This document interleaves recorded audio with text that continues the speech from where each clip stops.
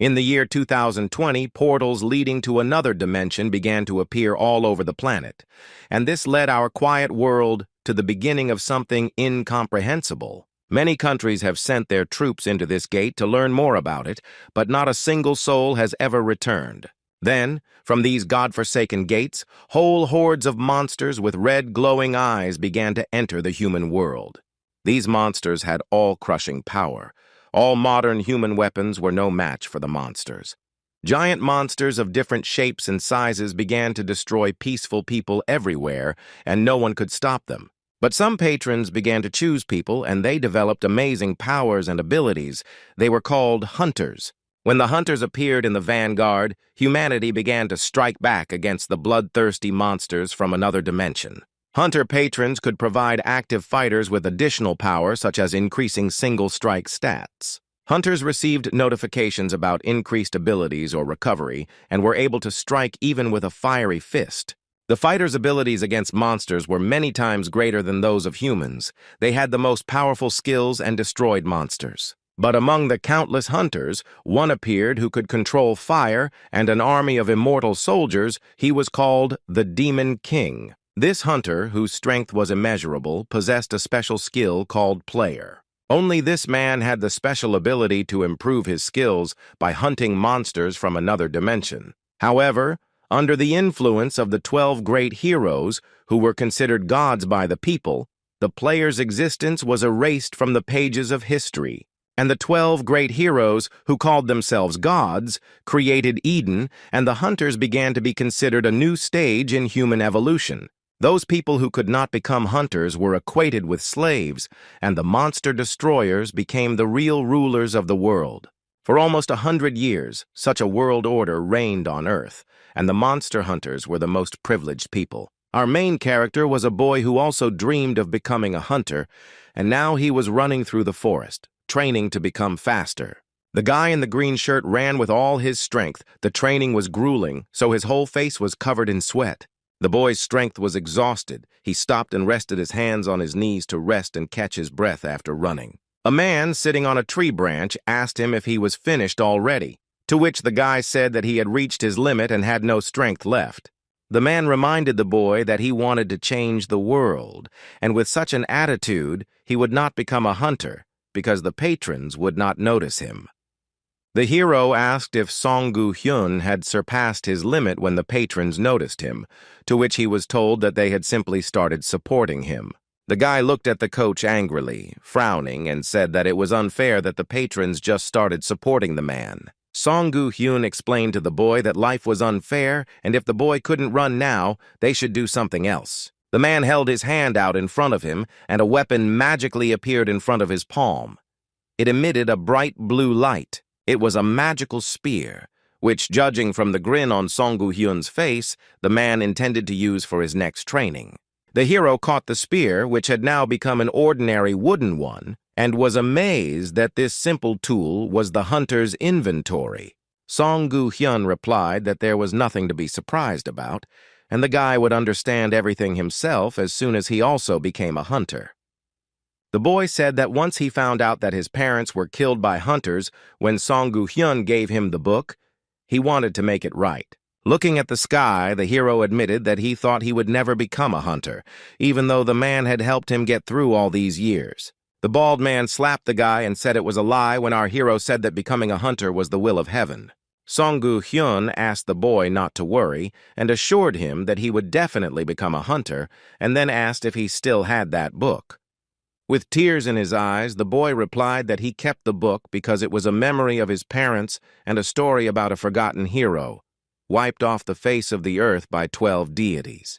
Clutching the book tightly in his hand, our hero said that if only this hero were still alive, the world would remain a better place. A mysterious blonde, whose body emitted a pink aura, observed from the air what was happening on the forest path. The girl stared at Song-gu-hyun and his protege. She clearly came to them for a reason, because she was looking for them. Having finally found the guys, the sorceress extended her palm forward and released a charge of pink magical light from it. Song-gu-hyun immediately felt something was wrong and looked to the side. He noticed that someone was using magic against them. The sorceress in the air attacked the boys with powerful streams of magical energy. Pink stripes of light were directed at the heroes. The bald man looked up at the sky and noticed this.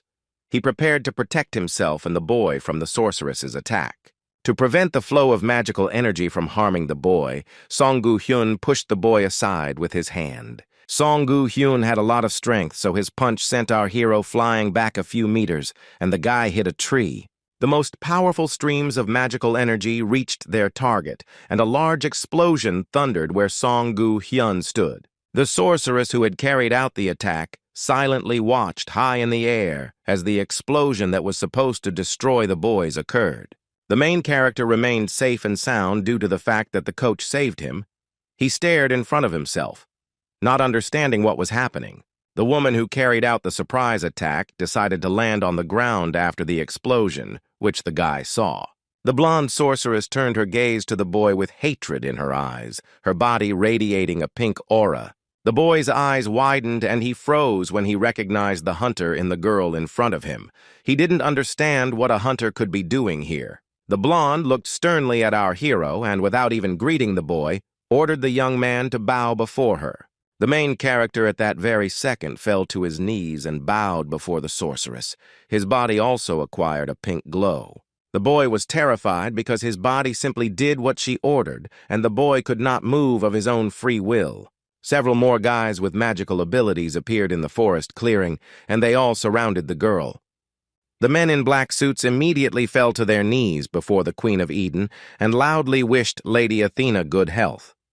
Our hero was still lying on the ground, trembling with horror and fear, when he realized that in front of him was now the ruler of Eden of the highest rank. Athena's aura was so powerful that it filled all the space around her, and the boy did not understand what the goddess of Eden had forgotten here. Apparently, Athena was hunting for Song Gu-hyun, so she ordered her henchmen to find the man and bring him to her, since he couldn't have run far. Those who served the goddess of Eden still bowed their heads before Athena.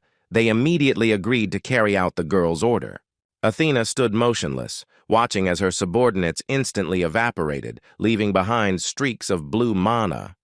The goddess was sorry that they only managed to sit on Gu Heng's tail, and he disappeared, and also did not understand what our hero was doing here.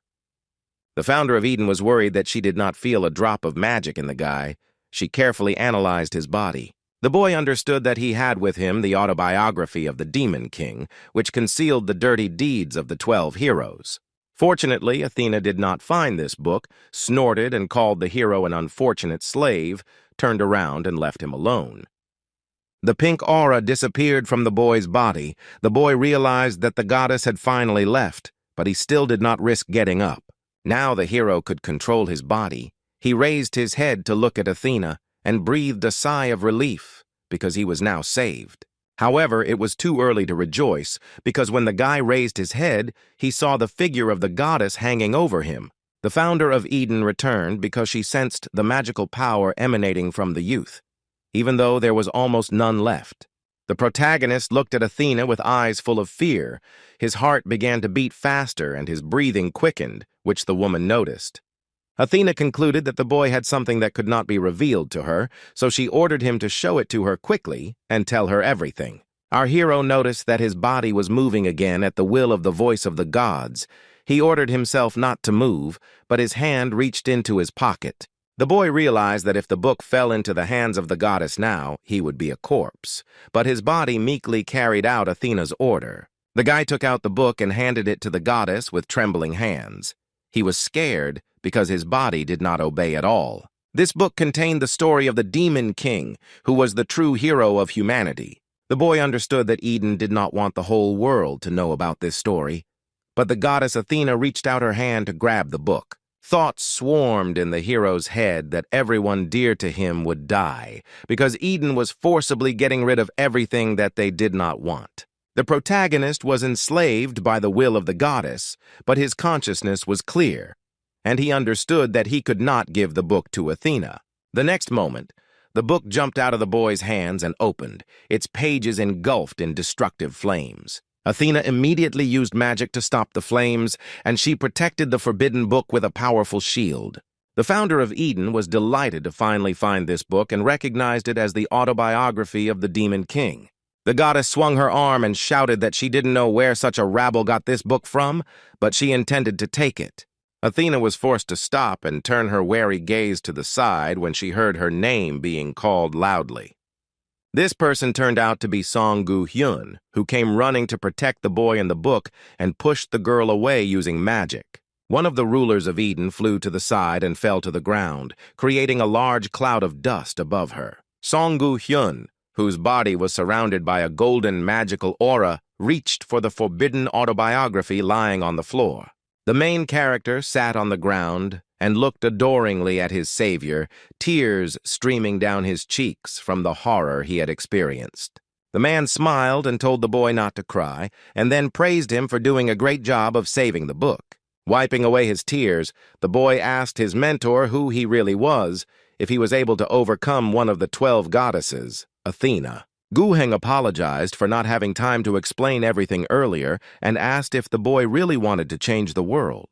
Taking the book in his hands, the boy didn't understand what was being said when Song Gu-hyun said that he decided to bet on someone like him. A sword appeared in the man's hand, and he declared that the hunters had declared themselves gods and that the rest were weaklings and livestock. Pointing his sword at the boy, Song asked if the boy would want to save the world if he had power greater than the 12 gods.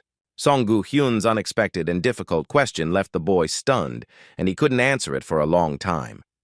With a cry from Heimdall, the goddess Athena returned to the ranks, holding a sword and shield in her hands. She was about to attack our heroes from the air. The man panicked because the goddess was already advancing and he needed an answer from the guy because he couldn't handle her alone. As if enchanted, the hero answered yes, declaring that he could master such power and would definitely change this world. Song Gu-hyun, who was sweating from the tension, let out a sigh of relief and smiled because he was satisfied with his student's answer.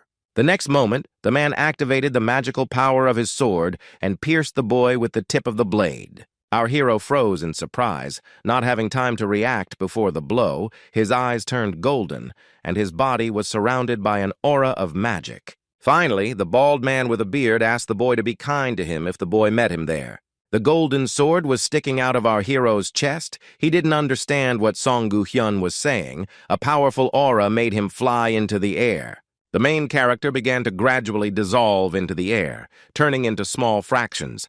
And finally, he uttered the word Heimdall. Eventually, the boy's body rose very high into the sky and turned into a bright, shining star. The contract was executed, and according to the agreement with the fallen angel, our protagonist received patronage. The guy teleported to another place. He was surrounded by high, sharp rocks. His body was shining with a bright golden light.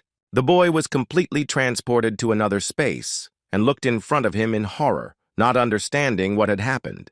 The youth was scared because just a few minutes ago his body was pierced by a sharp sword, but now there was not a scratch on his body. He clenched his fist, testing his new strength. His body felt different than before, and the voice that announced he had received patronage was also frightening. The hero rose to his feet. His body became more muscular and strong. He began to guess that he had now become a hunter. The newly minted hunter began to look around, not understanding where he was now. He was surrounded only by rocks. The boy looked ahead. He saw high, sharp stone cliffs there and the same ones hanging down. Everything around was in a magical light. The boy realized that the magical power he felt was coming from his body and guessed that he was inside the gate. But in this mysterious place, the main character was not alone. A strange creature with green legs was walking nearby.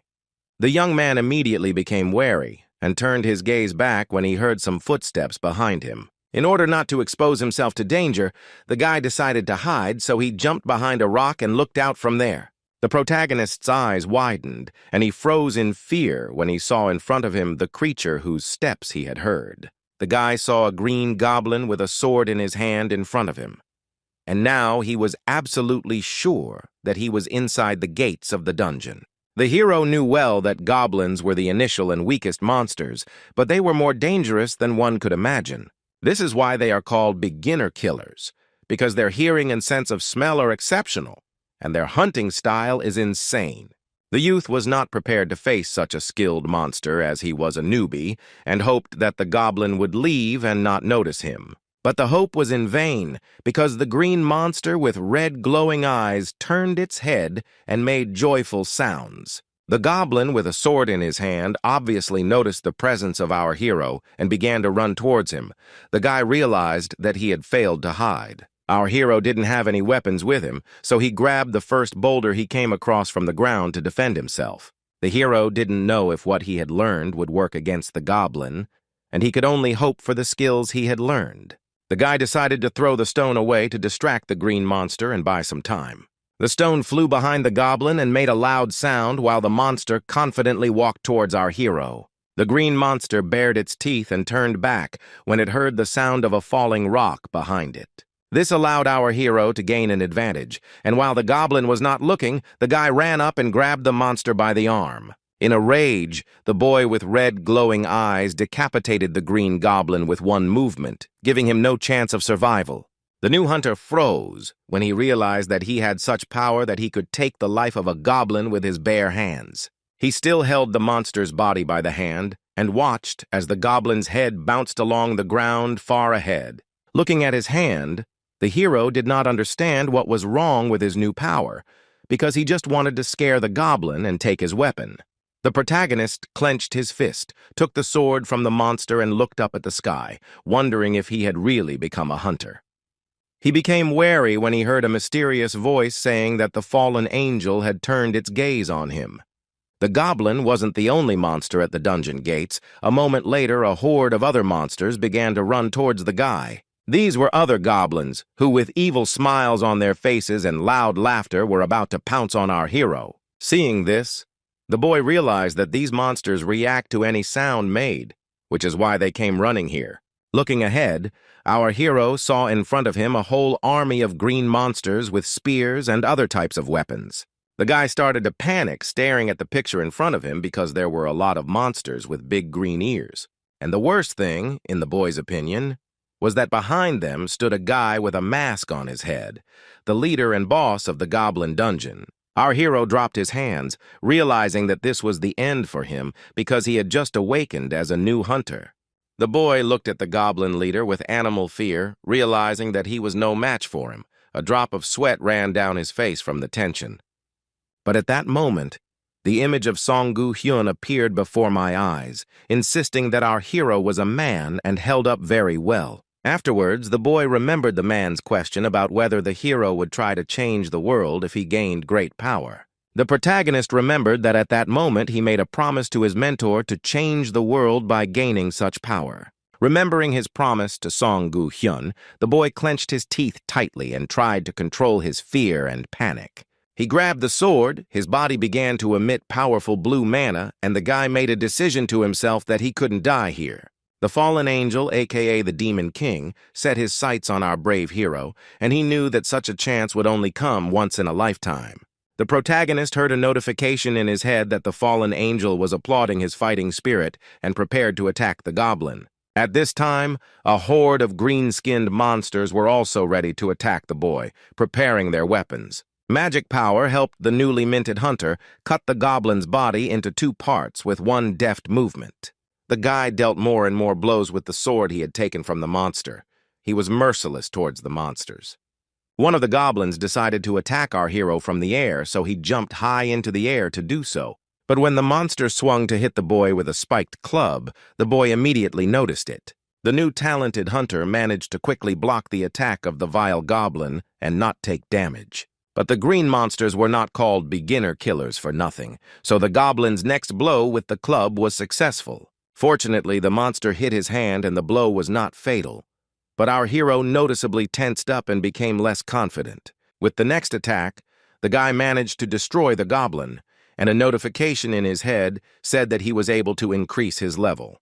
The hero remembered training in the forest, when he deftly cut falling autumn leaves into several pieces. The guy then wielded a simple wooden spear. His movements were so intense that a cloud of dust rose up around him. At that moment, Song Gu-hyun praised him, saying that this is what real geniuses look like and our hero can become an unrivaled hunter. Already now, at the gates of the dungeon, the boy was living up to his mentor's hopes, destroying more and more goblins and raising his level. The bloodthirsty monsters were defeated.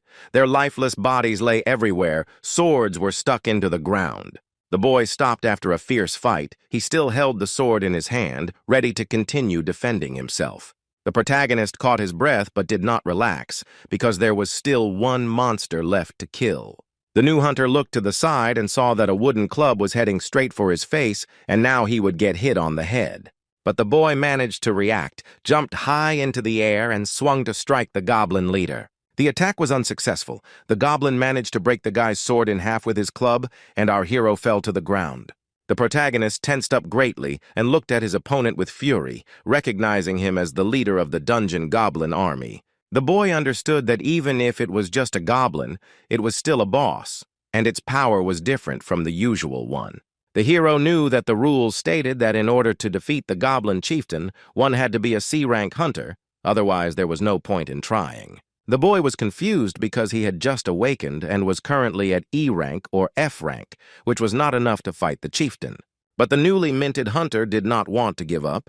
He cast a mad glance down, preparing for a difficult fight. The young man no longer had a sword, so the hero grabbed a simple wooden spear and squeezed it with all his might. He decided to put all his strength into this blow and heard a voice saying that the fallen angel would grant him power over fire. The spear is the weapon of the Demon King and the best weapon the guy owns, and now he has the authority to use it. The Demon King granted the boy power over fire, so the tip of the spear was engulfed in scorching flames. The protagonist jumped up, leaving a dent in the ground, and ran towards the goblin leader. The magical aura of blue light was activated, the spear was strengthened by flames, and the boy was intent on attacking the monster. Meanwhile, the boss of all the goblins in the dungeon was ready to attack, holding a club with spikes high above him. However, the club did not help the leader in any way, because a second later a huge gaping hole appeared in his body, burning with fire. Our hero rushed through the chieftain with a spear in his hands. He managed to inflict fatal damage on the boss with one move. After that, the newly minted talented hunter stopped, and a notification in his head said that he had risen to a new level. The flames did not pass without leaving a trace on the weapon, and the wooden spear turned into a solid coal, its durability dropping to 0.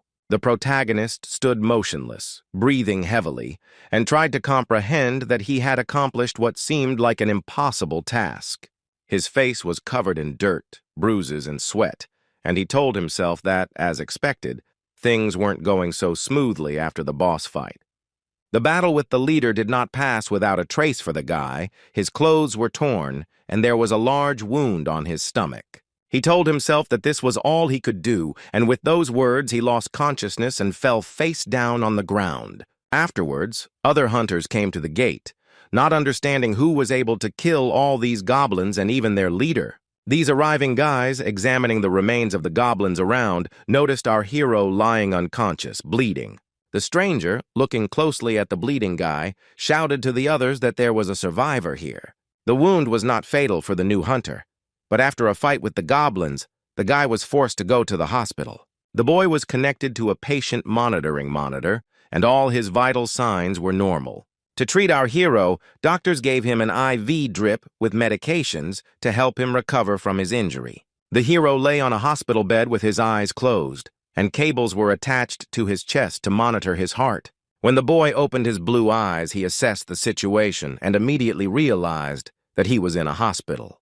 The fact that the main character was wounded and was now in the hospital made him realize that everything that happened was not a dream. He replayed the events of the past in his head, about Athena appearing out of nowhere and almost taking the valuable book from him.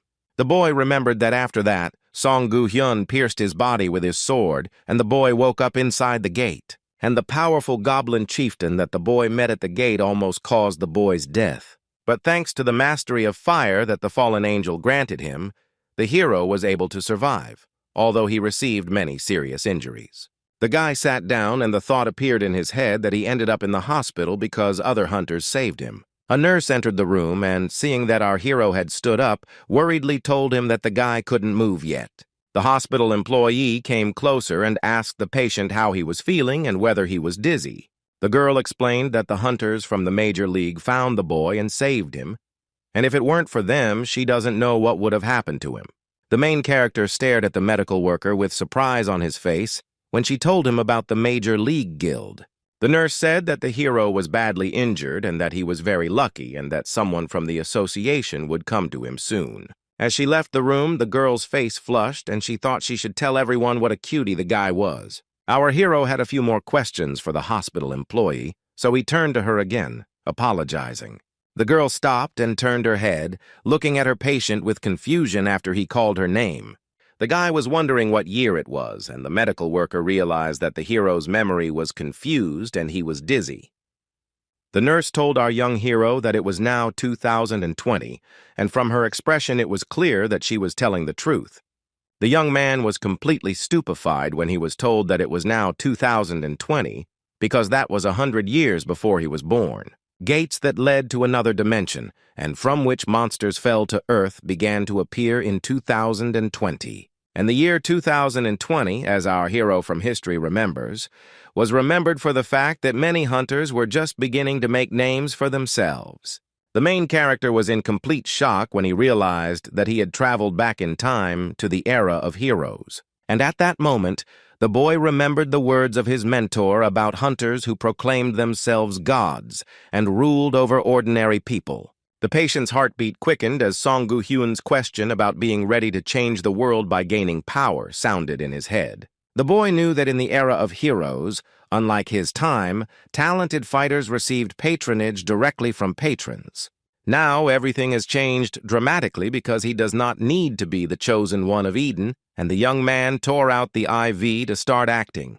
The liquid medicine mixture that the protagonist was given to help him recover from his injury fell off the counter. The patient's monitor beeped, and all vital signs disappeared as the guy removed the cables from his torso. The nurse began to panic, watching this, and tried to shout to the hero that it was dangerous to get up like that. Our brave hero assured the girl that he was completely fine and no longer felt dizzy as before. He asked a hospital employee where the bathroom was, which confused her because he was a tall guy, and she explained where to go. The new hunter needed to get himself in order as soon as possible, so he went into the bathroom and closed the door behind him. His eyes widened as he turned around and saw a mirror in front of him, the reflection in it knocking him out cold. The guy couldn't believe his eyes because his body had changed beyond recognition. It became muscular and strong. The young man did not have such muscles before the time travel, and his height increased to more than 190 centimeters. The hero was alarmed by the fact that his facial features were similar to the previous ones, but his body seemed to belong to a completely different person. The boy became wary and looked back when someone knocked on the bathroom door and asked if there was anyone there. The young man was disturbed by a fair-haired guy, and after the hero tidied himself up, they sat down at a table to talk. The stranger placed his business card on the table and introduced himself as Kim Soo-yeon, saying that he came from the association. He explained to our hero that after the incident at the gate, he was saved by the guild and asked if he had any memory lapses. The young man realized that this was the man the nurse had told him about, and he confirmed that he had memory lapses. The guy from the association asked the hero to tell about what he remembers, for example, his name or family details. After the main character was admitted to the hospital, the association tried to find information about him, but they were unable to find out anything. The hero did not answer right away, thinking about the words about how memory loss could have been the cause of awakening or injury in the gate. The boy decided to share some of his details with the person from the association, stating that he was 23 years old. But when it came time to reveal his name, the boy lied and said his name was Lee Jun-kyung, using part of the Demon King's name. For some reason, at that moment, our protagonist decided to mix his name with the Demon King's name. He didn't know why, but he had an intuition, and it seemed to the young man that it would be the right decision to do so. Afterwards, he told the man from the association that he didn't remember anything else, and the guy grabbed his head, saying that it was a small problem. A concerned member of the organization asked the young man if he felt anything while inside the gate. The main character decided to answer this question truthfully and told the guy sitting opposite that he heard some voice. The reaction of the association employee made it clear that he knew what this meant, because his eyes widened in surprise. The guy said that he heard words about someone being his patron. His eyes began to shine with a blue light. The association employee became noticeably nervous and began to fidget with his hands on the table, trying to hide his excitement from the guy. The young man in the suit said that it looked like our hero had become a hunter and asked what the guy knew about hunters. When Lee Jong-ken explained that they were something like gifted people, the guy from the association suddenly stood up from his chair. The employee thanked Lee for his time and said the association and someone else would contact him again. As a sign of respect, the boy bowed his head to Jong-ken, stating that our hero had become someone very important to this world. Looking at the floor, the association employee bowed before the young man and wished the main character all the best. Afterwards, the boy in the black formal suit left the hospital, and Lee Jong-ken watched the young man leave, looking out the window. He analyzed the character of the man he had just met and noted that he was very polite. Afterwards, our hero wanted to check his data as a newly elected hunter and said the word status. A screen appeared right in front of him, showing data about his name, level, ability, title, stamina, and other characteristics. The hero saw that he had the player feature, which the Demon King had, for which he was hated. He remembered the Demon King, who had a peculiarity that made the 12 heroes try to keep him in check. The Demon King was special, and to be precise, he was not a hunter due to his unique ability. The Demon King, unlike the others, could become stronger without anyone's help, and did not need the leniency of patrons. The protagonist's aura became active when he realized, after examining his status, that the player was no longer the Demon King, but he. The boy was still recovering from the severe injuries he received during the brutal battle with the goblins at the gate. The joyful nurse ran up to Lee Jong-ken and congratulated him on becoming a hunter, for which the hero thanked her. But the hero did not share the girl's joy and asked the hospital employee if becoming a hunter really needed congratulations. The girl was happy for our hero, because even low-ranking hunters can become rich and receive many preferences. She explained that it is not even necessary to fight monsters for this, because the hero can also become a blacksmith. Also, according to the nurse, the guy has the opportunity to become a bodyguard, and rich people will line up to see him. But Lee was not happy, because he knew all this anyway, because those who are not elected remain absolutely powerless. The boy laughed nervously, asking the hospital employee if this was the thing he should be happy about. The girl handed the boy a bag, saying that she almost forgot to give this to him. Things from Kim Soo-yeon from the association. The nurse explained that these were the things Lee was wearing during the gate incident and then congratulated him on his discharge. The protagonist successfully left the hospital and found himself on the central street of a bustling Korean metropolis. He looked around, studying the passers-by with interest, because for the first time he was able to move 100 years into the past. The guy ended up in the Gangnam area. In the era of heroes, he was allowed to do so, but 100 years later, he wouldn't even be able to set foot in that place. The protagonist was amazed because the environment around him was surprisingly bright and peaceful. Inspector Kim Soo-yeon from the organization met our hero and said that he had been waiting for him, and he was greeted in return.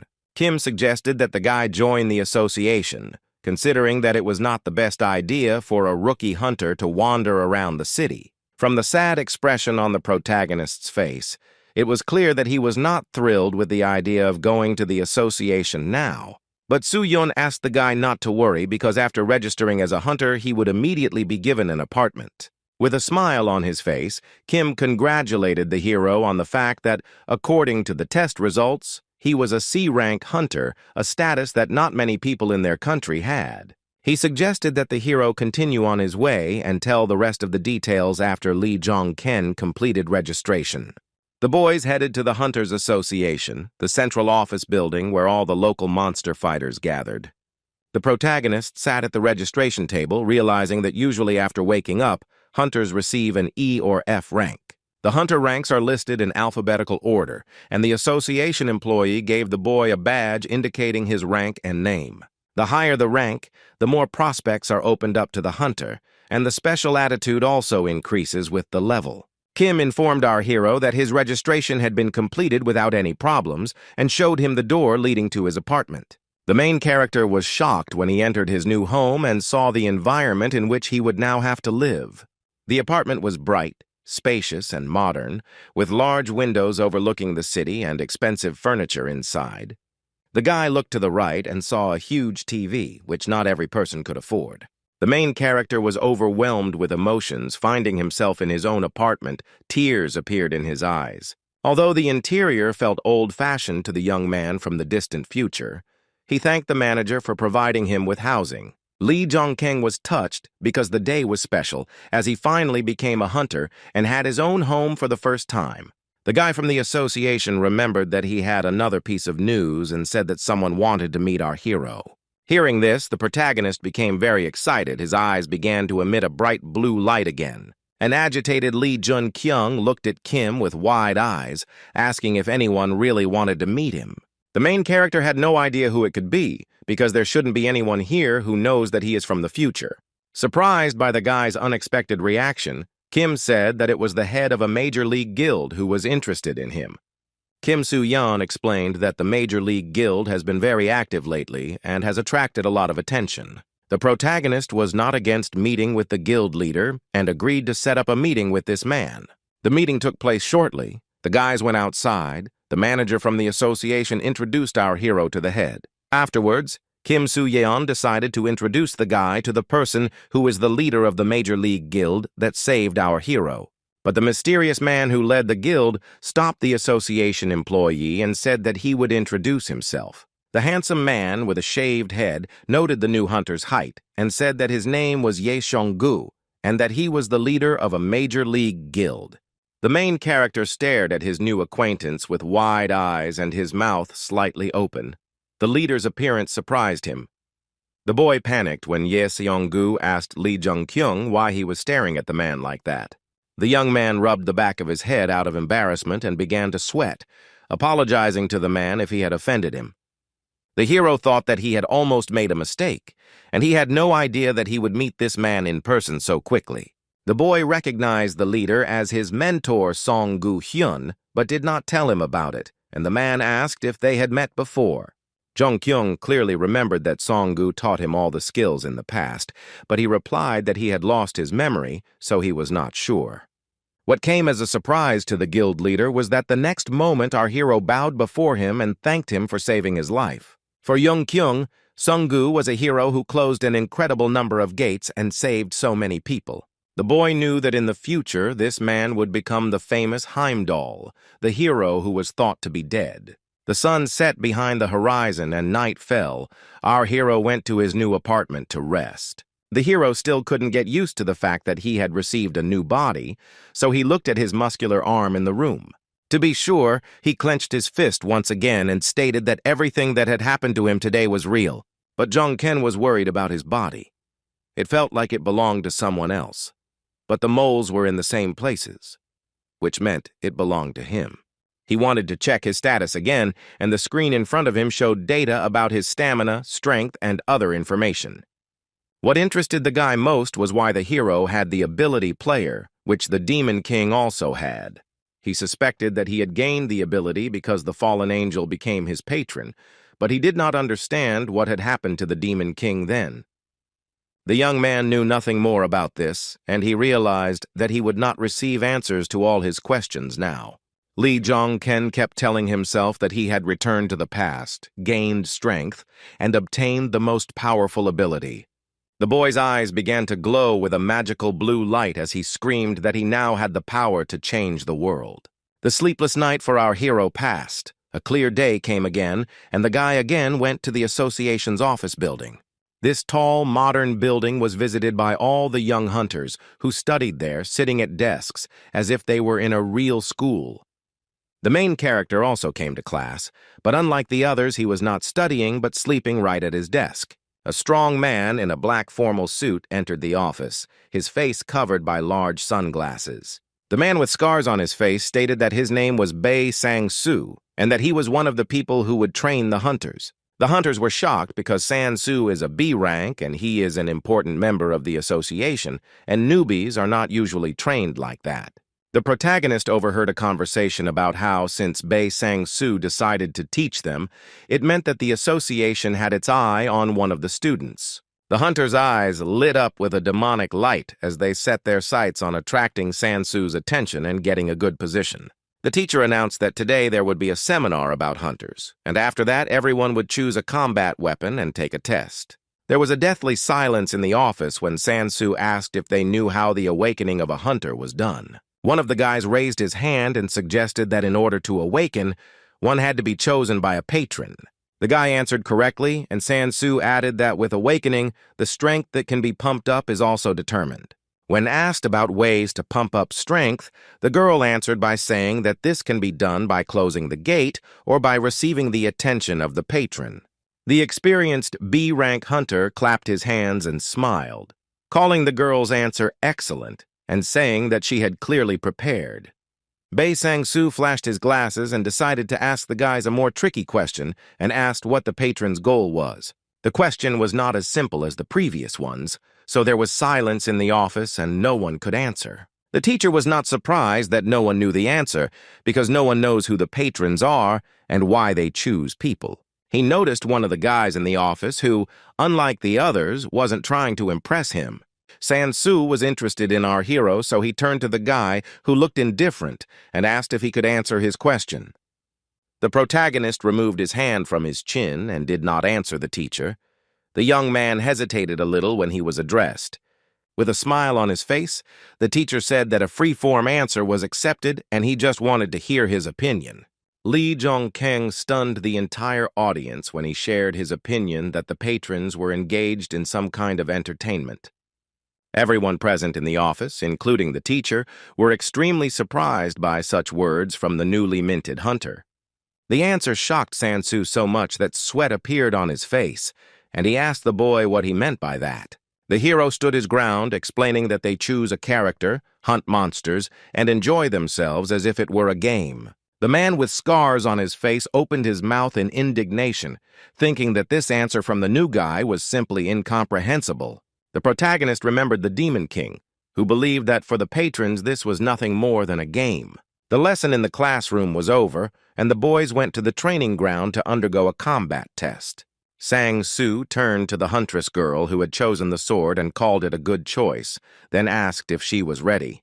The girl, clutching the sword tightly with both hands, answered the teacher that she was ready to begin the combat test, her eyes shining with a blue light. The man explained that the girl would have to fight a hungry goblin, and it would be okay if she couldn't defeat him. The huntress agreed to begin the task after Sang-soo said that he would then decide for himself whether she passed the test or not. Sang-soo said that there was nothing to worry about, because the goblin had been brainwashed and would not be able to kill a human, and pressed the button to start the test. The gate holding the hungry goblin opened, and a furious green monster flew at full speed towards the girl. The aggressive monster rushed forward to attack the girl, but the huntress was already ready to strike. With a loud cry, the brave girl swung her sword, glaring at the goblin in an attempt to attack the green monster. The huntress's sword left blue streaks of light behind it. The girl struck the first blow, but the goblin dodged. The goblin bared his sharp teeth and laughed evilly when the huntress failed to damage the monster, and then swung his own. The monster struck the newly minted huntress with its hand, and the girl closed her eyes in pain. The blow was not critical, but it was noticeable, so the heroine lost her balance and after this attack fell on one knee. The hungry, enraged goblin did not want to leave the girl alone, so he decided to pounce on her again. Teacher Bei Sang-soo, watching the fight, thought it was too dangerous when the goblin was about to attack again. But the huntress did not give up and managed to defend herself. Her next blow with the sword was successful, and the goblin's body was cut into two parts. The hungry, bloodthirsty monster was defeated, but the fight was exhausting, so the girl fell exhausted.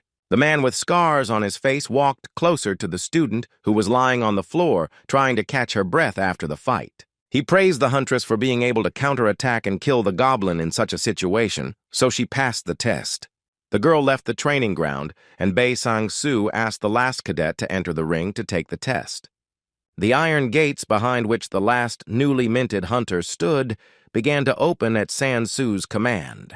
Our main character came out onto the platform. Instead of a sword, he chose a wooden spear and shield as a weapon. Lee Jong-keng looked focused and determined to complete the combat test. There was not a trace of fear on his face.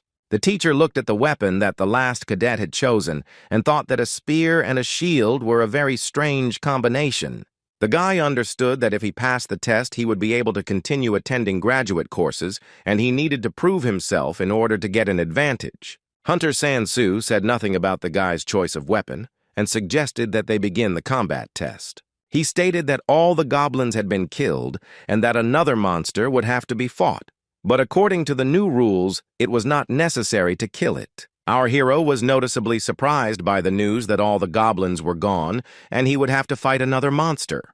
The teacher reassured him that the monster had been brainwashed and would not be able to cause serious damage, and as long as San-soo was here, there should be no problems. Bae Sang-soo looked at our hero and asked if he was ready to begin. In response, Jong Kyung only nodded in agreement. The guy guessed that most likely they would release a kobold into the arena because he was similar in strength to a goblin and reported his readiness. San-soo suggested that they start the test and asked the young man not to disappoint him because he was impressed with his answer at the seminar. The teacher announced that in the final combat test, Lee Jong-ken would have to fight a large green orc. The hunters watching the test on TV screens were shocked when they saw an orc enter the arena. The boys couldn't believe their eyes, because orcs had never been used for training fights before. San-soo knew that this was necessary because of the hunter who had awakened immediately with a B rank and was now the strongest in the world. The teacher knew very well that Jong-ken was a real diamond because he awakened at C rank and dealt with all the goblins. By unleashing an orc against the protagonist that was stronger than two grown men combined, he wanted Lee to show him what he was capable of. As our hero prepared to fight the orc, he received a notification that the fallen angel was watching him closely. The duel began immediately. As soon as the orc was released into the arena, the monster immediately ran towards the hunter. As his only weapon, the guy chose a simple wooden spear which began to emit magical light in his hands. The orc didn't have time to attack the hunter, because our brave hero did it first, piercing his shoulder with a sharp spear. The guy concluded that the monster was very stupid because it attacked relying on brute force without any intentions. The spear was sticking out of the shoulder of the orc's muscular body. The green-skinned monster grabbed it with its hand to pull it out of the body. The protagonist panicked because the spear was stuck in the monster's body and it was impossible to pull it out. The enraged orc held the spear in his hand. He clenched his second fist, preparing to pounce on our hero. The monster with dark green skin began to furiously hit the guy with his fists, but the main character managed to protect himself with a shield. The orc dealt numerous blows, leaving streaks of red light behind his fists, but the wooden shield saved the guy. The hunters were worried, thinking that it was too dangerous to give the orc a start, and the instructor should stop him. San-soo watched the fight calmly, believing that the attack was flawless, but the man slightly underestimated the monster's strength. The bloodthirsty orc continued to strike the shield with his fists, which had already begun to crumble, with splinters flying in all directions. Having taken out his weapon, the instructor became alarmed, believing that everything could end badly if he did not intervene now. B-rank hunter Bae Sang-soo dropped his weapon from his hand when he saw the turn of events before him that left him in shock. He did not interfere in the fight, watching in amazement what was happening in front of him in the arena between our hero and the orc. Our brave hero removed his shield and jumped to the side with lightning speed, thereby protecting himself from another blow from the monster. The guy kicked the bloodthirsty monster right in the head with all his might. The hero's body glowed with a bright blue light. The blow was impressive because it caused a large, sharp fang to fall off the orc's mouth and fly off to the side. At this point, the main character decided not to stop the attack, but to pounce on the orc again while he was taken aback by the first blow. The fallen angel granted him mastery over fire. The hero's eyes glowed orange, and his shield became covered in flames. Having lost his spear, the hero did not lose his head and decided to use a burning shield as a weapon, cutting off the orc's head with it. The hunters who were watching everything on TV were amazed, doubting that they really had a newbie in front of them. One of the boys said that Lee Jong-ken squeezed the spear to upset the orc's balance, while the other noted the boy's incredible skills. Sansu was surprised that Jongken used the skill without casting any spell, which meant he had the skill since awakening. The instructor said that this was the first time something like this had happened since the beginning of the era of hunters, and the guy's shield's strength had dropped to 0. After defeating the orc, the protagonist regained his spear and received a notification that his level had been increased. While kicking the lifeless body with the tip of the spear, Lee Jong-ken was also informed that his fire mastery was now at level 2. Sang-soo made it his goal to recruit the boy into the association at all costs and praised him for successfully passing the test. The main character took his victory calmly and thanked the instructor for the congratulations without any bright emotions on his face. He looked at his hand and saw that the spear had also turned to ash, guessing that the weapon was failing due to its power over fire. Control over fire is the foundation of the Demon King's strength, and it can even be considered not a skill, but a power. The hero thought that unlike normal skills, this one could be strengthened by the player's trait, but the equipment couldn't withstand the power. Clutching the ashes of the destroyed spear in his hand, the boy realized that he needed to get a weapon made of at least metal. The first day of training at the association ended successfully for our hero. The sun was already setting over the horizon. When it was already dark on the streets of the Korean metropolis, Lee Jung-kyung spent his free time in his new apartment. The boy was chatting pleasantly with the manager from the association and Song-gu, the leader of the top league guild that saved him at the gate. Sang-gu shared with the protagonist his doubt that he, as the leader, should not be in the new hunter's apartment. The young man dismissed all of Sang-gu's doubts and said that he had invited him to the housewarming party and also apologized for not being so rich. Over a modest meal, the men chatted amiably, discussed tomorrow's seminar and the upcoming test at the hunter's school. Kim Soo-yeon, who was appointed as our hero's mentor, asked if the final test of the seminar classes was tomorrow. The protagonist was surprised when Sang-gu suddenly asked about his plans for the future and whether Lee had thought about his proposal. Sang-gu opened up to the young hero, admitting that he didn't know why, but something inside him was telling him that he couldn't let the boy go. Kim felt awkward because the atmosphere at the meal had become tense, and the Best Hunters Guild was trying to recruit a newcomer. The bald-headed man told our hero that, one way or another, he didn't want to pressure the guy into making a decision. The protagonist stared at the guild leader and his mentor in the past, not daring to give a definitive answer. The atmosphere in the apartment was tense. The association manager pressed his lips together and began to sweat, waiting for the guy to answer. Looking into Sang-gu's eyes, Lee Jong-kyung said that he had to refuse the man, not agreeing to his proposal. Kim Soo-yeon abruptly turned his gaze to the youth, shocked that the hero refused to join the best guild.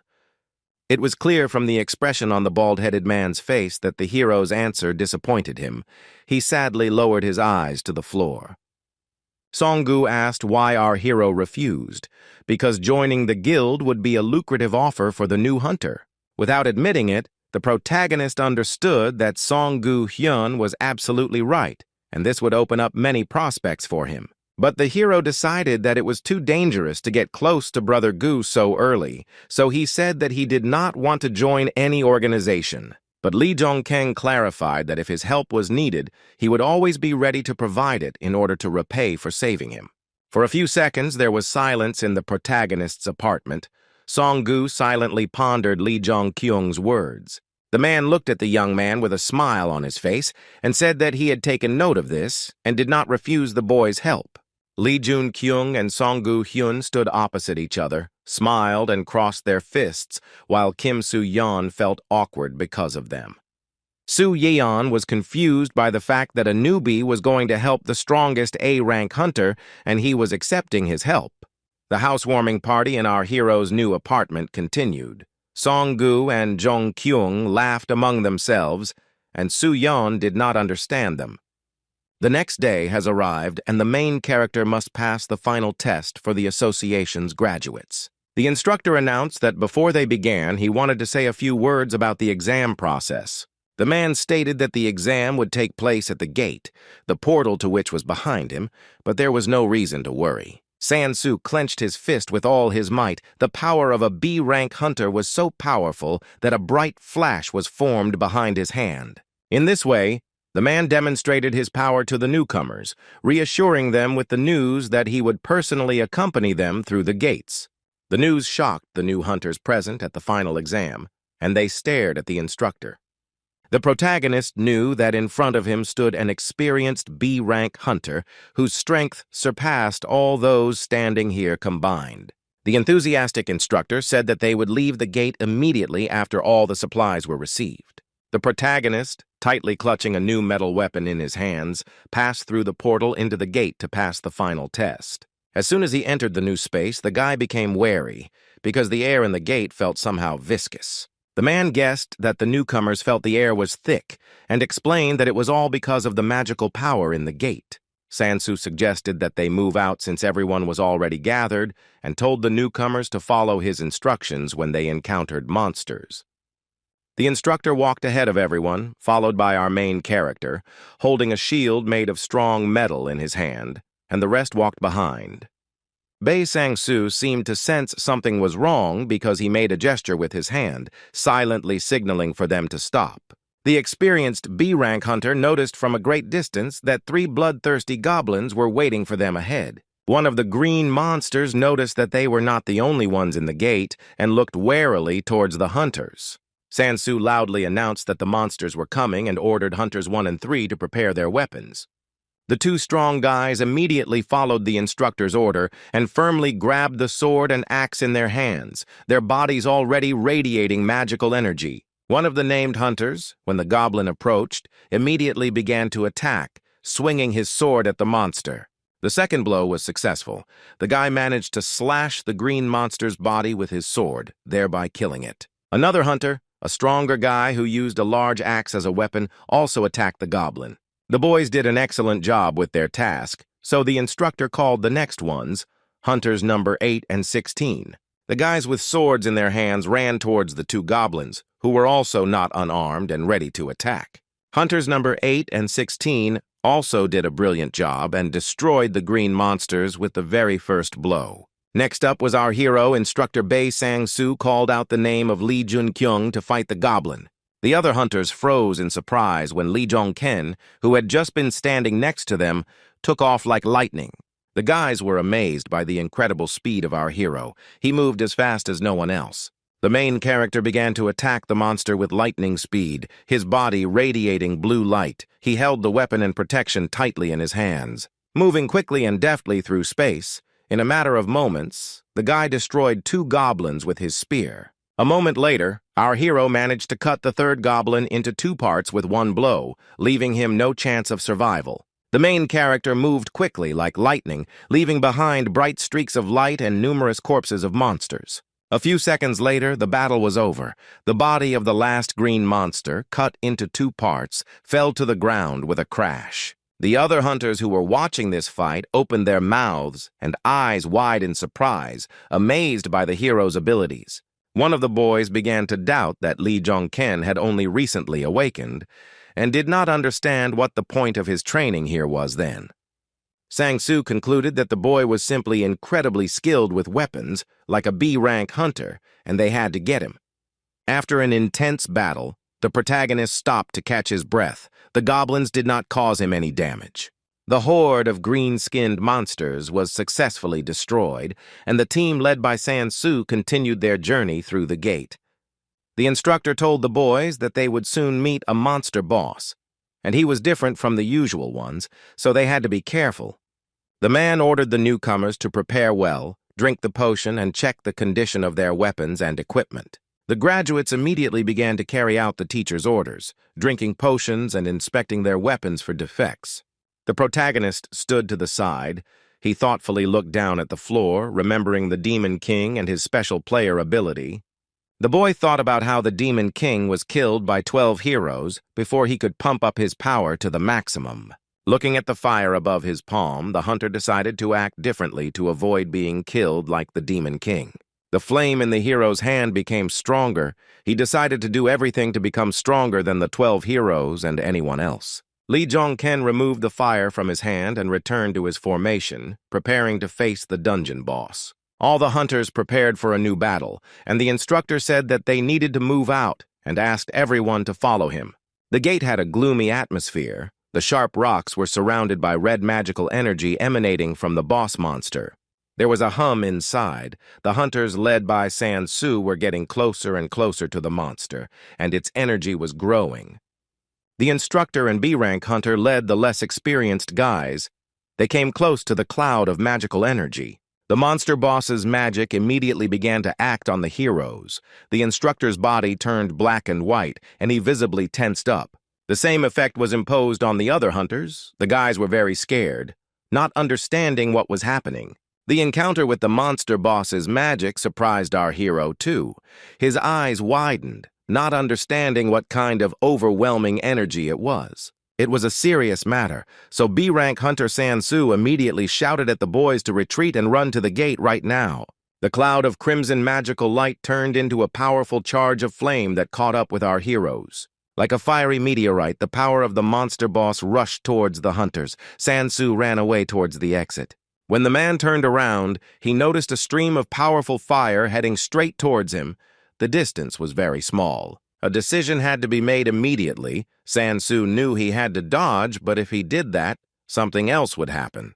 The man screamed, "Damn!" as the monster got as close as possible, and he needed to dodge, but his boot slipped treacherously. There was no time to escape. The instructor and B-rank hunter decided to cast the Poisonous Fang spell. He raised his hands up, and a giant image of a magical monster appeared above him, shining with a bright blue light. With the help of this spell, the man with scars on his face began to counteract the power of the monster boss's fire. But the fiery power of the mighty monster prevailed, and it gradually captured all of the man's blue energy. The monster retreated, and after the attack, the man remained unharmed, but sat on his knees, holding his knives in his hands. The enemy's strength was astonishingly destructive even for an experienced hunter. His poison fangs were unable to completely repel the attack. Bei Sang-Soo turned his head sharply, remembering his new recruits, not understanding what was happening to the guys now and whether they were okay. The man stood up, turned around, and saw the main character in front of him, holding a shield in his hand, and behind him were the rest of the guys. Around the main character, there were streams of orange and blue magical power at the same time. The guy silently looked at the instructor.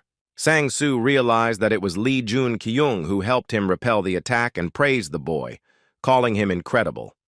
But the guy started denying everything, saying that he only managed because San-Soo blocked most of the enemy's attack.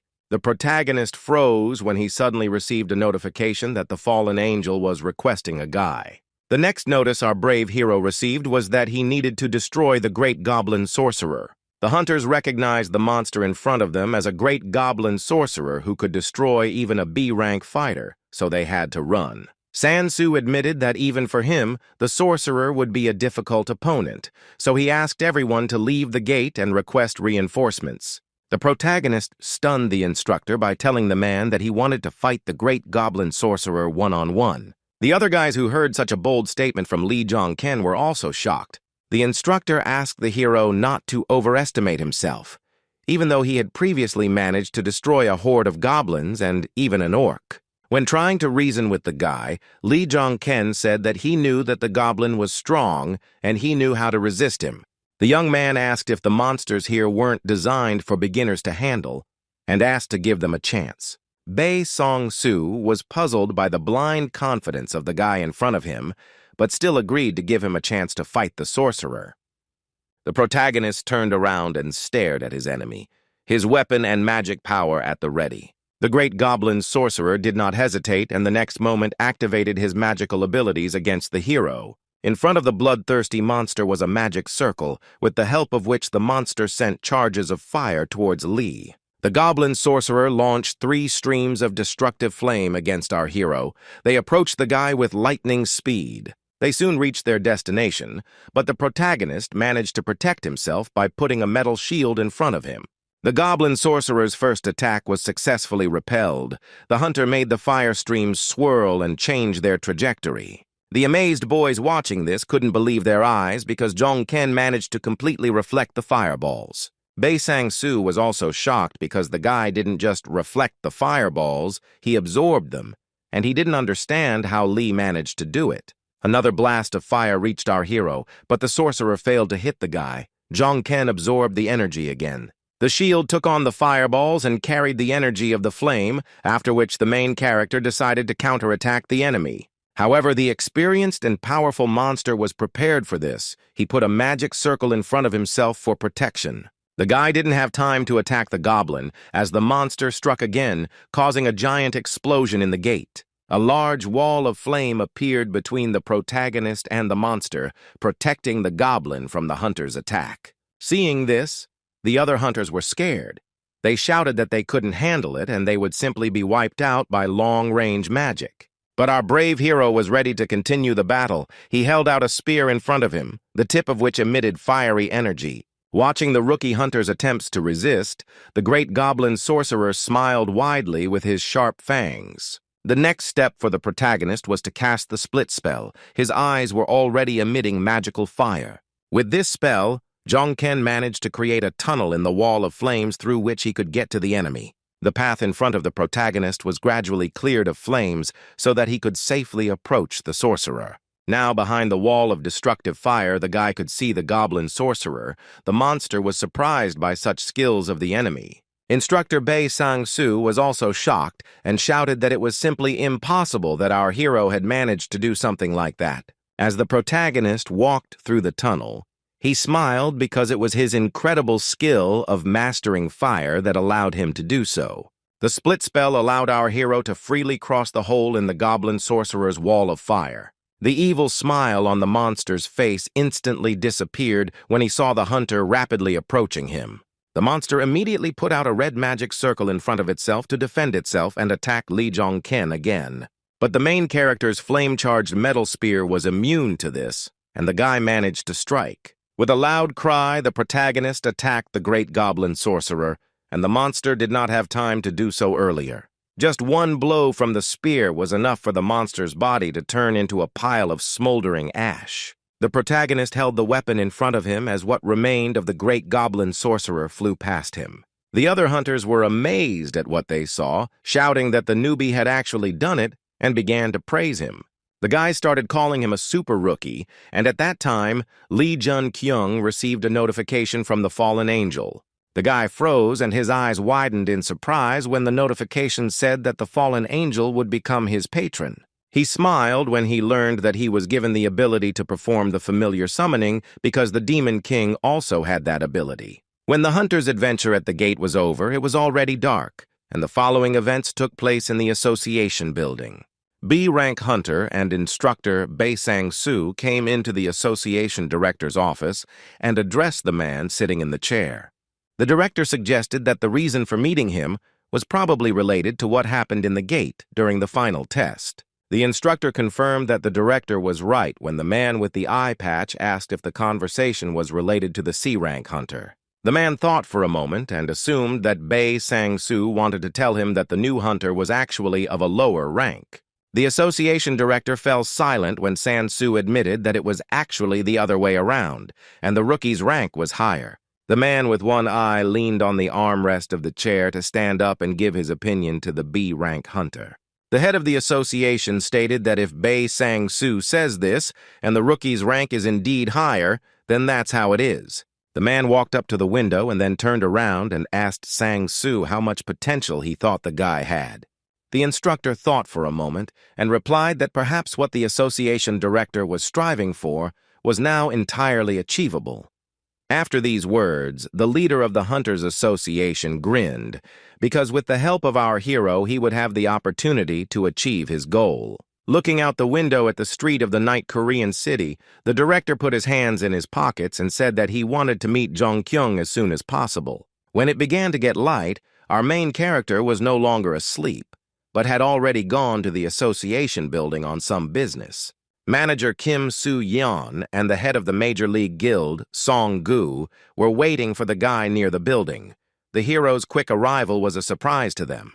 Kim Soo-yeon admitted that he was worried when he learned that the gate rank for the final test had risen from E rank to C rank. Songgu asked Jongkyung if he had already received an invitation to join the Hunters Association. The protagonist said nothing and only nodded in agreement, confirming that he had been invited to the association. Then, after successfully destroying the goblin sorcerer, the instructor approached the guy and asked if he wanted to join the association. The other hunters were shocked when they saw Sang-soo trying to recruit the protagonist and couldn't believe what was happening. However, Lee Jun-kyung declined, apologizing and saying that he had no desire to join any group at this time. Instructor Bae Sang-soo froze and fell silent in surprise, not believing that the young man had just so abruptly rejected his offer.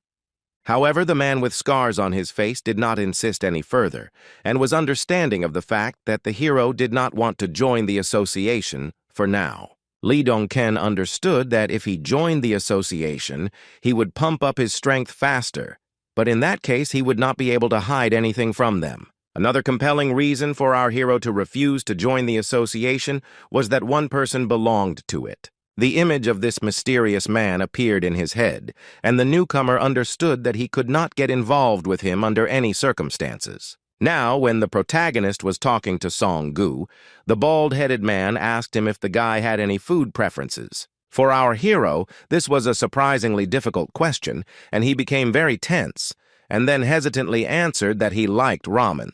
Ye Song-gu, who had been keeping up with the boy with his questions, asked the protagonist if he liked meat. At the mention of meat, Lee Jong-ken's eyes lit up, and drool began to flow down his chin, and he began to frantically nod his head in agreement.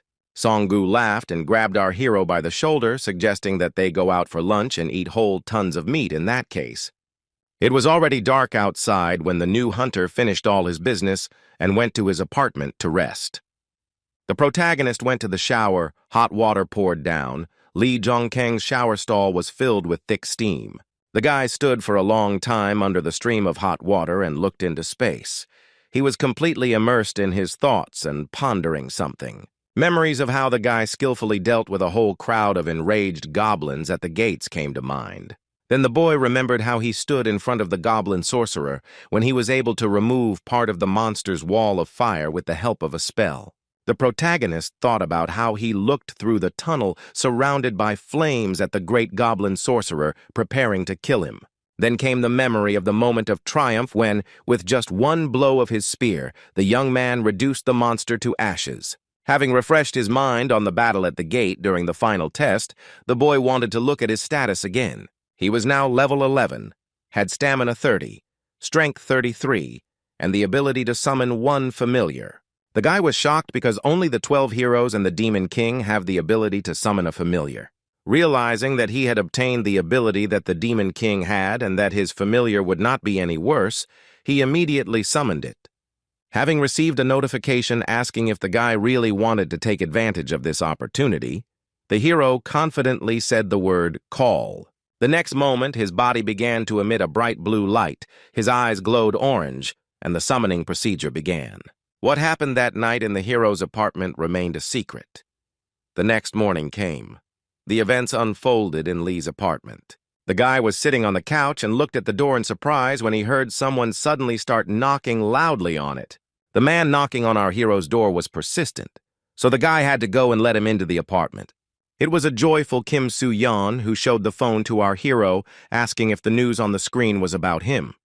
Lee Jong-keng picked up his phone and read the news that some super rookie had awakened with a C rank and defeated an invincible boss. The hero realized that he had made it to the front page, but the news did not contain any personal information about him, but the higher ranks of the association were definitely already aware. Kim said that hunters have become more popular than many idols lately, but it was clear from Jun Kyung's face that he wasn't too interested. The protagonist said that what was more important was what he wanted to discuss with the manager now, and Soo-yeon asked what it was. Lee Jong-keng told the association employee that he wanted to participate in clearing the dungeon of goblins and other monsters. Our hero's request was granted, and soon he was successfully dealing with the goblins in the dungeon.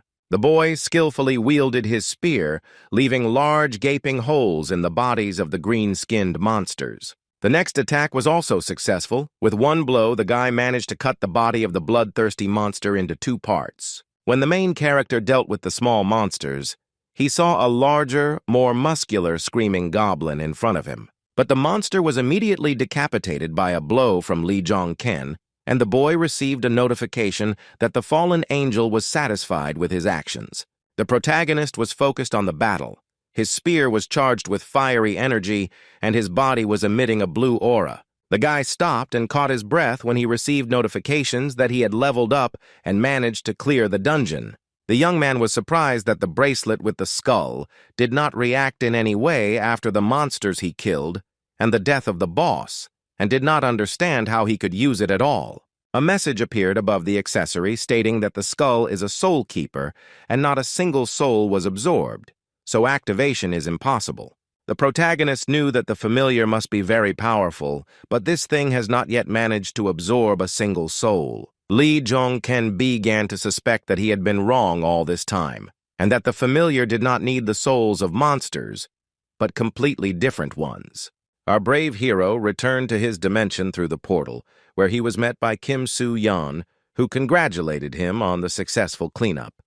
The guy said that Jong-ken had already cleared the 4th dungeon, and if he had any items to sell at the auction, he could give them to him. The protagonist, without saying a word, stretched out his hand and dropped a whole pile of swords taken from the slain goblins onto the floor. The manager praised our hero for being a quick learner and said that as soon as the artifacts were sold, the funds would be credited to his account.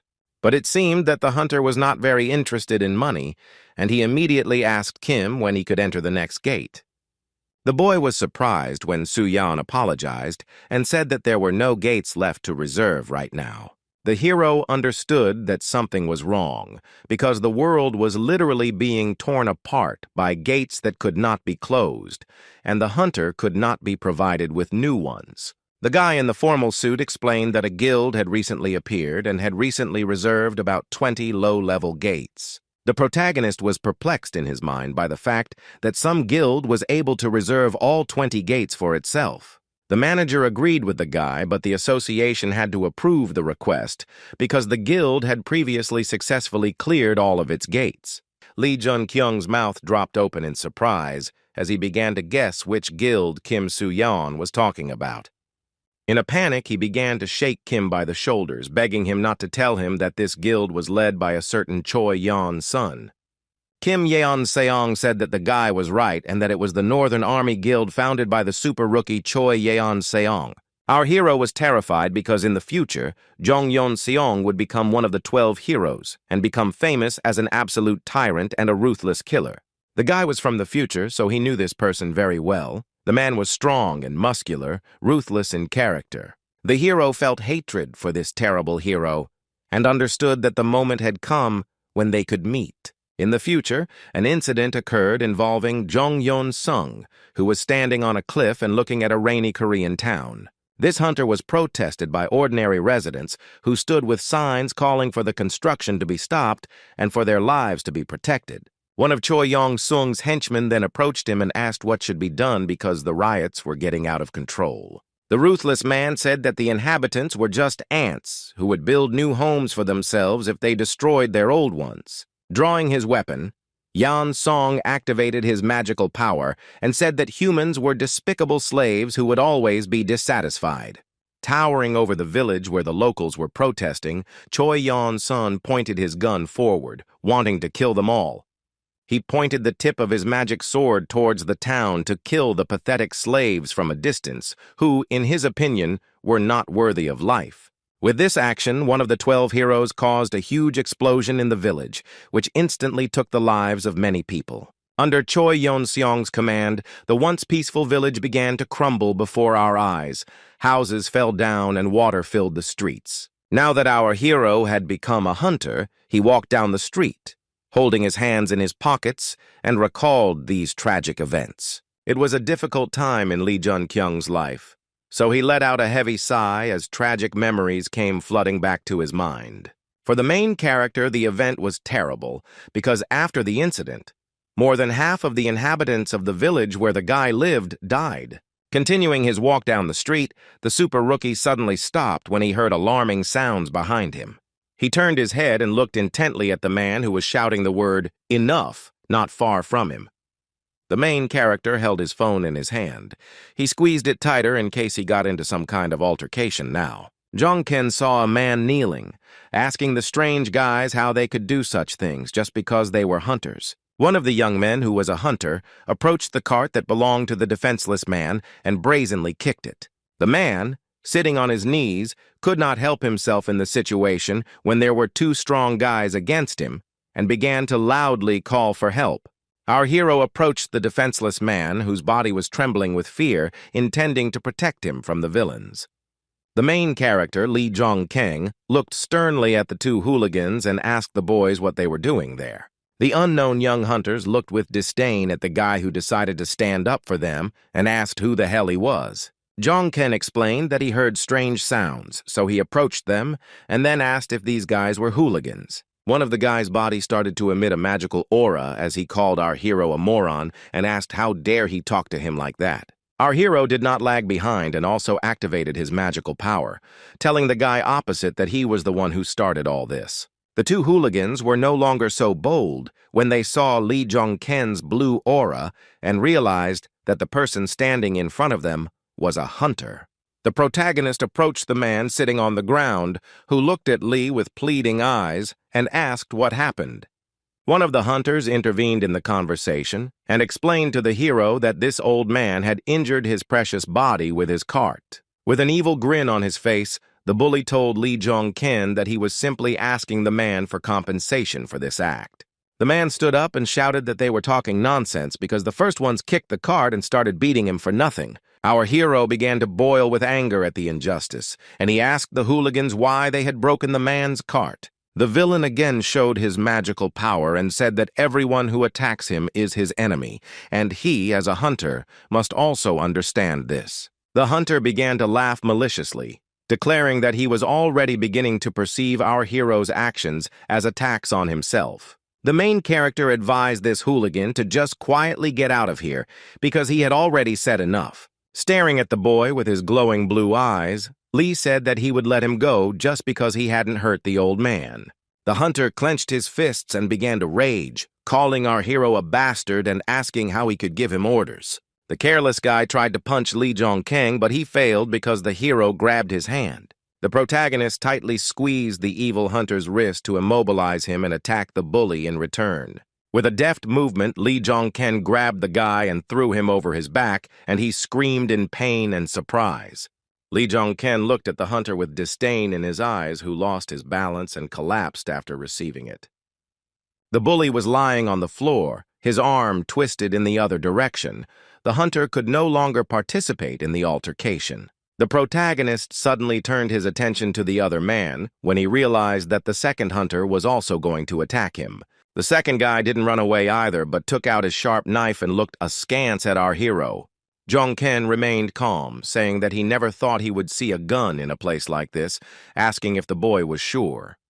But the second hooligan was determined to attack the one who had just so easily dealt with his comrade and did not put away the knife. The embittered hunter, whose face expressed hatred, asked our hero if he still had a guild.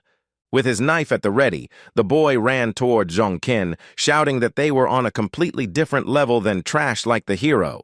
Lee Jong-ken immediately prepared to attack and swung his fist, which emitted a bright blue light of magical energy. The second hunter also failed to attack our hero, and the guy flew back after Lee Jong-ken punched him in the stomach. Looking down at the defeated hooligans, Lee said that if he didn't know better, he would have thought that their guild was nothing more than under his mother's skirt. Soon, people from the association arrived and arrested the scoundrels, who continued to shout that the grandfather had attacked them first. Manager Kim Soo-yeon, who also arrived at the scene of the incident, thanked our hero for sorting everything out. Our hero replied that one way or another, a deliberate attack by a hunter on a common man is considered a serious crime. Smiling, Kim said that there was a witness to all of this and that the association was left to take care of it, after which he thanked them again for their help. The association manager noticed that our hero was worried about something and was looking intently at the arrested hooligans. Kim Soo-yeon asked the boy not to worry about the hunters taking revenge on the old man because the association would look after the man.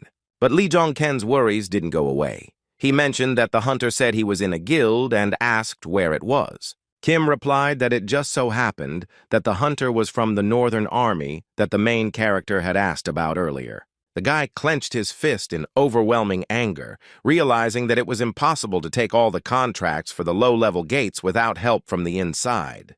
Remembering the hated Choi Yeon-sung, the leader of the Northern Army, the boy knew that the hunters from the association were also rotten to the core. Jong-ken told the manager that he understood everything, but he was thinking that he hoped that the hunters from this guild would behave more quietly. A couple of days later, as our hero expected, he was called into the association as an attacker, not a victim, in that incident. When several days had passed since the incident, the grandfather whom the main character saved changed his previous testimony. The two hooligans, hunters from the Northern Army Guild, were now not the attackers, but the victims in this situation. The blame for everything has now been placed on Lee Jun-ken, who was initially considered the victim and is now accused of assault. As the guy walked through the doors of the association with his manager, he understood the nature of this turn of events, but he still felt like shit. Kim Soo-yeon asked his protege to stop worrying because everything would be fine one way or another since the association was not that rotten yet. The guy silently looked at Kim, thinking that he didn't know anything yet, but the hero, as a person from the future, knew that the association had been rotten since its foundation. As the boys approached the association's tall office building, manager Kim Soo-yeon asked the hunter to go inside. In the office, the hero sat in front of an employee who asked Lee if he remembered anything from the moment of the incident at the gate. The man in the suit also clarified whether the main character was the first to report the incident with the grandfather and detain those hunters. The protagonist looked at the man interrogating him and confirmed that everything he said was true. A stern association official asked if it was true that our hero had threatened Lee Moon-soo's life and given false testimony about members of the Northern Army. Without hesitation in his answer, Lee Jong-ken, who had become a victim of injustice, immediately replied that all this was not true. He confirmed everything again when the man opposite asked if he wanted to say that the hunter's testimony was pure fiction. An association official announced that a cross-examination was about to take place, and at that moment, Lee Moon-soo entered the office. The man asked the old man if it was true that Lee Jong-ken had attacked him a couple of days ago, even though he claimed that it was members of the Northern Army who did it. Feeling ashamed, Grandpa Lee Moon-soo looked away and did not look at our hero, thinking about his answer. Without waiting for the grandfather's answer, our hero realized that he was being blackmailed by a rotten association and said that he could not worry. Grandpa looked down with his tear-filled eyes, trembled, and confirmed that everything was correct, and the man opposite attacked him. The man from the Hunters Association who was conducting the interrogation thanked Lee Moon-soo for coming. At this point, the cross-examination ended, and the conscience-stricken grandfather quickly left the office where our hero was sitting. The protagonist noticed the behavior of Grandpa Lee Moon-soo, who was clearly deeply saddened by everything that had happened. When the injured grandfather left the office where the interrogation was taking place, the boy noticed that a tear was running down Lee Moon-soo's cheek. Lee Moon-soo said nothing more to those present and left the room, slamming the door behind him, and the interrogation of our hero continued. The man in the black suit glanced sideways at Lee Jong-ken and asked the new hunter if he had anything else to say. Instead of 1,000 words, the main character threw his phone right on the table in front of the stunned association employee. The interrogator clearly panicked when he looked at Jong-ken's phone screen and saw something there. It turned out that our hero had a video proving he was right, because he filmed the incident on his phone. Filled with anger at the injustice, he also looked at the video and said that this was exactly what he wanted to say. The interrogation in the association building ended. The guy was no longer bombarded with questions, and he successfully went outside. But he knew that the association knew why the testimony had changed, and that only Grandpa would get into trouble for giving false testimony. The main character was angry because he could not do anything else in this situation because he did not have enough strength. Outside, a worried Ye Song-gu was already waiting for Lee Jun-kyung, who approached the boy and informed him that he already knew about the latest news. The hero was surprised by the man's appearance. He turned around, saw his friend from the past there, and greeted him. Kim Soo-yeon explained that he called Song-gu just in case, because he had no connections in the association, and the man was the most influential of all his acquaintances. The guy looked at the men in a friendly way and said that they must have been very busy and thanked them both for everything. Ye Song-gu only said one thing, that it was good that Lee Jun-kyung was free, and at that moment Lee Moon-soo's grandfather approached the boys. The main character noticed the old man who, feeling ashamed and awkward, approached the guy to say something. Grandpa Lee Moon-soo unexpectedly fell to his knees in front of Lee Jung-kyung and began to ask for forgiveness many times. Trembling with fear, the old man confessed that those bastards had threatened to stab his granddaughter, so he could not allow it to happen. A shocked Kim Soo-yeon shouted, asking if his grandfather meant to say that the North Korean army was blackmailing him. Raising his head, the old man said that if he had confessed immediately, his granddaughter would have been in danger. So all he could do now was ask for forgiveness. Ye Song-gu tried to convince his grandfather that his granddaughter would be fine and that he, as the head of a major league guild, would take care of it. The man asked his grandfather to go home and not worry about those bastards, and Lee Moon-soo listened to him, stood up, and went on his way. The main character gave himself the order not to miss anything from that day on. Fortunately, he had long ago developed the habit of filming everything on video. The boy's eyes widened in surprise when he noticed the magical energy of a person he knew next to him.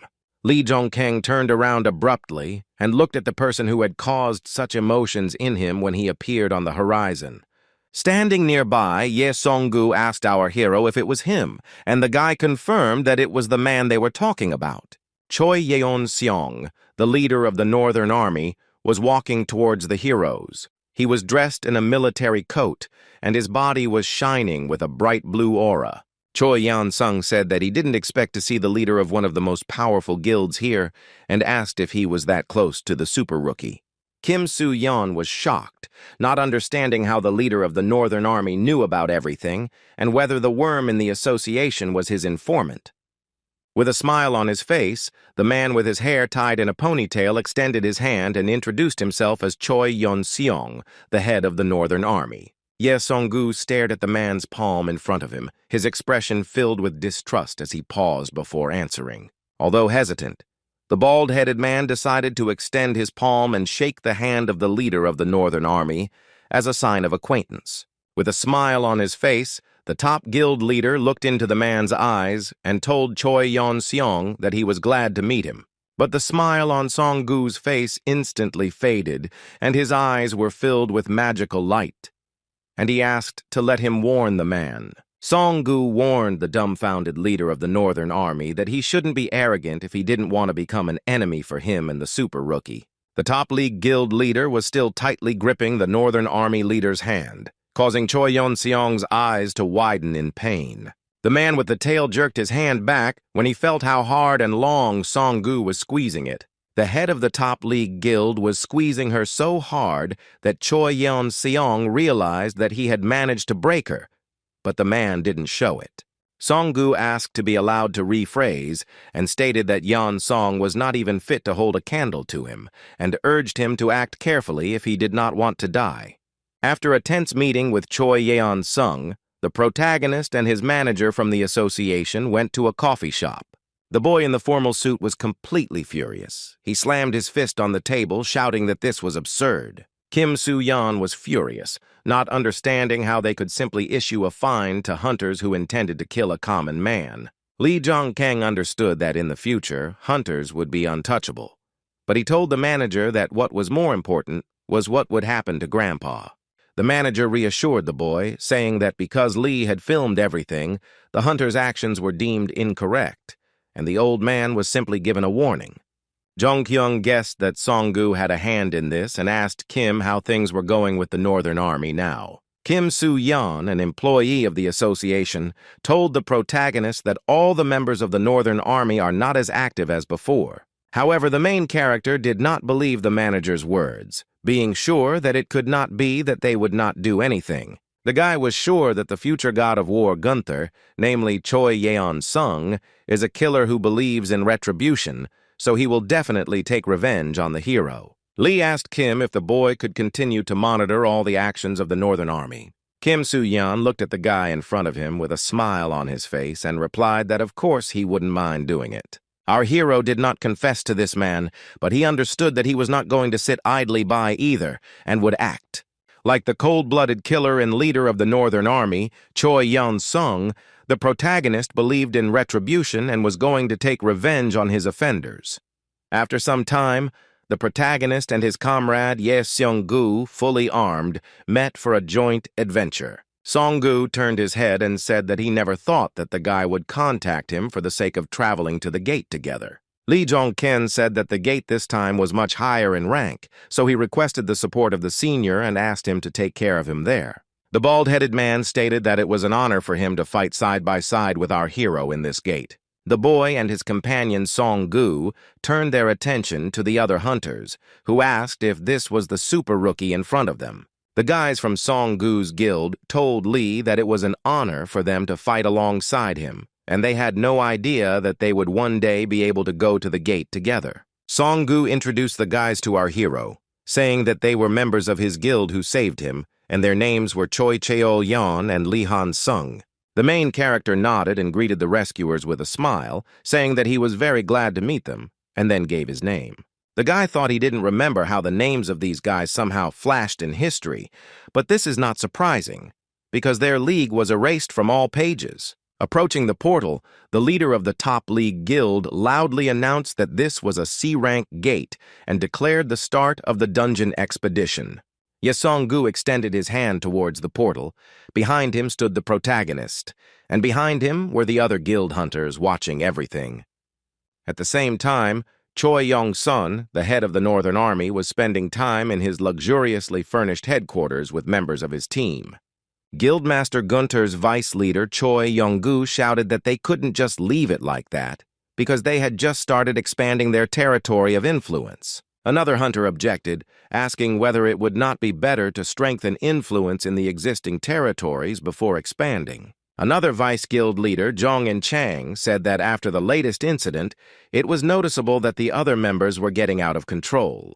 Choi Yong-soo loudly tried to defend his position, saying that those scoundrels were right and ordinary people were nothing more than cockroaches. Jong and Chang's eyes shone through his iron mask as he asked again what his colleague had just said. The red-haired Yong-soo tensed up as the cloud of magical power from his masked colleague reached his hand, causing him to feel pain in it. Guildmaster Gunther's vice leader looked at his hand with fear on his face when the man in the knight's mask asked if he wanted to go out with him. The tension in the air reached its limit. The squabble between the guild members was getting out of control. Jong In-chong, the second vice leader of the Gunther Guild, sat in a chair, his body glowing with the magical light of a hunter. Leader Choi Yeon-seong was furious at the altercation between his colleagues and shouted loudly, ordering both of them to stop it. The man waved his hand and stated that he believed that Yong-soo, the red-haired man, was absolutely right. The fact that the guild leader considered Yong-soo's words to be true caused In-chang to be unpleasantly surprised and made him shut up. Yong-soo was pleased with himself and forced out a chuckle, feeling superior to his opponent after the leader admitted that he was right. Choi Yeon-sung said that the people from the association should be punished for daring to pick on them, and he is interested in this. Jong and Chang completely disagreed with the guild leader's words. He jumped up from his chair and tried to object to the man. The leader stated that a certain person had said the same thing as him, and apparently he had the same interest in that arrogant creature. The hunter, wearing a knight's mask that hid his face, realized who his boss was talking about and couldn't believe his ears. Choi Yeon-sung stated that this person said that the stage would be ready soon, and they just needed to wait for his signal. Meanwhile, our hero, accompanied by a top-league guild, was already at the gate. One of the hunters touched the red circle of magic. The hunter successfully disarmed the monster's trap and told his comrades about it, and now they can move without any problems. The hero received a notice with a quote about the one who sees what should not be seen, and Song-gu ordered everyone to act. Ye Seong-gu walked through the green forest clearing, holding a huge sword in his hands, and the rest of the hunters followed carefully behind him. But the boys' leisurely walk immediately ended, because enemy arrows immediately began flying at them from all sides. One of the hunters managed to protect himself and the rest of the guys when he cast the Earth Shield spell and surrounded everyone with a wall. Another strong guy cast the Fireball spell and a bolt of flame flew out of his palm, directed at the monsters. The protagonist watched the hunter's skills with delight, realizing that he too could master all these techniques. Yesongu also entered the battle with the monsters. The man swung his giant sword in a jump. The top league guild leader slashed his sword at the ground, causing a large explosion to stop the horde of monsters. At this time, a whole crowd of monsters with green skin was already rushing towards our heroes, although they were held back by fire. The monsters' bodies were surrounded by flames. They growled in pain, baring their sharp and long fangs, and were aggressively disposed. Standing before them was the fearless B-rank hunter Yesongu, whose body was illuminated by bright orange magical energy. Our hero witnessed all this and enthusiastically told his comrade that it was incredible. Hearing Lee Jun-kyung's praise, Yesongu turned his gaze to the boy and smiled, thanking the super rookie for his kind words. The main character said that it was he who asked for help at the gate, so he should be thanked. The man asked to be honest with him and asked if the guy just wanted to see how strong Songu and his entire team were. The guy said that the top league guild is good and Songu is the most incredible, even though he doesn't show what he's really capable of. One of the team members joined the conversation and said that the guild would also like to see what the super newbie is capable of. Yesongu looked at his guildmate and agreed with his words, also wanting to see Lee Jung-kyung's abilities. The protagonist was not averse to showing off his strength, so he grabbed the spear, realizing that there was no point in hiding his abilities from Songu. At that moment, a crowd of strong monsters with axes and swords in their hands ran towards the hunters to attack them.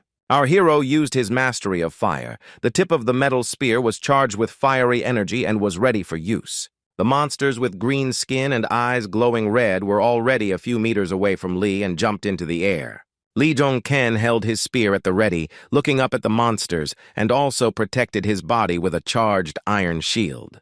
The hunters from Songu's team were shocked to see that the boy could activate his skill without a spell, confirming that he was a super rookie. In a matter of seconds, the guy managed to deal with the entire horde of monsters without difficulty, cutting the monsters' bodies into pieces. Our hero's movements were quick and dexterous. He masterfully wielded his spear, leaving the monsters no chance. Watching with interest as Lee Jong-keng used the flaming shield and spear, Songu understood that this was not an ability, but a power. The hero successfully cleared the dungeon of goblin mages, the patron strengthened his skills, his characteristics increased, and the guys went outside. The guild guys told Lee that he wasn't called a super rookie for nothing, and even their leader wasn't that strong back in his day. One of the hunters yelled at Songu for the fact that he was doing something incomprehensible, since he did not recruit such a talent in the person of our hero. But the guild leader did not get angry at his colleague, but only smiled, realizing that the guy was right. Songu looked at Jung-kyung and said that his offer still stands and his guild is strong and continues to become stronger. The head of the Major League Guild said that he saw that the protagonist had to go through many hardships up until this point. Jong-keng knew that Songu was right, but he didn't know how the man had managed to understand his goals, because the previous Heimdall had not possessed insight. Yesongu said that the bastards from the Northern Army would not sit quietly, and if the guy was with the guild, they would not dare to harm him.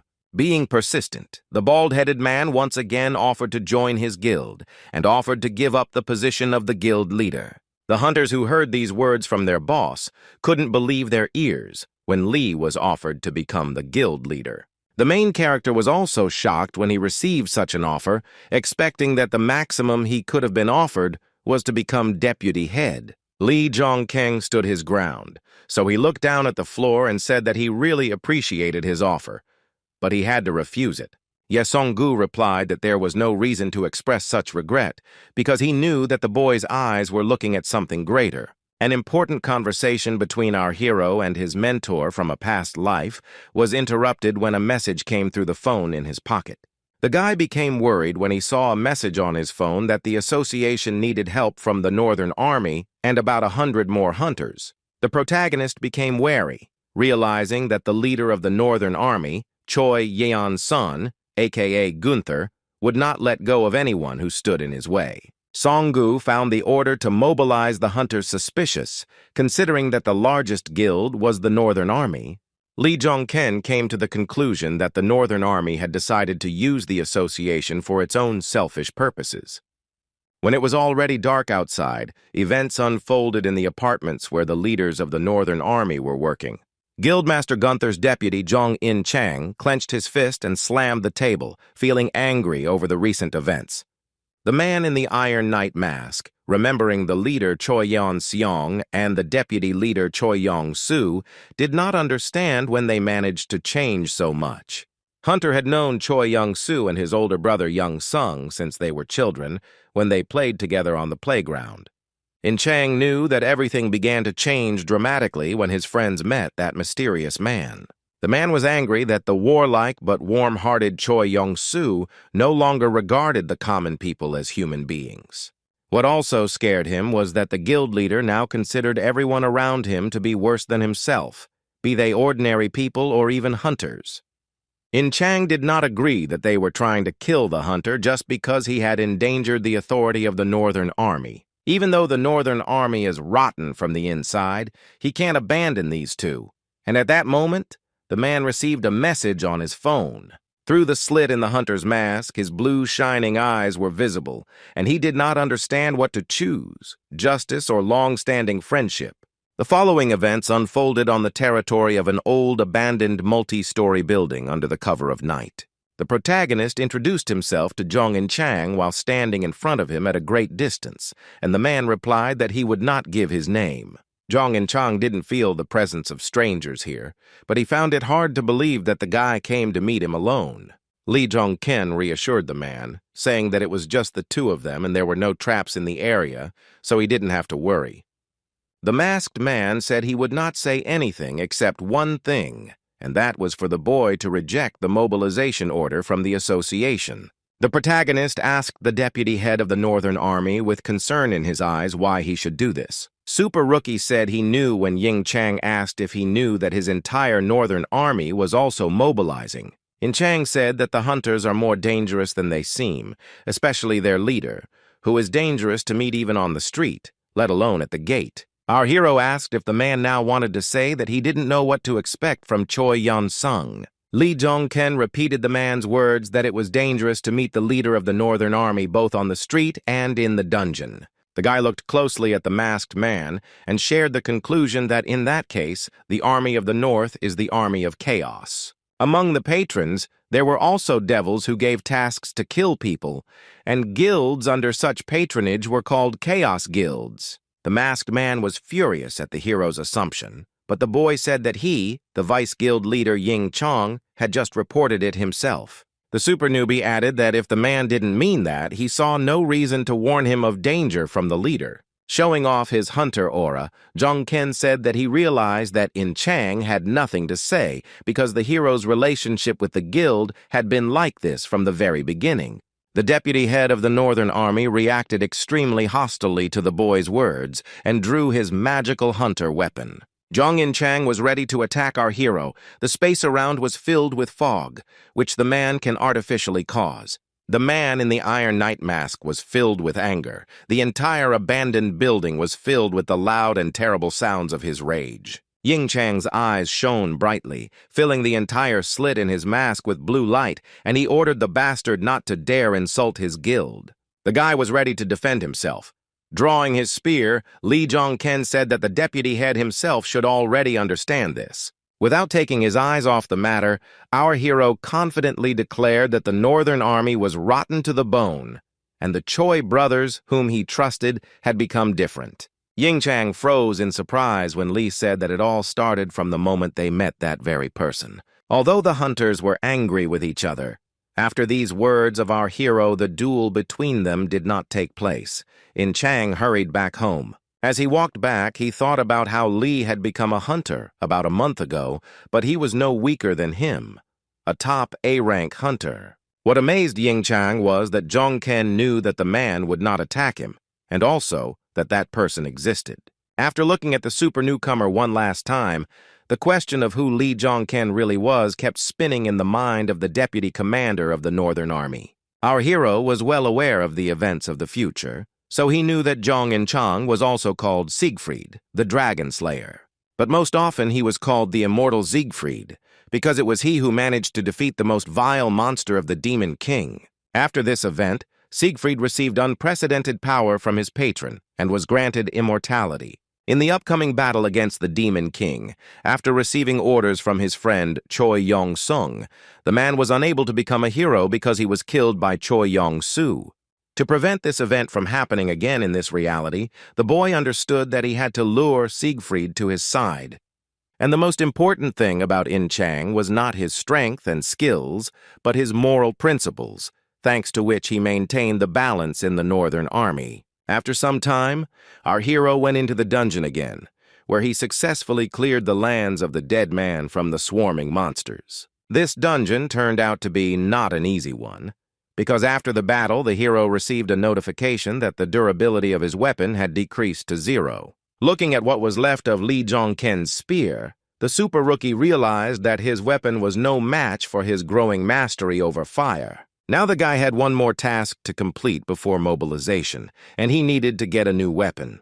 Soon the main character went to the building where he could get himself a stronger and more durable new weapon. He was invited inside, and when the guy looked around, he thought he was in some kind of medieval forge. He was surprised when he saw a muscular red-haired guy in front of him who was working by hand on creating some kind of weapon. The strong boy asked Jong-ken to wait because he was in the middle of working. Jong-ken smiled because he never thought that he would ever personally meet the hunter known as the human who became a dwarf after awakening. The hero knew that this was Park Jae-hyun, a.k.a. Broch, the man who would soon become the hero of all hammermen and the wandering blacksmith. 4 hours later, Park Jae-hyun finished working on the weapon. The tired boy wiped the sweat from his face with a rag. He turned a surprised look to our hero, as if he had forgotten that he had previously invited Lee Jong-ken to enter his forge. The protagonist jumped in surprise when Park Jae-hyun pointed at him and asked who he was. Jong-ken was surprised that the guy was asking this only now, and said that he came to order weapons, and also asked if Park was the only blacksmith. The blacksmith was wary because everything looks extremely strange, because our hero came to a nameless blacksmith and asked to create a weapon. The boy explained that he was asking if he was the only blacksmith here because he saw someone else's blacksmith hammer over there. Park Jae-hyun was taken aback by the surprise and silently stared at the young man, although there was another blacksmith's hammer hanging behind his back. The red-haired blacksmith laughed and said that our hero had a keen eye and explained that the hammer belonged to another boy, but that was unimportant. The muscular guy still didn't understand why they were turning to him, because he hadn't created equipment before and his activity was for fun. The main character explained that it was all about his patron, who told him that the guy should come to Park Jae-hyun. The blacksmith was clearly shocked when he heard that the patron had brought Jong-ken specifically to him to create the weapon. The red-haired guy couldn't believe that in front of him stood a hunter with whom the patron was communicating directly. Jong-ken knew that the blacksmith had no choice but to believe him because Pa's patron was also interfering in his life. Park Jae-hyun in history was the man who created all the weapons for the Demon King and all 12 heroes. In his autobiography, the Demon King wrote that if only Park Jae-hyun had stayed by his side until the end, they would have changed history. The blacksmith told our hero that, given how strange the patrons were, he had no reason not to trust Lee Jong-ken. But the bad news was that Park Jae-hyun told the unexpected visitor that he couldn't create anything for him. The protagonist thought that the blacksmith was in a bad mood and asked the guy if there were any good reasons for this. Rubbing the back of his head, the blacksmith replied that he was simply not very good with fire, which is why he had not accepted orders from clients until that moment. Lee Jun-kyung smiled amiably when he heard Park Jae-hyun's true reason for refusing to create weapons for him. The blacksmith was confused when the main character suddenly extended his palm to him and looked at him without saying anything. Not understanding what was happening, the red-haired guy stared at the hero and asked Jong-ken why he extended his hand to him. The protagonist decided to help the blacksmith create a weapon, so he said that he would create the flame that he would need. For the super newbie, this was no problem because he had control over fire, and a moment later, a flame appeared above his palm. While demonstrating his skill, Jong-ken asked the blacksmith if he was already familiar with fire control abilities. Staring at the fire in fascination, Puck asked if the hero meant to say that he could control this small flame in his palm. The red-haired blacksmith Park Jae-hyun was shocked and stared at the fire when he saw something that amazed his imagination. By the will of the protagonist, the flame above Jong-ken's palm became stronger. Moreover, the fire turned from orange to bright blue.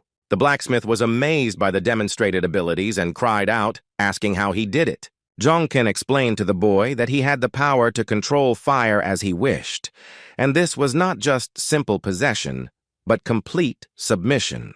Park Jae-hyun looked at our hero with delight in his eyes and a smile on his face, realizing that many opportunities were opening up before him. After a week of work, the blacksmith managed to complete the magic spear for our hero. The boy was already holding it tightly in his hands. Jong-ken looked at the black and red spear with 2 sharp tips and additional spikes in delight, his voice trembling with excitement.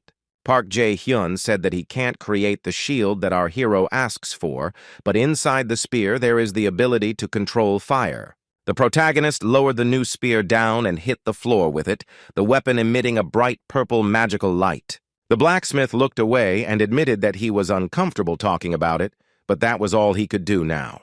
Jong-ken looked at the status of the unique rarity level 1 Muspelheim spear, which increases control over fire. The protagonist, examining his weapon, understood that it was of a very rare type, and for anything more, the direct intervention of the patron would be required.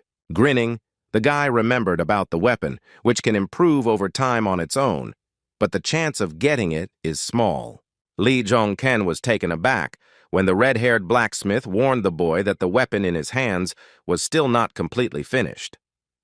The guy explained that the guy, his partner, was not here yet, and the spear was too weak for Lee Jong-ken's fire, and he would need to go back to improve it. The protagonist bowed his head to the blacksmith as a sign of respect and gratitude, and said that in that case he would leave it to him. With his eyes wide open, the talented blacksmith noticed one little thing that was on our hero's body and was very surprised.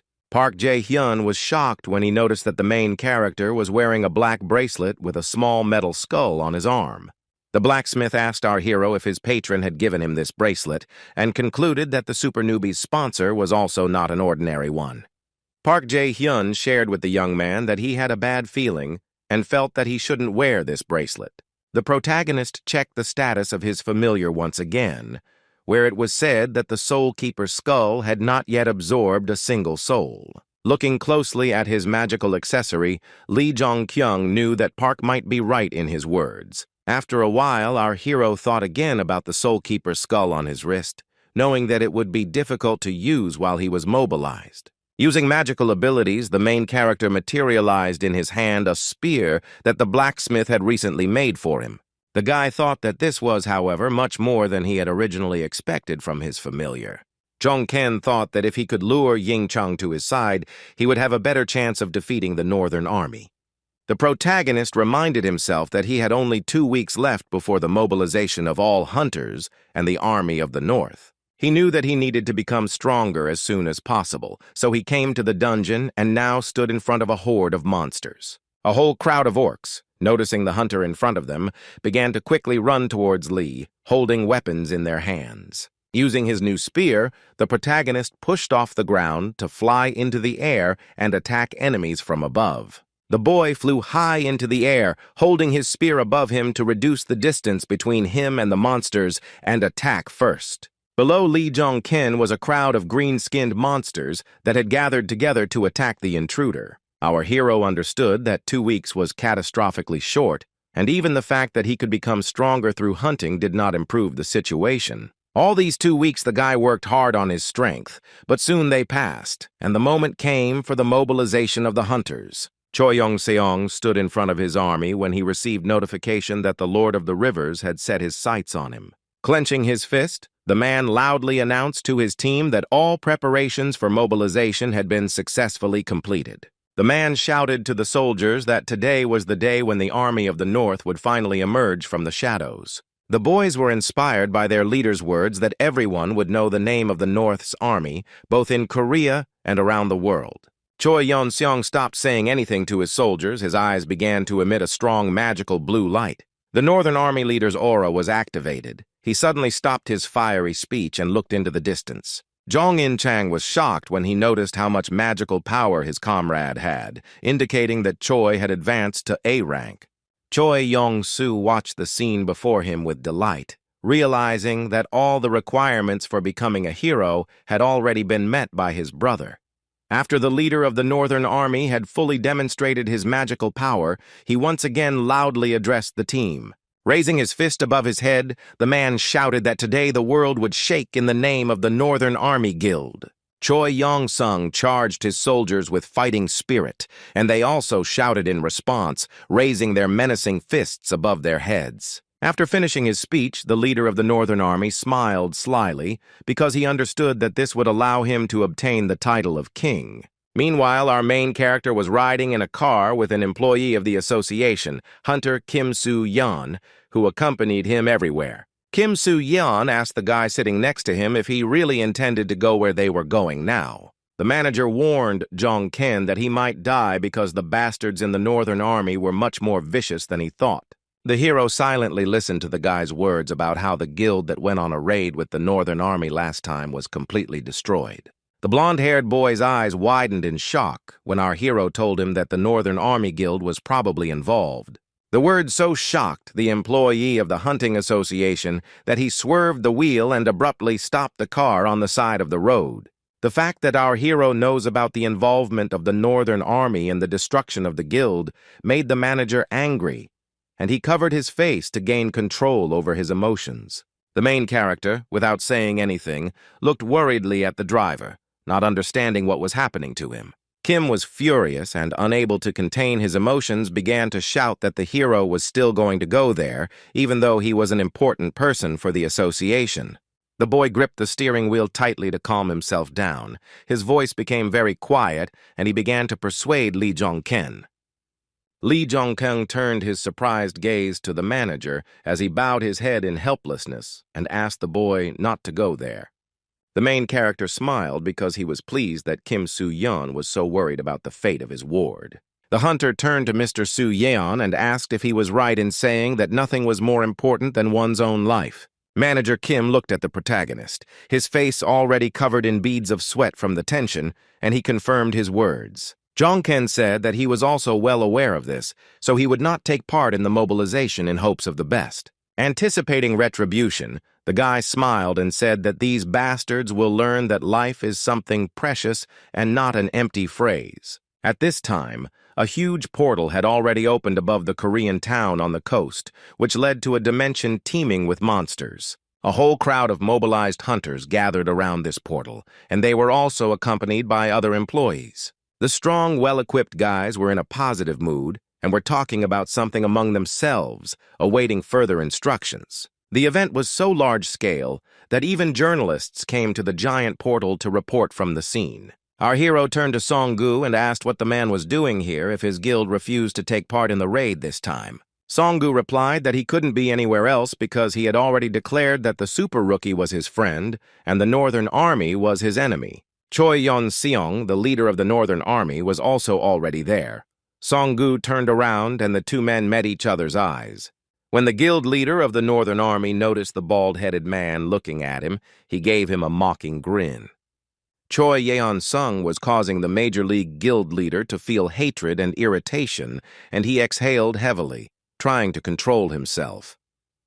Ye Song-gu asked the super rookie if he would go into that portal, even if the man asked the boy not to. The guy confirmed Song-gu's suspicions and then asked if the man had come here to try to dissuade him. A worried Song-gu warned Jun-kyung that this bastard Choi Yeon-sung was much stronger than he looked. Choi Yeon-sung's official rank was B, but he felt that he had already risen to A rank, which he told Song-gu. The guild leader told our hero that he was amazed at how strong he had become and was sure that the guy had a plan for what to do there. The protagonist asked why he needed this when Song-gu sat down on a bench and said that he would wait for Lee Jung-kyung here. Showing his aura, the man explained that if the guy didn't come out of there, he wouldn't let the Northern Army get away with it. Surprised by Song-gu's recklessness, Jun Kyung thought what kind of crazy guy he was to want to destroy an entire guild. While waiting for it to begin, our hero heard an announcement that the raid would soon begin and everyone was told to complete their preparations and get ready. The boy already knew that Choi Young-seong, based on history, would become the hero Gunther today and the gate would kill countless people. Many hunters had already approached the portal and began to enter the gates one by one to begin the joint raid. The protagonist, who was watching this from the sidelines and waiting for his turn, knew that at this point history would change its course. It was Lee Jong-ken's turn to enter the gate and join the raid. He walked up to the portal and touched it with his hand. Hearing the announcement that they were entering the gates of the Rhine River, the hero thought that this was where he would be able to gain all his glory. All the hunters successfully crossed the portal. They found themselves in another dimension and ended up on a beach surrounded by rocks. Suddenly, the portal began to behave strangely. A stream of purple magical energy began to flow out of it, which many people noticed. The portal made strange sounds and grew larger. Purple lightning increasingly surrounded the transition to the real world. Choi Yeon-seong watched all this carefully. He was not surprised by the changes in the portal, but only thought about what had already begun. The hunters panicked when they saw a message that the magical power had changed under the influence of the gate itself. Grabbing the radio, one of the strong guys shouted that this was simply impossible because the gate level had risen from level B to B+. The protagonist remained calm but wary, silently watching from the side as the portal changed. The boys were in a panic as energy erupted like a volcano from the portal. The gate was blocked and it was impossible to get back. The portal leading to the real world has turned into a solid clot of powerful magical energy, influencing everyone around it. The dazed and frightened hunters screamed that this was complete madness and realized that they seemed to be stuck in the gate. The hunters were informed that the density of magical energy would increase, and the patrons turned their gaze to this place, and their bodies seemed to begin to burn. The guys received notifications that the patrons' attention to the place had increased, and the awakened had entered a special gate. The boy, who was holding a special device in his hand that showed the gate's rank and other characteristics, was shocked when the numbers started to increase. He shouted something about gate rank, trying to convey to the others that he had changed when he saw the shocking information on the screen. The tough guy couldn't believe his eyes when he saw that the letter B with a plus in the right corner of the screen turned into an A. The hunter dropped his gadget to the ground, frozen with panic and fear as he realized the gate's rank had risen again. Another guy walked up to this hunter and started punching him in the chest, trying to get a more coherent explanation from him. The young man, mad with terror, began to wave his fists and demand that he be let out of here, because this was an A-rank gate. Many hunters were in despair because it was believed that an A-rank gate could not be cleared without the help of a hero-rank hunter. Jong-ken, who remained calm, was not surprised by the boy's reaction because this place could very well become their grave now. Turning his attention to the leaders of the Northern Army standing behind him, Lee noticed that they did not even move, which indicated that they knew everything in advance. The protagonist came to the conclusion that this was exactly the situation that Choi Yeon-seong and the other members of his team needed. The hunters received a message that the wave was approaching, and at that moment, the leader of the Northern Army shouted for everyone to calm down. Raising his voice, the man said that he understood their confusion, but the gates were not yet well studied, and unexpected things happened there all the time. Choi Yeon-seong gave a motivational speech, asking the guys if the most important thing right now was to just give in to despair. He shouted that the most important thing now was to survive, and he, Choi Yeon-seong, intended to clear this gate side by side with everyone standing here. The speech inspired the hunters. They agreed with the leader's words and said that first they needed to survive, and they would do it. The protagonist looked at the status of the power of the current master, according to which all command skills are enhanced 3 times near rivers. Fortunately, Jong Kyung was immune to Choi Yeon-seong's influence thanks to the fallen angel, and he realized that the hunters were simply being incited. The younger brother approached the leader of the Northern Army and asked if they should start already, to which he received a negative answer. Choi Yeon-seong explained that according to their patron, the wave would last for a very long time, and their guild's strength needed to be preserved. Choi Yun-soo was at a loss. He looked at his brother with confusion, trying to comprehend what he had just told him. Watching from above, the leader said that they had to follow the plan and maintain the strength of the Northern Army at the expense of these small fry. When his brother asked if they were going to kill everyone, the elder one said that not everyone, but they don't need those who spread rumors.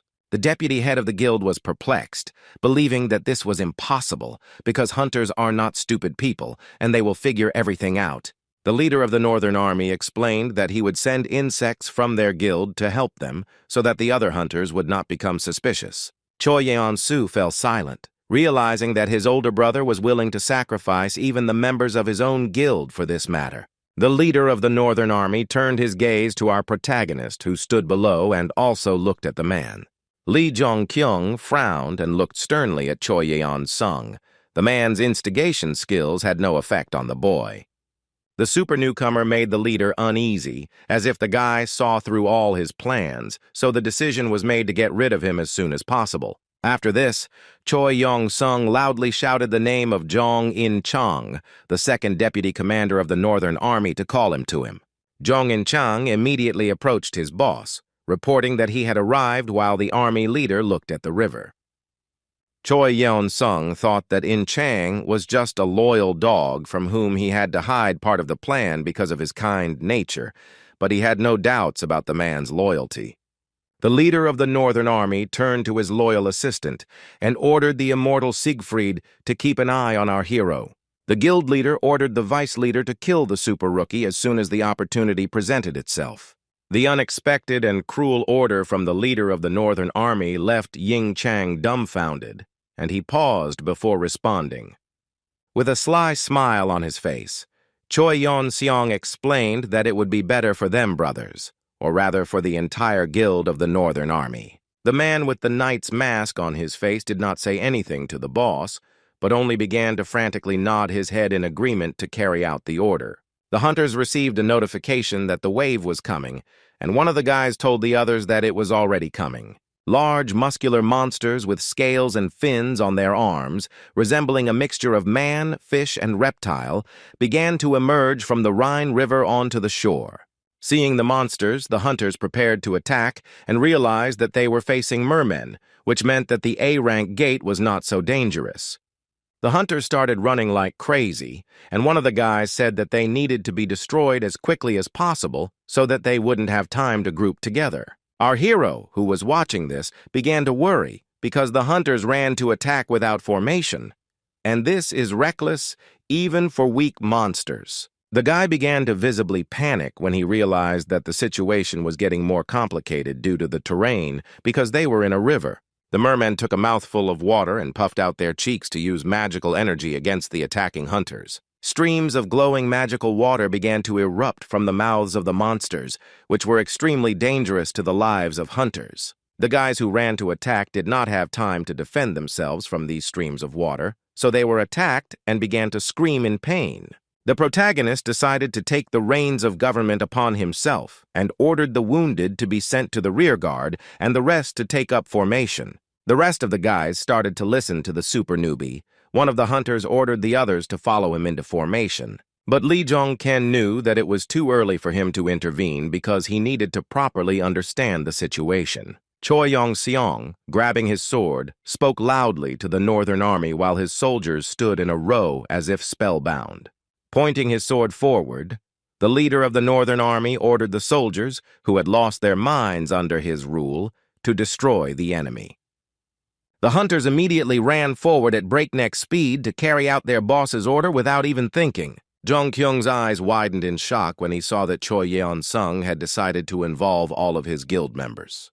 The soldiers, energized by the fighting spirit, led by the leader of the Northern Army, went on the attack, dealing with the mermen. One of the hunters encouraged the others, shouting that they could handle it because they were just mermen, and asked the others to come to their aid. All the soldiers of the guild army, without thinking about anything, ran forward to attack the bloodthirsty monsters without having any strategy. But the mermen turned out to be not so harmless because the first hunter of the Northern Army was immediately hit by a monster. When the other fighter noticed this, he immediately cast the heal spell to cast healing magic on his fellow fighter. The super rookie still didn't interfere, watching the battle, when he realized that all the guys fighting were the lower-ranking members of the Northern Army. More and more fighters began to miss blows from the mermen. The monsters struck with their sharp claws, without even using weapons. Our hero realized that the army leaders were shamelessly using the boys to encourage other hunters and sacrifice them like cattle. When Lee Jong-ken witnessed such injustice, he decided to intervene and materialized his spear in his hand. The boy prepared his weapon and shield to join the battle as well, and realized that everything was much better than he suspected. The protagonist activated the hunter's magical power, his brown eyes turned into glowing blue, and he decided to move forward. Standing to the side, Jong In-chang noticed how our hero quickly rushed past him, holding a weapon in his hands. The man with a knight's mask on his face silently and attentively watched the actions of our hero, remembering their previous conversation. Jong In-chang remembered the guy's words about the Northern Army Guild being rotten to the point of guests, and the head and deputy head being different. Now Ying-chang understood that our hero was not mistaken, and if things continued like this, many hunters from their guild would die. He remembered Choi Yeon-sung's words before the battle began, when the boss told him that he believed in the man's loyalty and righteousness. In-chang shook off his gloomy thoughts, believing that his leader had some kind of plan if it was Choi Yeon-seong, whom he had known all his life. The other hunters stared at our hero and started shouting for the others to look at this incredible guy.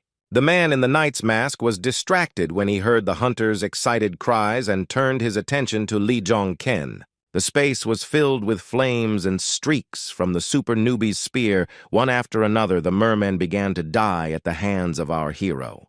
With his power over fire, Lee Jong-ken masterfully wielded his spear and shield, dispatching the mermen with ease. The delighted hunters screamed, not understanding who this guy was in front of them, because they were sure that they knew all the cool fighters. In-chang was also amazed by what our hero was doing on the battlefield, not understanding how the guy managed to pump up his strength so quickly. Seeing the boy easily destroy another merman, the man remembered that just 10 days ago they were on the same level. Watching our hero's eyes glow red, Ying-chang came to the conclusion that the guy had now surpassed him. The hero received multiple notifications about increasing stats, clearing a wave, and getting time to take a breather. He was surprised when he received a message that the Lord of all wet things, the spherical representative, and the guardian of the long spear were interested in him. When the boy thought about whether he could be under multiple patrons at the same time, he received a message that the fallen angel was unhappy with him. After the first battle, the satisfied hunters ran up to the main character to express their gratitude for his help. The boys, with admiring smiles on their faces, asked Lee Jong-ken who he was and what guild he belonged to. The super newbie didn't share the guy's joy, saying that it was not the end yet and there were many waves ahead, so they should prepare. Thanks to our hero's super skills, the hunters' mood improved, they were inspired and wanted to prepare for new waves. After sending the boys to prepare for new battles, the protagonist turned his head and noticed Choi Yeon-sun standing to the side. The leader of the Northern Army Guild did not take any part in the fight against the mermen, but stood to the side, looking at our hero. It was clear from the guild leader's face that the man was feeling very angry, seeing how the other hunters were obeying Lee Jong-ken.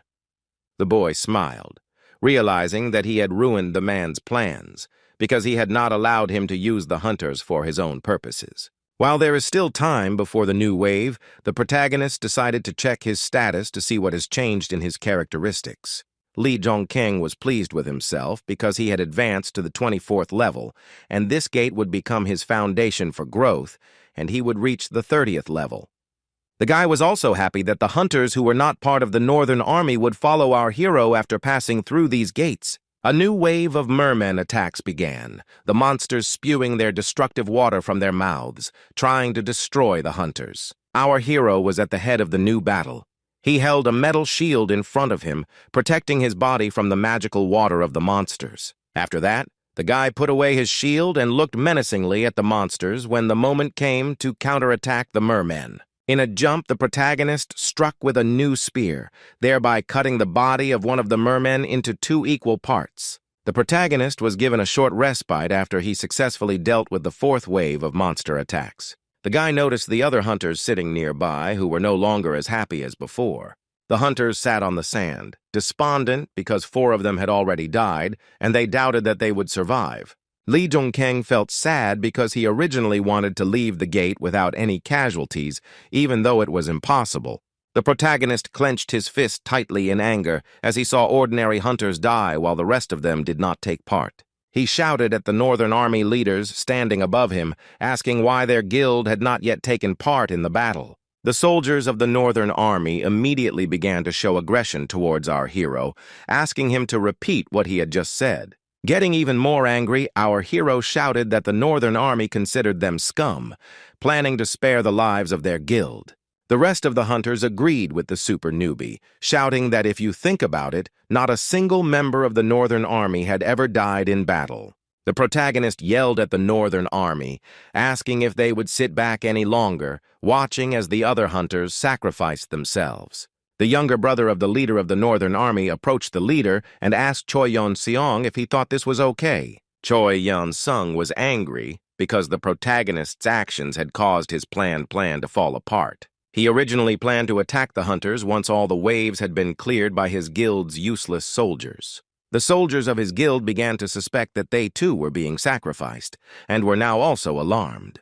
Choi Yeon-seong was furious when he realized that the plan that very person had prepared for him actually worked to our hero's advantage. The leader of the Northern Army silently looked into the distance, wondering what to do next.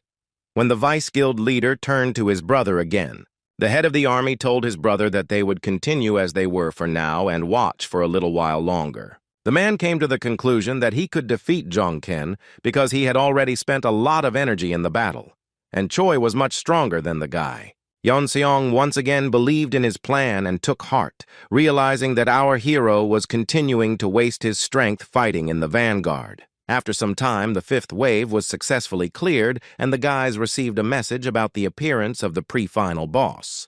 The hunters, holding swords in their hands, were frightened when they saw a giant monster in front of them that rose from the Rhine River. The boys screamed when they saw that a water golem was going to fight against them, and the size of the monster amazed their imagination. A hole appeared in the chest of the huge blue monster, with the help of which he directed streams of magical power against the boys. The water golem used its powers to the maximum, attacking the hunters standing on the shore with a powerful stream of destructive water.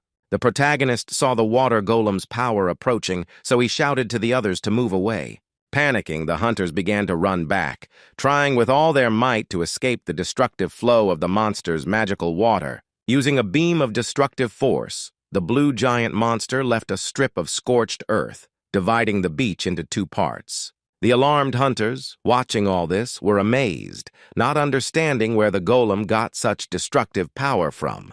To attack the monster from a distance, archers entered the battle, pulling arrows to launch them at the monster. The hole in the golem's chest closed up, and the beam of destructive force disappeared as the charged arrows began to deal damage to the beast. The monster turned to dodge, but more and more arrows hit the water golem's body, leaving holes there. The archers' actions did not completely destroy the monster, but they did buy time, and now the remaining hunters prepared to attack. The water golem, seeing a horde of fighters approaching him, swung his fist to attack the guys. One of the hunters jumped high into the air, swinging his sword, intending to cut off the water golem's arm. The guy tried to prevent the monster's attack by cutting off its arm, but the strength was not enough, and he left the monster with only a scratch. This angered the monster, and he waved the guy away, causing the hunter to drop his sword and fly many meters away. The huntresses came to the conclusion that attacks did not work against the golem, and now they did not understand how to deal with it. Our main character entered the battle against the water golem, running towards the monster, preparing his weapon. The fearless Lee Jong-ken looked straight into the monster's eyes, intending to attack the golem in close combat with his spear. The boy used the weapon to push off the ground and fly up, leaving behind a bright flash of red magical light. Flying high above the shore, the protagonist directed the spear charged with firepower down to attack the monster. The water golem stood motionless below, looking up in confusion as the hunter inevitably approached him. The fearless super rookie managed to deal a crushing blow to the giant monster by attacking it on the head with his spear. After that, the guy successfully landed back on the shore, and a large splash of water formed in the place of the water golem. The hunters who saw this were amazed that the guy's attack worked, but they did not understand how our hero managed to do all this. Our hero shouted that the gates were full of magical energy, and the hunters should use it by filling their weapons with mana. The archer was perplexed, believing that only high-ranking hunters could fill weapons with mana, but the girl still decided to try to do it. The huntress drew the arrow again. Its tip began to emit a bright blue magical light, which meant that mana had charged the weapon. When she saw it, the girl's eyes widened in delight and surprise, and she shouted to the other guys that it worked. The water golem rose again as it was still alive, but the archers began to fire countless mana-charged arrows at the monster. The monster began to scream in pain as the arrows struck its body, causing irreparable damage to the golem and tearing its body into pieces. One of the hunters was happy when he saw that the guy's attacks were working, and now they had a chance to defeat the giant monster. The main character did not share the joy of the others, because, although the damage had increased, such attacks, in the guy's opinion, would definitely not destroy the monster. Lee Jong-ken once again prepared his weapon, which was already ablaze with fire, and received a notification that the Muspelheim spear was consuming the flames. As the super rookie prepared to attack, he knew that in order to finish off the bastard, he would have to destroy his core, which contained all of his magic. The guy stopped when he realized that it was too early to attack the core, and he needed to wait a little before attacking the golem. The water golem was still standing firmly on its feet. The monster was again accumulating mana in order to use that powerful magical force against the guys for the second time. The hunters panicked when they saw that the monster was about to use that attack on them again and decided to dodge. The protagonist thought that now was his only chance to attack the water golem while its core in its chest was open. Gathering all his strength into a fist, Lee Jong-ken threw the weapon towards the golem with incredible speed, aiming to pierce its core with the spear. The Muspelheim spear was already meters away from the giant monster, while the beast stood motionless, not expecting such a blow from the hunter. The protagonist's flame-charged weapon pierced a huge gaping hole in the monster's chest, destroying its core. The guy immediately received messages that the patrons were interested and amazed after successfully destroying the pre-final boss. Holding his palm charged with firepower in front of him, the protagonist wanted to return his weapon to himself, as if attracting the spear with a magnet. He succeeded in doing this, and Lee Jong-ken firmly grasped the handle of the spear, which was emitting a bright red magical light. Our hero was delighted, because the return ability, which he received not long ago, turned out to be very convenient. The other hunters were speechless when they saw how the protagonist masterfully dealt with the giant water golem. One of the boys said that now he remembered because there was a rumor about a strange hunter with a long spear and an iron shield. The boy's eyes widened in surprise when the guy shouted that this hunter was the same super rookie that was rumored. The short-haired fighter shouted that this hunter was almost a hero, and his skills showed that he was A rank. The hunters began to rejoice, raising their fists in the air and shouting that now they could survive and it was worth trusting the super newbie. The hero beamed with happiness when he received messages about the acquisition of the water gem, the increase in level, and the interest of other patrons. The boy became angry when he immediately received a message that the fallen angel was expressing his extreme displeasure and the other patrons had lost interest. But he was not upset because the Demon King also had only one patron, but he still managed to become strong. Choi Yan-sung was furious because he didn't understand what the hero was doing to increase his strength in such a short time. The man thought that the boy had only recently reached B rank, but from what he could see, the super rookie was already close to A rank. The Northern Army's guild leader could no longer hide his intense rage, seething with hatred towards the protagonist. From behind, Jong In-chang quietly approached and turned to his leader, suggesting that he make his move. The deputy head asked whether everything that had just happened was part of the leader's plans and said that they could not just stand and watch. Choi Yon-seong turned his gaze to his deputy, and the face of the leader of the Northern Army showed that he was extremely annoyed. In Chang said that if his plan was completely destroyed, then he should chart a different course and start moving anew. The eyes of the man in the knight's mask shone blue through the narrow slit, and he declared that he was asking Choi Yon-seong to surrender in that case. Choi Yon-seong gritted his teeth in anger when he heard his partner trying to force him to stop trying to finish off Jong-kyung. He began to shout furiously and accuse his friend of lying, declaring that he had created the army of the North and raised it to such heights so he would not lose. The man was seething with anger and decided to act, so with the help of magic he materialized his weapon in his hand. The enraged guild leader shouted to his Northern Army soldiers to give them a new order. Raising his sword upwards with a stream of mana flowing out, Yeon-song shouted that they were now going to take a full-scale part in clearing the gate. The soldiers of the Northern Army were delighted by this statement from their leader and were fully prepared to enter the battle. With a mad smile on his face, the leader of the Northern Army declared that the king would never allow his pride to be trampled. However, the smile on the man's face immediately disappeared when he heard a sound and looked away, seeing something that alarmed him. Choi Yeon-sung was frightened when he saw that his partner's knight's helmet was lying on the ground behind him, and In Chang himself had disappeared somewhere. The man looked at the metal mask for a long time, realizing that the owner had decided to get rid of the helmet for a reason. A long-ago memory of handing Ying Chang this helmet and telling him that he was promoting him to vice guild leader surfaced in the leader's mind. Yong-sun then explained to his friend that with his timid face, it would be difficult for him to control the hunters. So he hands him the helmet. Now that Ying Chang had taken off his helmet for the first time in a long time, the guild leader came to the conclusion that the dog was trying to bite its master. The man perceived the act of his loyal comrade as a betrayal, and in anger he kicked the helmet, breaking the strong metal mask. Then, frowning, the leader of the Northern Army turned around to look for the one who had betrayed him, Jong In-chang.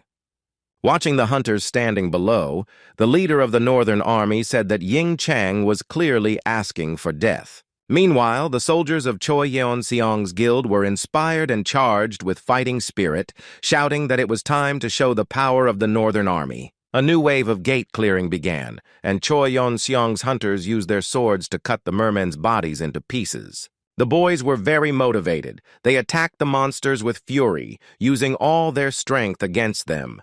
Having destroyed another merman, one of Choi Yeon-sun's soldiers smiled smugly and wanted to praise the Northern Army, but fell silent. The guy was speechless and froze when he saw how the super newbie instantly destroyed all the monsters, leaving behind many streaks from his weapon. The hunter from the Northern Army Guild was taken aback, and the smug smile disappeared from his face, realizing that our hero was on a completely different level. The other hunters bragged to the Northern Army about their super newbie, shouting that they would now clear this wave without any problems. The main character skillfully dealt with the horde of monsters. He struck the mermen with a spear at lightning speed, piercing them right through. When the super newbie successfully managed to destroy another horde of monsters, he stopped and received a message that he had increased his level.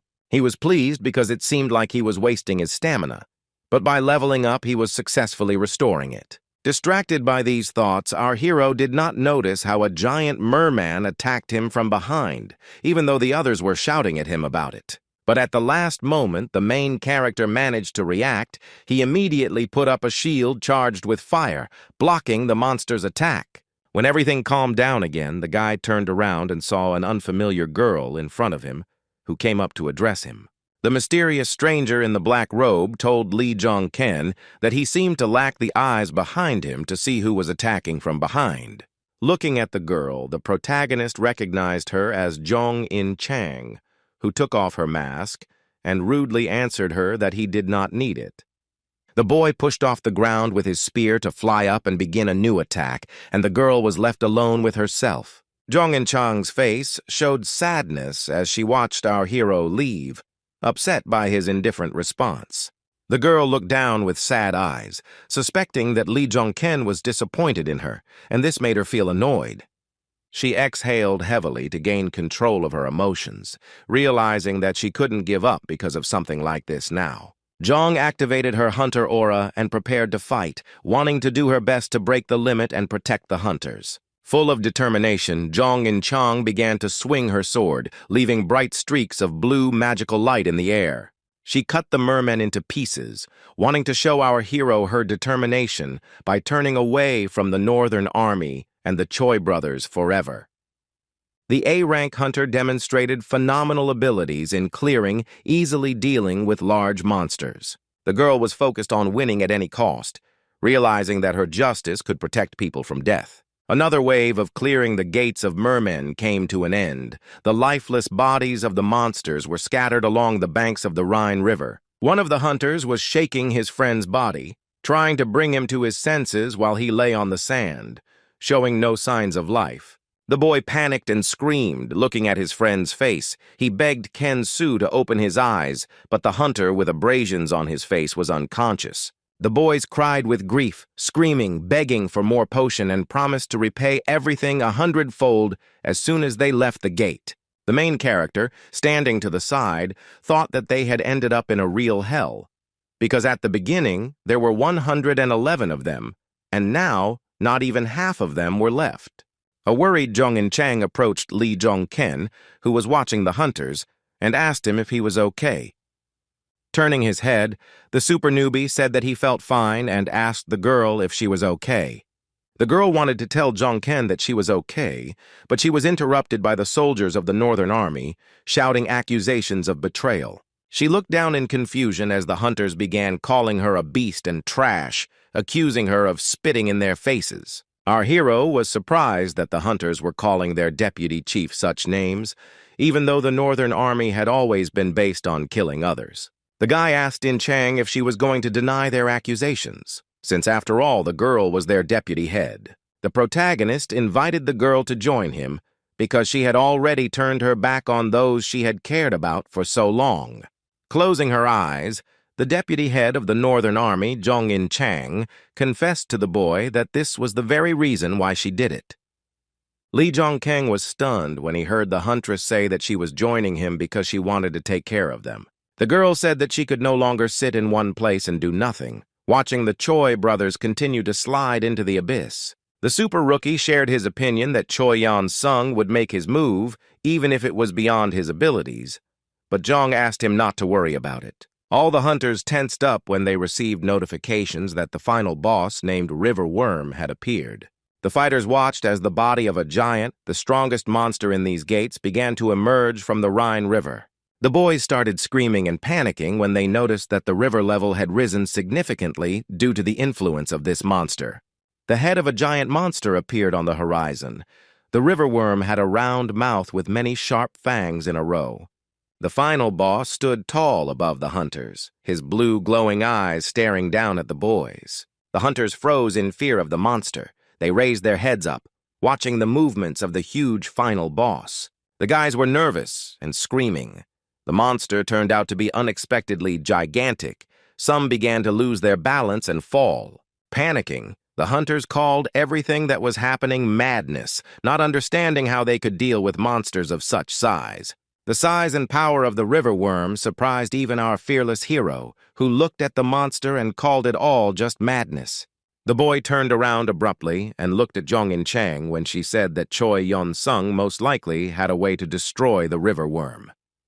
She admitted that the method of murder was shared with the man by the very person who possesses the method for destroying such monsters. The girl turned around and told the protagonist that before Choi Yun-sung himself began hunting the river worm, something else would happen. She said that there are people who will prevent the completion of this raid, so the hero needs to deal with them first. A horde of hunters from the Northern Army surrounded the protagonist, and in Chang, the guy prepared his weapon to defend himself from the soldiers. The rest of the hunters were confused, not understanding what was happening, and suspected that they were about to fight each other. In Chang also prepared for battle, but before that, she told the soldiers that the Northern Army had used them all in order to later appropriate all the spoils for themselves. The girl shouted to the hunters that she, the vice chief of the Northern Army, was telling the truth. and now the guild would attack them.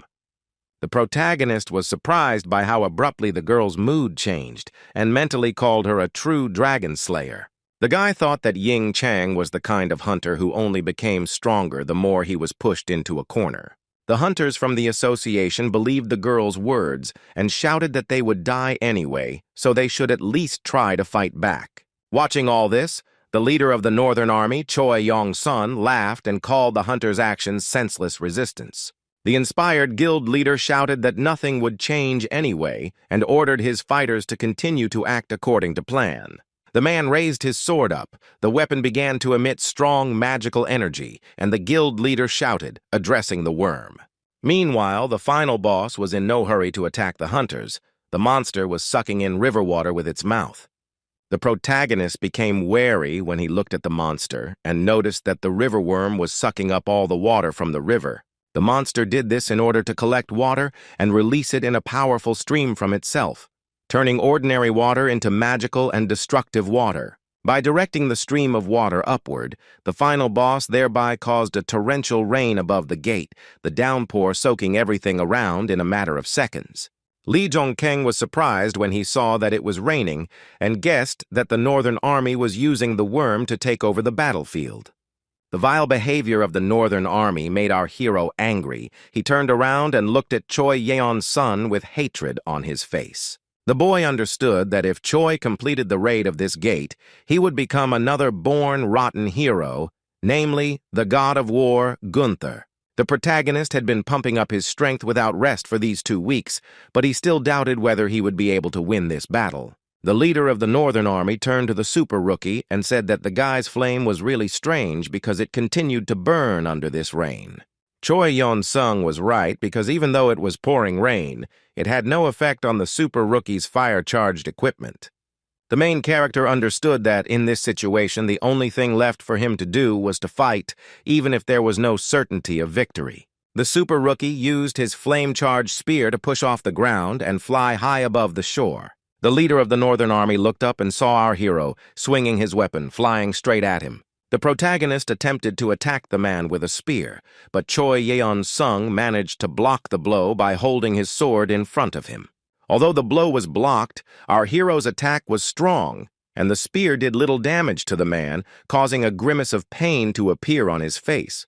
Seeing that the first attack was not completely unsuccessful, a smile appeared on Li Zhongken's face because he was right. Taking advantage of the enemy's moment of weakness, our strong hero began to strike Choi Yeon-seong with his spear over and over again. The leader of the Northern Army held his sword in front of him to protect his body from the destructive flames of the protagonist's spear. The super rookie took the initiative in this fight, once again swinging his weapon to strike. The new attack was even stronger than the previous ones, because the flame-charged weapon left an especially bright flash of mana in space. The blow was so strong that this time the head of the Guild of the Northern Army was unable to hold the sword in front of him, and the man was taken aback. Choi Yeon-sung began to panic when he took such a powerful blow. The man spread his legs wide to keep his balance. He shouted that the guy's abilities were simply impossible because they were on the riverbank, and Yeon-sun's strength should increase many times over. The protagonist was jubilant, feeling completely superior to the guild leader, and asked Choi Yeon-sung if he knew about something. Li Zhongken confessed to the head of the Northern Army that when the boy first entered this gate, he was much weaker than a man. An enraged Choi asked if the boy now wanted to say that his patron had given him incredible support all this time. Our hero said that he had been saving his energy all this time, moving like a little child, and continued to swing while hunting. Choi Yeon-sung was at a loss to understand what our hero was trying to convey to him, and Jong Kyung asked if the man had gotten it yet. But the guy decided not to admit why he became stronger here, in the gate, and said that he didn't say all this for that reason.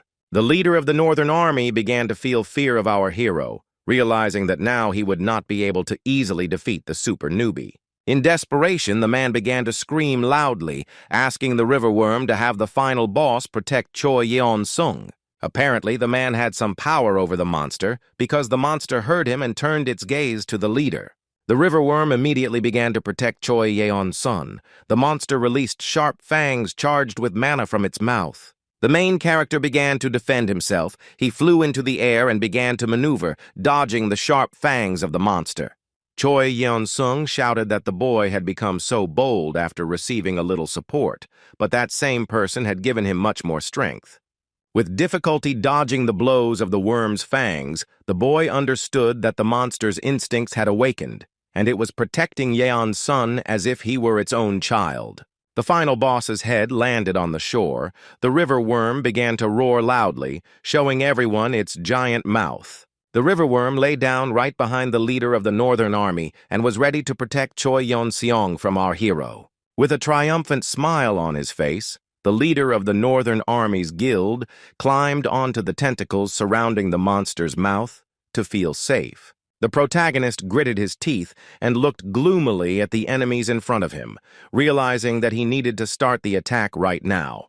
The boy suddenly moved from his place. His entire body was charged with the mana of power over fire. He was intent on attacking Choi Yeon-seong. This stunt clearly took the leader of the Northern Army by surprise, and he stared motionless as the super rookie flew straight towards him. Meanwhile, in another part of the gate, another battle was taking place, with In Chang's pink mana clashing with Choi Yeon-soo's blue magic power. The girl attacked the Northern Army leader's younger, red-haired brother from the air, swinging her sword expertly, and the man defended himself.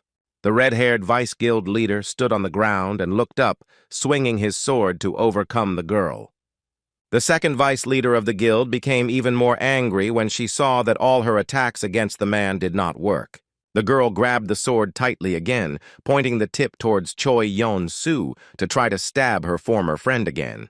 Jung In-chang gritted her teeth tightly, putting all her effort into this attack, and holding the sword in one hand, she tried to attack the man. Choi Yeon-soo was also ready to attack his ex-girlfriend. He raised his sword high above himself, the weapon emitting a bright magical light. Surrounded by pink mana, Choi Yeon-soo slashed forward with all his might to clear a path for his next attack. A loud noise erupted in space, and the man managed to split the sand mountain into two parts with his weapon. At this time, Jong In-chang watched as the deputy head of the Northern Army tried to get to her to attack.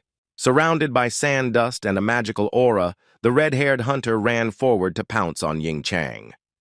The man shouted that he would spare her if the girl fell to her knees, and declared that the army of the North was the only one who would emerge from the gates victorious. In Chang, raising her voice to a shout, asked what had happened to the man, since they had both sworn to protect humanity together until the end. The girl's attempts to reason with her friend were unsuccessful, and the hunters fought, leaving bright flashes and streaks of mana in space. Neither In Chang nor Yeon-soo were willing to retreat. They fought with swords, striking each other one after another, and did not spare each other. At some point, the girl briefly released her weapon from her hand, and the sharp sword began to spin around its axis, absorbing more mana. Afterwards, Ying Chang grabbed her sword again and swung it, intending to attack her friend once again to prove her point. In order to dodge and protect his head, Choi Yeon-soo hid his face and covered his hair with his hand, holding the sword behind his back. In Chang and Yeon-soo began to fight again, trying to strike each other with their swords over and over again, but their strength was still equal. At this time, the final boss river worm closed its mouth and raised its head from the ground when Choi Yeon-sung and our hero entered it. The protagonist climbed into the monster's mouth to fight the leader of the Northern Army, and inside the worm there were many sharp spikes sticking out. The boy stood in front of the guild leader, who was ready to defend himself, and so far he hadn't taken any action against Choi Yeon-seong. The boss of the Northern Army accused Jong Ken of being crazy for daring to climb into the mouth of a river worm. The boy didn't understand what the man was talking about because he was just waiting for this worm to eat him because they protect their offspring inside their body. The protagonist smiled as he told his opponent that no matter what kind of worm it was always dry inside. The super rookie grabbed his spear, charged with powerful flames, and pierced the tip of the weapon into the wall of the river worm's stomach. The guy was jubilant because the inside of the final boss was dry, and the lack of water only increased the power of the flames around his weapon. He told Yeon-seong that in the dry stomach of the worm, the power of the Lord of the River's patron would be reduced to 0, and his power over the flame would become much stronger. The hero was right because the messages said that his attack power was temporarily increased, and the spear caused the worm to spew flames from its mouth. Hunters on the shore were shocked to see the river worm begin to spit balls of fire from its mouth, clearly suffering from it. Choi Yeon-sung was in a hopeless situation, standing motionless with his legs spread wide, watching as everything around him was engulfed in flames. In horror, he began to quietly repeat that this was simply impossible because he was the king and, in his opinion, had been chosen to be king. The man did not lose hope of saving himself and defeating our hero, so he squeezed his sword in his hand with all his strength to attack. The head of the Northern Army was angry. He started shouting at the main character and swung his weapon to attack the guy. The guild leader jumped close to Jong-kin and loudly asked our hero who he was while the boy stood motionless. But our hero did not respond, and with a single fatal blow to Choi Yeon-sun, he left a giant gaping hole in his body. Holding the flame-charged spear in front of him, the boy decided to take away the man's chance to become the war god Gunther in the future with one attack. The super newbie coped with the task, but it was too early to relax, because he was still inside the body of the river worm. The small skull on the protagonist's bracelet began to show signs of life, and the eye sockets on the familiar began to glow with a bright blue light. The protagonist received a message that the Soul Keeper's skull had finally absorbed the first soul of the destroyed hero. Jong-kin was right that the skull does not absorb the souls of monsters, because it absorbs human souls, and strong ones, like those who became heroes. The guy was stunned when he was bombarded with notifications that the fallen angel had rejected the River Lord, and all support from him had been cut off. The protagonist could not believe that the patron named Lord of the Rivers had just died at the hands of the fallen angel. Looking at Choi Yeon-seong's sword, the super rookie didn't understand what was going on, because the Demon King's book said that patrons never die. The weapon left behind by the dead leader of the Northern Army began to undergo strange changes, and a black whirlwind surrounded the sword. The dead guildmaster's weapon evaporated, and in its place appeared a black raven with red glowing eyes and a black aura. Our hero was surprised when a bird suddenly appeared right in front of him, in the middle of a river worm's flaming stomach. In a demonic voice, the Black Crow told Lee Jong-kin that the boy still hadn't answered and asked what the answer to his question was. The protagonist remembered that a second before he took Choi Yeon-sung's life, a man asked him who he was. The guy realized that he killed not a monster, but a hunter, and follows the path of a tyrant, not a peacemaker, or rather acts like a demon king. With his arms outstretched, the protagonist decided for himself that in order to change the world, he would accept any sin for himself and even surpass the Demon King. Jong-kin, after thinking, answered the Black Raven that he was Agriel according to history, a fallen angel who was stronger than Lucifer. The fallen angel supported the protagonist's decision, and the bird, taking off, called the guy's answer interesting and said that they would see each other again soon. The protagonist watched motionless and silently as the demonic black bird, flapping its wings, disappeared from his sight. Before she completely disappeared, the super rookie asked the raven to tell his master every little thing he saw. The next second, everyone received an unexpected message that the final boss of the River Wormgate had finally died. Our hero's body, engulfed in flames, fell with a crash straight into the river after losing its last drop of life. Our hero was bombarded with messages about how he had made the biggest contribution to this, received the essence of water, many achievements, and also increased his level. The hunters standing on the shore, their eyes wide open, watched without taking their eyes off the fall of the final monster in this battle. The hunters, who belonged to the Army of the North, also stood motionless on the shore and were no less amazed than the others by what was happening. The lifeless body of the river worm lay on the bank of the Rhine River, the giant monster still burning, raising a column of black smoke above itself. The super newbie emerged from the cloud of smoke and stood before the rest of the hunters, the protagonist emerging from the worm's body safe and sound. The hunters were delighted to see that the super newbie had managed to deal with the river worm, and their faces were filled with joyful smiles. The main character, inspired by victory, looked at the guys who had gathered on the riverbank with a smile on his face, shouting words of admiration. However, peace and quiet did not reign in the gate after this, because the boy heard the screams of Jong-in-chang, who was trying to warn him. Lee Jung-kyung turned around and saw Choi Yun-soo flying towards him, holding a sword in his hands, shouting insults at him. Luckily, our hero managed to react in time. The guy put a shield in front of him so that Choi Yun-soo could not hit him with his sword. The deputy head of the Northern Army Guild, mad with rage, shouted, asking what Jong-ken did to his brother, and accused him of destroying everything. Choi Yun-soo used all his strength against our hero. Jong-kyung tensed, trying to hold the shield in front of him to defend himself. The red-haired hunter did not give up trying to take revenge on the super rookie for killing his brother. He swung his sword one more time. The protagonist tensed up, realizing that he would have to fight back against the careless hunter, and decided to attack in response. The guy made a maneuver, changing his position in a flash so that the enemy would miss, raising sand dust underneath him. This time, Lee Jong-keng, instead of using his spear as a weapon, decided to use a shield charged with fire mana, striking at Yeon-soo. The main character's blow was so powerful that the man immediately dropped the sword from his hands and his body flew far back like a cannon shell. Choi Yun-soo landed, creating a cloud of sand dust around himself. The man screamed in pain, and there were traces of the guy's fire mana on his body. Out of rage, his eyes shone with a magical light, with renewed strength. Out of despair, he screamed loudly, cursing the main character. Now the super rookie decided to use his main weapon against the enemy, and Choi Yun-soo saw a fire-charged spear in front of him.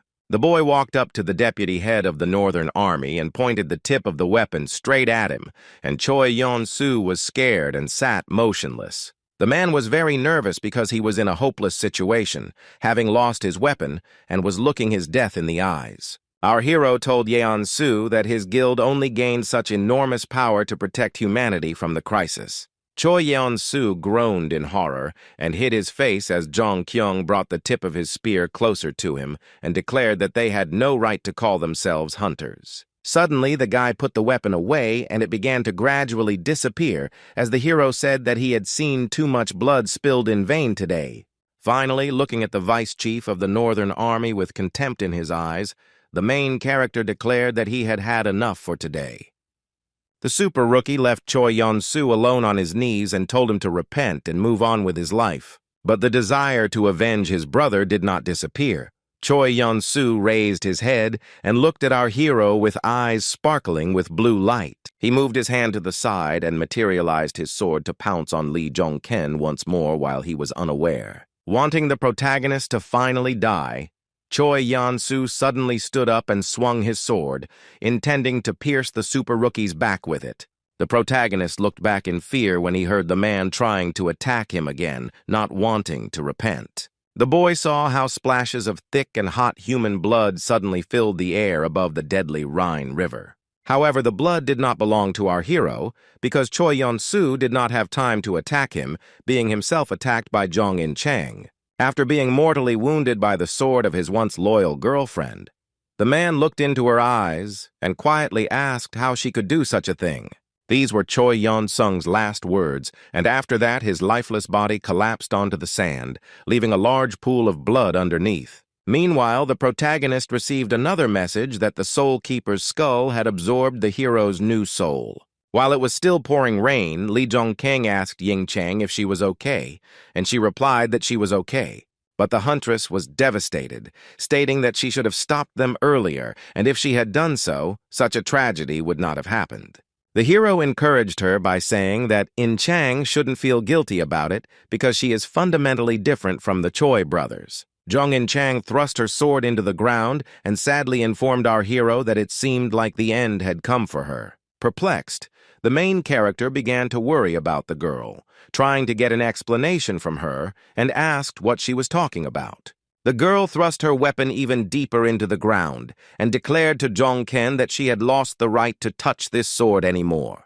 With fear in her eyes, In Chang told the boy that from now on she would live, trying her best to atone for all the sins committed by the Northern Army. The protagonist thought that the girl seemed to have broken down, even though he knew from history that her destiny was to become a great hero. The boy felt angry about this because he knew that Ying Chang would become the immortal Siegfried in the future, and he couldn't let her give up. The super newbie and the other hunters successfully left the gate, and in their dimension, the guys were already met by journalists, blinding them with camera flashes. Two strong men intervened and shouted that they were from the Hunters Association and that people should refrain from taking excessive photos. The guys who wanted to interview started to worry when they saw that Choi Yeon-sung was not with the hunters, and Choi Yeon-soo was also nowhere to be seen. The journalists did not understand where the majority of the Northern Army had gone and concluded that the hunter standing in front had led the raid. The guy was delighted when he realized that the face and name of this leading hunter were unknown to anyone, so the news would definitely become a sensation. Journalists with cameras in their hands pounced on our hero and began asking who he was and what happened at the gate. The main character was approached by Ye Song-gu, who had been waiting at the portal all this time for his comrade to return, as he had promised the guy. He placed his hand on the boy's shoulder and told the reporters that the person in front of them was the C-rank awakened rookie that had been rumored. The reporters were shocked by this statement and started screaming when they saw Ye Song-gu in front of them and concluded that the guys knew each other. Covering his mouth with his fist, the leader of the Major League Guild coughed to make another statement in front of the excited reporters. The man shouted that these hunters had just returned from a hellish gate clearing and the journalists should give them some time to rest. Ye Song-gu spread his arms out to the sides and loudly asked the people to give a small honor to the hunters who had returned and to those who had not been able to do so. The journalists were moved by the speech of the head of the Major League Guild and began to applaud the heroes, looking at them with adoration. All the media personnel present followed each other's example and began clapping their hands in honor of the hunters. The returning hunters felt awkward because of the journalists' actions, and our hero understood that these gates had become special. Lee Jong-ken felt deep sadness because 110 people had entered that gate, but only 39 hunters were able to return from there. The next action took place in a sunny Korean town on the seashore, over which seagulls flew and merchant ships stood on the water. A black bird circled above the modern high-rise buildings, the raven that Choi Yeon-sung had turned into after his death in the gate. A black raven with red glowing eyes and a dark aura flew towards one of the windows that belonged to the Hunters Association. The director of the Hunting Association was surprised when he saw a bird with demonic eyes fly into the office and land right on his desk. The man with the eye patch recognized the raven as Hugin. A smile appeared on his face, and the director told the bird that it had arrived late. After the conversation, the director came to the conclusion that our hero knew about their ability to control the worm and how to become a hero. The black magic raven communicated with the director of the association in a language incomprehensible to the common man, which was clear only to the man opposite. The head of the association learned from the raven's words that the main character becomes stronger by hunting monsters, and he called himself Agriel. The man with the eye patch stood up from his chair and pressed a button on his office phone to contact someone. The director told his assistant that he needed to meet with the surviving hunters from the raid at the Rhine River Gate, and the voice on the phone said that everything would be arranged. The chief also informed the assistant that they no longer needed the Northern Army, and the secretary said that he would immediately prepare everything for the press. The bustling Korean city continued to live its peaceful life, the streets filled with cars and public transport. Jong In-chang, who no longer wore a mask and knight's costume, entered her guild headquarters, which was empty as never before. The girl looked around. She was saddened by the fact that now the army of the North will never be the same as it was before. In-chang looked at the place where the meetings used to be held and remembered how her friend Choi Yeon-sung used to give speeches there. Now the stage above which the painting of the tiger's head hung was completely empty. There were no soldiers or leaders of the Northern Army. The girl lowered her head. The surrounding environment was pressing on her. The hunter's soul was filled with negative emotions after what happened. The grief-stricken future immortal Siegfried spoke to herself and quietly said that she was fed up with being a hunter. Lady Ying-chang suddenly fell silent and straightened up when she heard a boy's voice behind her addressing a girl. She turned around and unexpectedly saw that behind her stood the surviving hunters from the Northern Army, who had also come to headquarters. One of the guys told In Chang that she was not guilty of anything, and the blame lies only with the leader Choi Yan-sung and his younger brother, the deputy leader. The words touched In Chang, but the girl could not find the words to answer the guy, and the sadness did not disappear from her face. The girl was taken aback when suddenly all the guys fell to their knees in front of the deputy head and began to beg In Chang not to give up. The guy said that he wanted to live a decent life, and therefore intended to take the sins of the Northern Army upon himself, and the girl's fate should not end this way. The heroine objected because she was the last surviving captain on a sinking ship, and simple hunters should not take on this sin. One of the hunters looked into Ying Chang's eyes and told the deputy chief that there was something else that the girl didn't even know about. In Chang looked at the hunter with sadness in her eyes, waiting for the guy to tell her what else she had been unaware of all this time. Having shown the girl his hand, the hunter sincerely admitted to the deputy head that their hands were already covered in blood up to the elbows. The huntress was stunned when she heard these words from the guy, realizing that all this time the Choi brothers were using the guys for their own vile purposes. At this time, our protagonist was enjoying a walk on a warm summer day, walking near his apartment with Song-gu. After a grueling and stressful day at the gate, the boys grabbed a can of soda to cool down and talk.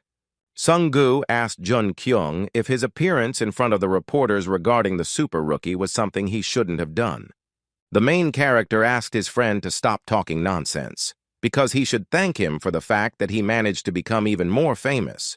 The leader of the Major League Guild took a sip of soda, and our hero smiled, realizing that on this day he managed to become a real superstar. On TV, they said that he was able to raise from C rank to A rank with a snap of his fingers and successfully overcome all the hardships in the dangerous gate. Our hero began to be called the Dark Horse, but Song-gu said that this nickname does not suit him at all, because it is a name for obviously weak people. The guy replied that given that he had no background whatsoever, he couldn't say that the nickname Dark Horse was completely unsuitable for him. Sung-gu admitted that he was worried that this would be seen as an invasion of privacy and was glad that Jun-kyung did not bother with it. The protagonist decided to tell his friend about the further plan and asked Song-gu how he found out about it. The head of the top league guild looked at Lee Jong-ken with confusion, not understanding what he was talking about, and asked the guy what he meant. Jong-kyung explained what he meant by how Song-gu knew that the boy was using the creation of a hero to his advantage, knowing that in this era, such a thing was not discussed. The corners of Song-gu's lips turned down, and he thought about the protagonist's words about creating heroes, repeating them under his breath. Becoming more serious, the shaved-headed man asked the boy if Jong-ken meant to say that he could create a hero on his own. The boy replied that Song-gu himself knew everything, and remembered that people in this era believed that heroes were people born by time, or a mixture of fate and patrons. The main character, although with fear in his eyes, found the courage to voice the words that Song-gu is, after all, a member of Asgard. When Jong-ken said this to his friend's face, the man immediately activated his magical aura, his eyes shining with a bright yellow light. The man clenched his fists tightly. Not saying a word to our hero, the space around him began to fill with streams of the guild leader's mana. The surging magical power of the bald-headed man extended far beyond his body, and the swings on the playground swayed in the strong wind. A strong wind, caused by Song-gu's abilities, suddenly began to blow through the peaceful streets, although it had been calm and quiet before. At this time, the director of the hunting association was sitting in his office at the table and talking about something with one of the employees. The man with the eye patch tensed up and turned his wary gaze to the side when he felt something that made him nervous. Instructor Bae Sang-soo also tensed up when he noticed the man's unexpected reaction to something and asked the head of the association what was wrong. Smiling nervously, the director adjusted his tie and assured the employee that everything was fine, explaining that he simply thought something funny had happened. The protagonist's eyes widened in shock as he watched Song-gu demonstrate his true strength to him. The top league guild leader stood motionless in front of the boy, his true strength gradually subsiding, and he returned to normal. The man closed his eyes and paused for a moment before returning to his normal state and speaking to our hero again. The man was perplexed, not understanding how the guy managed to find out that Song-gu was a member of Asgard, which is what he asked Jong-ken about. Remembering the book that Heimdall once gave the boy, the protagonist knew that when they first met, the man was already a member of Asgard. But first, the guy was interested in why Song-gu did this, because, in his opinion, this indicates that the man is aware of all his plans. With a smile on his face, the head of the top league guild told Jong-ken that the guy had beaten him to it and made his move earlier. The man admitted that he also had suspicions about our hero, because the incredible growth rate screams that he knows something. The guy said that this was the reason why Song-gu had set up a trap, and he, like a stupid fish, had fallen for the man's hook. Even though the hero knew that he did all this on purpose, he decided to ask Song-gu what he thought Jong-kyung needed all this for. The head of the guild silently looked the guy in the eyes, confused by his question, because he did not know the exact answer to it. The man's eyes widened in surprise, and his mouth dropped open when the protagonist admitted that the reason for this was his intention to join Asgard. The boy realized that the real war was starting now, because Asgard was a secret association of hunters with incredible power. When it was already dark outside, the protagonist went to an abandoned industrial building where he had previously met with In Chang. The girl showed up for the appointed meeting, and seeing the super newbie asked the guy why he wanted to meet her. Without further ado, our hero put his hand on his heart and got straight to the point, asking Ying Chang to join him.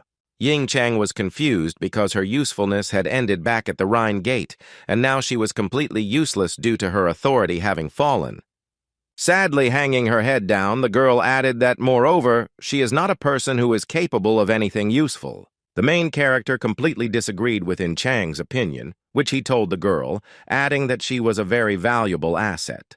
In Chang clenched her trembling fist tightly in anger and excitement, saying that Mr. Jong-ken was speaking as if he knew everything.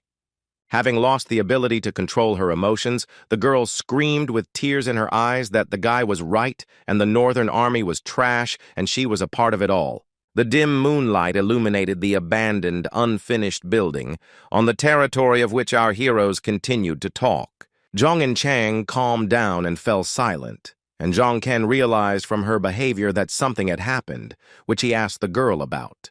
The huntress said that she had been in the dark all this time, and many atrocities, including murders, had taken place behind her back.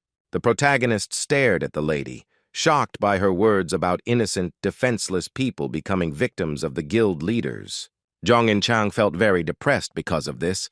The saddened girl sat down and hid her gaze, folding her hands on her knees. The grief-stricken huntress asked Lee Jung-kyung if he remembered what Choi Yeon-sung and his brother tried to do to him after the conflict between the hunters and the common man. She said that in secret from everyone, the brothers killed everyone who stood in their way, and Choi Yeon-sun seriously considered all ordinary people to be cockroaches. The hero understood that things were bad, and if nothing was done, Ying Chang would finally break down, and he could not lose the Dragon Slayer like that. The guy came closer to the broken huntress and asked what she would do if such incidents continued to happen. Our hero explained that the gates continue to appear, and the hunters become stronger, and ordinary people will not be able to resist such power.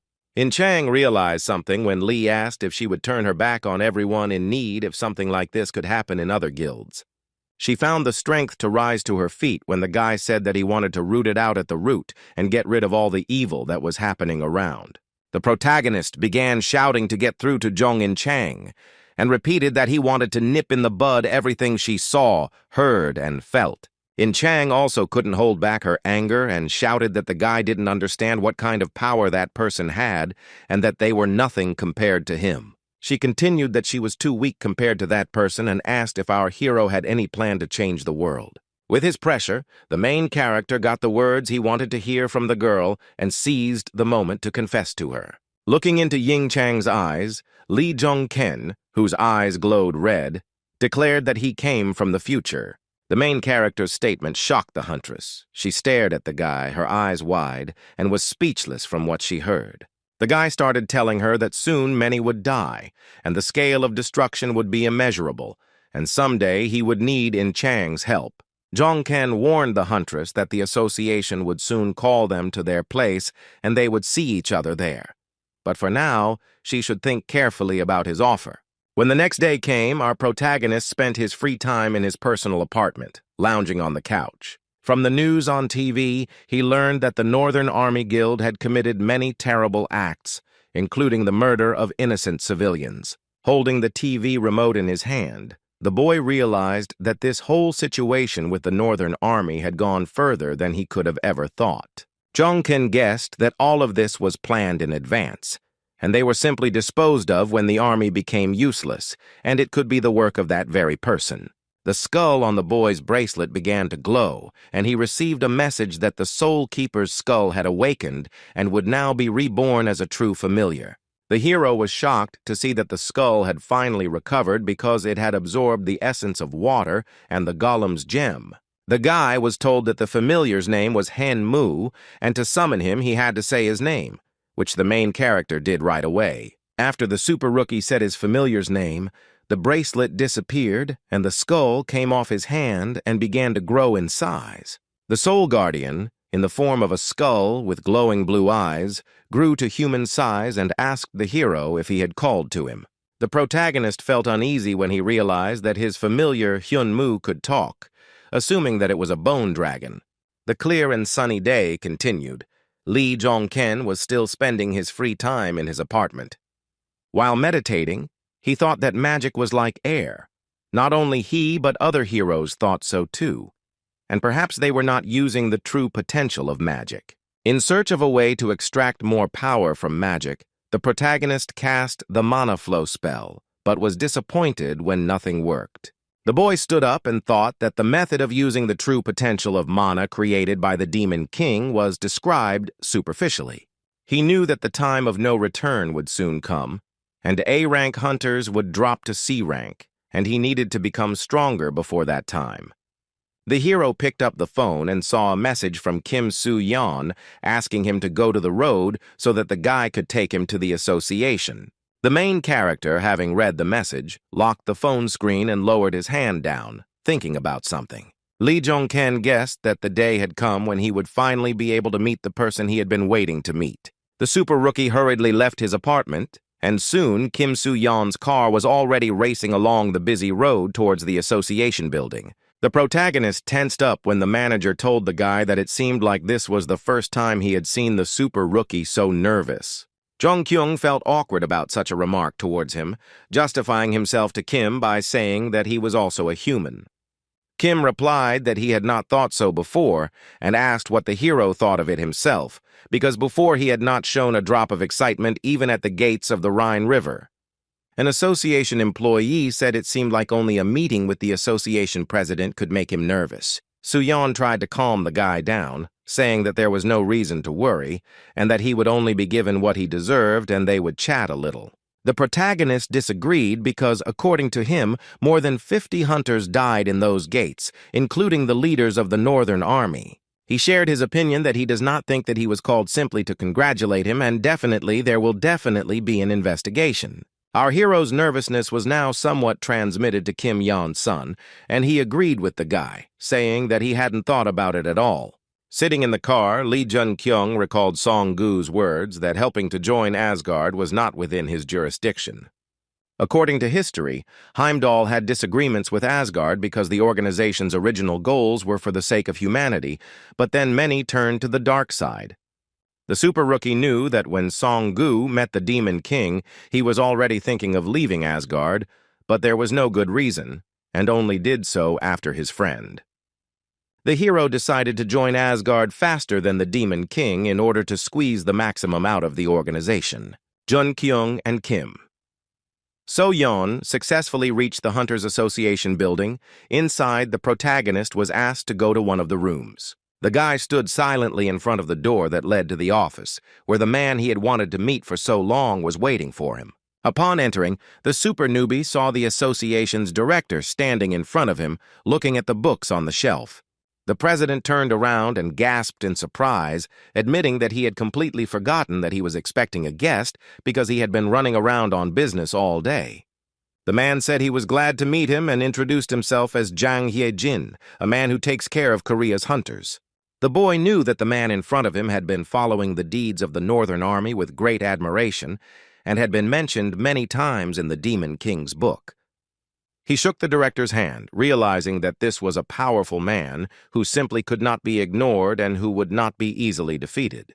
Shaking hands firmly with the president of the Korean Hunters Association in greeting and introduction, our hero introduced himself as Lee Jung-kyung.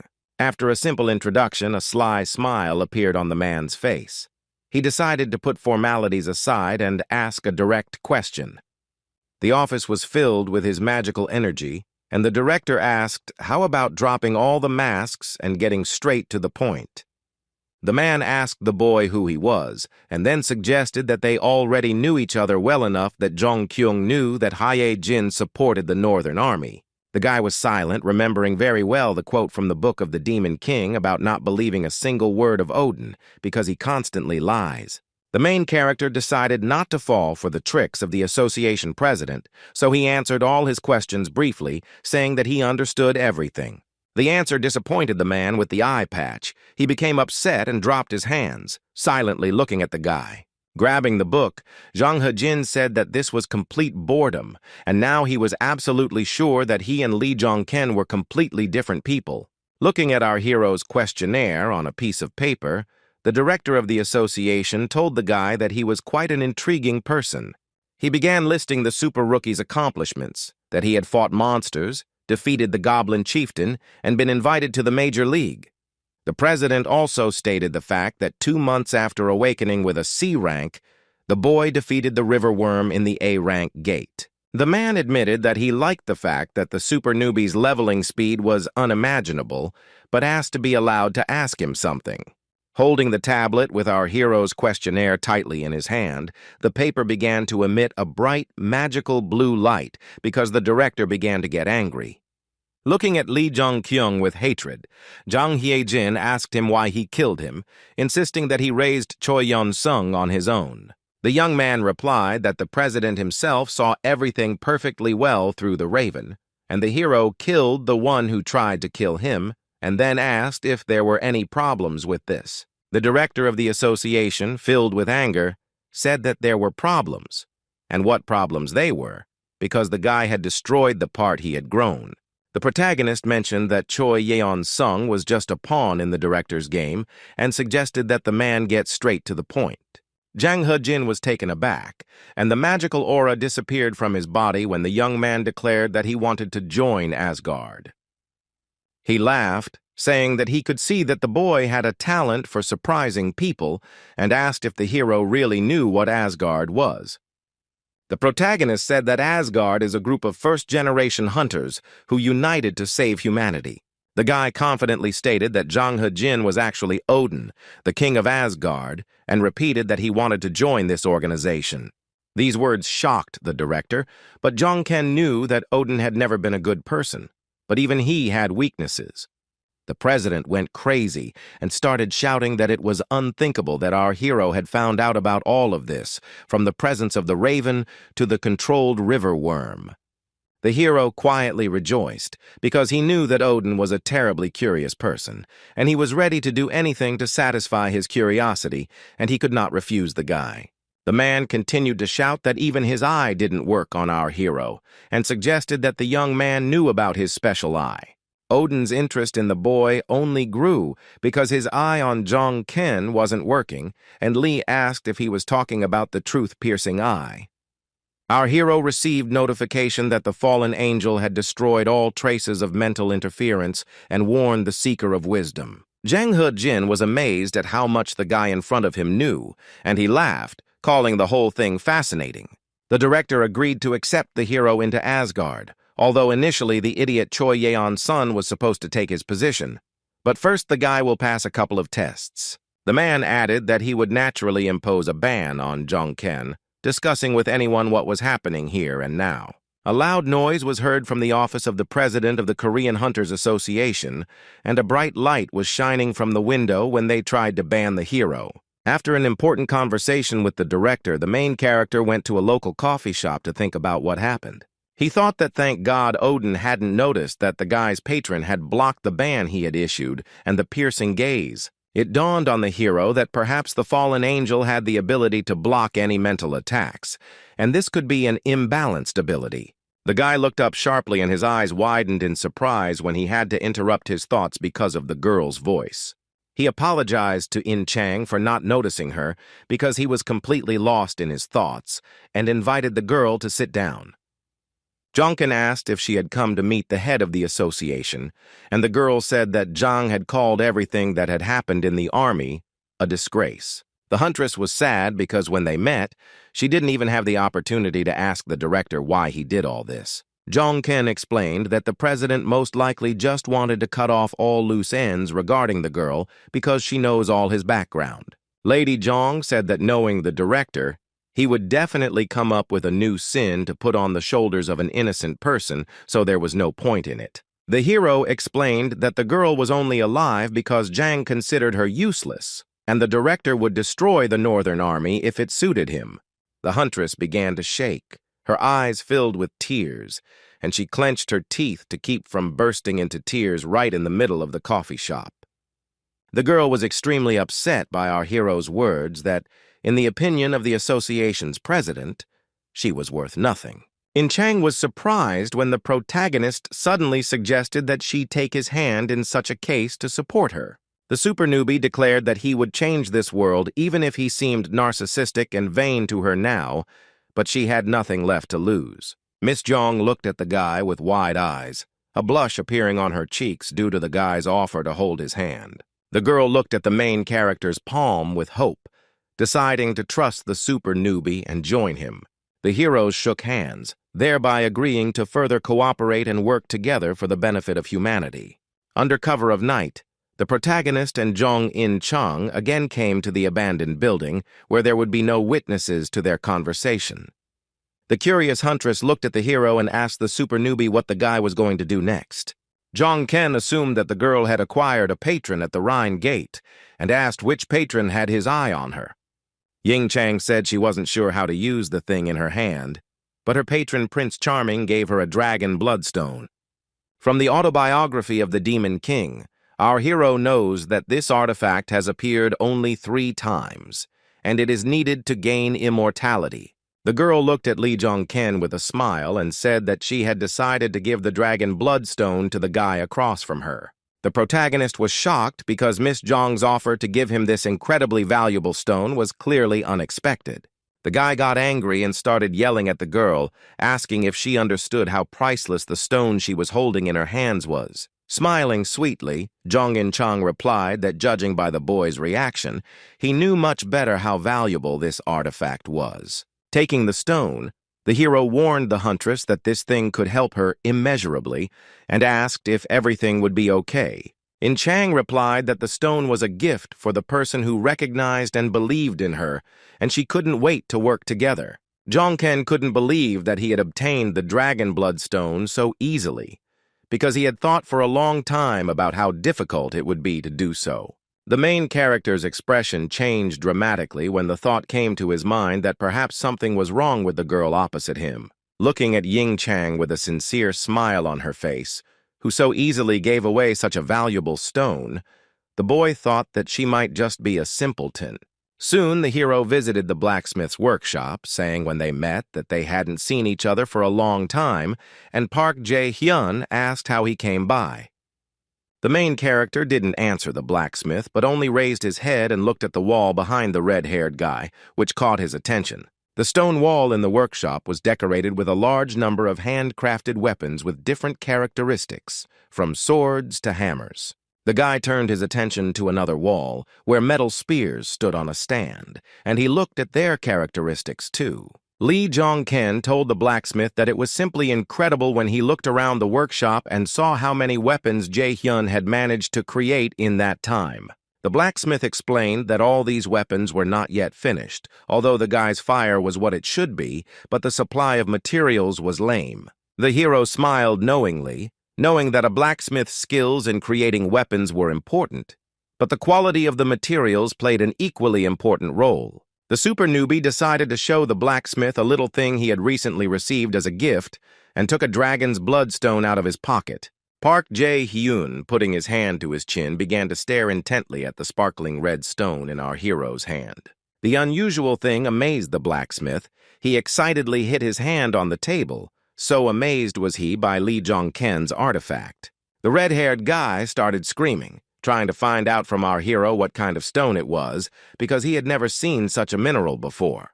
The protagonist tried to calm the blacksmith down by explaining to him that the dragon bloodstone in his hand was not a gift from Park Jae-hyun. The blacksmith shouted that he knew the value of the stone very well, and only a spineless rag could accept as a gift something so mystical and valuable. The boy thought that at least one such idiot was present here and grabbed the hammer, telling the blacksmith that he would borrow it for a while.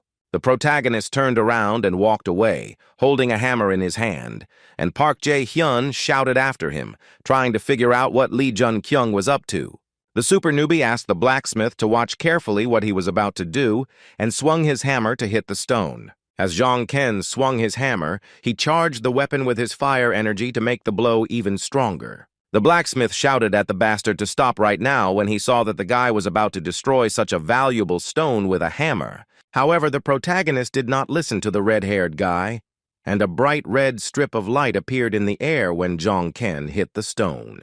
Lee Jong-ken struck the dragon bloodstone with all his might, his entire body charged with a fiery aura, just like the hammer in his hands. The blow allowed the precious stone to break into two equal parts, and from the inside, the artifact began to emit a bright, magical glow. A stunned Park Jae-hyun grabbed his face with his hands and opened his mouth wide when he saw that our hero had destroyed the dragon bloodstone. The blacksmith took the two halves of the stone in his hands and asked the protagonist if he was saying that this artifact should be used exactly like this. This was true because the dragon's bloodstone could often be duplicated, and the hero asked the blacksmith to place one piece in his spear.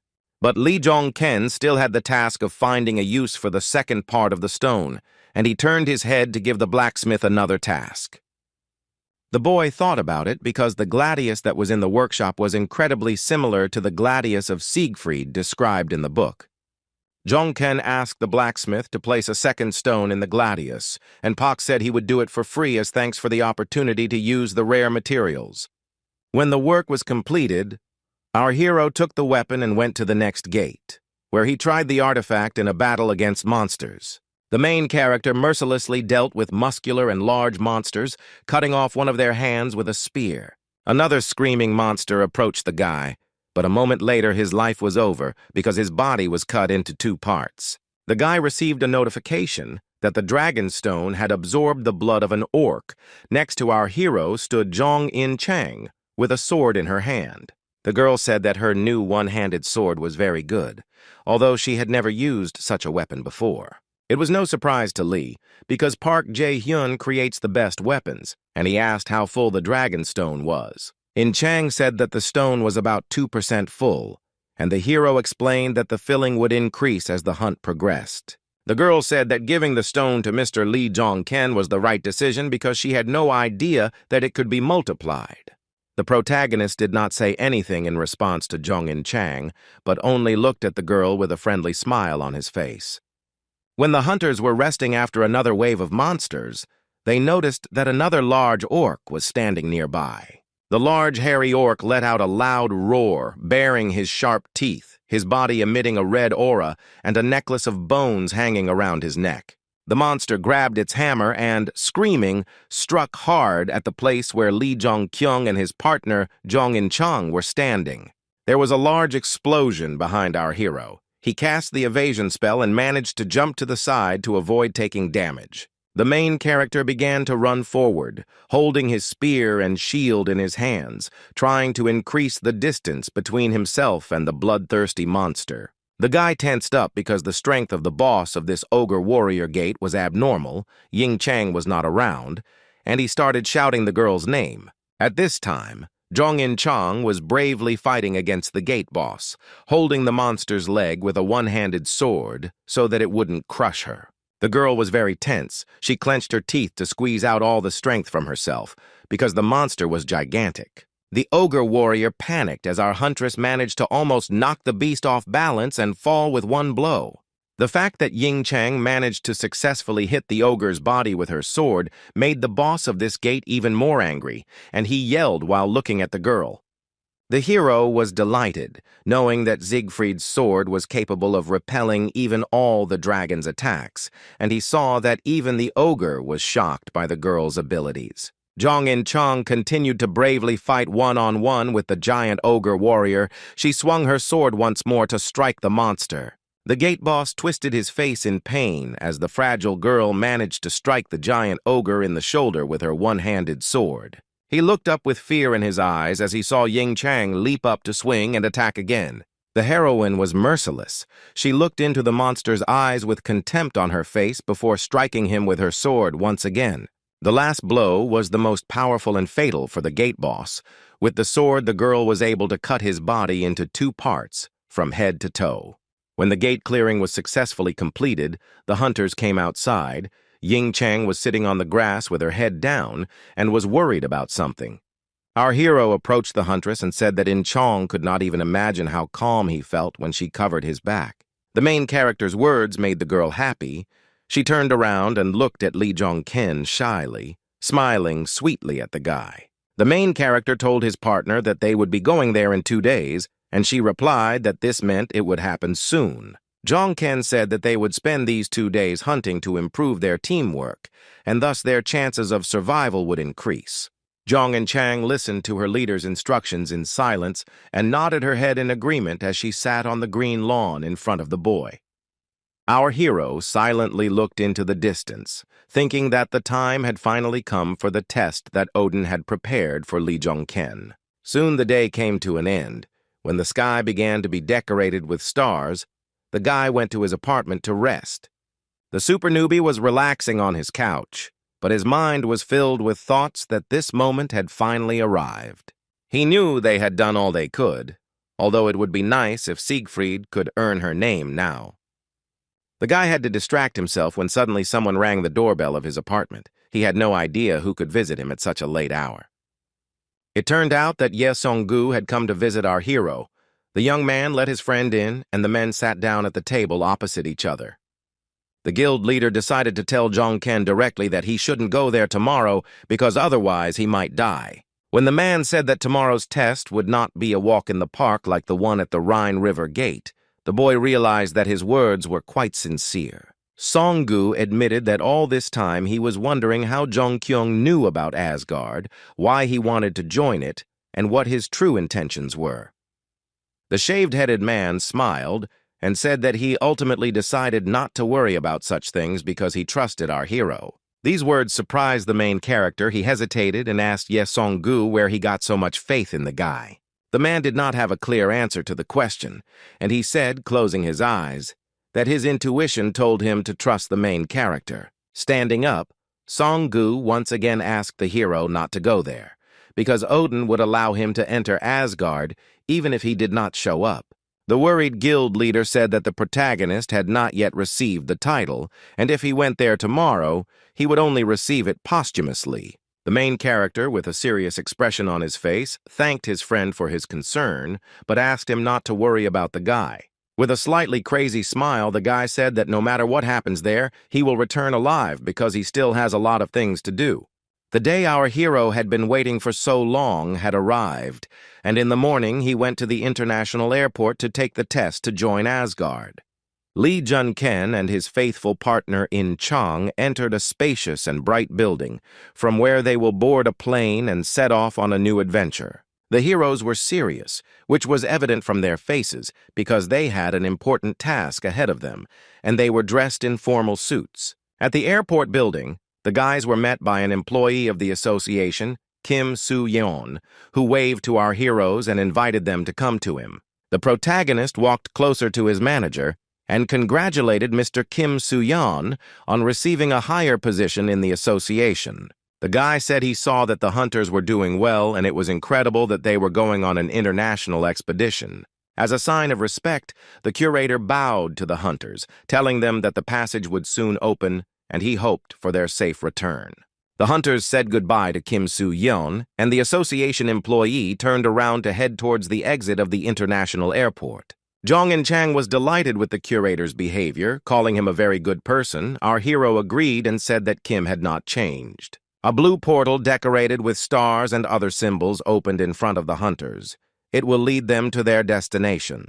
The airport employee informed the boys that the gates to London had opened and that they could leave, and also wished them to return safe and sound. Lee Jong-keng and his partner quickly used the magical portal to set off on a dangerous and exciting journey. Upon arrival in London, they were met by a blond man in a suit who said that it was a great honor for him to meet the famous Dark Horse. In-chang was surprised when the super newbie started speaking fluent English as he greeted the people across from him. The girl praised the main character for being so fluent in several languages at once, saying it was very convenient. Lee replied that it was simply fate that forced him to learn English, but he knew that in the Edenic era, people who did not know this language were not even considered human. The blond man in the suit told the boys that he would escort them to their rooms and that in the evening a party would await them in honor of the arrival of all the hunters. Lee Jong-ken and the huntress, Jong In-chang, were received in the capital of England as guests of honor and were housed in a luxurious royal building. In the evening, a party was held in this building, which was organized in honor of all the hunters who came on the expedition. Ying-chang admitted that she was frustrated by not understanding what people were saying, and the guy said that some people were calling them racist names. When another hunter entered the hall, the others turned their attention to him. This man caused shock among those present. The hunters became very tense when they saw this unusual guest in front of them. They even began to sweat from the tension. The others began to move aside when a big guy walked through the room, who was at least several times larger and taller than the others. The big guy immediately declared that he expected to see two idiots here who had arrived from Korea, but for some reason he saw two lovebirds in front of him. The protagonist and his girlfriend stared at the giant hunter, perplexed by his harsh and rude words towards them. After examining Jong-ken, the big guy said that it didn't look like he could land any punches and asked who they were anyway. The agitated Ying-chang didn't understand what the big guy was talking about, but it was obvious to her that the giant wasn't telling them anything good. Beads of sweat appeared on the protagonist's face from the strain, and he thought that this was different from what he expected from this trip. Asgard is a powerful secret organization that operates in the shadows of Korea and pulls the strings of its puppets. Besides Asgard, there are other organizations around the world that are run by hunters, and they constantly fight for power and control over the gates. According to the Demon King's biography, one such event was a dungeon battle, in which the organizations tried to prove to each other who was stronger. The big guy looked at our hero with disdain and concluded that he had nothing to answer despite the fact that the guy asked him a direct question. The protagonist silently looked at the giant in front of him, not understanding what this big guy was doing here, because he didn't fit into the environment at all. The dungeon battle was originally supposed to be a place where Choi Yeon-sung would have been able to participate and would have received the title beforehand. According to history, after the Northern Army leader's victory at the gates of the Rhine River, Choi Yeon-sung would have become famous throughout the world as Gunther. But our hero, having returned to the past 100 years, intervened in history, changed its course, and Gunther, not having received the title, died tragically. Odin originally planned to send Choi Yeon-sung to London, but the plans were ruined, and Jong Kyung went on the expedition instead. The protagonist wondered why the guy didn't even compare him to Gunther, suspecting that it was because history had changed. A man approached the big guy with long blonde hair from behind, called out to the giant, and asked him to leave our heroes already. All three of them turned around and saw a slender guy in a white shirt with well-groomed blonde hair approaching them. The blue-eyed blonde extended his hand to Jong-ken and said that he was glad to meet him, because it was a great honor to meet the Dark Horse who was on everyone's lips.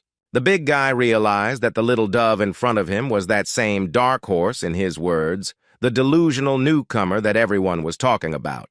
The guy in the white shirt looked at the giant with irritation and told Demetrius that he was already going too far by insulting the heroes. The blonde apologized to the hunters and asked them not to pay attention to this mountain of muscles, introducing himself as George with the title Odysseus. The main character was surprised because he knew Odysseus from history. He was a hero who was unlucky because in the future he was killed by his partner Hercules. Jong-ken shook Odysseus's hand and said that he had heard of him, which confused the boy because, according to him, his name was not even close to Dark Horse. George told Demetrius to apologize, which only amused the big guy, because as an apology he decided to shake the hero's hand. Demetrius showed everyone his hunter aura and extended his hand, introducing himself and stating his title, Hercules. The brute looked angrily at our hero and ordered him to hurry up and make him happy by accepting his apology. Lee knew from the book that Hercules was an absolute monster, and meeting him gave him goosebumps, and Ying Chang decided to grab the big guy by the wrist.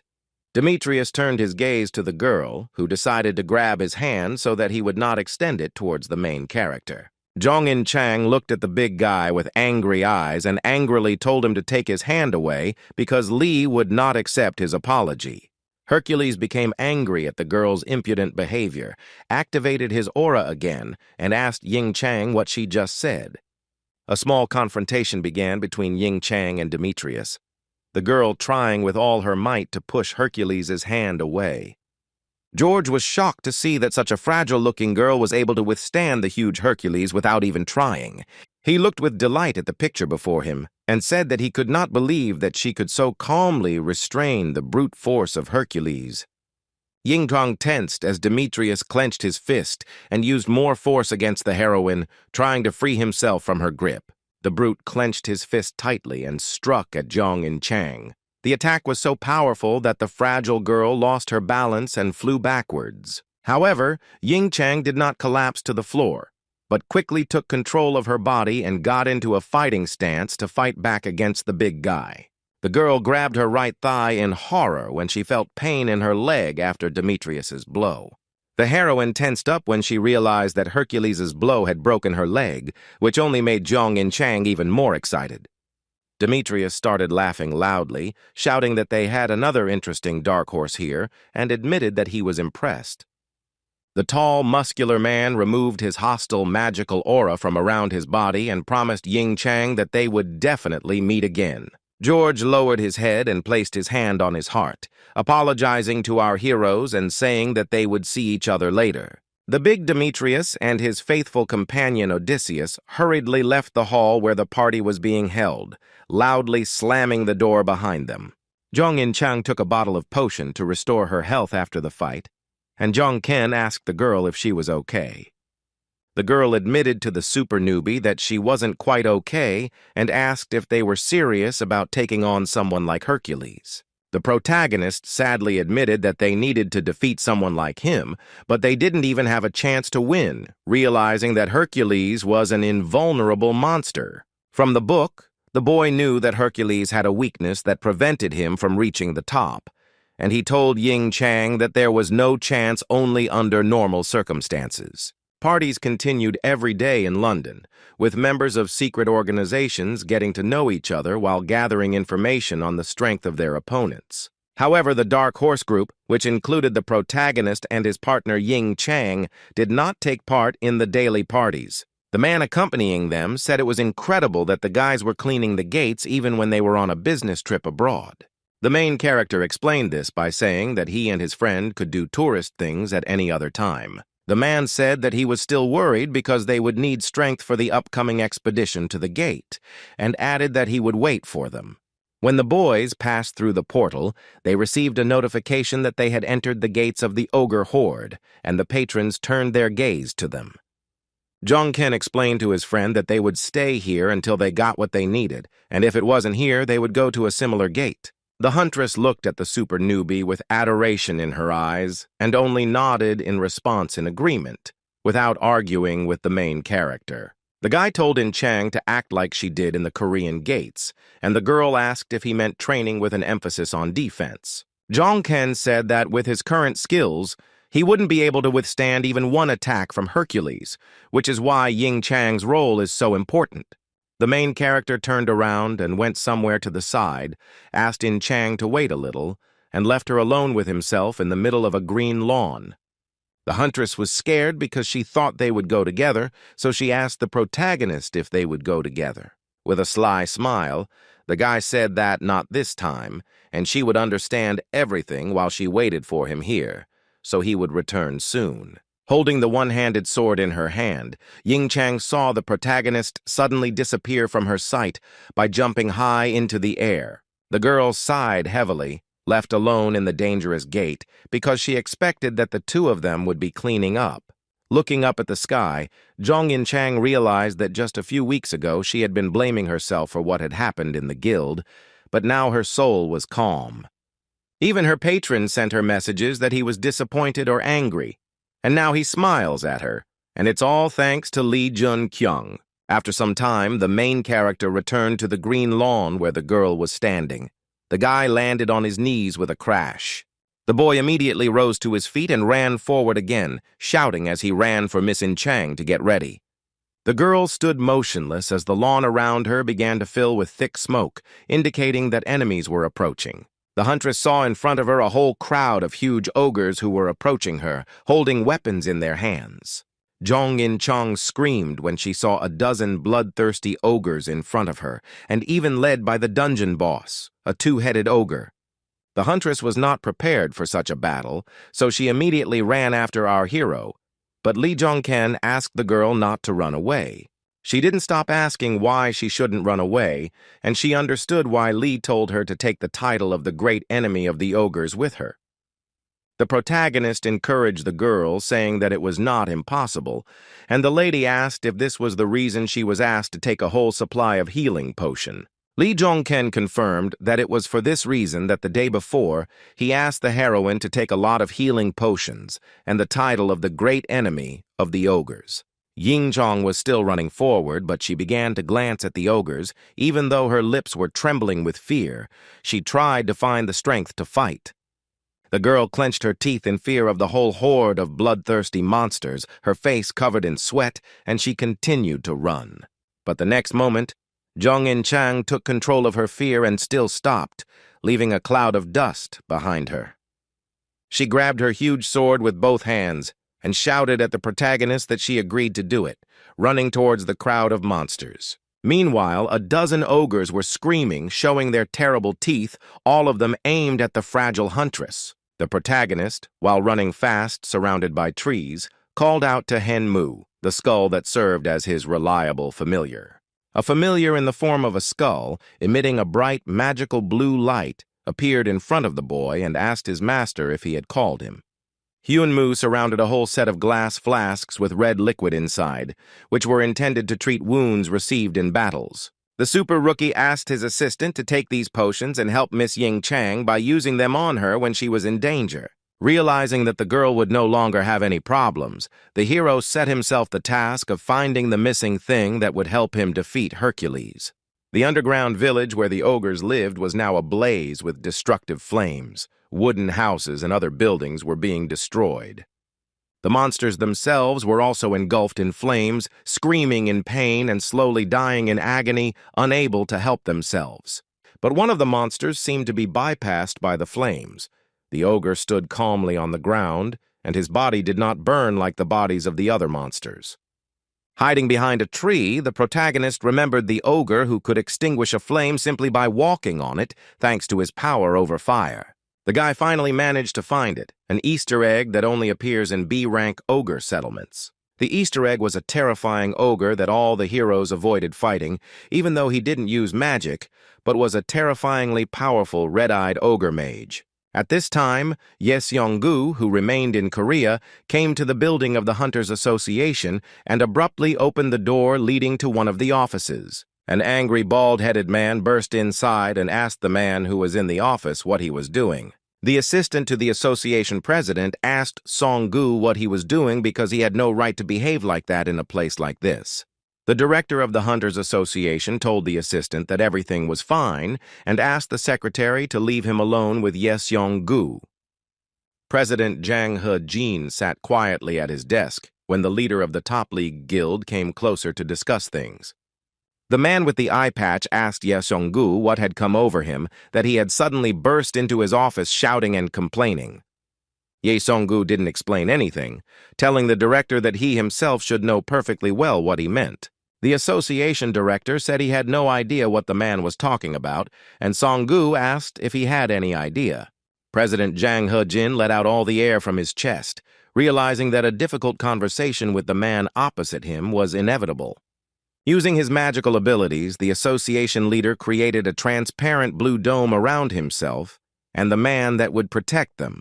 Hyejin said that they could now have a frank conversation and asked if Song-gu would abide by the rules of Asgard outside of their meeting room. Song-gu was outraged that the man was talking about rules because the main rule about acting for the sake of humanity had somehow evaporated. The association president's eye began to emit a blue light as he became angry, asking if Song-gu dared to rebuke him now.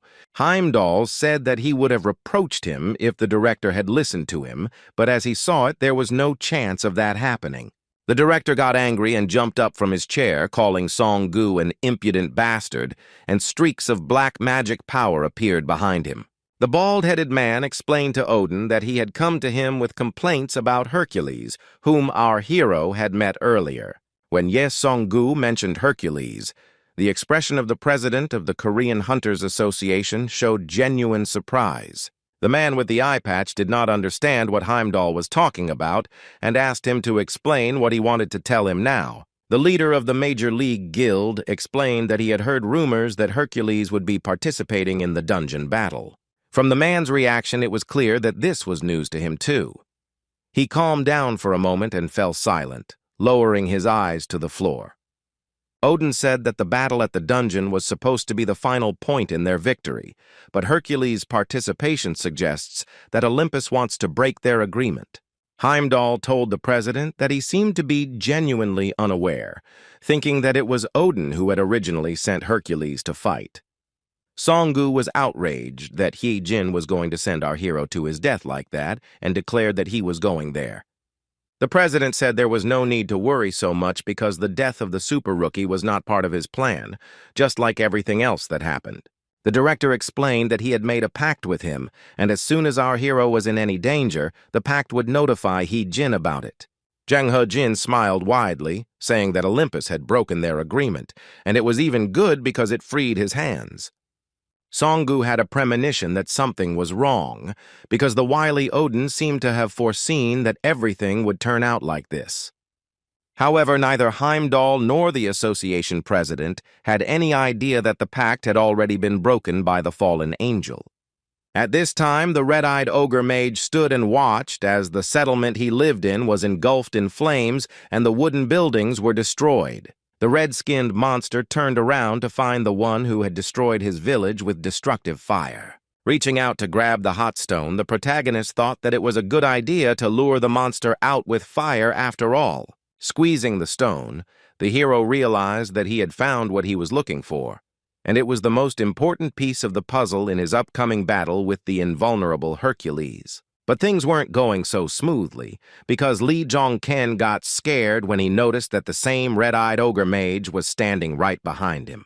The guy turned his gaze to the monster and tensed up, not expecting it to appear, and did not understand when the monster managed to come here. The red-eyed ogre mage smiled and blew steam from his mouth when he saw the hunter who had managed to destroy his settlement in front of him. Revenge for the destruction of the village did not take long to come. The monster caused a gigantic explosion in the place where our hero was. But the main character managed to dodge and ran away with all his might, escaping from the giant ogre with red skin who brilliantly wielded fire. The boss of this dungeon didn't want to let the guy go so easily, so he ran after him. Even though he was big, he ran no slower than our hero. The super rookie screamed, not understanding how the monster, given its size, could have such amazing speed, and found similarities with Hercules. Our hero was unable to escape from the red-eyed ogre mage. The monster caught up with him and wanted to attack, jumping on the guy. As the monster landed back on the ground after its jump, its weight caused the ground beneath the monster to crack.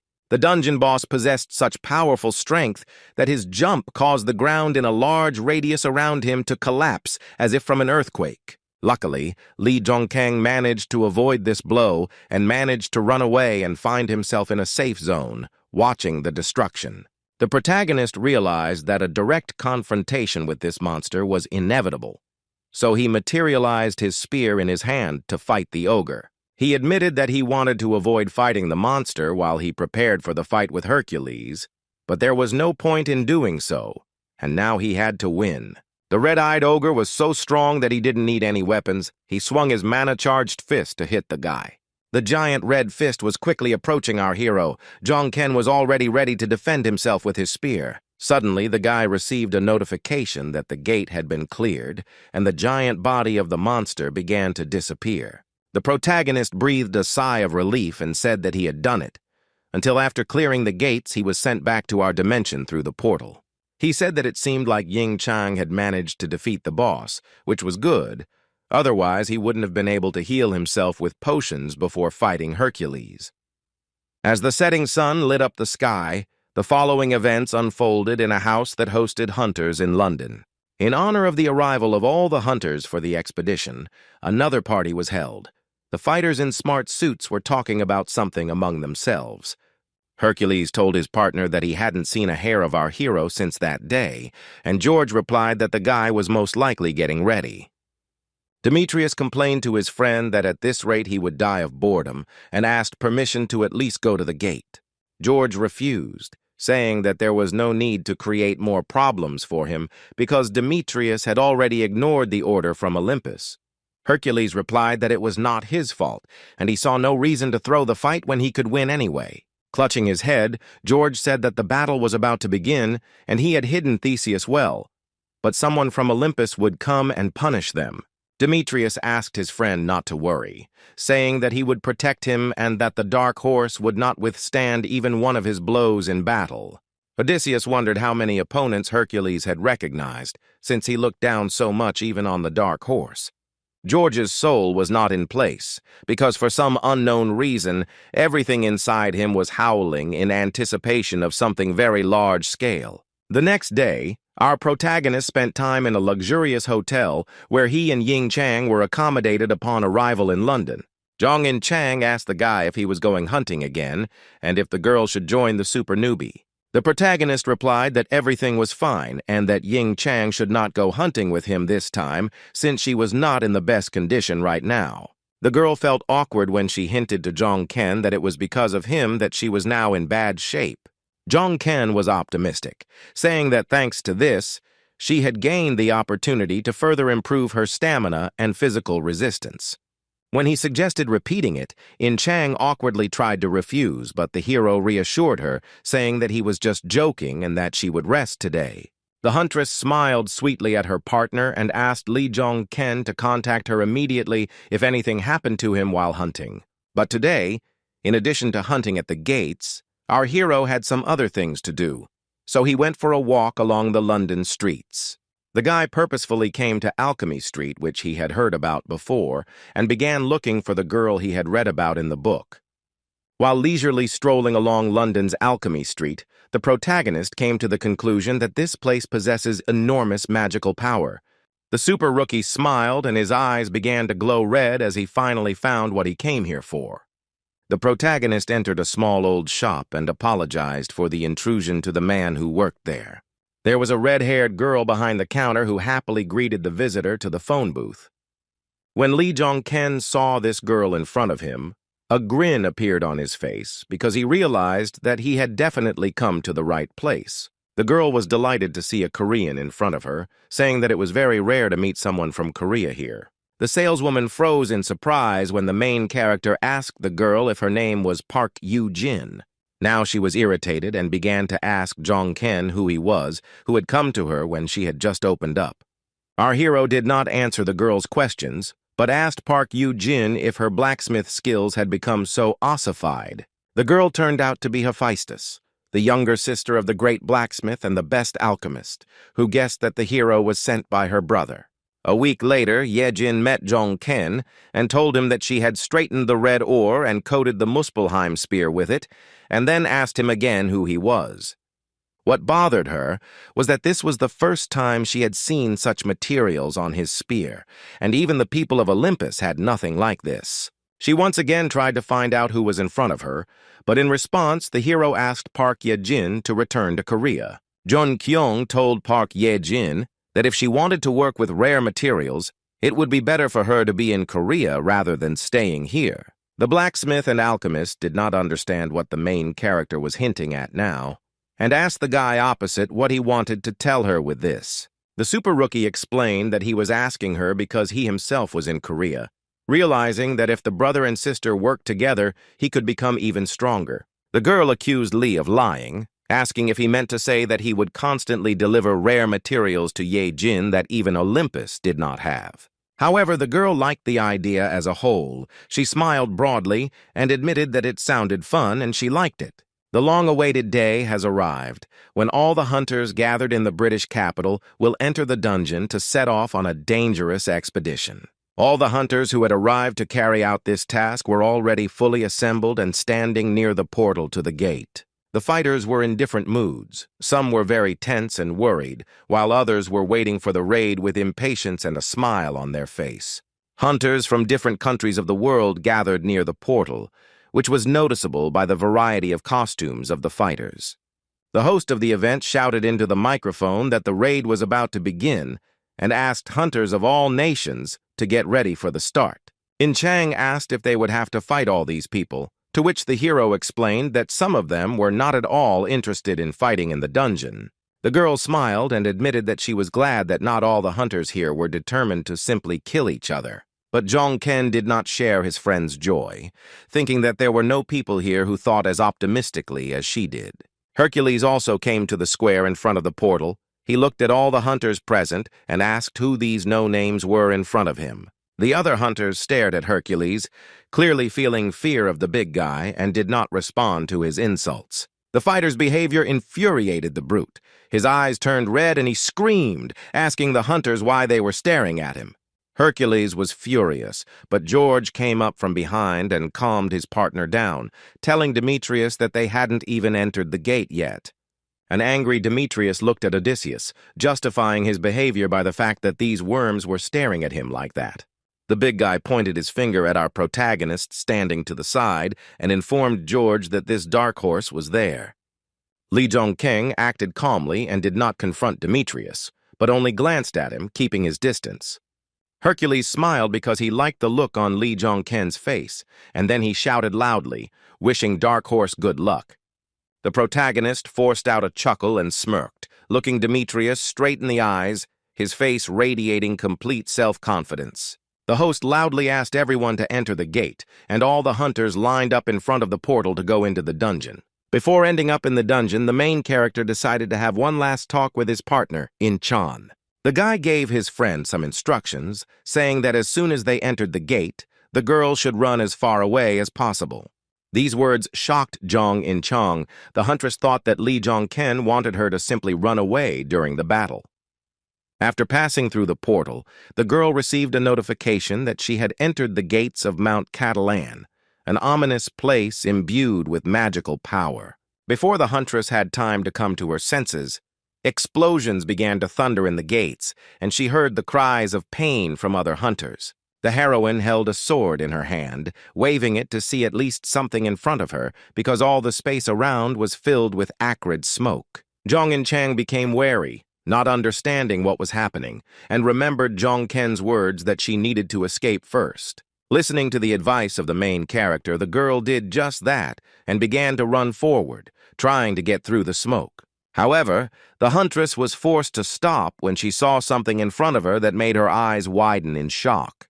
Through the curtain of smoke, she saw a hunter lying on the ground, under whom there was a pool of blood. The man was seriously wounded. The wounded hunter with bruises on his face met Jong In Chang's gaze and quietly asked the girl to save him. In Jong In Chang's mind, the moment when Jong Ken asked her to run as far as possible when they entered the gate appeared again in front of the portal. The girl began to be tormented by doubts. She understood that she needed to follow her partner's instructions, but she also couldn't help but help the wounded man.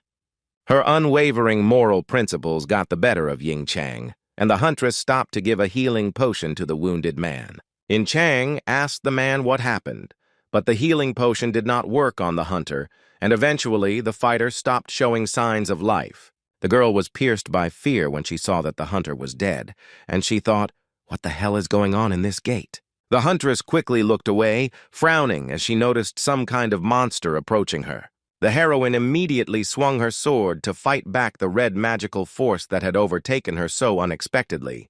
There was another deafening explosion, rocks flew in all directions, and a bright purple-red flash appeared in the air. Behind the curtain of smoke, the silhouette of Hercules appeared, his entire body glowing with red light, and he said that Ying Chang was still able to block this attack. Zhong Chang stood in a fighting stance, clutching her great sword tightly as she looked at Demetrius, who tried to attack her. The huntress's hand, which was clutching the sword, began to tremble from the strain of the powerful attack that Hercules had used against her. In the silhouette surrounded by smoke, the girl recognized Demetrius. She was amazed that the attack was stronger than the one of the ogre boss. The giant, charged with red magical energy, came closer and called the girl a chicken, who was hanging around near the dark horse. The battle in the dungeon continued. A tall column of smoke rose above the Green Mountain from the skirmish between In Chang and the giant Demetrius. Explosions continued to thunder in the area. Hercules used all his strength against the huntress, trying to destroy her with his power over fire. Demetrius was merciless against Ying Chang, once again swinging his fire-charged fist to attack the huntress. A giant fist engulfed in flames flew right in front of Ying Chang's face as the girl managed to dodge at the last moment. Hercules continued to try to destroy the girl by swinging his fists, but so far Ying Chang had managed to avoid getting hit. The huntress was very tense because Demetrius's power, in her opinion, was simply incredibly destructive. Demetrius continued to attack, shouting at the girl at the same time, asking if she had swallowed her tongue since she had become so quiet. The brute caused another explosion with his fist, but the huntress managed to block it, protecting herself with her sword. Hercules punched the air once again, and its destructive force managed to cause a deafening explosion in the distance. Feeling superior to the fragile girl, the invulnerable Demetrius smiled and asked Jeong Chang to watch closely. Surrounded by smoke, the huntress still stood on her feet and did not give up. She gripped her sword tightly, preparing to defend herself. Spitting out blood, the girl thought that his power was terrifying, and her bones were already cracking at the seams, but she believed that all his attacks would be blocked. Zhong Chang crouched down and raised her sword up, deciding that it was her turn to attack Demetrius. Hercules shouted that he heard that she was one of the huntresses who had not yet received the title, and it was an honor for her to experience this attack. Demetrius cast the wild beast spell to attack again, and a magical image of a giant tiger's head appeared above his head. But something didn't go according to Hercules' plan, because the girl noticed a large fireball flying straight towards them in the sky. Ying Chang froze in surprise when she saw the fiery projectile cause a large explosion right in the sky above the girl's head. The girl turned around sharply, suspecting that this explosion was not caused by Demetrius, but by someone else who wanted to save her. Behind her, the huntress saw our protagonist, who had bought them time with these explosions, and he ordered Ying Chang to retreat. The heroes did not have the strength to fight Hercules on equal terms now, so both ran forward, leaving Demetrius behind. Li Zhongkeng's fire projectile did not harm Hercules in any way, but the boy clicked his tongue in annoyance when the girl ran away. After arriving at a safe place, In Chang told the boy that as soon as they arrived at the gate, there was an explosion, and many hunters were killed. The huntress was extremely agitated by everything that was happening, and, starting to shout, asked Li Zhongken what was going on here. The protagonist explained to Ying Chang that it was a trap, and she immediately wanted to say that it was Demetrius's doing, but she was interrupted. The guy said that Hercules had nothing to do with it, because after the explosion he was immediately attacked. This enraged the big guy, and he started to go on a rampage. Zhong Chang guessed that the protagonist had foreseen this development, and that was why he had told her to run as soon as she entered the gate. Looking to the side, Li Zhongken said that he felt like what had just happened was only a third of what was to come. The girl said that she was very lucky that she did not have to experience that attack from Hercules, and asked what they would do next. Before explaining to his partner what they would do next, the protagonist materialized his spear and shield in his hands again. Activating his aura, the boy told Jong and Chong that their main task now was to stay alive in this A-rank gate. This dungeon was filled with A-rank monsters, the Catalan lions, and Demetrius wasn't our hero's only opponent. At this time, our hero's familiar, the guardian of souls in the form of a skull, was also busy with his work, leaving behind a strip of blue light. The skull circled in the air, carefully examining the mountain forest, in order to then return to its owner and report everything. The familiar returned and reported that he had found no hunters in the area, and was told to continue to watch the perimeter around his master. The Soul Keeper obeyed his master, and the protagonist looked at the huntress and told Ying Chang that it was time for them to move out. The girl was not ready to leave yet, so she asked the guy to wait another second while she finished her preparations. For each of the dead hunters, the girl built a grave, and Li thought that the girl was strange, since she was busy burying her enemies. Yin Chang reminded Li of what he said about there being two ways to win this battle and asked if he wanted to defeat the boss or get involved in this mess. The protagonist said that the boss would definitely be strong, and it would be quite difficult to defeat him in such a small company. Zhong and Chang agreed with Li Zhongkeng's words, but asked if defeating Hercules wouldn't be even more difficult than defeating the boss.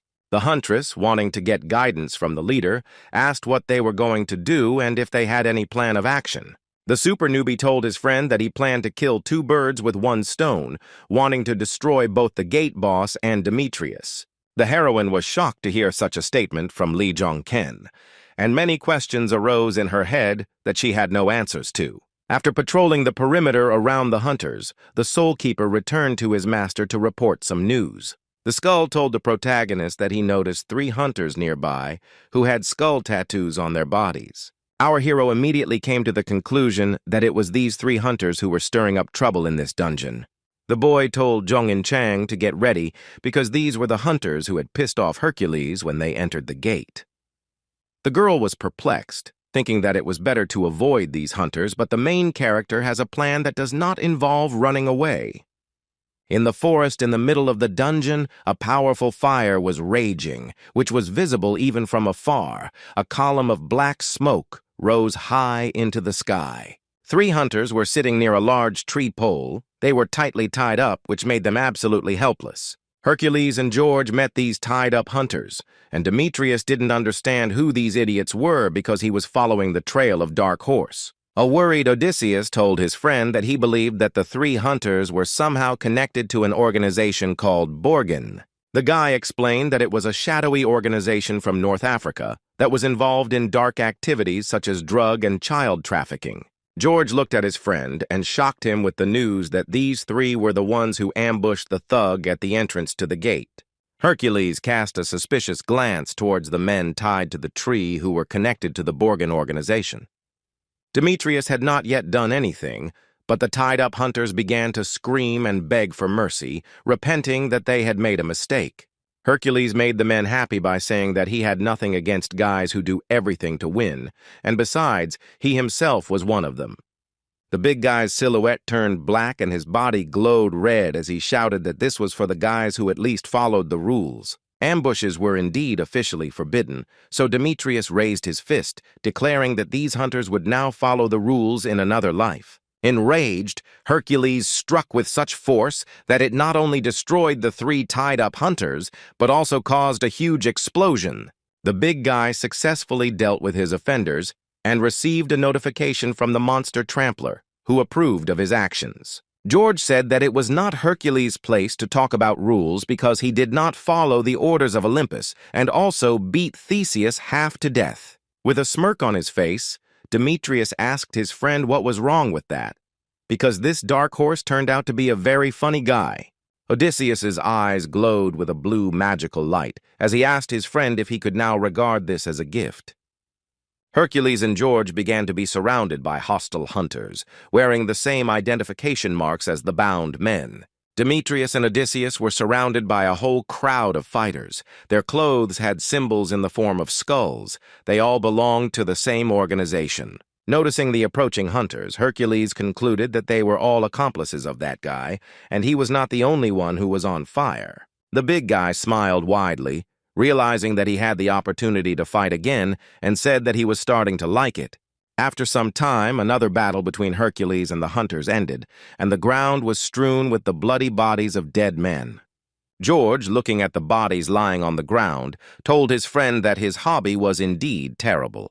The guy suggested that Demetrius at least use a weapon once for the sake of decency, because he doesn't have a fighting class. Hercules replied that to get the taste of the hunt, you need to feel the crunch of your enemy's bones with your own hands, and a weakling like George would not understand that. Demetrius was not just a crazy person, but a real homicidal maniac who was thirsty for endless victories. So he suggested that George go and meet Jong Ken. George was worried that Demetrius and Dark Horse would meet while our heroes were walking through the mountain forest. Zhang and Chang noticed that the place was filled with incredible magical power and concluded that they were currently in the boss's chambers. The girl was surprised when the main character stopped and put his palm in front of him, silently analyzing something. Lee Jong-ken informed his partner that there were hunters nearby, but they were not enemies because he did not sense any bloodlust from them. Soon our heroes met in person in a forest clearing with other hunters who did not look hostile at first glance. The huntress asked our hero if he was the same Dark Horse, adding that they had been waiting for him here for a long time. The guy was genuinely surprised when the girl said that they had been waiting for him here all this time, and asked what they were talking about. One of the hunters was confused when the hero did not understand what they meant and asked if Asgard had not sent him here. The protagonist confirmed to the hunter that the secret organization Asgard sent him to London to take part in this raid. The three hunters who had just been talking to Jong Ken moved aside to discuss something among themselves. The boy approached Jong Ken and said that he was Inev, who came from the lands of the Nile, and they were waiting for him to help Asgard win. The main character thought about it, concluding that this hunter belongs to the Egyptian Nile organization, similar to Asgard and Olympus. Inev said he didn't know if Olympus was to blame for the problem, but with their arrival, everything became much more complicated, so they were waiting for the guy here. Lee Jung-kyung concluded that the reason Choi Yeon-soo won the war was precisely because of this. The hunter who came from the Nile said that he would help our heroes because it would be difficult for the two of them to defeat the boss. The main character responded to the offer to help with a firm refusal, declaring to everyone present that he intended to defeat Demetrius. All the hunters who came here to help Jong-ken were stunned when they heard that the guy wanted to fight Hercules. The guys from the Egyptian Nile were also shocked when our hero told them such unexpected news. Our hero knew that winning by simply beating the boss would mean that he was nothing more than a puppet in Odin's hands, blindly following his orders. Jong and Chang asked her partner in confusion why all the hunters were so surprised that the guy wanted to defeat Hercules. The guy explained that apparently Asgard's victory here was predetermined, so they planned to help them with this. The hero began to doubt himself when he thought that Ying Chong, having learned that victory could be achieved by defeating the boss, would also object to him. However, the girl smiled and said that she would go with him, and if he had a plan, she would simply follow it. A happy smile appeared on the protagonist's face when the huntress agreed to follow him to defeat Hercules together. Lee Jung-kyung praised his friend, telling the loyal and kind Young and Chung that she can always be relied upon. The protagonist and his girlfriend turned around abruptly and looked at the man who told them that he was going to leave. The other hunter also decided not to get involved in the mess with Demetrius and said to Jong Ken, raising his hand, that he was also leaving. The others said that they would also just sit on the sidelines because they did not want to get injured in a fight with Hercules for no reason. Some of them started shouting, asking why Asgard had sent such an idiot here, and they agreed with him, saying that it was time to leave the gates as soon as possible. Inev told our hero that the boss was a strong lion, deciding to share the information even though he had no intention of fighting Hercules. The huntress girl said that she also wanted to stay out of the way, and the guy behind her said that he would also watch from the shadows. Disappointed by all the hunters refusing to fight Demetrius, Ying Chang said that they were back to where they started. The protagonist told the girl that it didn't matter, not counting on the help of the others before that, and ordered Jong In Chung to move on. When Inev was alone with another girl from his organization, she approached him and asked him what he thought would happen next. The boy replied, looking into the distance, that it would be hard, but Lee Jong-ken was unusually strong, looking back at what he had already experienced before. A rising Korean star named Lee Jung-kyung appeared out of nowhere but managed to clear the particularly difficult Rhine River Gate with ease. Among the super newcomer's achievements is that he single-handedly managed to defeat the entire Northern Army, which was considered quite strong. It was also known about the guy that he was in a close relationship with Heimdall, a key figure in the Asgard organization. Moreover, it only took a fleeting glance from the protagonist to arouse Odin's interest in him. The girl didn't believe it when Inev told her that, if his potential was to be assessed, Lee Jong-keng was no worse than the leaders of the shadow organizations. He explained that this was why everyone stood aside to assess the boy's abilities in the fight against the invincible Demetrius.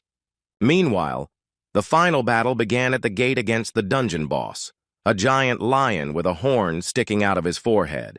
Lee Jong-ken and Ying Chang stood in front of a monster that was hundreds of times larger than them and received a message that the one in front of them was the lion Catalan. The giant magical beast king roared loudly, the horn on his forehead shining even brighter as he saw the hunters in front of him. The protagonist tensed up when he received a notification that, under the influence of Catalan, his skill level had been slightly reduced. The boy pushed off the ground, destroying the solid ground, and received messages that the resistance allowed him to restore his previous skill level. In flight, he shouted to his partner that the left flank was on him and that Ying Chang needed to focus on the right and not forget to conserve her strength. Jung In-chang shouted that she understood everything and immediately moved to attack the lion dungeon boss Catalan from the right flank. The familiar Soul Guardian also participated in the battle against Catalan as an assistant, telling the boys that he would cover their backs. Skull distracted the giant lion by flying towards its face, while our heroes headed towards the monster boss to attack from the flanks. The first blow to the predator was dealt by Ying Chang. She swung her sword and hit the giant lion's paw directly, but did not cause any damage to it. The girl was scared when she saw that this angered the monster, and in revenge he wanted to hit the huntress with his huge paw. The enraged lion Catalan struck Jong In-chang with his paw, but the heroine softened the blow because she held a sword in front of her body. The monster was no easy opponent. The girl tensed up when the lion began to attack her with his paws, but continued to fight. At this time, the main character used his spear against the monster boss, sending several powerful fire charges at the giant lion. The lion became even more enraged when Lee Jong-ken, using his power over fire, tried to blow up the giant king of beasts. Our hero's familiar also took part in the duel, the skull releasing a stream of blue magical light from its mouth against the huge monster. The giant monstrous beast opened its mouth and roared in pain as the familiar managed to land a stream of mana right on the lion's eye. This attack by the Soul Keeper allowed the hunters to buy some time to rest before the next attack. The guy advised In Chang not to overexert herself and not to forget about the second phase, at the beginning of which Demetrius would immediately appear. Meanwhile, in the forest of Mount Catalonia, Demetrius was raging. The entire space was filled with his destructive magical power. The forest clearing was strewn with the bloody bodies of hunters, whom Hercules had mercilessly dealt with. Demetrius stopped, his bandaged fist covered in blood, not his own, but that of the hunters he had mercilessly taken. The brute grabbed another hunter by the throat and told him that he would continue to meet his men in search of that guy's flame. He threw the boy aside, and George asked his friend to hold his horses because the battle he so longed for would soon begin anyway. Odysseus's words made Demetrius lose his temper. The big man looked at his friend with eyes full of anger and hatred, and ordered him to close his eyes. George thought that the thirst for blood had finally clouded Hercules' mind, and was consuming him more and more with each new murder. Odysseus assumed that our hero knew about this peculiarity of Hercules, and therefore left these guys to be torn apart by him. But he put these thoughts aside, because the secret of Hercules was unknown even to Olympus. And then he turned to his friend again. The whites of Demetrius's eyes were completely filled with a bright red light. Hercules thirsted for even more blood, and the killings deprived him of his mind. When he heard his friend's voice, Demetrius turned his gaze to George, and the whites of his eyes began to return to normal. Hercules asked what George wanted from him, and the blonde wondered if the boy would be able to remain sane in the future. The big guy irritably replied that Odysseus should not worry about it, because the guy had become stronger and would no longer lose his head in bloodlust. Something caught Demetrius's attention. He turned his head and told Odysseus that it looked like the main course was finally ready. George knew that in front of him was one of the heroes supported by Olympus, as well as one of the rarest top S-class hunters. Odysseus smiled because he wanted to believe in his friend and his invincible power, so he suggested to Demetrius to go there together. At this time, the lion Catalan was still standing on his paws. He did not move, did not attack our heroes, but was alive and in full health. Chang noted that the monster was not moving, and asked the protagonist if they had achieved what they had planned, and the guy replied that they had. But the giant king of beasts was not going to give up. He formed a giant magical dome around himself, preparing for a new attack. A gigantic stream of fiery magical energy, caused by the power of the monster of this dungeon, rose into the sky above Mount Catalan. Leo once again activated his magic power to its fullest, his previously red eyes filled with flames, as was his body around him. The demonic energy of the lion Catalan was a call for the other lions of this forest to come to his aid. Inev, who was watching this, said that it was incredible that our heroes, together, managed to overcome the first stage of the boss of this gate. But what worried him was that usually before the stages, hunters try to inflict as much damage as possible on the monster. But now, the heroes do nothing. Zhong Chang told Zhong Kyung that she could feel this demonic energy in her bones and asked if they were doing it right. The main character was 100% confident in his plan, so he clearly answered his partner that they were doing everything right. The guy said that the protagonist, the hunter whom the main character most wanted to defeat in this gate, appeared to them just in time. Demetrius was racing towards our heroes at full speed. The entire space around Hercules was filled with powerful fiery energy. When the giant muscular guy landed on the ground, he left a crater underneath him, like a meteorite had hit. Hercules assessed the situation and told our hero that it looked pretty funny because the guy was inactive during the transition to the next phase. Following Demetrius, a disgruntled George ran there, complaining to his friend that he had asked him to wait for him. The hunters did not notice how one of the monsters pushed off the ground and jumped high into the air to attack one of the boys. Demetrius turned around sharply when he noticed a monstrous lion with long, sharp claws about to pounce on him from behind. For the big Hercules, this monster was a mere trifle because he was able to destroy the lion with just one blow of his fist. Without even looking at the monster, Demetrius thrust his fist out to the side, causing the giant and bloodthirsty monster to turn to ashes. The protagonist became worried when he saw a monster in front of him that was many times more powerful than the lion that Hercules had just destroyed. It was the dungeon boss, the lion Catalan, who had already successfully moved on to the next stage. Now he had 3 horns, and his mane was colored red. But Demetrius didn't notice the monster boss approaching them because all his attention was focused on the main character. Even an invincible hunter like Demetrius began to panic when he turned around and saw the giant lion Catalan behind him. Ying Chang and Zhong Ken took advantage of the moment and ran away, leaving Hercules to be torn apart by Catalona, causing Demetrius to become indignant. According to the plan, the protagonist and his partner ran away from the place as quickly as possible so that Catalan could attack Hercules. This action of our hero enraged Demetrius. He clenched his fists menacingly and began cursing at Li Zhongken. The big guy was more interested in defeating the dark horse than the dungeon boss, so he ran to catch up with the super newbie. Lion Catalan also rushed after the hunter. The dungeon boss and Hercules ran after our heroes, trying to catch up with them. Chang screamed that Demetrius and Catalan were right on their tail, but she didn't understand why the lion wasn't attacking Hercules. Zhongken explained that it was because they were the only ones damaging the lion, but soon his demonic energy would destroy all the enemies around him.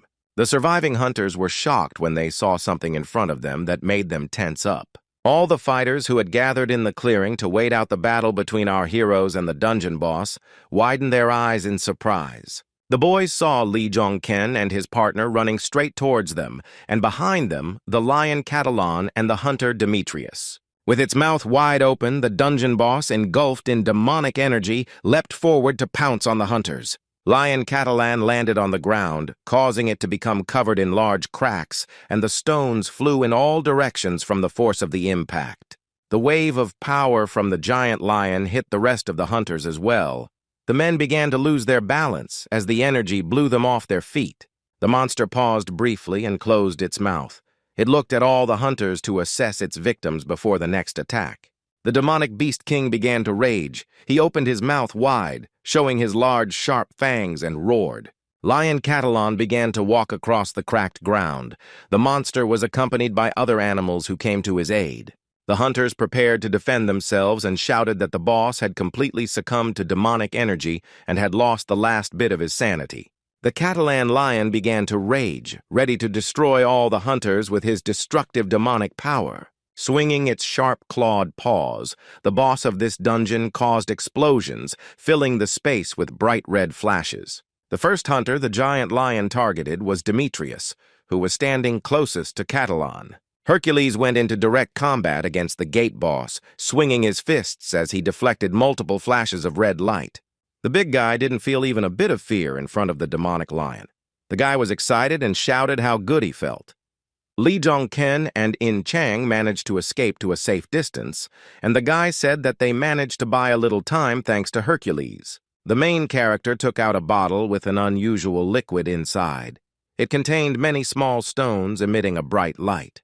Zhong In Chang was surprised when she saw this unusual potion in our hero's hand and asked the young man what it was. Having started working with this liquid in the bottle, the main character briefly explained to the girl that this was his secret weapon. The guy opened the bottle and began to pour this mysterious liquid directly onto his spear. Small glowing stones began to affect the weapon. The dragon's bloodstone glowed even brighter, and the hero received a notification that the Muspelheim spear would become stronger for a short moment. The protagonist became wary when he received another message that the dragon bloodstone had absorbed the red ore, not understanding what was happening. Li Zhongken grabbed his weapon, but he still didn't know what effect would follow from the dragon bloodstone absorbing the red ore. The way the weapon in the guy's hands began to change worried the girl, and she told the main character that it looked quite dangerous. The Dark Horse agreed with his friend's opinion, but he understood that this was their only chance to defeat Demetrius. Meanwhile, the Lion Catalan continued his battle against the strong hunter Hercules, now using his 3 horns against him. Using the horns on his forehead, the Lion Catalan released a giant stream of purple magical energy against Demetrius. In contrast, Hercules cast a spell that allowed him to unleash a huge stream of fiery energy against the lion. The magical powers of Demetrius and the Lion Catalan collided with each other, deafening everyone around with a loud roar. Hercules' fire blast was stronger, and the stream of fire hit the Lion Catalan right in the face, causing him to roar in pain. The protagonist, who saw that Demetrius had managed to damage the dungeon boss, realized that the moment had come. A jubilant hunter, Demetrius, lowered his fist and asked the others how they liked his special move called the Beast Roar. The smile disappeared from Hercules' face. The boy looked away and became wary when he noticed the presence of someone else's magical energy. Demetrius began to become noticeably nervous when the purple magical light appeared in front of him, and he felt that it was not the right time. Suddenly, Odysseus covered Hercules' body, thereby repelling the attack against his friend Demetrius. Because of George, the protagonist was unable to attack Hercules, and his Muspelheim spear bounced off and flew back to him. Odysseus began to reproach Demetrius for having already told him that it was high time for the guy to acquire his own weapon. Hercules felt embarrassed that he had almost missed the blow. He rubbed his finger across his face and told Odysseus that he understood him. George laughed in surprise when he saw how embarrassed Demetrius was because he had almost made a fatal mistake. The blue-eyed blonde said that what was more important was that our hero's spear looked unusual and most likely had an effect on it. An indignant Demetrius replied that such an attack would not be able to touch him even close, and for the guy she was nothing more than an annoying mosquito. Hercules, once again determined to fight the lion, asked George to deal with the midges while he dealt with the real beast. The big guy pushed off the ground and flew into the sky, leaving behind a bright streak of light, and George was left alone with himself, holding the sword in his hand. Odysseus hung his head, offended by Hercules' words because they implied that George was much weaker than him. George concluded that Demetrius was looking down on him, and the boy's body began to emit strong, magical energy. Zhang and Chang noticed Odysseus looking at her as the girl stood nearby, waiting for our hero's next commands. The huntress looked at the blue-eyed blonde who was addressing her with hatred in her eyes and asked what he was saying. The girl took the guy's words with hostility, so she decided to attack him, and a moment later she pushed off the ground using her large sword. At high speed, Zhang and Chang flew towards Odysseus. She was ready to pounce on the guy who was an ally of their enemy Hercules. A confrontation began between Zhang and Chang and George. The huntress swung her sword, intending to hit the guy with it. Odysseus also attacked the girl. He swung his sword to hit her, but at the last moment Zhang and Chang was able to dodge. George's next attack came as he jumped, grabbing the sword with both hands and swinging it, causing a large wave of magical energy.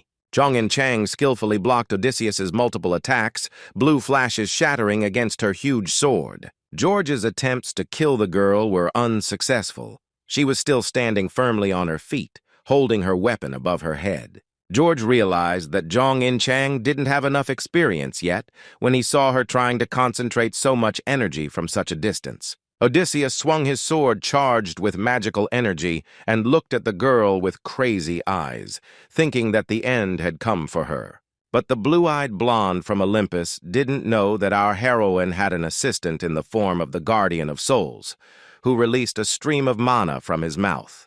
The guy screamed in pain when suddenly this stream of energy hit him straight. Fortunately, he managed to block it with his palm.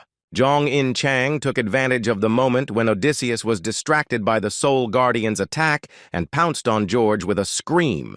The huntress used her sword and magical skills to cause a deafening explosion that filled the space with smoke and pink light. This allowed the girl to disappear from Odysseus's sight, who stood there in confusion, not understanding where Zhang and Chang had run off to. The guy thought that she would attack him, taking advantage of the moment, but she hit the ground and also did not understand why the skull shot sticky liquid at him. George tensed as he realized what the sweet-smelling sticky liquid was that had gotten onto his body after the Soul Guardian's attack. Odysseus clenched his fist tightly, preparing for another battle as he was left alone against the monsters in the A-rank dungeon of Mount Catalona. As the demonic lions surrounded the blue-eyed blonde from all sides, he became convinced that the liquid was the monster's pheromones. George realized he had been caught because our heroes unexpectedly used a potion to turn the hunt into this path. Meanwhile, the battle between Demetrius and the dungeon boss continued, the hunter launching firebolts at the beast. The protagonist remained on the sidelines. Li Zhongken was completely perplexed by what was happening in this gate. Hercules fought bravely against the demonic giant beast, using countless fire blasts against it. Li Zhongken was shocked, not understanding how Hercules was confronting the demonic energy-filled lion Catalon, amazed by his strength. Zhang and Chang managed to successfully escape from Odysseus and approach the protagonist, who was watching the battle between the lion and Hercules. The guy looked at his friend with pride in his eyes and said that it seemed like she had managed to cope with Odysseus. The girl looked at the Soul Guardian with a smile and replied that Hyun Mu had helped her a lot in this by shooting monster pheromones at George. The protagonist told Zhang and Chang that before Odysseus returned and found them, they needed to complete their task. At this time, on the battlefield where Hercules fought against the lion Catalon, the entire space was filled with bright flashes of fire and the laughter of Demetrius. Demetrius, judging by the expression on his face, was completely delighted with everything that was happening and shouted out joyful exclamations. The whites of Hercules' eyes began to fill with magma, indicating that the hunter was entering a new stage, the Berserker Demetrius stage. Our hero realized that this was starting. Although Hercules could still control himself, he was sure that soon the guy would completely lose his mind. Everything went according to Li Zhongkeng's plan, and he told In Chang to stop the lion Catalon while he took on Demetrius. The protagonist knew that there was no need to kill Demetrius yet. He only needed to strike while the hunter was in this state. Demetrius, having entered the berserker stage, began to deal even more devastating blows with his fists to the dungeon boss. Without using any weapons, the incredibly strong hunter Hercules managed to cause a huge explosion with his fist, turning the ground into a pile of rubble. When the lion tried to attack him, the boy was unaffected, Demetrius shouted, asking if this was all that Catalan had. Without wasting a second, the big guy pushed off the ground, leaving behind a flash of fire to attack the dungeon boss again. He flew forward at great speed, his entire body charged with powerful fiery energy, forming a dome around him. Demetrius saw a flash of flame in front of him that was definitely not caused by his opponent, indicating that there was someone else on the battlefield. Hercules became wary when he realized that he was now confronted not only by the lion Catalan, but also by another opponent. The brute was forced to land and stop as a curtain of flame and smoke formed in front of him. Assessing the situation, Demetrius came to the conclusion that our protagonist had entered the battle and said the name of the dark horse, looking warily to the side. Li Zhongken appeared on the horizon, holding a fire-charged shield and a Muspelheim spear with an effect applied to it. The boy looked at Demetrius with a crazy face and asked the hunter why he didn't play with him too. Demetrius massaged his neck, saying that he had already started fighting against the lion, but then agreed to accept our hero's offer. The main character managed to provoke his opponent because Hercules looked at him with magma-filled eyes and agreed to play with him. Li Zhongken prepared for battle, protecting his body with a fire-charged shield, and was glad that everything was going according to his plan so far.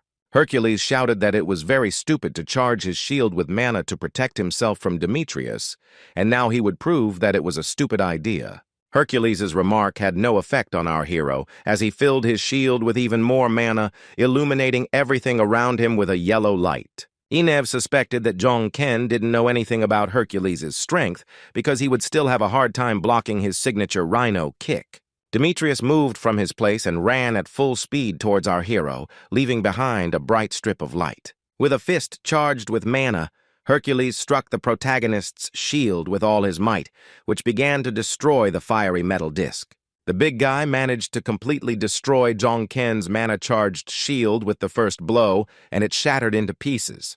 Demetrius's eyes widened when he saw that there was no one behind the destroyed shield, and Li Zhongken had suddenly disappeared somewhere. Hercules glanced to the side, trying to find our protagonist, who had managed to deftly disappear from his field of vision. The brute didn't notice that at this time Dark Horse was already in the air right above him, aiming his spear at Demetrius. The protagonist screamed loudly and thrust the effect-charged spear straight into Hercules while he was trying to find him, looking around. Demetrius looked at Li Zhongken in confusion when he saw that the boy had managed to thrust the spear straight into the big guy's shoulder. But the attack did not deal critical damage to the brute, so Hercules immediately fought back against the guy, throwing his fire-charged fist towards Li. Without even looking at his opponent, Demetrius managed to successfully attack our hero, causing a small explosion with his fist. The blast wave from this explosion was so strong that the main character was thrown back many meters. Stretching his shoulder, Hercules asked Li Zhongken if he had hoped to fool the boy by simply filling his shield with mana. Mad with bloodlust, Demetrius shouted to the protagonist that he really was the Dark Horse and asked him to amuse him some more. Unlike Hercules, there was no smile on Zhongken's face because he had just received unimaginable damage from Demetrius. The super newbie's mouth was stained with blood, but the guy did not give up and confidently asked Demetrius how he felt. Hercules replied that Zhongken was being outrageous in simply scratching him and said that the wound would heal on its own. The smile immediately disappeared from the confused Demetrius's face when he felt a strong pain in his shoulder, causing him to cry out. Panicking, the big man looked at his shoulder, the skin on which began to transform, and began to suspect that this was the effect of poison.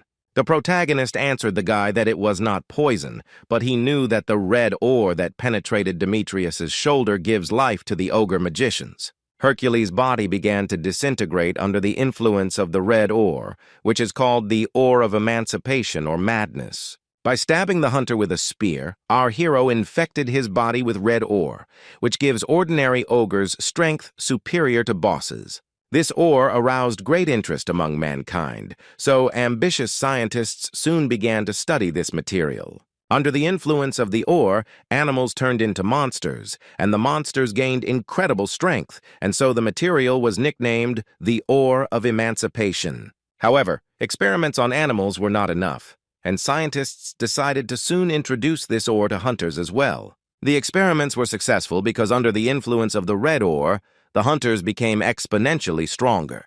However, the use of red ore was soon banned because people literally rolled towards death from madness. After experiments on hunters who went crazy because of this material, it was nicknamed the Ore of Madness. The entire Catalona mountain was permeated with a strong magical force that shook the earth and raised dust above the trees. The protagonist was struck by this unimaginable magical energy, which made the entire Catalan mountain shake. Lee Jong-ken heard Odysseus's cries, asking Dark Horse what he had done to his friend. The guy turned around and saw an enraged George there, clenching his fist in anger, looking at our hero with anger in his eyes. The protagonist warned Odysseus that if the blue-eyed blonde came even one step closer, he would inevitably die. But George, whose body was covered with bruises and whose clothes were torn, shouted that even knowing this, he would stand his ground. Using his mana-charged sword, Odysseus pushed off the ground, leaving a dent in it, and jumped high into the air.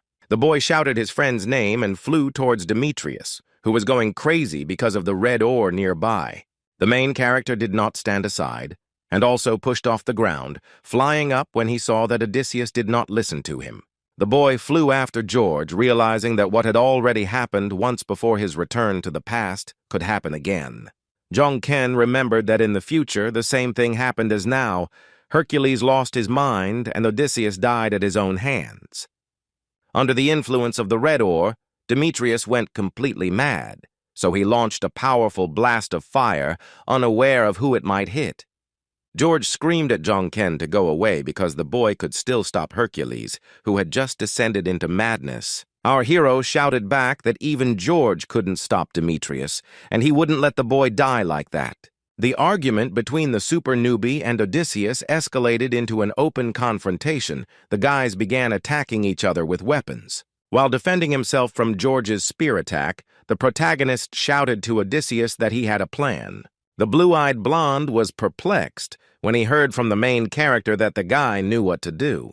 Hearing this argument from the protagonist, Odysseus suddenly stopped swinging his sword and attacking Lee Jong-ken. George warned our hero that he could not trust him, but still decided to listen to him and asked what his plan was. The main character told the guy opposite that he only needed 5 minutes to carry out the plan, and they would hold Hercules off for that time. Odysseus was skeptical of this plan, believing that Jong-ken had no chance of holding the maddened Demetrius for 5 minutes. Meanwhile, Hercules, who had lost his mind, was already rushing towards the hunters, destroying everything around him with his fiery power. Noticing this, Lee Jong-ken began to shout his partner's name to warn her of the impending threat from Hercules. Demetrius, who had completely gone mad, struck Jong-ken and Odysseus with his fist charged with fire energy, but they managed to dodge it. Demetrius's fist was now aimed at the dungeon boss, the lion Catalan. The boy wanted to deal a direct blow to the beast. Miss Jong-in-chang slammed her sword onto the ground, causing a large pink explosion to draw Hercules' attention to herself. Jong-ken was pleased with In-chang, who was doing a good job of luring Demetrius out, and the lion Catalan, who was now on their side, would help them contain the guy. George sighed heavily, having made his decision, and told the protagonist that he had no idea what Jong-ken was planning. The boy once again gripped his weapon tightly in his hand and charged the sword with mana, deciding to take the initiative in holding back Demetrius's power. Odysseus was prepared to defend and attack, telling Lee Jong-ken that he didn't feel like he had any other choice now. Jong-ken knew that the unstable red ore had a time limit of only 5 minutes, and if they could hold out, Demetrius would come to his senses. The main character understood that if they succeeded in doing this, then he would become the only winner in this war. In another part of Mount Catalan, hunters gathered who had previously successfully fought the simpler monsters of the dungeon. They panicked and screamed when they sensed demonic energy that clearly did not come from the second phase of the Lion of Catalan. The shocked hunters stared at the source of the demonic energy and screamed that the energy was not coming from the monster, but from Hercules. The guy was right, because at that moment, a maddened Demetrius was rushing at the crowd of hunters at breakneck speed with his fist engulfed in flames. Odysseus made a decision to fight Hercules, confident that only he could stop him, and they entered into a confrontation. The brave boy swung his mana-charged sword, trying his best to resist his comrade's destructive demonic power. George delivered another blow that hit the ground, causing a bright blue flash to form in that spot and sending rocks flying in all directions. This flash began to gradually fill with fiery demonic energy that belonged to Demetrius. Gradually, the stream of Hercules' flames displaced Odysseus's magical power, and this energy pushed the blue-eyed blonde aside. While Demetrius was aiming at his friend, Jong and Chang snuck up from behind, taking advantage of Hercules' distraction. The girl struck the maddened brute with all her might, using her huge sword that emitted pink light. The raging Hercules took no significant damage from the blow, but turned his attention to the huntress. The guy punched where Jong and Chang was standing to get rid of the annoying girl who was attacking him. The other hunters noticed that Demetrius was now fighting Odysseus and said that it was incredible because Hercules was a real monster. One of the men said he was a passer, and whether it was just an observation or not, he didn't want to die here just like that, and the other hunter agreed with him. The huntress asked why a simple hunt in the gate had turned into some kind of quagmire, and asked Inev what he would do. A shocked girl in traditional Egyptian dress stared at Inev when he told her about the red ore. Inev told his friend that it looked like there was some red ore involved in this matter, so they needed to intervene. The fierce duel between the lion Catalan and the maddened Demetrius continued, the boy launching flashes of fire at the monster. For the first time, Hercules managed to knock down a lion. His strength was so powerful that the giant king of beasts fell to the ground with a crash. Demetrius, who had been focused on defeating the monster boss, was distracted by another enemy. It was Jong In Chang, who wanted to attack the guy but didn't have time because she got kicked by him. Fortunately, she managed to defend herself with a sword. However, Demetrius's blow was so strong that the girl could not stand still but flew far back. Demetrius was unimaginably stronger than our heroes, and the damaged Jong In Chang continued to fly back, surrounded by rocks after the impact. Odysseus did not lose hope of bringing back his maddened friend. The boy shouted to Hercules to finally come to his senses. But Demetrius, who had completely lost his mind, did not listen to his friend, so George had to strike the big guy with his sword. The tip of Odysseus's sword collided directly with Demetrius's fist, charged with powerful flames, and the confrontation between the two hunters of Olympus began. Due to the direct contact, Demetrius's demonic energy began to transfer to George's weapon, destroying the sword. The blue-eyed blonde screamed in pain as Hercules' sword impacted him, causing the boy's clothes to be destroyed and turned to ashes. In this direct fight, Demetrius proved to be stronger, the big man pushing away George, who was trying to stab him with a sword. Hercules did not calm down. He cast a spell, after which a giant image of the face of a magical tiger appeared above his head. The protagonist couldn't stand by while Odysseus was taking damage, so he pushed off the ground to intervene. Chongkin rushed past the maddened Demetrius, leaving behind a large streak of fiery magical light in the air. In midair, the protagonist grabbed George's hand, who, after Hercules' blow, could no longer continue to participate in the battle. Li Chongkin decided to pull Odysseus away. The guys flew past Demetrius and landed on the ground, finding themselves at a safe distance from the madman. Odysseus, covered in bruises, asked the protagonist with displeasure how much longer those 5 minutes he had to wait would last. The super newbie knew that experiments had absolutely proven that the maximum limit of the red ore's effect was only 5 minutes. The guy sincerely did not understand why this monster Demetrius was still not exhausted, because much more than 5 minutes had already passed. The protagonist's eyes widened in horror and fear when he saw the crazy Hercules rushing straight towards them. Demetrius jumped and intended to pounce on our hero and George, who was sitting on the ground. The guys were already ready to defend themselves. Hercules was stopped when one of the hunters cast the water rampage spell, hitting him with a powerful wave of magical water. It turned out to be Inev and his girlfriend, who ran to the guys, having decided to help the main character and the others in the fight against Hercules. When Lee Jong-ken had some free time, he approached his friend In Chang and asked her if she was okay. After the fight with Demetrius, the girl was barely able to stand on her feet. She was clearly in pain, and her face was covered in bruises, but she said that she was fine. The main character looked down sadly, realizing from the state of his friend that Zhong In Chang would not last long. The guy, out of anger and hopelessness, clutched his spear tighter, thinking that if he were at least a little stronger, everything would be different. Jong-ken was shocked when he received the message that the blood absorbed by the stone had reversed its flow. Regeneration increased to a small fraction of 1%. The guy became very ill. He began to cough, spitting out blood. Zhong In Chang became worried about her friend who was coughing up blood on the side and screamed, asking if Jong Kyung was okay. The boy's body became covered in large veins, and red spikes appeared on his gloves when his regeneration increased to 1%. The blood absorbed by the dragon bloodstone continued to flow backwards, and the protagonist's eyes also began to change before his eyes. The boy screamed loudly, radiating incredibly powerful energy. His eyes began to shoot bright flashes of light. The huntress, Zhong In Chang, saw that something was wrong with the guy, so she shouted his name and ran towards him. The entire space around our main character turned into thick smoke in the shape of a ball, behind which nothing could be seen. Inev and his friend were shocked when they saw this and guessed that Jong-ken was in the same condition as Demetrius. The super rookie's clothes were torn due to his growing muscles. He was looking into the distance with crazy red eyes, and his regeneration had increased to 2%. The hero came to his senses a little and again wondered why Hercules was still going wild if 5 minutes had already passed. The muscular giant was still not calmed down by the effects of the red ore, but now his body was surrounded by bright blue stars. The protagonist, who saw this, assumed that there was now a flow of mana around the body of the maddened Demetrius. An idea came to his mind, and Lee Jong-ken, filled with demonic energy, knelt down, placing his palm on the ground. The super rookie did this in order to charge his legs with magical energy, which would allow him to fly into the air.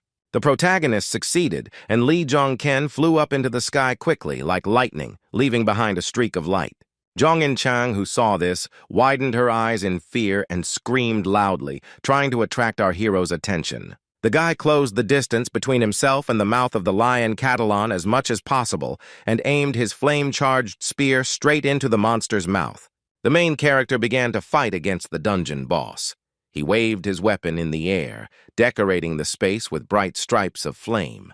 The guy's eyes were completely filled with a red glow. His body had changed significantly under the influence of the absorbed blood. Swinging his spear once again, the protagonist delivered the strongest blow, creating a powerful stream of fiery mana. Lee Jong-ken struck straight at the face of the lion Catalan. The monster was now engulfed in the fiery magical energy of our hero. After the super newbie's fatal blow to the dungeon boss, a deafening explosion occurred, and stones flew in all directions.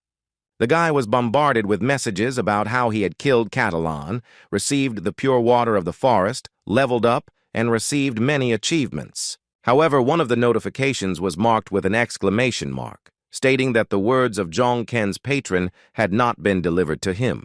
The protagonist looked at his weapon. The spear had changed greatly in its appearance. It was covered with veins of red ore. Lee Jong-ken's skin underwent the same changes. His hand became similar to Demetrius's hand and was also filled with traces of red ore. The hero screamed as he received notifications that he was weakened by demonic energy and the destruction of his body had already begun.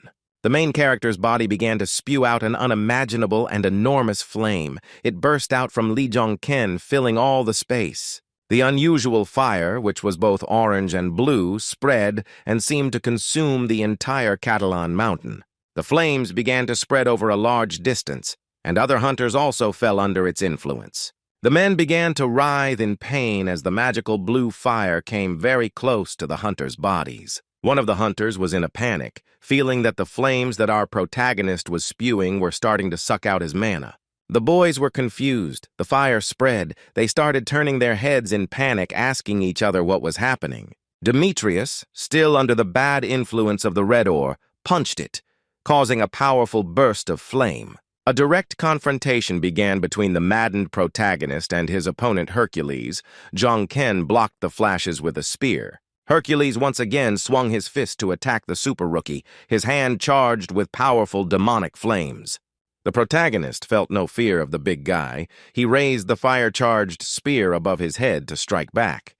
As a result of this mutual attack, a huge explosion erupted in the place where Lee Jong-ken and Demetrius were fighting, destroying everything around. The flames caused by the explosion gradually died down, leaving only thick smoke, behind which the participants in the duel could not be seen.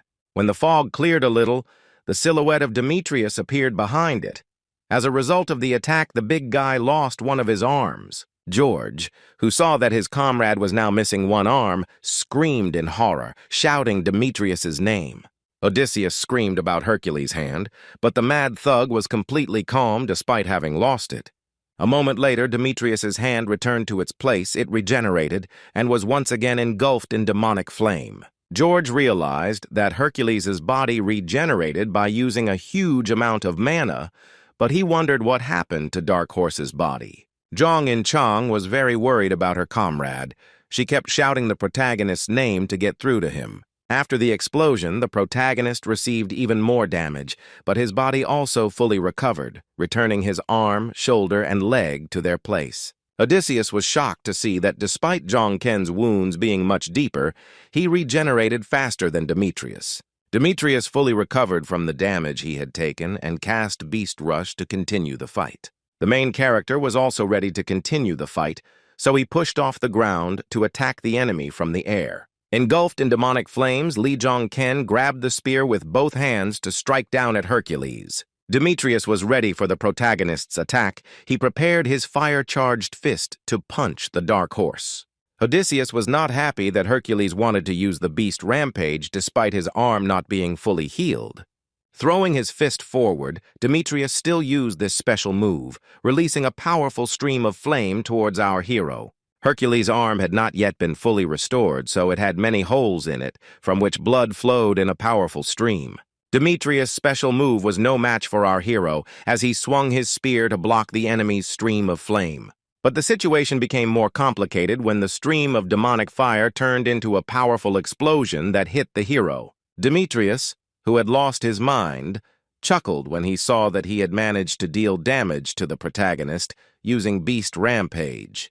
When the cloud of flame died down, everyone saw that the main character remained alive, and he was ready to continue the battle against the bully. Driven mad by the red ore in his blood, Lee Jong-ken gritted his teeth and once again aimed at Hercules, his spear ready. The protagonist struck with his spear, leaving behind a powerful stream of fiery magical energy in the air. This blow caused a giant explosion, which became the final battle between Lee Jong-ken and Demetrius. When the hunter Odysseus saw with his own eyes what had just happened, he dropped his sword to the ground in surprise. George, shocked to the core, could not believe his eyes when our hero managed to carry out this successful attack. Inev, who was watching the battle from the sidelines, was also extremely surprised, asking if Dark Horse had won. As the raging flames and curtain of smoke began to clear, people saw Jong-ken through the fog, piercing Hercules with a spear. The protagonist planted his boot right into Demetrius's chest, while Dark Horse's weapon was thrust into the big guy's stomach.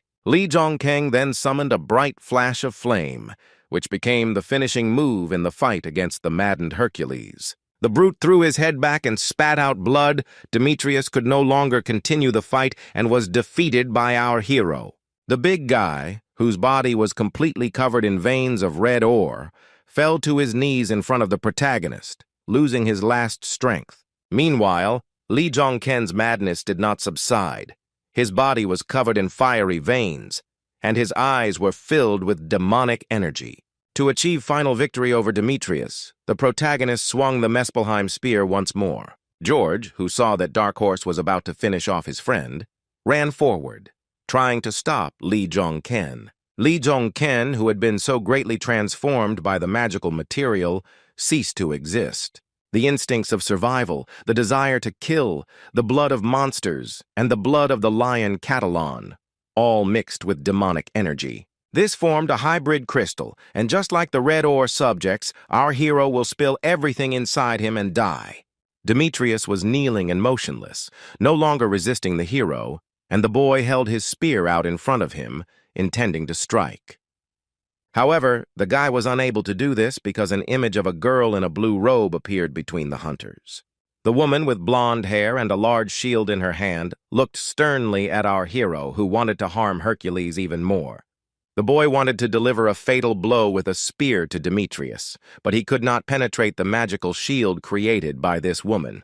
The blonde looked at Lee Jong-ken with her eyes emitting purple and orange light and ordered him to kneel down. The guy panicked when his body stopped obeying him. He was subject to the magical power of the lady who stood opposite him. Under the influence of the woman, the main character immediately obediently collapsed, falling to his knees in front of the blonde with the shield. Jong-in Chang, who was watching all this from the side, was shocked when she saw our hero fall prostrate before the woman. Inev and his partner were also surprised by the appearance of the lady with the shield, who had power over the main character. George placed his fist over his heart, lowered his head, and said that it was a great honor for him to see Athena before him. Athena called everything that was happening a mess, and complained to the guys that because of them, the girl was now in debt to Zeus. But what was more important was that the woman had no idea who the man was who had fallen on his knees before her, and she asked Odysseus about it. The guy got nervous in Athena's presence and started telling the woman who our main character is. Odysseus explained to the blonde that the man kneeling in front of her was Dark Horse, while Jong-ken sat on the ground, his body trembling. The blonde girl began to stare at Dark Horse, the guy who was sitting across from her.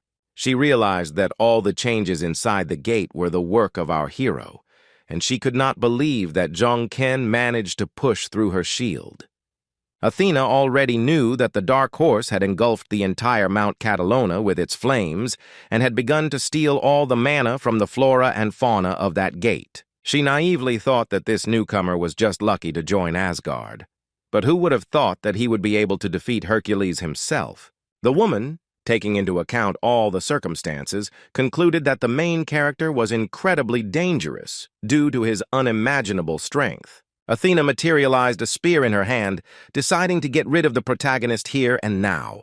The girl's face was not visible due to her eyes shining with a bright light. She charged the spear with mana and was already ready to thrust it into the guy. But Athena stopped and turned her wary gaze to the side when someone shouted at her, trying to stop her. Mount Catalan began to transform, our hero's energy being replaced by the rainbow mana of another man who had stopped Athena. A silhouette of a shaved-headed man appeared in front of the woman who, unlike the other hunters, was dressed in a formal suit. Athena recognized the man opposite as Heimdall. She was surprised by his sudden appearance and asked what he was doing in this place. Ye Song-gu walked closer and answered the blonde woman that he had planned to ask her a similar question.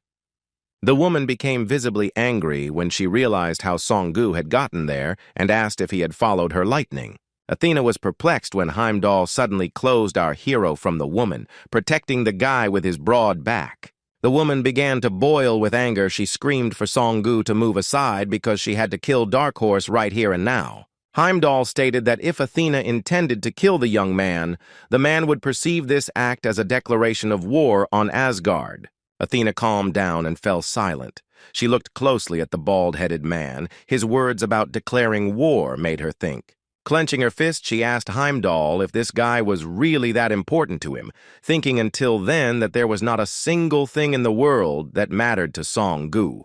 Heimdall listened to Athena's words in silence, and before answering the woman, he paused, thinking about something. Another person appeared on the battlefield. It was Inev, who asked Athena to intervene in this situation. The blonde looked at Inev and said that he was the leader of the Egyptian group, and the woman knew about him. The boy bowed his head before Athena and placed his fist on his heart, saying that it was an incredible honor for him that she had heard about Eneva. The hunter looked at the goddess of Olympus with pleading eyes and declared that the Egyptian Nile was asking her for the protection of the Dark Horse. The woman's eyes widened in surprise when the guy from Egypt stood up for our hero at the cost of his relationship with Olympus. A mysterious eye appeared in the air, and Inev said that Athena herself most likely knew that this was the Eye of Osiris. The Egyptian hunter claimed that the eye proved his right to represent the wishes of the Nile, and he hoped that the woman would guarantee that this request would be fulfilled. When it was all over, Jong Ken received the blessing of the fallen angel and the achievement of one who forges his own path. When the surviving hunters left the gate, they returned to the royal house in London, where they were received as guests of honor. In the living room, Jong In Chang was resting on a chair. The girl was worried and upset about something. She sadly lowered her head down. The huntress raised her head and looked to the side when she suddenly heard sounds indicating the presence of another person. It turned out that our hero Jong Ken had finally woken up. The girl ran up to the super hunter's bed and started shouting his name. Jong In Chang's eyes were filled with tears of joy. She cried out how happy she was when she saw that her comrade was okay. The protagonist tried to answer something, but only managed to make indistinct sounds, and he realized that his vocal cords were not working. The girl explained to the super newbie that his body was currently in a terrible state and asked him to wait while she called someone. The huntress hurriedly left the room, slamming the door behind her, leaving Lee Jong Ken alone. The guy noticed that there was a wooden shield and 2 swords hanging above the door, suspecting that he was now in the house of the Knights of the Round Table. Not all powerful hunters created organizations to rule the world in the shadows. There were also organizations with more noble ideals. One such organization, unlike Asgard, whose symbol was a wooden sword and 2 shields, was the Knights of the Round Table. The protagonist knew that the Knights of the Round Table only began to act when England was on the verge of destruction, and before that they did not try to change the course of things. Even though this made the boy distrust the organization, he understood that his body was still like a pile of meat. Lee Jong Ken closed his eyes and listened to his feelings. He felt that his body was destroyed, his legs did not move, and his ligaments did not work. In this state, he definitely needed help. So he summoned his familiar by saying out loud the name of Hen Mu. But this didn't work out, because the main character received a notification that his familiar was in a dormant state. The guy checked his status and realized that his level had dropped to 50, but fortunately, this was just a temporary effect from the red ore. He was delighted to see that he had acquired skills that were no less powerful than the unique ones, and expressed his hope for further collaboration with the fallen angel. Lee Jun-kyung stood up when Ye Song-gu came to him and immediately asked about the main character's well-being. Song-gu said that he heard that the boy's body was decomposing due to demonic energy, which is an extremely rare case. The boy smiled, mentally thanking the flow of mana and the fallen angel, because now getting rid of the demonic energy would not be a problem. Heimdall advised the super newbie to focus on his recovery for now, and he would question him later. After Ye Song-gu went to a spacious, bright hall, he stood in front of a pedestal on which a large magic circle was depicted. With her arms folded across her chest, Athena stated that Jong Ken's power was dangerous and abnormal, so Olympus requested a study of his skills. Heimdall countered the woman by stating that Asgard saw no reason to reveal the abilities of any of its hunters. The man asked if Olympus had not broken the secret agreement between them and Asgard because their hunters were not acting properly. Song-gu stated that if they had not known in advance that Hercules would break the agreement, Asgard would not have sent Jong Ken into the gate. Heimdall concluded that this is precisely why he sees no reason to explain anything here, but asks Olympus to explain all its actions. Ignoring all of Song-gu's arguments, Athena stood her ground and repeated once again that Lee Jong Ken's power was incredibly dangerous. The woman said that the guy covered the entire area inside the gate with blue flames and absorbed the mana of other hunters. Enraged, she stated that this is why she is requesting the transfer of the Dark Horse to Olympus.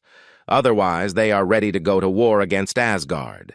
Heimdall, standing in the middle of the hall among the commission from Olympus, silently listened to Athena's demand to hand over our hero to Olympus. The man replied that he understood that the boy had previously unseen abilities, but the hunters themselves were dangerous. The hunters present in the hall looked sadly at the floor when Song-gu declared that they were all very dangerous in their own right. All the hunters who had gathered at this meeting began to listen attentively to the arguments of Heimdall of Asgard. The bald-headed man stated that before the gates opened, they were all unknown people, and the hunters still inspire fear in everyone and everything. According to Song-gu, this means that Olympus, who is trying to start a war over such a matter, are degenerate hunters. When Heimdall stated that Olympus should be held accountable for this, Athena gritted her teeth in anger and quietly said that it was all because of him.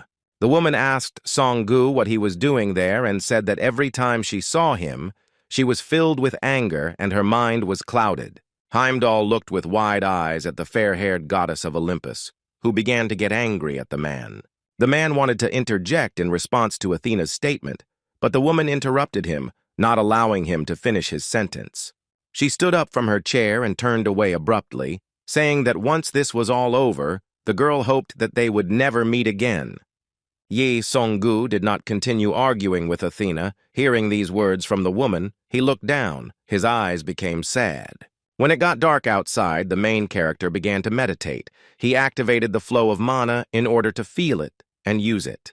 The guy managed to understand all this when he observed the movements of mana inside Demetrius. The brute used all the surrounding mana to gain strength. Jong-ken realized that if he used it to attack, the blow would be many times stronger and the defense would be stronger, which was the power of the mana flow. Bright blue mana stars surrounded the guy's body. He received a message about a high level of synergy with regeneration. The body's recovery rate increased exponentially. But something went wrong when Jong-ken took a mouthful of blood. While using the mana flow to restore his body, the super rookie suddenly spat out a pool of blood onto the floor. He saw that these were impurities of the dragon bloodstone that were rejected by his body, and now he would be able to heal those places with a flow of mana. The boy rose to his feet to continue using the activated mana flow to heal his body. He closed his eyes, but realized that something was preventing the flow of mana from working on restoration, and he immediately guessed what it was. The black ball that was in his back was blocking the flow of mana, so the hero needed to change the flow and redirect it. The next day came. The hunters who took part in the expedition were still spending time on the territory of the Knights of the Round Table's house. There was some kind of duel going on in the training ground. The air was decorated with bright stripes of light from two swords. One of the participants in the training duel was Odysseus, who masterfully swung his weapon, leaving streaks of light in the air. George was opposed by Jong-in-chang, who, screaming with tension, tried to block the guy's blows with her one-handed sword. Odysseus, who was training the huntress, saw how she blocked his blows and shouted at the girl that she was doing it too slowly. Jong-in-chang was clearly outraged, and even asked George again when he began to point out her mistakes during the fight. The girl swung her one-handed sword with renewed vigor, trying to attack George, but Odysseus successfully dodged it. The huntress decided, in this case, to strike the guy from the air, so she jumped, pushing off the ground with her sword. Jong-in-chang attempted to attack Odysseus in a jump and swung her sword, but the boy managed to dodge at the last moment. George praised the girl for this blow and explained that the attacks of people and monsters are different, and the huntress needs to understand this. The girl, whose face was sweaty from fatigue, answered Odysseus that he spoke in two long sentences, so she did not understand anything. She thus distracted the guy, and once again swung her sword right over George's head, because the hunter managed to duck. Jong-in-chang was greatly frightened when Odysseus suddenly counterattacked, his sword flying millimeters away from the girl's face. The huntress then landed on the ground and jumped back to put some distance between herself and George. Seeing that In-chang had stopped attacking, the muscular hunter Odysseus asked the girl if she had enough training for today. After training, Jong-in-chang felt depressed because she was completely useless during the battle at the Gate of Catalan. She was worried about the fact that the girl's patron had not yet awarded her a title, which meant that he did not want to acknowledge her. What also upset Jong-in-chang was that when the main character was engulfed in demonic energy, she couldn't even protect him. She received a message that Prince Charming looked at her with pity, and she could not believe that she was receiving such words from her patron. Even though Jong Ken was initially at her level, he has already managed to surpass her by several heads, so she wants to become stronger. Jong In-chang blamed herself for the main character almost dying in the Catalan gate, believing it was because she was so untalented. As George wiped his face of sweat after his workout, the heroine approached the guy to address Odysseus. The young man turned around and unexpectedly saw Jong In-chang there, who had previously said that she wanted to finish training. The huntress wanted to earn the right to be called Jong Ken's comrade and was determined to become stronger, so she asked Odysseus for another round. Looking at the girl's eyes, George realized that they seemed to be a reflection of him, because she also regretted that she could not protect others. He believed that Jong In-chang would soon become much stronger, so he put the towel aside and agreed to another round. The huntress was determined to train hard because she knew she needed to become much stronger to be able to protect others. When the training was over, George, having changed into more formal clothes, went inside the building, keeping his hands in his pockets. He came into a room furnished with medical equipment, and next to it stood a stand with a bag of liquid medication for an IV. The young man said that he had sensed a trace of Jong In-chang's potential back at the gates of Mount Catalan, but it was still unbelievable. Looking at his palm, George said that the girl was truly incredible, because every time she crossed blades with the guy, she became stronger. The boy clenched his fist tightly, saying that Jong In-chang reminded him of Demetrius as he was in the distant past. Demetrius lay motionless in a hospital bed after his adventures in the gate, the big man unconscious and undergoing treatment. George said his gut feeling was that Hercules would like it, and it looked like Dark Horse had already woken up too. Odysseus turned once more to his comrade, who was unconscious, lying on the bed from his injuries. The blue-eyed blonde man with sadness in his eyes told his friend, even though he didn't hear him, to hurry up and get up. The guy added that it was not at all becoming for Demetrius to lie in bed like that. Hercules' body was wrapped in wires and IVs. The following actions took place in the house where the main character and the other hunters spent their time after the expedition. Ye Song-gu once again visited the Knights of the Round Table's house to visit Lee Jung-kyung, who was still recovering from his injuries. The shaved-headed man knocked and entered the protagonist's bedroom, silently looking at Jong Ken, who was doing something there. Jong Ken was already feeling more cheerful. He stood and stretched his arms, and when he saw Song-gu, he assumed that he had come here for a reason. Heimdall was surprised when he saw that the boy could already move, and said that, as always, Jong Ken was full of surprises. The man decided to get straight to the point, and asked the main character if he knew anything about the so-called lightning. The main character told his friend that lightning is a sacred artifact of Olympus, which is endowed with the power of Zeus. Song-gu replied that there weren't many abilities in the world that could match Zeus's lightning, so such skills had always been subject to research. The guy put in a word about Heimdall having a similar skill called Bifrost, and a surprised Song-gu asked how he knew about it. Jong Ken did not immediately explain how he knew about the man's skills, but said that he had something to tell Heimdall. Song-gu understood Jong Kyung, but said that this was not the best place to have such a dialogue, so he asked him to follow him. The main character and Heimdall came to a well-kept green garden. The guys got to this place through a portal that was behind them. Lee Jong-ken began to look at the amazingly beautiful place they had arrived at. The sunny sky was decorated with a multicolored rainbow. The luxurious garden in front of the majestic building was decorated with fountains, and monumental stairs with flowers in pots led to the house. After examining the place, the protagonist told Heimdall that it was amazing, and Song-gu replied that it was Bifrost, his sphere of influence. Song-gu understood what the guy wanted to talk to him about, so he immediately asked him if he was a prophet or a regressor. The protagonist hesitantly answered that something like that, and said that he had read a book about Heimdall and his comrade. Jong Ken explained that the book was about a man known as the Demon King. These words from the super rookie truly shocked Song-gu. The man stared at the boy with his eyes wide open in surprise. The protagonist and the leader of the Major League Guild continued their private conversation in Heimdall's sphere of influence. The super rookie and Ye Song-gu talked for a long time while walking around the blooming grounds surrounding the medieval Gothic-style house. Heimdall, with a ton of new information pouring out on his head, asked the hero if he was asking him to believe that Song-gu had killed him. Our hero explained that Song-gu did not kill him because he believed that the man knew that this action would lead to everything that is happening now. The man said that he had no choice but to believe Lee Jun-kin because he even knows that he and Athena were once together.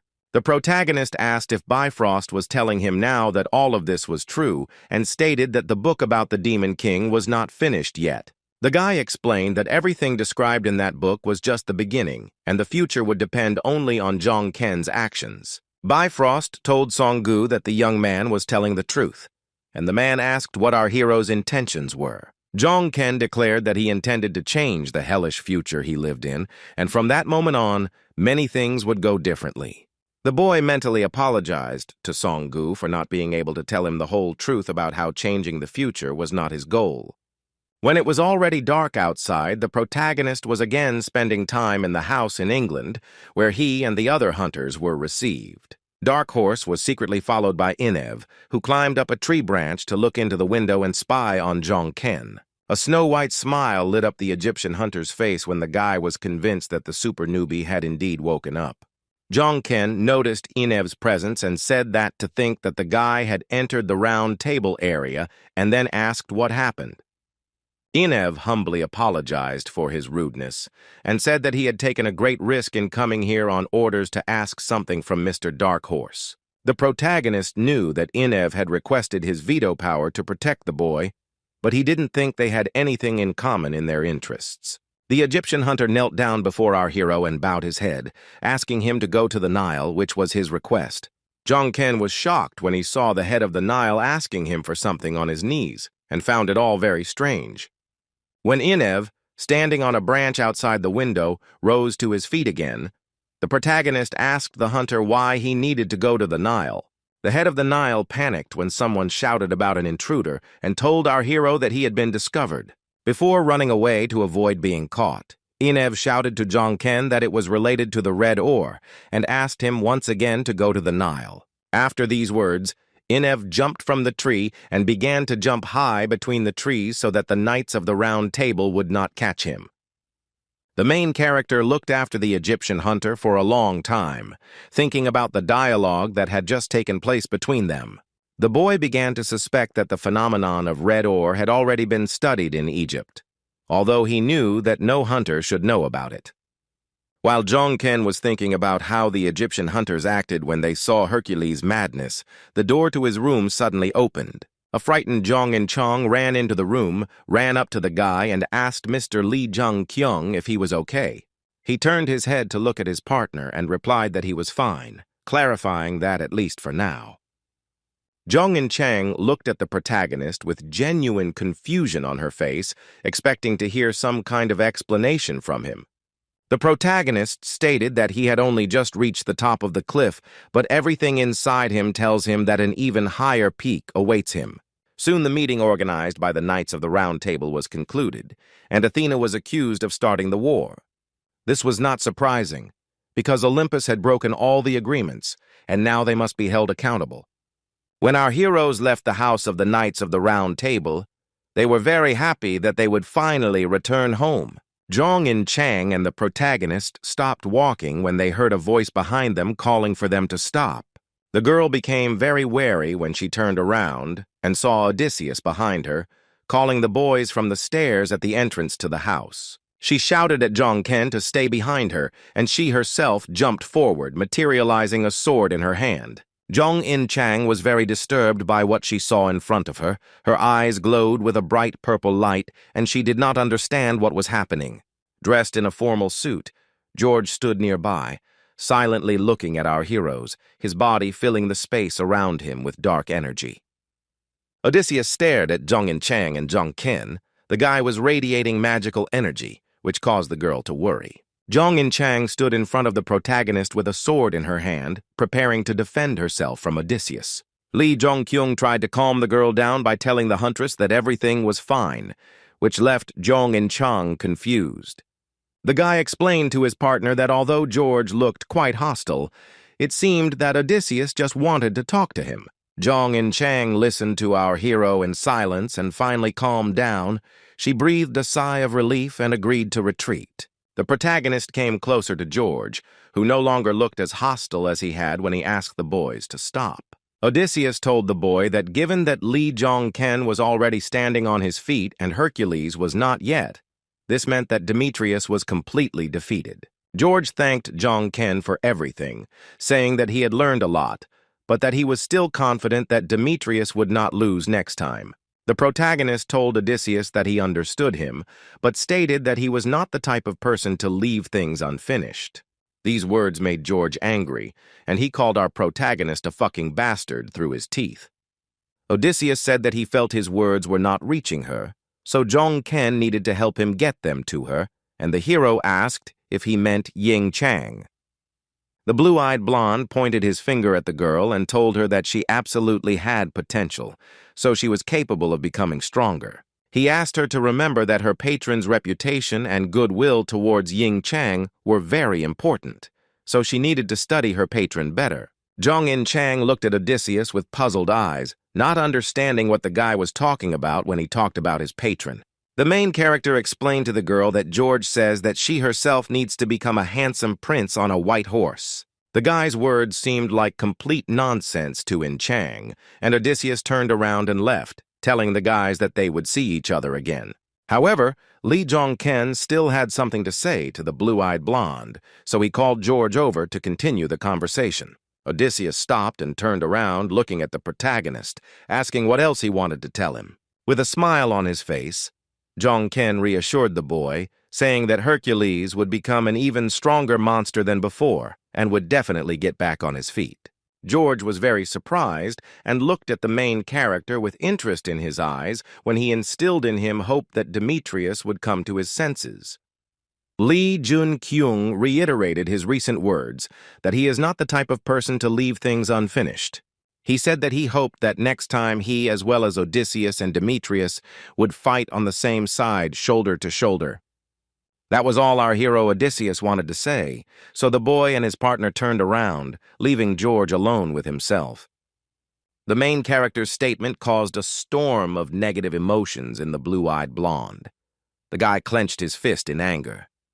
But he managed to gain control of his emotions and leave the guy alone without starting an argument, and Odysseus relaxed his hand again. Gloomy George thought that it would be wonderful if everything were as Zhongken said, but Hercules was in critical condition and urgently needed to be sent to Olympus. After the protagonist left the house of the Knights of the Round Table, he went to a small pond to be alone. Li Zhongken was throwing stones directly into the water, but he was not just entertaining himself.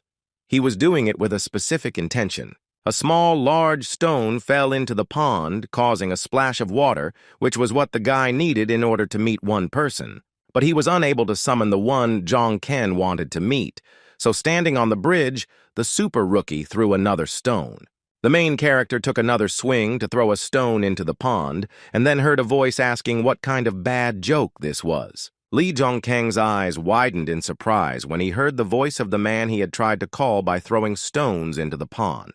A bright magical glow appeared above the water surface, and yellow stars decorated the space around. An image of a blonde girl appeared in front of the guy, who said that she didn't know who told him how to find her, but all this was not very tactful. The protagonist recognized the mysterious girl with a translucent body in front of him as Merlin, and asked her if he was right about this. The blonde with big blue eyes was surprised when she realized that the guy knew her name, because he looked like a simple man. Li Zhongken, looking deeply into the girl's eyes, declared to Merlin that he was the true head of the Round Table meeting. This information was not enough for the girl, and she asked who he was, but received the answer that she herself guessed who the guy in front of her was. Merlin grimaced and said that this was the man who had defeated Demetrius, the Dark Horse, and also an overly arrogant hunter. The girl asked the guy what he was trying to achieve from her, deliberately provoking her, suspecting that he knew perfectly well who she was. Merlin flew into the air several meters above the pond, the girl's body turning into a glowing green silhouette. Merlin's image changed dramatically after the transformation. Now a guy in an officer's uniform stood in front of our hero. He said he was sure that all the members of the round table knew that he was not someone to be angered, and asked again who Jong-ken was. The main character didn't try to hide his identity from the guy opposite him, so he immediately began to answer the question asked. Jong-ken looked at the young man with crazy red eyes and declared that he was the one who knew where Excalibur was now. The guy's statement caused genuine shock in Merlin. The guy could not hide his emotions and stared at the main character with wide eyes. When the protagonist finished the conversation, he soon went to London International Airport to return home. When the guy entered the waiting room, Jong In-chang was already waiting for him. The girl was sitting on a chair, doing something on her phone. The girl waited for the main character for a long time, and when she noticed that he had finally arrived, she asked Jong-ken where he had been. The protagonist explained to Ying-chang that he had met with a person they needed to see in London. The huntress was displeased. She looked at Jong-ken with resentment, making it clear that the guy's actions upset her. Then the girl noticed the amulet that was hanging around the guy's neck. It was a lilac crystal wrapped in wire. An indignant Ying-chang jumped to her feet and asked Jong-ken what the necklace around his neck was, assuming it was a gift from the girl. The main character was taken aback by the hunter's unexpected claims against him and hesitated, not knowing what to answer. The girl started pointing her finger at our hero and shouting that she knew the guy was hiding a bunch of girls in England. A hurt Jong In-chang said she hoped it wasn't like that and never thought that Jung Kyung would be a cable, declaring that she was disappointed in him.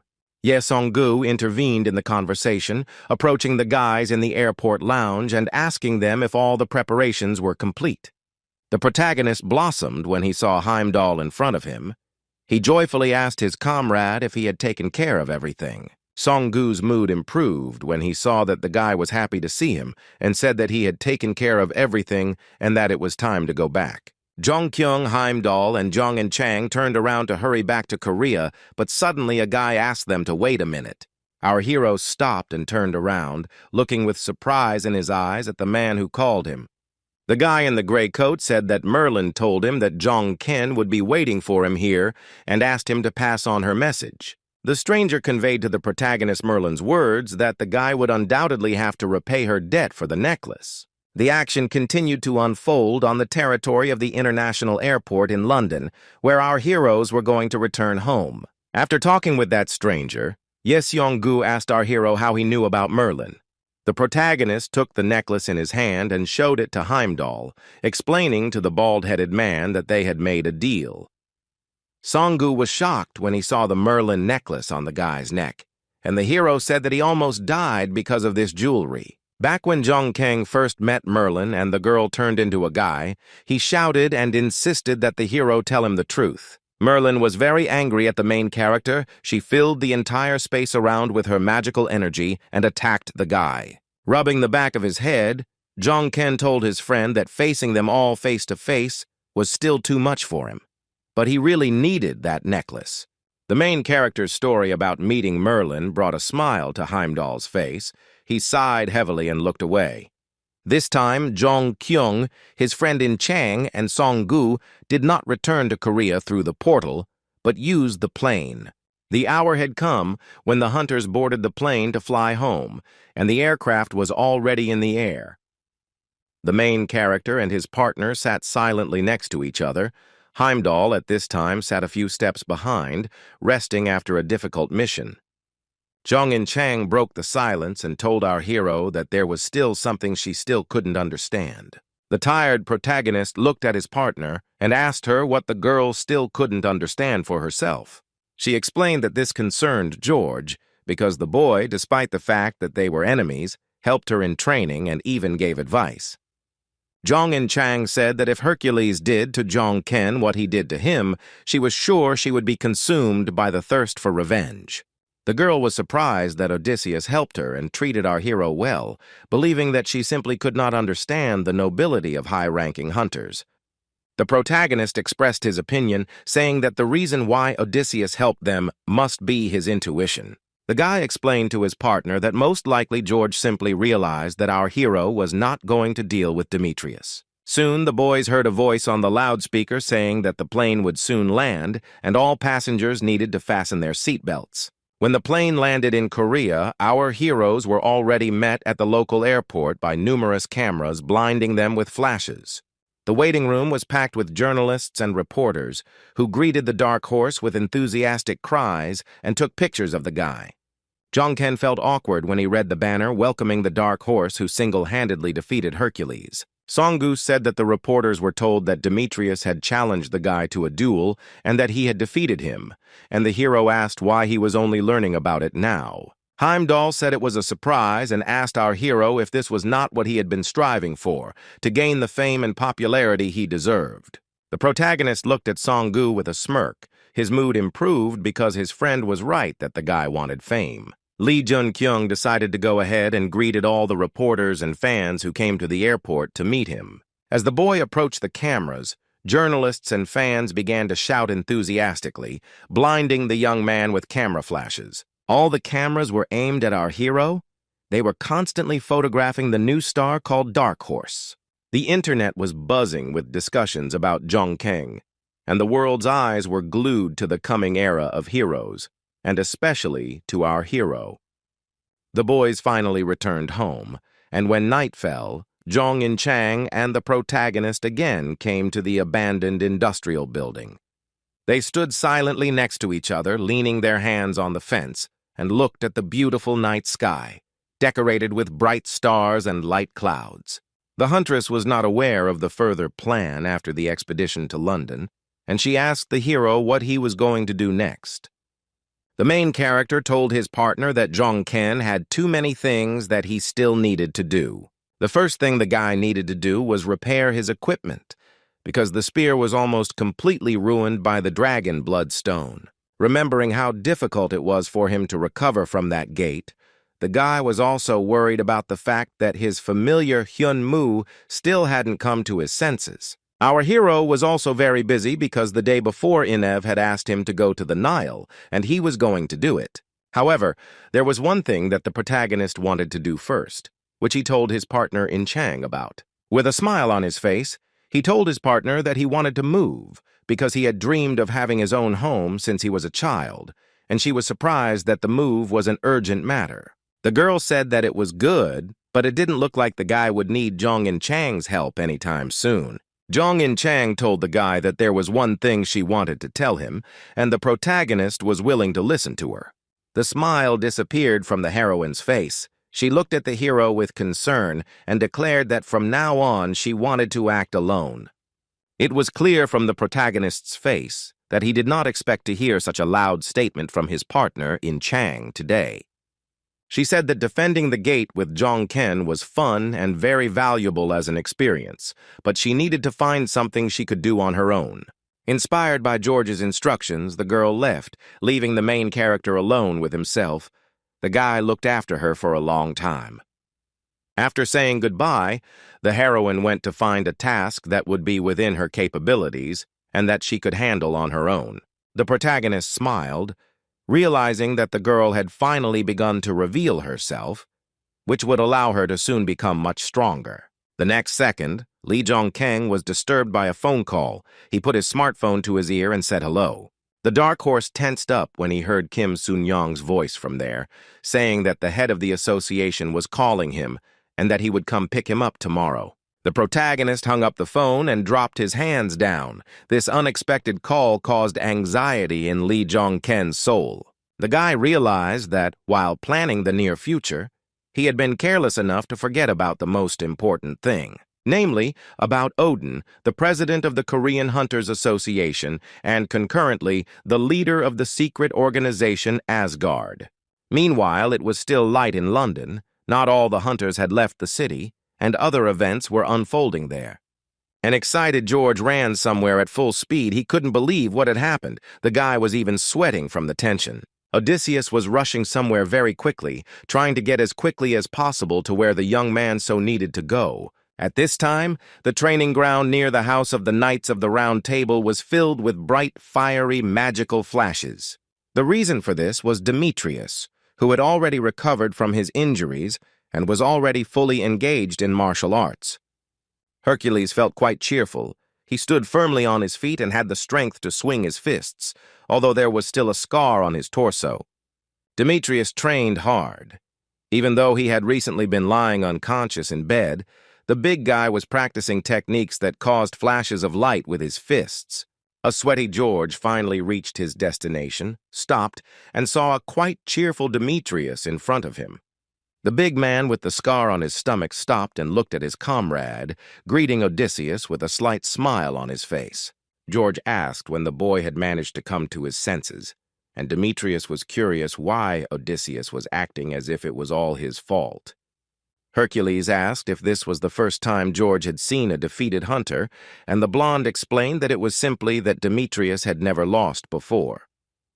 Demetrius admitted that he had never been defeated before, but he didn't seem to be upset by the loss.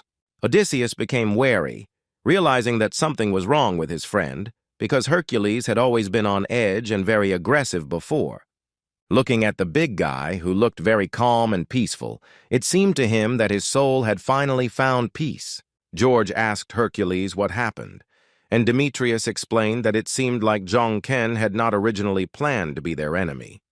Odysseus was shocked when he saw that the eyes of the guy in front of him began to change. He pointed it out in a stuttering voice. Demetrius asked his friend not to be surprised, stating that he had completely subdued his madness and could now use this power without side effects.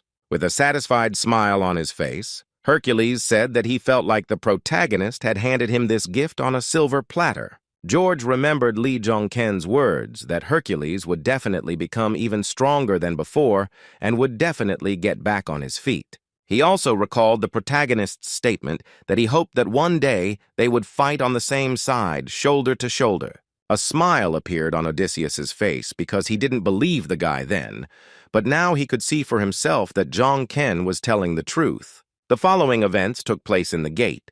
The terrain was rocky and the entire air was saturated with magical energy. Many of the monsters had already been defeated by the hunter, the ground was strewn with their lifeless bodies, and the soil was soaked with blood. However, the clearing of the monster-infested gates continued, the battle was in full swing, and Zhong In-chang was participating in it. After the girl inadvertently received damage from the monster, she was forced to land on the ground. The enemy was not an easy one, but the huntress stood firmly on her feet, holding a one-handed sword in front of her, and was ready to continue the fight. In front of the heroine stood a giant ogre with red skin. This monster was tens of times bigger than her, and the girl reminded herself that 3 days had already passed. Zhong In-chang was outraged by the appearance of this monster-like guy. She had a strong feeling that she was fighting against Demetrius again. The red-skinned ogre with pointed ears and red eyes, dressed in iron armor, looked at the girl, releasing steam from his mouth. The girl received a message that her patron Prince Charming had restored her life points a little, but even with this support she was barely holding on. The enraged giant ogre decided to attack the fragile huntress. He struck with his weapon, leaving behind a bright red light. With this attack, the monster managed to cause an explosion, destroying the ground above them, but Zhong In-chang managed to jump back without being destroyed. The huntress jumped high into the air to attack the giant and swung her sword to damage the ogre. This counterattack was successful for our heroine. Zhong In-chang managed to make a deep cut on the monster's shoulder. As she continued to fight the ogre, the girl shouted to herself that she didn't quite understand what it meant to save the princess. She bravely swung her sword back to strike the ogre again, launching an aerial attack on the fearsome beast. At the same time, Zhong In-chang continued to shout about saving the princess, saying that she herself could kill the one who was dangerous to her. The girl used all her strength to deliver a fatal blow to the ogre, her weapon leaving a bright purple trail in the air. The heroine managed to plunge her one-handed sword straight into the chest of the red-skinned monster, depriving the giant ogre of life. The helpless ogre winced in pain after the blow, and the monster began to spit out chunks of ash from its mouth. But the dungeon boss still had the strength to fight back against the huntress, so he decided to strike with a flame-charged fist. Even though the sword of Zhong In-chang was sticking out of his chest, the ogre had the strength to hit the girl, which he did successfully. The attack was successful. The girl who received damage fell to the ground with a crash, leaving behind a cloud of thick smoke. However, the heroine's attack also did not pass without a trace for the monster. The red-skinned ogre fell to the ground, losing its balance. Zhong and Chang was still alive after that blow. Although her entire body was covered in bruises, she began to crawl on the ground. The brave girl looked at her opponent, her pupils turning into two small, glowing pink dots. The huntress saw that the dungeon boss was no longer able to continue the fight. He was lying on the ground, showing no signs of life. But our heroine also received heavy damage. She pressed her palm against the red ground to try to get to her feet. She failed, and, deprived of her last strength, Zhong and Chang lay on her back on the ground, pressing her hand to her stomach. She knew that the healing potions were gone, and even if they were, she didn't have the strength to even use them. Hope had left her heart. Suddenly, a skeleton with bright, shining eyes in a robe appeared in front of the girl. He asked Ying Chang if she wanted a potion. The wounded heroine looked at the skeleton standing nearby with eyes wide in shock and realized that it was a black warrior. The battle ended with Prince Charming granting Zhong In Chang a title, and she now had the right to call herself Siegfried. When Zhong In Chang came to, besides the black warrior, she saw our hero in front of her, asking her if she was awake. The huntress opened her eyes and was very confused. The girl asked Zhong Ken in a trembling voice where she was. Smiling, the protagonist replied to Zhong In Chang that she was in the gate, surprised that she herself did not know this. The heroine said that her body felt much better, but the sensations were rather strange, and asked where they got the elixir. The protagonist said that they did not use any elixirs, but asked Zhong In Chang to accept his congratulations. The huntress found the strength to rise to her feet, not understanding what kind of congratulations the guy was talking about when his familiar began to spew magical power. Zhong In Chang looked around, trying to find her weapon with her eyes, and asked the protagonist where her sword had gone. Zhong Ken confessed to his partner that he was pretty close to stealing that ogre kill from the girl. But the guy just had this thought, and he didn't do it, because he's not some kind of monster who could do something like that. Not far from our heroes lay the giant body of the dungeon boss with red skin, the monster no longer showing signs of life. Taking the sword out of the dead monster's chest, the girl thanked the monster, because thanks to him she was finally able to gain her title. She tightly grabbed the hilt of the one-handed sword to pull it out of her body, and received a message that she had managed to save the princess. A bright green beam shot into the sky as Zhong In Chang received a notification that Ogre Prince Siegfried was defeating the Ogre Mage. A lot of questions appeared in the puzzled In Chang's head. After the messages, she guessed that her patron had been a girl all this time. When Ying Chang looked down, she saw the same Ogre Mage surrounded by fog, but the monster was already very tiny and did not look hostile. The miniature monster immediately jumped onto Zhong In Chang's shoulder, and the protagonist explained to her that he now belonged to her.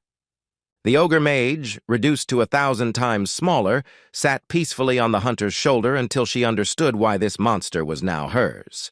The guy explained that he was something like his familiar Hyun Mu, and once again congratulated In Chang on receiving the title and becoming a true hero.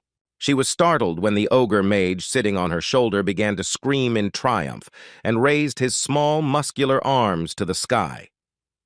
She felt embarrassed, suspecting that she had become attached to the monster while they were fighting, and admitted to herself that he was quite cute. The main character asked the girl, calling her a prince, to protect the princess, and she was surprised that he called this monster a princess. Ying Chang admitted that she had not yet chosen a name for the miniature scary princess, and he said his name was Gongs. The huntress did not immediately understand what her new assistant had just said, and he, raising his hand up, shouted out loudly that his name was Gongs. The handsome prince smiled, and the fallen angel laughed at the absurd situation, while our hero rejoiced that In Chang single-handedly defeated the ogre mage. The girl asked Zhong Ken how he ended up in the gate, but the guy replied that it was quite a long story. The protagonist explained that Ying Chang usually needed 1 or 2 days to clear the gate, and when she disappeared for 3 days, he began to worry. The fact that Zhong Ken was worried about the girl's disappearance made In Chang feel embarrassed, and a blush appeared on her face. He told his friend that he still had something to tell her, but looked away and said that first he needed to deal with that big guy. There was an ogre with 2 heads standing in front of the hunters, and Zhong Ken advised the girl to check if she had cleared the gate completely. The heroine smiled and agreed with our hero, preparing for another battle against the giant monster. The girl was filled with the heroic strength she had gained from receiving the title, and she recognized the monster in front of her as the boss of the ogre village. With a smile on her face, Zhong In-chang stated that the two-headed ogre was a perfect opponent to test her new hero powers against. The huntress pushed off the ground to leap towards the two-headed ogre and suddenly slashed her sword at the monster from the air. Zhong In-chang was shocked when her new assistant Gongs charged at the ogre with a loud scream in defense of her. The miniature monster began to quickly circle around the two-headed ogre in the air, rendering the dungeon boss helpless against its attack. In a matter of seconds, Gongzu managed to deal with the giant monster, depriving the beast of both heads, which flew apart. Ying Chang's new assistant was small, but his fists had incredible strength, capable of easily killing a giant. The girl received a message that she had defeated the dungeon boss, and our hero said that he didn't think Gongzu needed a prince at all. In Chang received a message that the gate had been cleared and Prince Charming was looking at them with a smile, and asked Zhong Ken what brought him here. The protagonist said that he needed to go to China and asked the huntress if she would like to accompany him on this trip. The huntress was very surprised, staring at our hero with wide eyes, because the offer was unexpected for her. The test that the leader of Asgard, Odin, set for the main character was successfully passed, despite how difficult it was. The boy wondered if their taboo with Odin would work, but Zhong Ken managed to get around it with the help of the pendant he received from Merlin. So Li Zhongkang managed to get into Asgard. He infiltrated the shadow organization that pulls the strings all over the world. His assistant Hyun Moo has finally grown up and formed a new body. He has not yet reached the level of the evil king of the undead army, but he can already control 7 skeletons. Moreover, another skull appeared on the protagonist's bracelet, the soul of a skeleton which was not yet active. The guy managed to restore the Muspelheim spear after it broke at the gates of Catalon, turning to Park Jae-hyun with this request. But now the weapon has a new characteristic of the demonic spear, which absorbs its own user.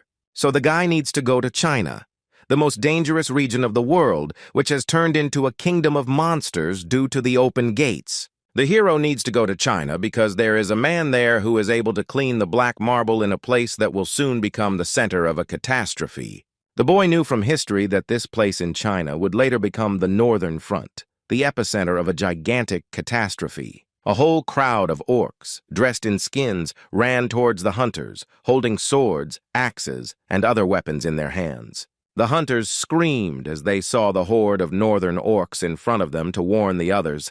The cleanup had been going on for over 3 hours now. The hunters taking part in the cleanup were surprised when a high wall of flame formed between them and an entire army of monsters.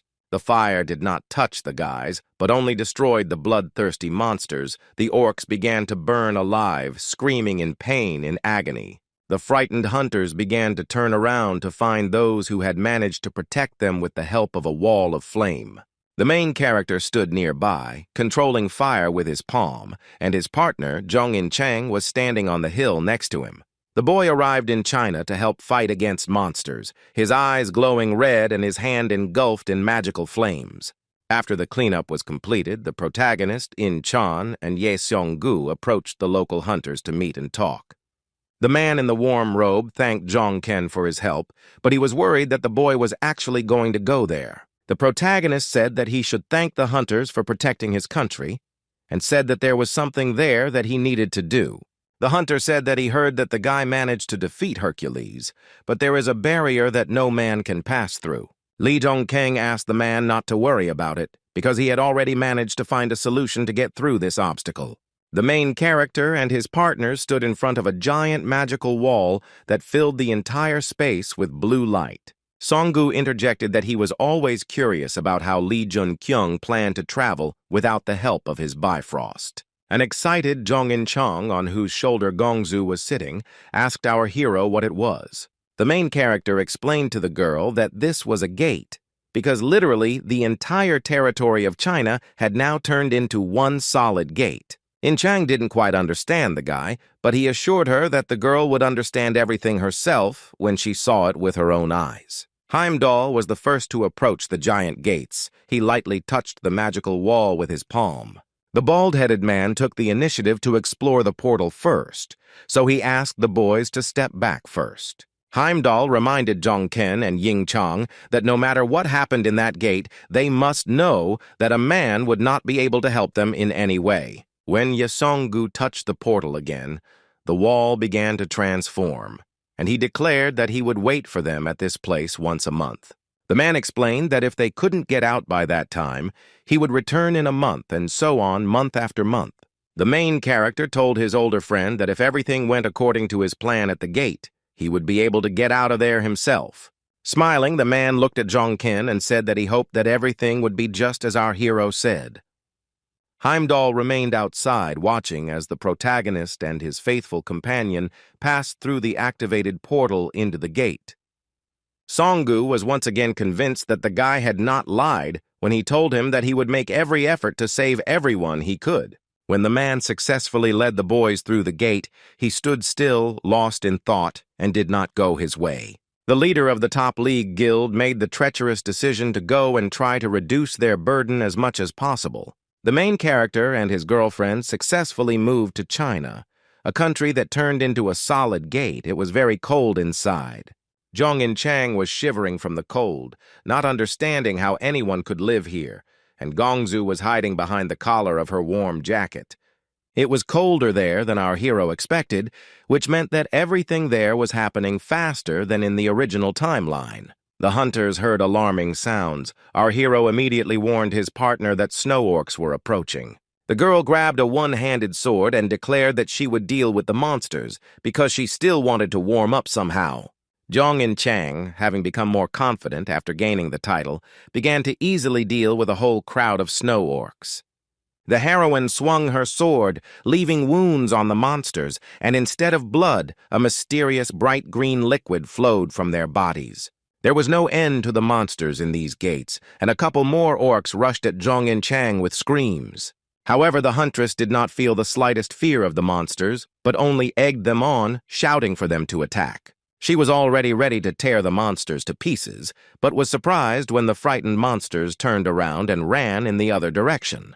The protagonist, who was watching the orcs, told his partner that their behavior looked like they were running away from someone. The guy was right, because ice trolls immediately appeared on the horizon, stronger monsters that could defeat a B-rank hunter on their own. The hero knew about the danger of these monsters, so he immediately called his weapon and asked the girl to be careful, because they were ice trolls. The duel between the hunters and the bloodthirsty trolls began. Jongken struck with his spear, cutting the monster's body into two parts. Zhong Chang also participated in the battle, jumping with a one-handed sword and was able to kill an ice troll with the first blow. The protagonist and his partner tensed up, barely maintaining their balance, the magical power hovering around them in the form of a black fog. The huntress became wary, her eyes widening in fear as she asked Jongken what was going on in that gate. She said that everything was a bit strange here, and there were quite a lot of strong monsters, and the hero interrupted her and asked if it had become more difficult for her to control mana. The protagonist was right, and the girl agreed with him, adding that the movements and combat tactics of these monsters were similar to those of humans. Jongken saw the meaning in the girl's words, concluding that the process of absorption by the gate was going faster, and urged her to move forward further. Further into the gates, the weather became even worse.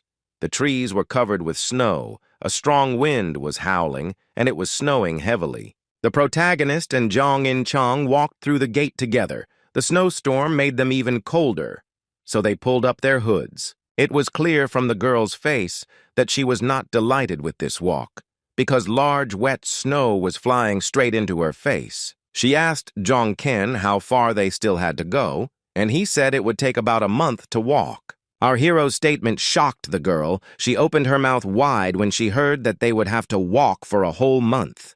He clarified that this was if they did not stop, so there was no time to waste, and they needed to find a means of transportation. Stopping, Jongken pointed his hand towards the heavenly lake on the top of Mount Pektu. This would be their first starting point. Let it not be calm, and having reached the first point the heroes fought with monsters, the whole ground was strewn with their bodies. The hunters lit a fire to make it warmer. Ying Chang warmed her hands by the flames together with Gongzu, and our hero looked into the distance nearby. The main character smiled, looked at his friend, and said that he would go for a walk to check out the situation. The girl silently stared at Zhong Ken, warming her hands by the fire, and Gongzu crossed his arms over his chest, looking at the guy with displeasure. Zhong In-chang jumped to her feet and was surprised when the boy came and brought with him 2 large gray deer with glowing blue eyes. It turned out that this was the very means of transportation that Zhong Ken had spoken of, and soon the boys were saddling the deer, overcoming the gates on horseback. Thanks to the deer, the heroes' speed of movement increased. They galloped swiftly on the animals, overcoming the snowy forest. The protagonist and his partner reached their destination and jumped off the deer to continue their journey on foot. In-chang asked if they would be climbing to the top of Paektusan now, and she wondered why it was getting hotter instead of colder. It was so warm that the girl decided to get rid of her winter jacket and asked why they had never met any monsters on the way here. The main character also got rid of his down jacket and explained to Zhong In-chang that there are no monsters because the ruler of the mountain protects it. The huntress looked at Zhong Ken in surprise when she heard about some mountain lord and asked if he was a human. The guy turned his gaze to his partner and replied that the ruler of the mountain was not a person, but did not specify who exactly. The huntress began to list who it could be, and the hero admitted that he didn't even know what the correct name for this creature would be. Zhong Ken said that in any case she would soon see them herself, and suggested leaving the moose here so that they could continue on foot. The guy looked towards the top of the mountain. His eyes glowed red, and he said that we need to break through the barrier. There really was an obstacle between the main characters and the top of Mount Paektusan in the form of a magical impassable wall. Meanwhile, in Korea, the president of the Hunters Association and the leader of Asgard, Odin, stood alone on the roof, looking at the metropolis as if it were in the palm of his hand. The man recalled how he decided to find Asgard and devote himself entirely to people when gates began to open all over the world. But later he realized that the hunters are the ones whose protection it is his duty to protect, and the common people are left behind. Odin knew that Zhong Ken had gone to China, but that country had not lived up to his expectations, even though monsters were raging throughout its territory. But he had hoped for the guy who had single-handedly defeated Hercules, thinking that perhaps he could find what Odin had once failed to find. The man's eye flashed blue, and Jin Hyun laughed evilly, raising his palms up, saying that this was getting very interesting. With a sly grin on his face, Asgard's leader Odin stuck out his tongue and licked the tip of it over his lower lip. The man got scared and suddenly covered his mouth with his hand, cursing. He stopped himself, realizing that he had just done something wrong. One told himself that he couldn't afford to absorb it so early. The man's pupil narrowed and completely turned into a blue ball of light. The jubilant man released his magical energy, deciding to slowly enjoy it because it was his best snack. The main character and Zhong In-chang managed to successfully climb the mountain. Seeing the beautiful scenery around, the girl was delighted. Zhong Ken, looking at the view, confirmed when Zhong In-chang asked him if they had arrived at the right place.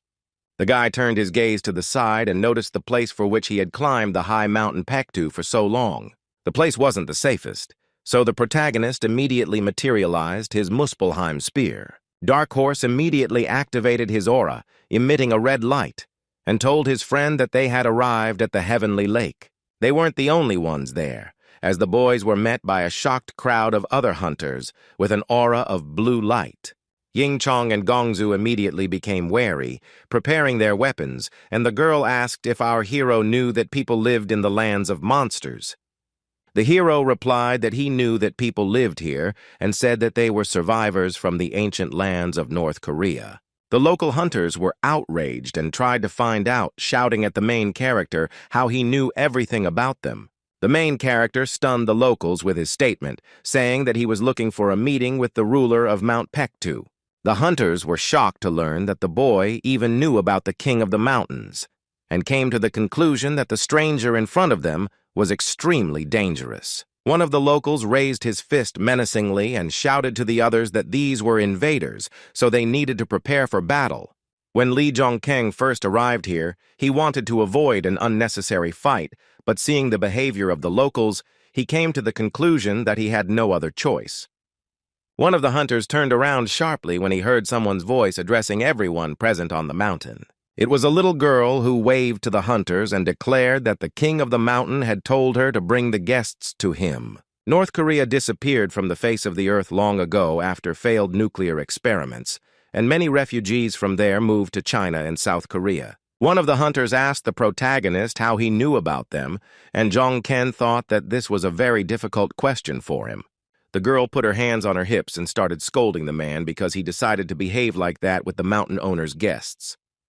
The man began to justify himself to the girl, explaining that these mysterious guests could be accomplices of that bastard.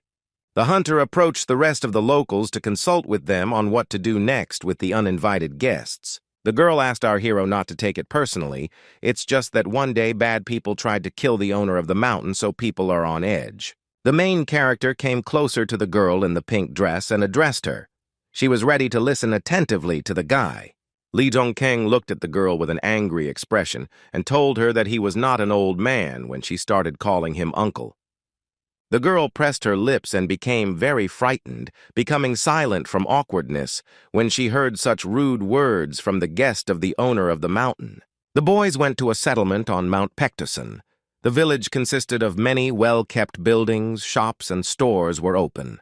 The locals were surprised when they saw the guests, and their clothes indicated that our heroes came from outside, which was even more surprising because they thought that the outside world had fallen.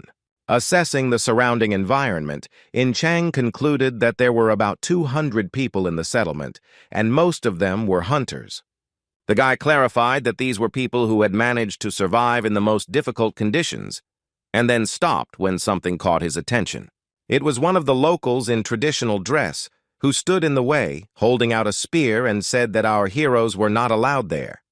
The hostile man pointed his spear at the boys, and Zhongkeng asked if this was their custom of receiving guests. The main character sternly asked the local resident if the owner of the mountain had not ordered him to personally bring the guests to the ruler. The guy with long hair continued to stand his ground, saying that even if that was the case, he still would not let them go to the owner. A girl in a pink dress intervened in the situation and ran to her uncle, who was not letting Zhongkeng and In Chang through. The man did not want to agree at all, telling the girl that she herself knew perfectly well what state the ruler of the mountain was in now. The protagonist showed his red aura, saying that apparently something happened to the master of the mountains. But the man's opinion still doesn't matter. Noticing this, the local hunter also showed his aura and grabbed the spear tightly, calling the guy an insolent bastard. Seeing that the situation was getting out of control, the girl in the pink dress also activated her aura and screamed loudly. This allowed her to attract the attention of the main character. The guy stopped and turned his gaze to the screaming girl. The local hunter with long hair also calmed down a little and looked at the girl who wanted to stop them. The formidable girl, whose body was emitting a bright light, declared that in the name of the head of the village of Chenji, she ordered the guard to get out of the way. This made the careless hunter obey. He lowered his head guiltily and answered in a trembling voice that he was obeying her. The girl turned around, looked at the main character, and asked him to follow her so that they could finally come to the owner of the mountain. She led the protagonist and his partner to the ruler of Pektosan. They made their way through a dark cave lit by torches. Along the way, our hero asked In Chang if she knew anything about the myth of Tangun, but it seemed that the girl did not understand what was being discussed. Zhongkyung told her that there was an old, forgotten myth about how Hwanung came down from the mountains and discovered Korea, founding their people there. The huntress became curious as to why the main character suddenly decided to remember the myth of the founding of Korea. The guy explained that the locals obviously knew something about this myth, and the girl ran in front of them with a satisfied smile on her face. The girl in the traditional pink dress was beaming with happiness because they had finally arrived to the owner of the mountain, and she called him. When the boys entered the chambers of the mountain's master, the entire room was filled with blue magical energy, but the ruler was not yet visible. They came closer and saw in front of them the owner of Pektasan. It turned out to be a magical white tiger with shining blue eyes. The protagonist did not feel any fear in front of this large beast, but took several bold steps forward to talk to it. The girl climbed onto the tiger's paw, and the hero asked him if he was the master of the mountain. The beast was hundreds of times larger than a man. The mountain lord replied that, surpassing all his military forces and knowing about him, our hero and his partner were in any case honored guests. The tiger stood up on all fours and confirmed that he was the master of Mount Pektu, and then asked what brought them to him. Zhang Yinchang felt a piercing fear of the tiger throughout her body because she saw what a terrifying aura the beast had. The main character did not immediately report why he came to the owner of Pektasan, but simply called everything that was happening a mess. The huge tiger looked at Li Zhongken carefully, waiting for the boy to explain what he meant. The boy said that the power that the tiger had to protect the mountain would soon disappear, and asked the animal if he was right in his reasoning. Our hero knew very well that the master was dying because the source of his power, Mount Pektasan, was gradually being destroyed. The owner of the mountain became wary because the boy knew such details, so he asked Zhongken who he was. Zhongken stated that he was the one who wanted to help the mountain lord, but to do so he wanted to meet someone else instead of him. The main character clarified that he wanted to meet not a tiger, but the true owner of Mount Pektasan. These words enraged the giant tiger. He opened his mouth wide and began to roar, shouting at the impudence of the guest. The guy said that they were able to detain the intruder, but it was not normal for the owner of the mountain to be a dying bastard, so he asked to take him to the true ruler. Tiger took control of his emotions when our hero declared that in exchange he could save not only him, but the entire village of Chenji. When the conversation with the huge beast ended, our heroes went outside again. The well-kept settlement was adorned with the rays of the sun. Li Zhongken, Zhang Yinchang, and her assistant Gongzu stepped aside to discuss everything that had happened in private. The girl asked who the true ruler of the mountain was and mentioned that the guy had said earlier that it was not a monster. The hero said that she might think of him as a reindeer harnessed to our sleigh, but this creature was much more advanced. Zhongken tried to explain it more simply by saying that after absorbing the magical energy from the gate, their personality and appearance changed. He added that this did not explain his ability to communicate with people and the ability to absorb such large amounts of magic. The boy said that even before absorbing magical power, he was different from other animals, and asked if she knew what alphas were. Without waiting for an answer, he explained that alphas are bigger, stronger, and smarter than other animals, but the owner of Pektasan is even more special.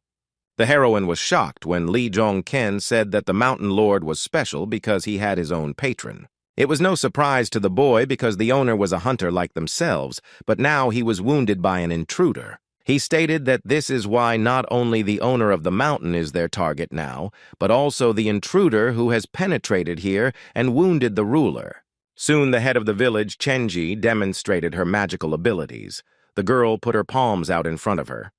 Her eyes glowed with a bright magical blue light as the girl shouted two commands, saying the words "open" and "peace." After the spell was read, a bright blue star appeared in the blue sky, surrounded by white fluffy clouds. This star turned into a large beam that shot from the sky straight down to the ground, between several green mountains. In doing so, the girl created a portal for our heroes to pass through, and Yinchang and Zhongken were already ready to do so.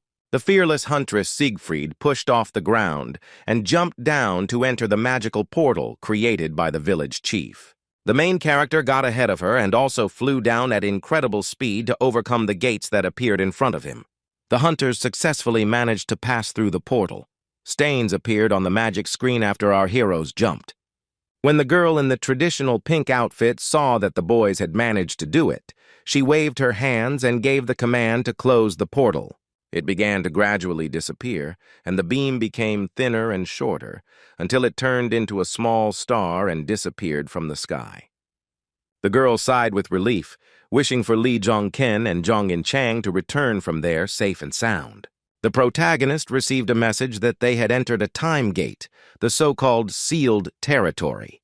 It was dark inside, like a cave, and Zhong and Chang was surprised when she read that they had been transported to some kind of time gate. The guy explained that these are gates that appear inside other gates, and since China and North Korea are all gates, all the gates inside those countries are temporary. Chang complained that it was terribly hot here, and Zhongken asked them to take it as a training that would allow them to become stronger and more resilient. The boy smiled when Prince Charming blessed the girl with heat resistance, knowing that her patron was generous with such gifts. It was restless inside this time gate. Soon Zhong and Chang was already swinging her sword, dealing with the red-skinned monsters.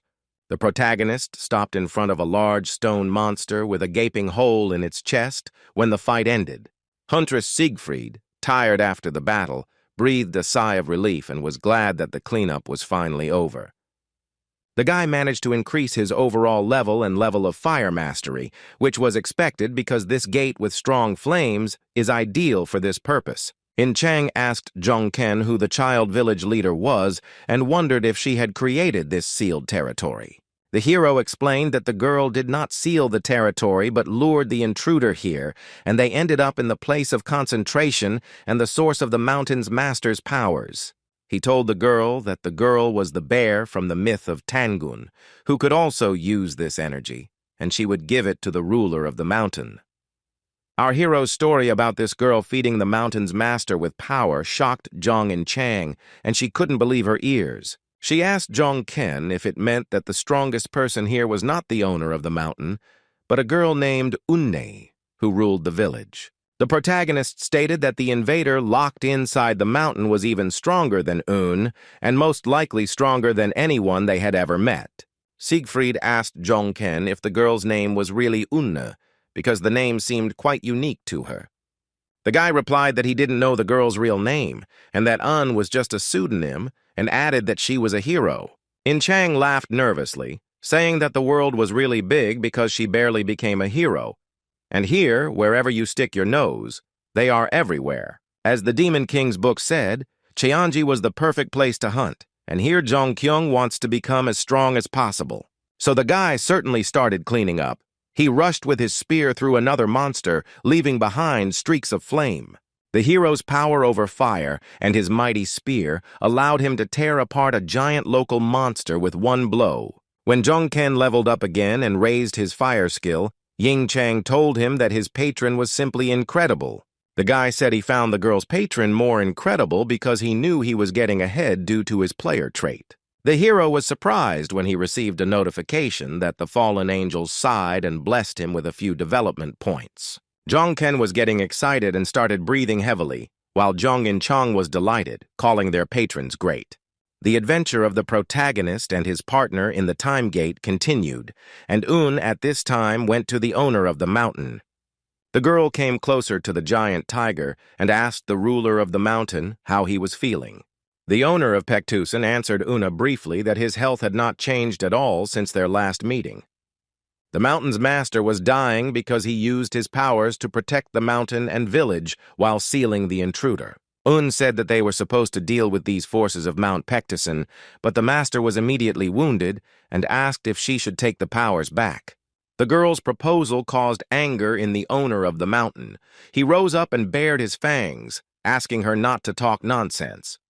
Referring to our protagonist, the mountain lord said that they were certainly strong, but the invader was much stronger. The girl asked why the owner of the mountain, knowing this perfectly well, still sent Zhongken and Chang to the gates of Chongji. The tiger's pupils narrowed. The mountain ruler looked intently at the girl and chuckled, thinking about her question. Tiger replied that when they met, he did not see the strength of our hero, but he saw the energy that stood behind this guy, and it was the same as that of the invader. The peaceful green mountains of Pektusan began to shake violently, and a strong magical energy began to fill the space. The entire space was filled with a giant portal that emitted a bright blue magical light. The protagonist and his partner were still inside the time gate. They saw whirlwinds of powerful magical force in front of them. Zhong and Chang was very scared when she saw this and asked our hero if this incredible power came from the invader. A man appeared in the mysterious fog. It was a small boy with long blonde hair and bright blue eyes. What distinguished this boy was that instead of human eyes, the boy had pupils similar to the eyes of the ruler of the mountains, the tiger. The huntress was shocked and screamed, asking if this kid was really the intruder, but the hero said she was wrong. The wary protagonist explained to the girl that this was not a person in front of them, and that she should not judge a book by its cover alone. Zhang and Chang thought about Zhong Ken's words and took a closer look at the little boy standing in front of them. The seemingly harmless boy really did possess inhuman strength. His body was enveloped in powerful magical energy. The protagonist and Ying Chang saw how this magical energy formed the image of a giant white wolf above the boy. Now Ying Chang realized that the boy was not harmless and became wary, asking the guy if they could even defeat him. The intruder with a spiked collar around his neck bared his teeth, looking at Zhong Ken and Siegfried with hatred in his eyes. The boy immediately pounced on our heroes. He jumped high and let out a cry. Behind him was the image of a magical big wolf. Ying Chang immediately grabbed her sword, and the miniature assistant also jumped forward to protect his prince. The little ogre could not yet speak and knew only one word, so he looked menacingly at the intruder, shouting his name. Gongzu began to cover his head with his hands as the giant paw of the magical wolf grabbed the baby ogre. The blow was so strong that cracks formed in the ground under Gonza. The wolf's arm could act alone and was separated from the body. Zhong and Chang screamed at the princess when she saw the miniature ogre in danger from the paw of this magical wolf. The brave huntress grabbed her sword and flew towards the intruder, intending to attack the boy with a one-handed weapon. However, the boy managed to dodge. The boy knelt down and spread his arms to the sides, counter-attacking the girl with a stream of mana. The two forces, Zhong and Chang and the intruder, collided with each other, creating bright blue and purple flashes under the girl's feet. The girl resisted the boy's attack with all her might, clenching her teeth tightly, amazed at the power the intruder possessed. The protagonist took advantage of the moment when the boy was distracted by Ying Chang and aimed a spear at the invader from the air. With a cry, the protagonist channeled all his strength into his spear to deliver a crushing blow to the little bastard. But the destructive power of the Muspelheim spear and flames only damaged the ground because the invader managed to jump away. The boy crossed his arms and counterattacked his enemies, releasing another powerful stream of magical energy towards them. The streaks of bright blue, deadly light were rapidly approaching our hero, but he was ready to defend himself, clutching his spear tightly. The protagonist screamed loudly, and his weapon immediately charged with flame to fight off the kid's attack. The boy's firebolts collided with the boy's flashes of light, creating a loud explosion as the two forces clashed. The village shook, and the hero received a notification that the fallen angel was looking at them all with sunken eyes. Un shouted to all the villagers to evacuate, and those who did not have the strength to find shelter as quickly as possible. The hunters lined up in front of the head of the settlement and folded their hands together, agreeing to carry out the girl's order. Unexpectedly for Un, a guard with long hair jumped from the roof to the ground, who had previously not wanted to let our hero see the owner. The worried man asked the girl if everything would really be okay with the village, but she was not ready to answer right away. The head of the village asked him not to worry, because if things didn't go according to plan, she and the owner of the mountain would sort it out. The man obediently lowered his head and agreed to carry out the order when the girl asked him to take care of the evacuation of residents for now. One knew that if our heroes lost, she and the mountain lord would not be able to cope on their own, so the fate of Chenji was in the hands of Zhong Ken and Ying Chang. The worried girl mentally addressed the main characters who were fighting in the gate and wished them to return safe and sound. Meanwhile, the giant portal that led to the time gate was still open, swallowing up the green mountains of Pektu. Gongzu was lying on the ground inside this gate, unconscious after the giant paw of the magical wolf attacked him. Zhong and Chang was also exhausted from trying to get to her feet. All of her clothes were torn after the fight with the intruder. The boy controlled the wolf's paw with his hand, which at that time was squeezing the main character, holding him above the ground and tearing his clothes.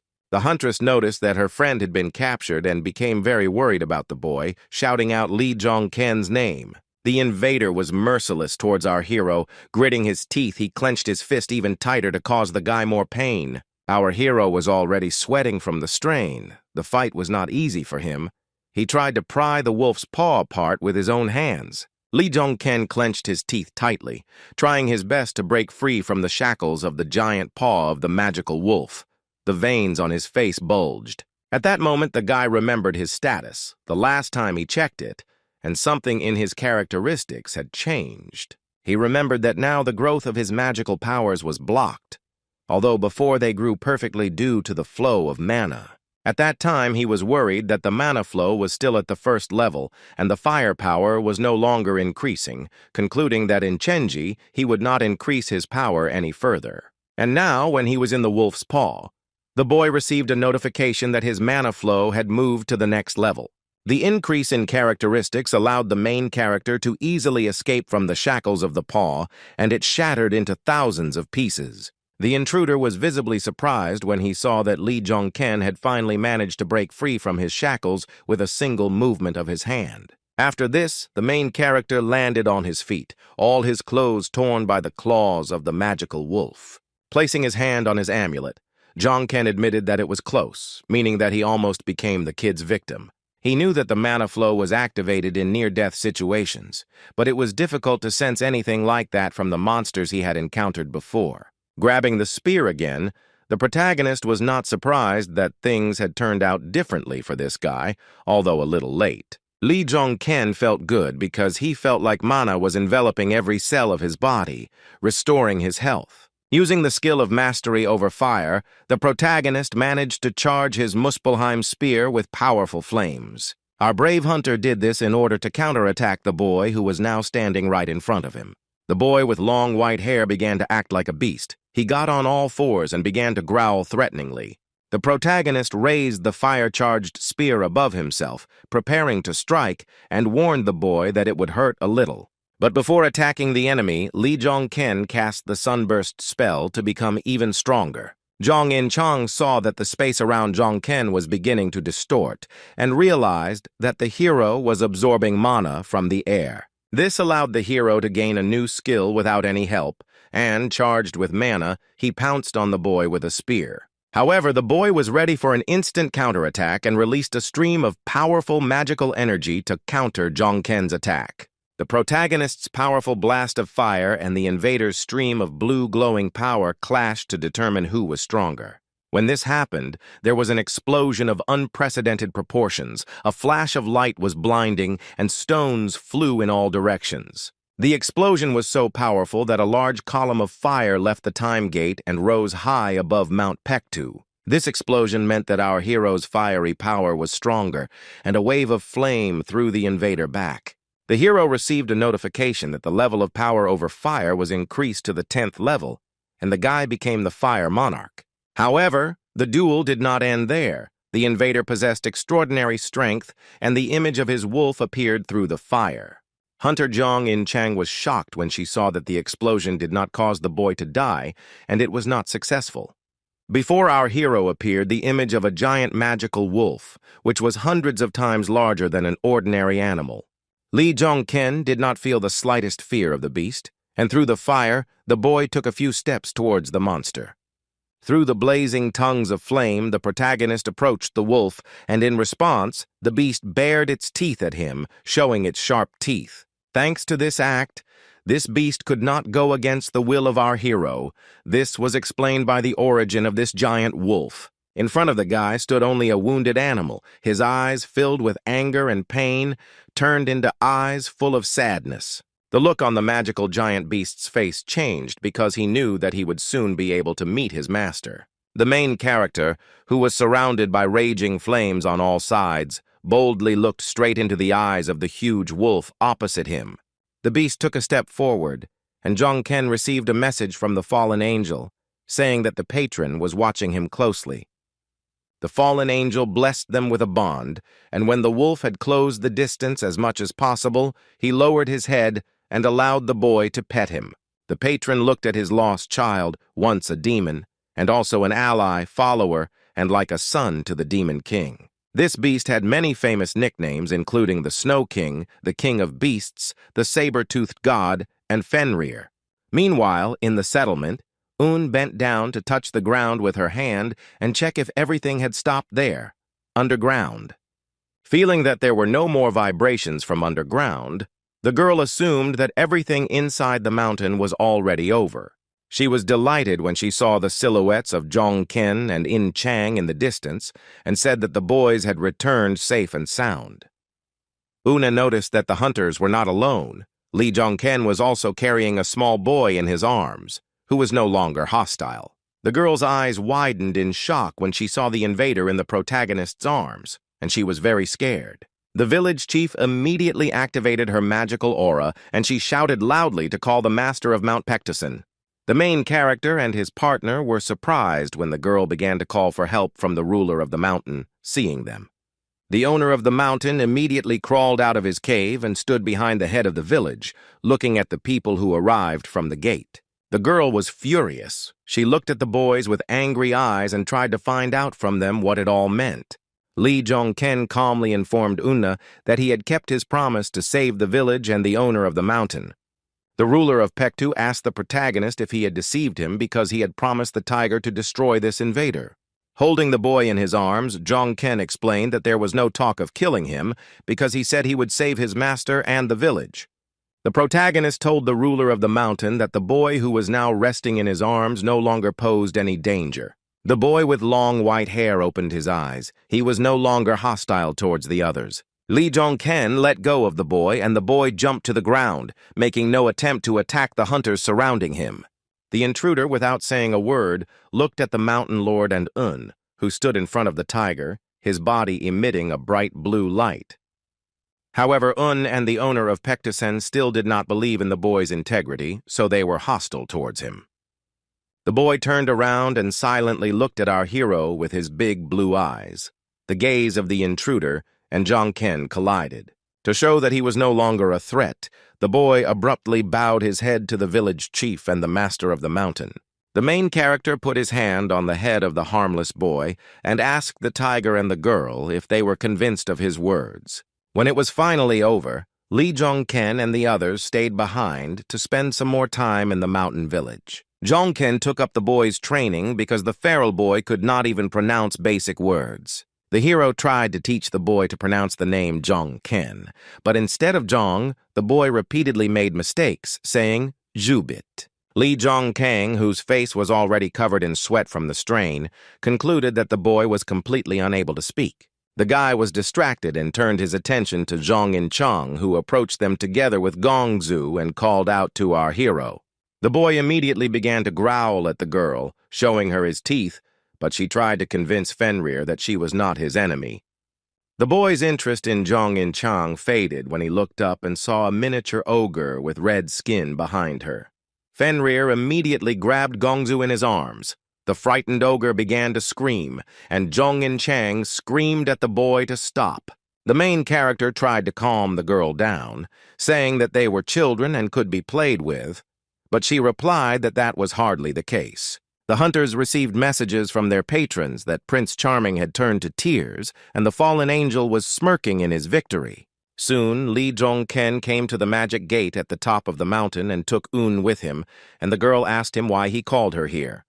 He told the girl that he had made a promise to the ruler of the mountain, not only to deal with the intruder, but also to help with his restoration. The village chief froze in shock when the boy said that if he helped the owner with this, he would get the right to take her with him.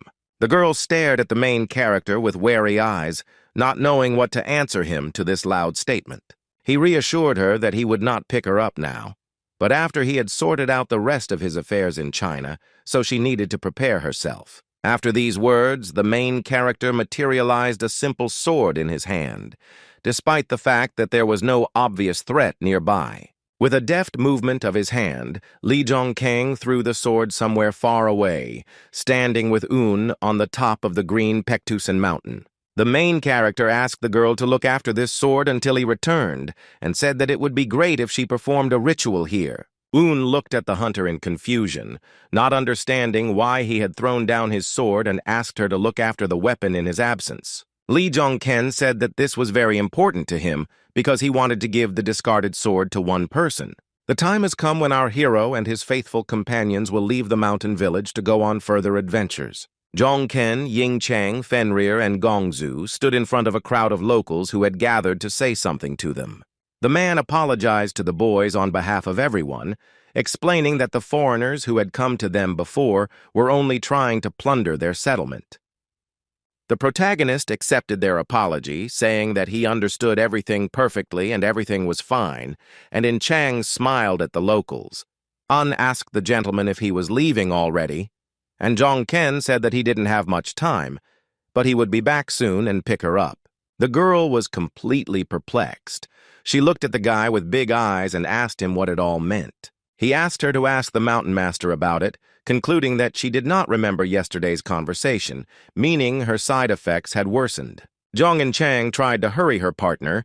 She distracted the guy's attention and asked him to leave already. Finally, the main character addressed all the local residents so that they would take good care of their mountain master. The ruler of Mount Pektu did not come to meet the hero to say goodbye, but spent his time in the cave. It was completely dark inside, and only the beast's eyes emitted a bright blue light, and the ruler of the mountain urged the hero to hurry. The super rookie and his faithful partner left the village and found themselves back in the snowy, frosty mountain forest. The temperature dropped below freezing again, so the boys had to put on their jackets as they moved through the forest. Unexpectedly for everyone, Zhong Chang stopped. The girl was tormented by some feeling, because of which she could not continue walking. The main character looked in surprise at his partner, who suddenly stopped in the middle of the frosty forest. Chang told the boys about her experiences, because the girl felt somehow heavy in her soul to leave all those people in the village. The girl was surprised when Zhongken reassured his compassionate friend that they would return to that mountain settlement. Zhongken told Yingchang that once they finished his business in China, the boys would go to that village again. She asked if the guy hadn't come here to sort out the gate problems, and it would be much easier for them to return by plane. He was surprised when the girl said that he had come to sort out the problems with the gate, calling him a man who always performed incredible feats. Yingchang said that Zhongken defeated Hercules and tamed Fenrir and asked if he was in China to solve the gate problem. With sadness in his voice, the protagonist said that he was not able to solve a problem of such a scale, which surprised Yingchang. The guy said that he couldn't close the gate on his own, and there wasn't a single person in the world who could solve this problem. Zhong was upset to hear such hopeless words from the young man, and stuttered as she replied that she understood everything. The huntress asked the boy why they had come back here then, because although she liked the mountain, she was too cold. The protagonist asked with a smile on his face, "Didn't he say that they needed to find something to travel on?" The girl agreed with him, but the deer on which they had arrived at the foot of the mountain had long since run away. Unexpectedly, our hero turned to Fenrir, who, having turned into a harmless boy, went on a journey with them. The boy standing nearby answered hesitantly. Next to him was his new friend Gongzu, Yingchang's assistant. The main character asked Fenrir to do them some favor, but the guy did not specify what exactly was required from the boy. The boy silently stared at Zhongken with his big green eyes, not understanding what service the hunter wanted to receive from him. The hero's request was that he and Yingchang use Fenrir as a means of transportation, and the boy turned into a giant white wolf. Soon our heroes set off again. Now they were crossing the snowy forest much faster than just on foot. A giant snow-white magical beast quickly rushed through the forest with Zhongken and his partner sitting on its back. It was clear from the protagonist's face that he was enjoying the trip. He was looking into the distance while the girl was trying to cover her face from the wind. After the ride, Fenrir, in the form of a magical beast, stopped on a rock while the battle was in full swing in front of him. It turned out that the monsters were fighting not only with the hunters, but also with each other. Monsters of different types fought with spears and axes. Standing at the very edge of the cliff, Zhongken and Yingchang watched this scene and concluded that orcs were fighting ice trolls. Seeing this, the protagonist understood the reason why they had suddenly stopped and turned to Fenrir again. Seeing the danger, our hero's eyes began to glow red, and he ordered the giant wolf behind him to deal with it. The beast unquestioningly agreed to carry out the order and immediately rushed forward, leaving behind a strip of bright blue light. Jong-in Chang watched Fenrir's battle against the monsters with a nervous smile on her face and decided that it was simply incredible. The boy explained that Fenrir must have just been hungry and told the girl that he needed to teach her something. Huntress Siegfried pursed her lips, waiting to see what exactly Jong-ken wanted to teach her, but she was already beginning to guess. The girl remembered that she had always been curious about how Jong-ken's unusual power and increasing speed worked. Jong-in Chang never asked the protagonist about this because she decided that he would tell her everything himself when the time came. The guy said that he was going to teach her the flow of mana, and thanks to this, she would become a hunter who would level up on her own. Ying Chang was shocked because she thought it was impossible for a hunter to exist who could increase the level of blessings on his own. Realizing that she, too, could then become stronger, Jong-ken told the girl that she already had a small particle of mana flow within her. A small particle of mana appeared above the young man's palm, which looked like a bright blue star floating in the air. The huntress looked closely at this unusual thing above the guy's palm and said that it looked like a concentration of mana. Jong-ken was convinced that Ying Chang was definitely a genius, and she stated that she could see mana if she focused, and then asked if that was the reason he sometimes meditated. The guy explained that, to be more precise, we see and feel the flow of mana, and we try to accumulate this energy in ourselves. The girl admitted that it was hard for her to understand what it was like, but Jong-ken said that it was not something that could be understood by the mind. The protagonist stated that he was going to forcibly seal the flow of mana in Ying Chang, and warned that it would hurt like hell.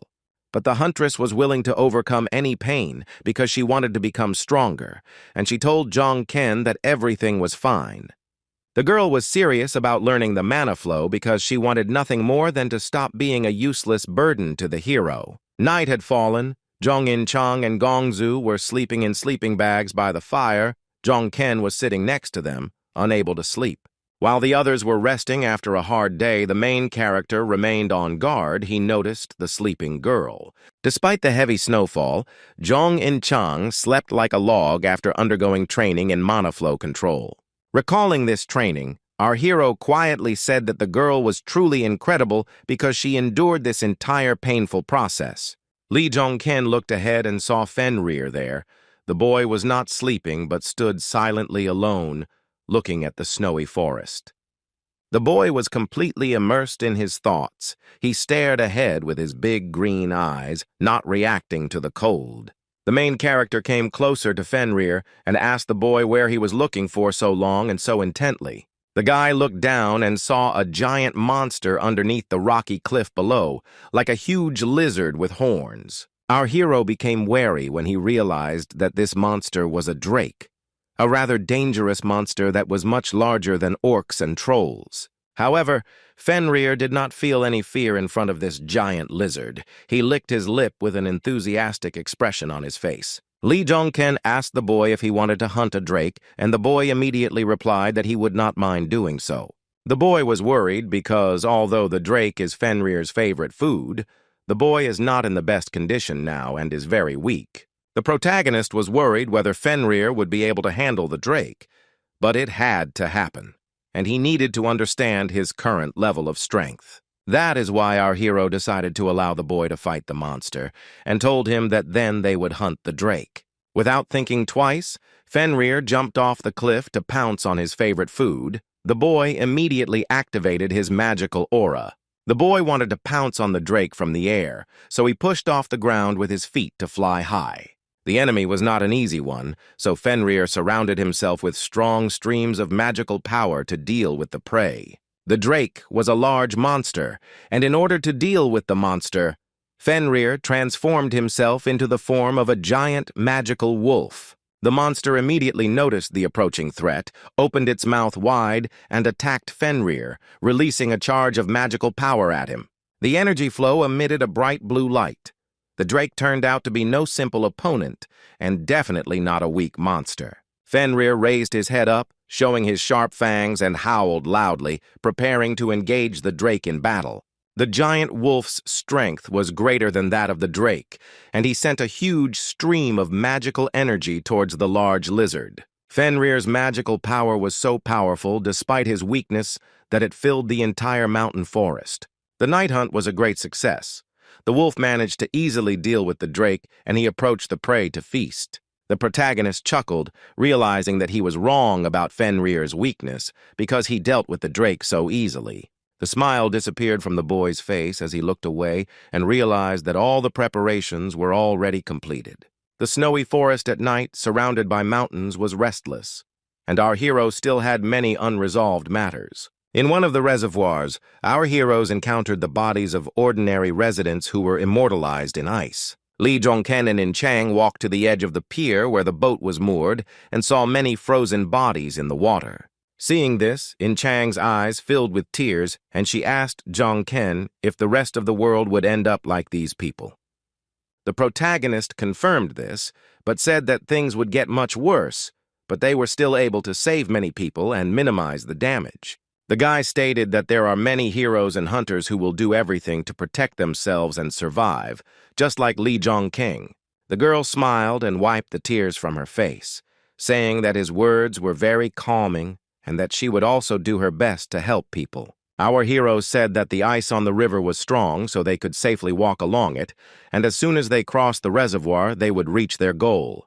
Jongken stated that they needed to get to Guangdong province to find someone there, and the girl was surprised that there might be survivors there. In Chang doubted that there could be living people in such an environment, but the guy assured her that he was sure that they would meet someone there. The hero knew that he was holding back the black marble with his mana flow, but at the same time he felt how the black marble's powers were becoming stronger. The protagonist clenched his fist, realizing that he had now reached his limit, and he began to doubt that he would be able to hold back the black marble any longer. He suggested that Zhong Yingchang cross the river as quickly as possible because he understood that those people in Guangdong province needed to be found immediately. When the boys successfully crossed the river, Fenrir dropped down so that the main character and his partner could jump to the ground. Jongken explained to his partner that they could no longer ride Fenrir because they didn't want to attract too much attention. The girl liked the new place because the weather here was not so cold, and she was also glad that there were no monsters. The protagonist was also happy about this because it meant that Jongken and In Chang were moving in the right direction. They turned their attention to Fenrir, who had already turned back into a boy when the boy began to point his finger at something. The boys turned around and saw in front of them a mysterious image of a large, bald-headed man holding a sword in his hand. At first, the girl was glad that they had met a living person here, but our hero ordered her to immediately prepare her weapon. In Chang was surprised when she was asked to draw her sword because she saw the image of a human being in front of her, not a monster. The main character knew perfectly well that it couldn't be a person, and explained to his partner that in such a place people couldn't be seen. Jongken told the huntress that there was a giant in front of them, and he was right, because the large man's body began to emit a demonic aura.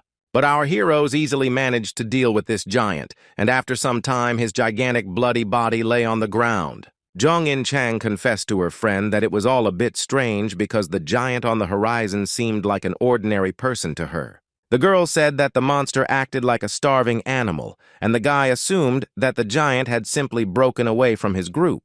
Jongken explained that giants who were driven out due to weakness or illness often ended up like this, which is why he ended up weaker than the others. Siegfried said that she was afraid to even think about it, as the boys stood surrounded by the lifeless bodies of giants who were hundreds of times larger than themselves. Zhong In-chang was very scared, and stared somewhere with her eyes wide with fear when she noticed something was wrong. The girl looked into the distance and saw a thick, snowy fog in front of her, and what bothered her most was the loud noise. The protagonist concluded that there was clearly more than one giant there, and the heroine complained that they weren't even given time to rest. A giant red-haired man with a beard appeared on the horizon. He held an axe in his hand and rode on a drake. Our heroes watched silently as a whole crowd of huge men riding on monsters approached them. Zhong In-chang was even more surprised when she saw the giants riding on ice drakes, calling the performance incredible. One of the giants with a tattoo on his forehead asked the boys who they were and why they were hunting this small fry. When the giant took a closer look at the boy in front of him, he shouted that Fenrir was not an ordinary person, but special. Jongken looked at Fenrir with a grin when he saw that the boy, even in such a situation, was not against tasting the drake.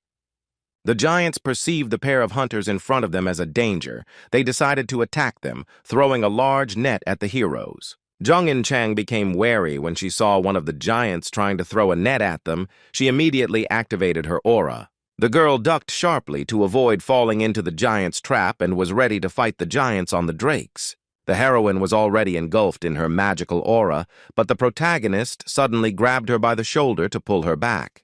He was against In-chang fighting the giants, explaining to the girl that he did not sense any bloodlust from them. Therefore, the main character decided not to resist, and the giant put him in a net, lifted the guy up, and began to examine the prey. The red-haired giant with red shining eyes looked at Jongken, who was sitting in the net, and told him that he would go with him.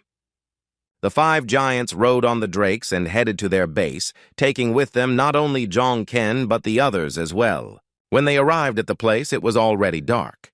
Now the main character, In-chang, Fenrir, and the others, were sitting in a metal cage. A giant with red hair approached the boys and asked them if they were locals, and the boy replied that they came from distant lands.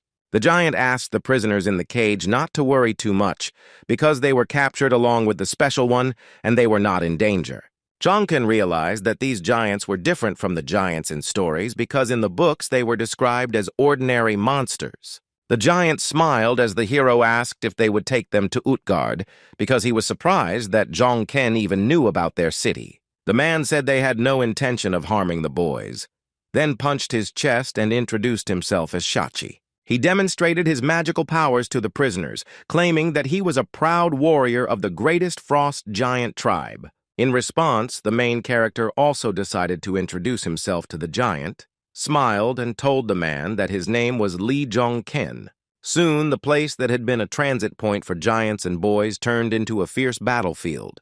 Many giants died in this battle, their clothes were torn to shreds, and blood flowed in powerful streams from deep wounds. The entire snow-covered field was now soaked in blood, the ground was strewn with the lifeless bodies of many giants, and a giant named Shachi dealt with them all. The man held an axe in his hand, and his body was surrounded by red magical energy. The main character was still not free. He was sitting in a small iron cage and silently watching the fight in front of him. When the battle between the warring giants ended, Shachi turned around and looked straight into Lee Jongken's eyes. Shachi looked at our hero with a slightly crazy smile on his face. The man didn't say anything to the super newbie. The main character also stared at the red-haired giant with eyes full of misunderstanding. The giant's behavior made him wary. After the battle, Shachi stood for some time right in front of the cage where Jongken, In-chang, and the others were sitting, looking at it. The giant asked the boys to let him ask them a few questions, and then, if they wanted, the man would set them free. Our hero began to suspect something, believing that the giant was hiding something from them. But in the city of giants itself, there should be survivors. Shachi put his fist to his forehead and swore on the honor of his name that the boys were free to make a choice, and he would not do anything to them, regardless of their decision. The giant swore once again on Shachi's honor and removed his gloved fist from his face, lowering his hand down, waiting for the protagonist's decision. The guy smiled slightly, realizing that they would probably reach their destination even faster because they were heading straight there. When the ride finally came to an end, Jong In-chang, sitting in her cage, looked around and was delighted with her surroundings. Smiling, the red-haired giant solemnly announced to those imprisoned in the cage that they had arrived and that their city was before them.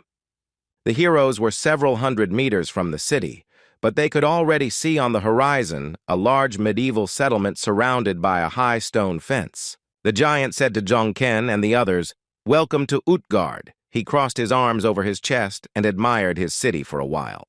The settlement where the surviving giants lived was built in a knightly style. The city was surrounded on all sides by high walls. The entrance to Utgard was securely protected by large wooden doors, through which Shachi rode inside on his drake. The rest of the villagers beamed with joy when they saw that Shachi had finally returned and began to greet him.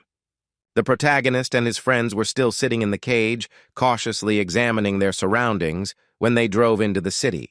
They saw that many of the Utgard residents were very happy to see Shachi again. Everyone was smiling at the sight of the red-haired giant. In Utgard lived not only warlike men but also fragile women who went about their daily business. In Chang admitted that she felt as if they had entered the Middle Ages, as if they had traveled through space and time. The smile disappeared from the girl's face, and she looked away with interest when she heard someone already discussing their arrival. The giants standing nearby were surprised that Shachi had brought people in a cage with him, asking if they had done something wrong. Fenrir was no longer happy with being kept in a cage for so long and began to scream, demonstrating his magical energy to everyone. The giants were shocked when they saw the special one in the cage and guessed that Shachi had managed to capture the werewolf. Shachi told the astonished villagers that everything was fine and they just wanted to visit the chief, so he ordered everyone to get out of the way. The main character, with a smile on his face, began to stroke the boy's head, trying to calm him down, and told Fenrir that everything was okay. Fenrir stopped being furious, but was still very wary. He began to insist that someone needed to be killed, and that there was an enemy in front of them. Lee Jong-ken also began to worry when the boy said something about the enemy, and did not ignore the boy's words. The heroes, accompanied by Shachi, went to meet with the leader. The building of the city's head was surrounded by strong magical energy. The red giant, holding the cage with our boys in his hand, approached the two guards at the entrance and ordered them to tell the chief that Shachi had arrived. The chieftain agreed to let the giant in, and the large wooden doors creaked open to allow the heroes to enter. Shachi and the others entered the building where the leader of Utgard lived.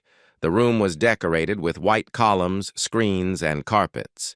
At the very end of the room stood a majestic throne, decorated with gold, on which sat the leader of the settlement, a giant with a white fur collar. The black-bearded man's face showed that he was not pleased with the meeting, and he asked Shachi if he had brought another uninvited guest. Fenrir began to get mad again, and our hero concluded that it was the boy who called him an enemy, thinking that he had fought with the leader before getting to Pektosan. Shachi dropped to one knee before his leader and told the giant that he had brought him the werewolf and his companions. The red giant told the city leader that he felt like the werewolf wanted to stay with Lee Jong-kyung and Jong In-chang. Shachi's statement caused genuine shock in the ruler of Utgard. His pupils narrowed to small dots, and he stared at our heroes. The chieftain asked if the giant wanted to say that these people had managed to tame the werewolf, and Shachi confirmed that this was indeed the case. The head of Utgard showed everyone his powerful purple aura, declaring that the warrior needed to leave the uninvited guests and return back. Shachi began to be indignant, saying that he had given his word as a warrior to the boys and asked the leader not to cause any harm to our heroes. Surrounded by magical power, the chieftain stared silently at Shachi as he declared that after this the boys should go home safely. The giant bowed his head before his ruler and began to beg him on his knees to keep his name as a warrior. It was already night outside. There was a heavy snowfall, but the main character and his faithful companions were still on the territory of Utgard. Jong In-chang walked up to the door that separated them from the rest of the city and grabbed the iron bars tightly. The girl said that the door was closed, but if she wanted to go outside, In-chang would easily open it. The main character was against it, telling the girl that this would turn the entire tribe of giants against her and that there was no need to act like that in the heart of their domain. Ying-chang disagreed, asking if they weren't already in trouble and saying that she didn't believe the giant king had good intentions towards them. The huntress Siegfried was especially alarmed by the way Fenrir reacted to the appearance of the leader of the giants. While Fenrir and Gongzu were relaxing by the fireplace, Ying-chang told the hero that she was sure the boy was feeling pressure on him. Jong-kan did not share the girl's fears. He lay down on the bed and asked her not to worry, because they could leave this place at any moment. The protagonist asked Ying-chang to instead take a little rest after the long journey, saying that they would most likely be staying here for a long time. The entire modern city, which was once peaceful and advanced, was now completely engulfed in destructive flames. The fire left nothing living behind. It destroyed modern high-rise buildings, taking the lives of all civilians. And the reason for all this destruction was an army of giants. Bloodthirsty giants roamed the city, destroying everything in their path. Our hero recalled the war with the giants. It was the most terrible of all wars, and was described in the Book of the Demon King. But he didn't understand how they managed to corner humanity, because even though their king was incredibly strong, ordinary giants were inferior to humans in strength. The guy stood by the window for a long time, thinking about the war with the giants described in the book, but suddenly someone knocked on the door. The protagonist turned around when he heard someone knocking on the door, disturbing him in the midst of his thoughts about the war. It turned out that it was a girl who brought a tray with a teapot of tea into our hero's room. The girl placed the cups on the wooden table and poured tea into them, taking care of the comfort of the uninvited guests in Utgard. She awkwardly asked the main character if she had poured enough tea. The modest girl's voice stuttered. Lee Jong-ken asked the girl in response if the giants received all guests in this way, and she replied that they did not. The main character asked the girl what he and his partners had done to deserve such a caring attitude towards them. The girl in the long white skirt felt awkward in front of the main character. Stuttering, she tried to explain everything to him. The guy noticed that she was afraid to talk to him and told her that everything was fine and that no one was following them anymore. The girl was genuinely shocked when she realized that the main character knew that they had been under surveillance all this time. She said that no one had noticed them before, referring to the magical hourglass standing on a shelf under the ceiling. Jong-ken knew that it was a magical tool for observing the room, otherwise he would not have noticed it. But Merlin's necklace helped him. He dropped to one knee in front of Seun and told her that she could speak freely here, but outside the room, she needed to keep the conversation a secret. Seun said she had been here for over a year, and most of the others said they had been here for a year or a year and a half. The guy realized that in that case, more than a year had passed since the discovery of Utgard, and once again asked about the reason for such a good attitude towards them. The girl, clenching her fist, explained that it was all because of the guy's strength, because giants like strong people, and that person there was special. Seun explained that Utgard had recently been attacked by the Nars, and that the child had instantly turned into a monster and killed many giants. She said that then the king fought with Fenrir, he fought shoulder to shoulder with other giants and won, and this monster ran away. The protagonist concluded that Fenrir, for some reason, entered into confrontation with the giants, which is why he ended up on Mount Pektusen. The boy asked Seun to do him a favor in exchange for a bunch of sweets and chocolate, but the girl replied that she didn't need it. Instead, she asked to be given some iron so that she could sell it and use the proceeds to buy medicine for her sick mother. Our hero agreed to fulfill the girl's request, but asked to find a certain person for him, saying that his name was Manhwa. Seun was shocked when she heard the boy say that she needed to find Hwat for him, which indicated that she knew the man. The main character laughed sincerely when he saw the girl's reaction and confirmed that he was looking for this particular person. Several days have passed since our heroes arrived at Utgard Castle, but during this time Jong-ken's group has done nothing. Every time they were brought food at the same time, and from time to time they went for a walk. But nothing else happened. During one of these walks, In Chang became indignant, asking why they weren't just let go if the giants didn't want anything from them. The guy turned around and told his friend with a smile on his face that thanks to this, they found time to train. But In Chang was not happy, telling the protagonist that she would rather die than sit in a cage her entire life. The main character asked his friend not to worry because he would not let the girl get bored here, which aroused her interest. He activated his aura and confessed to Ying Chang that he was wondering if they should organize a demonstration of their strength. The girl smiled, grabbing her one-handed sword as she began to hope that they would finally raze this place to the ground. The main character thought that his girlfriend was kindness itself, since she wanted to raze the entire city to the ground with a smile on her face. The heroine admitted that she didn't like this place because they never saw any people there, and the so-called king irritated her. Jong-ken agreed that something was wrong here and suggested that they stage a show of force to find out what exactly was wrong with this city. The protagonist's entire body was already glowing with a powerful red aura. He looked at Ying Chang and asked how about one round. The huntress Siegfried was genuinely surprised when her partner suggested that the girl fight among themselves, rather than with enemies. Our hero said that they had never fought seriously before, but In Chang was clearly not thrilled with the idea. The guy let out an irritated breath and admitted that Ying Chang was disappointing him, asking if she was really that insecure. The corners of the girl's lips turned down as the protagonist began to accuse Zhong In Chang of being afraid of losing. This provoked the huntress, who assumed a warlike stance and grabbed the sword, declaring that Zhong Ken would regret this. Zhong Ken and Ying Chang began to fight. The entire city was filled with traces of their magical energy, smoke, and flashes. At the very height of the fight, the main character told the girl that if he won, then Ying Chang would get what he deserved. The boy gritted his teeth and swung his sword with all his might, cutting through the air with bright stripes of fiery magical energy. Zhong In Chang was also very serious, raising her one-handed sword above her head to fight back against the guy. The huntress, whose eyes were emitting a bright purple light, shouted at our hero that the same thing was happening to him. Utgard was decorated with large winter gardens, in which green plants were securely covered by glass walls and ceilings. But today the city's residents have lost this highlight because our heroes, during a friendly battle, carelessly destroyed the gardens. When Shachi heard the news that the greenhouses had been destroyed, the giant only laughed loudly that the castle was in ruins. Li Zhongken and his partner had caused great damage to Utgard. The large winter gardens were now cracked and the glass needed replacing. The boys were embarrassed that they had destroyed almost half the castle, but Shachi's reaction was surprising when he heard what the guests had done.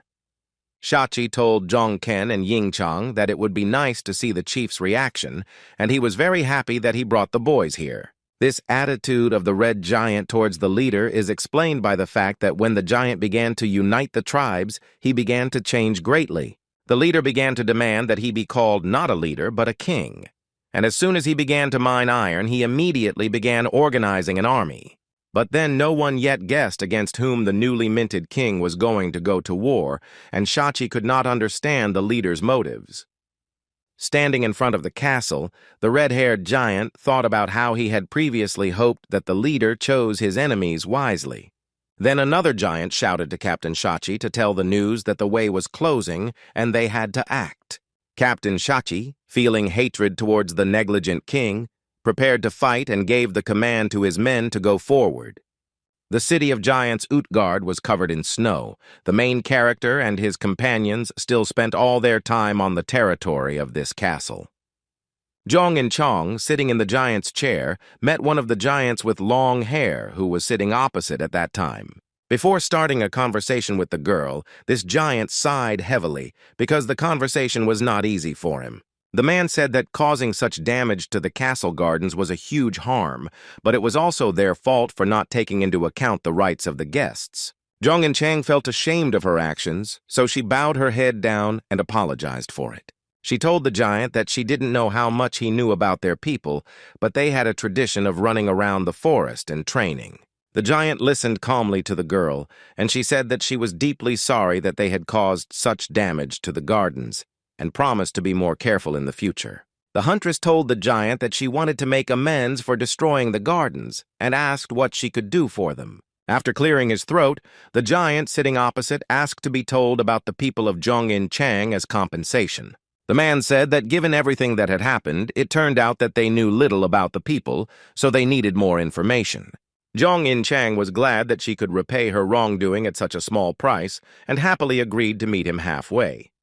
Remembering their duel, the main character then tried with all his might not to give in to the girl in order to win the fight. The protagonist attacked his partner, directing multiple fire blasts at her, but she did not give up.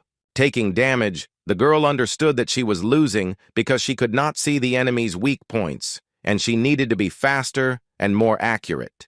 The heroine made a renewed attempt to attack Li Zhongken. She began to swing her one-handed sword, leaving streaks of light around her.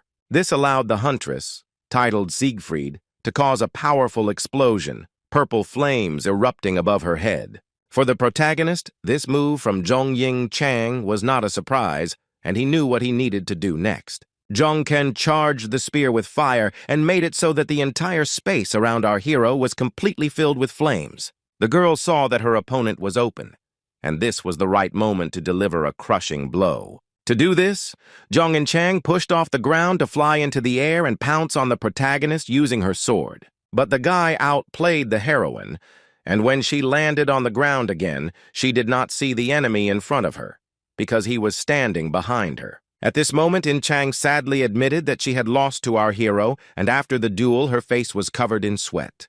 Putting away his spear, surrounded by thick smoke, the protagonist, with a smile on his face, told the girl that the duel was good. The guy won, so In Chang had to fulfill his request, and the girl asked him what exactly she needed to do. As a reward, Zhong Ken asked his partner to pretend to cooperate with the giants and also to get more information from them. The huntress listened carefully to her leader when he said that there was something else the girl would have to do. Meanwhile, the shocked giants saw that there was a fire on the territory of their castle, and they screamed that the city's gardens were ablaze. They were surprised when they saw our heroes in front of them, who were the ones responsible for the destruction of the gardens in Utgard. The giants saw before them Zhong Chang, who was completely fine, and the wounded protagonist, who could not stand on his feet. The giants panicked when they realized that their guest was injured and shouted for someone to call a doctor to save our hero. Soon, Zhong Ken, whose body was covered in blood, was lying on the bed, and in front of him stood an elderly doctor in a white coat. The man carefully examined the patient and determined that the boy had no serious injuries, only minor damage. The main character realized that the doctor did not fall for this whole performance, which cannot be said about the giants, and asked the doctor to patch him up. The local doctor has magical powers. He brought his palm closer to Zhong Ken's body, and it shone with a golden light. The healer began working on healing Li Zhong Ken. His torso, completely covered in blood, began to glow with a golden magical light. The boy was completely cured, marveling at how the doctor managed not only to stop the bleeding, but also to completely remove all the wounds. The main character thanked the doctor for his help, but the elderly man with a long beard began to be modest, replying that he was not worth the thanks. Li Zhongkang told the elderly doctor in the lab coat opposite him that it was a great honor for the hero to meet Quata. The man in glasses was stunned with surprise when the main character called him by name, not expecting that the guy, as it turned out, knew him. The doctor in the white coat became very tense, but adjusted his glasses and asked Li Zhongken if the guy knew about him. The boy replied that he knew nothing about Quat, and the doctor assumed that Zhongken had heard about him from Siyun. The protagonist replied that he had not learned about it from Siyun and suggested that the doctor get to know each other better, to which he was called a stupid young man. Dr. Kawata was categorically against meeting our hero. He turned around and ordered Siyun to follow him. Li Junkyung attempted to stop the mysterious Dr. Huat, telling the man that the boy was still sick. The guy got out of bed and asked the doctor if he was really going to just leave a patient here who he hadn't treated properly. Kawata stroked his long beard, looked at the boy suspiciously, and said that it didn't look like he was sick yet. Li Junken explained that he had an internal wound and asked why the doctor would make a diagnosis without even examining the organs. The protagonist's argument was compelling, Doctor. Kawata thought for a moment and admitted that he was guilty. When Zhongken extended his palm to the doctor to point to the place where the wound was, Dr. Huata took hold of his wrist for examination. The doctor began to silently examine the protagonist's wounded wrist, saying nothing, but the doctor's face revealed that he was hiding something. After examining the boy's hand, which showed no obvious damage, Quata said that he still didn't see any problems and was about to leave. When the doctor left, the hero realized that Kawata was definitely a hunter because he felt magical power from him. However, perhaps the doctor had not yet received his abilities. The doctor's behavior surprised him because it was impossible for Kawata to check the organs and not notice the wound inside the guy's arm. Quata was a surviving hunter from China who cured the Demon King who activated the mana flow in the land of giants. It is said that the Demon King experienced a surge of mana at the beginning of the activation, and he was able to get through it with the help of Quata. Zhongken began to suspect that he had met Quata too early, since the man had not been able to achieve that power due to a lack of time. The protagonist had to stop thinking about that doctor when Zhong Chang entered his chambers and shouted his name.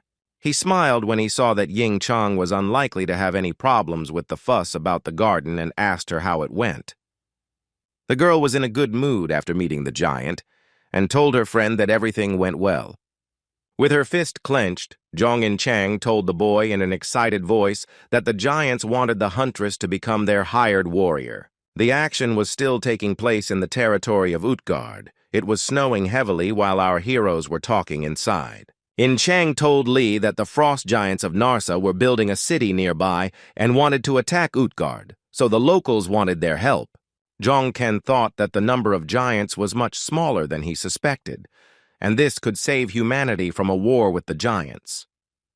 The heroine said that the giant asked her about the outside world, its population, culture, characteristics, and armed forces. The guy praised her for doing well, and Chang asked if Zhong Ken had managed to find out anything too. The protagonist replied that he hadn't found out anything, but that was only a plus, and Zhong Ken needed to find out something else. Zhong Ken said that they should return immediately once they found the right people and asked if she wanted to stay here. Chang explained that she wanted to find a way to help the people who live in this city without leaving it, because otherwise they would die. The protagonist was genuinely surprised when the huntress said that she wanted to stay in Utgard in order to help the local people. He admitted to the girl that she was much kinder than him and thanked her for this, knowing that in her place he would have fled from Utgard, taking only a couple of people. To Zhong Ken, the idea of sacrificing the minority to save the majority sounded good, but he almost did what he hated the most. Not only Zhong Chang, but also our protagonist decided to sign a contract as a mercenary warrior, staying in the city with other people.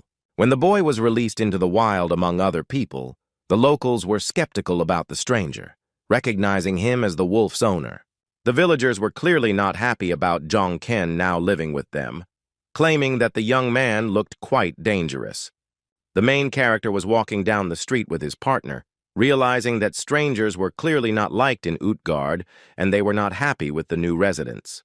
However, there was one resident who treated Zhong Ken positively. A joyful Siyun ran up to the guy. The happy girl thanked Zhong Ken for his help, saying that her sick mother had become much better. Li Zhongkeng's eyes widened in surprise when he saw another person behind the girl, someone he didn't expect to meet. It was Dr. Kavata, who approached our hero, stroking his long beard, and asked about his well-being. The guy said that he already feels much better, and all thanks to Dr. Kavat, who helped him. The protagonist extended his hand to the doctor to shake it as a sign of gratitude, and Quata agreed to do so. The elderly doctor suggested that our hero find him if the guy suddenly felt better, and then he would see what was going on.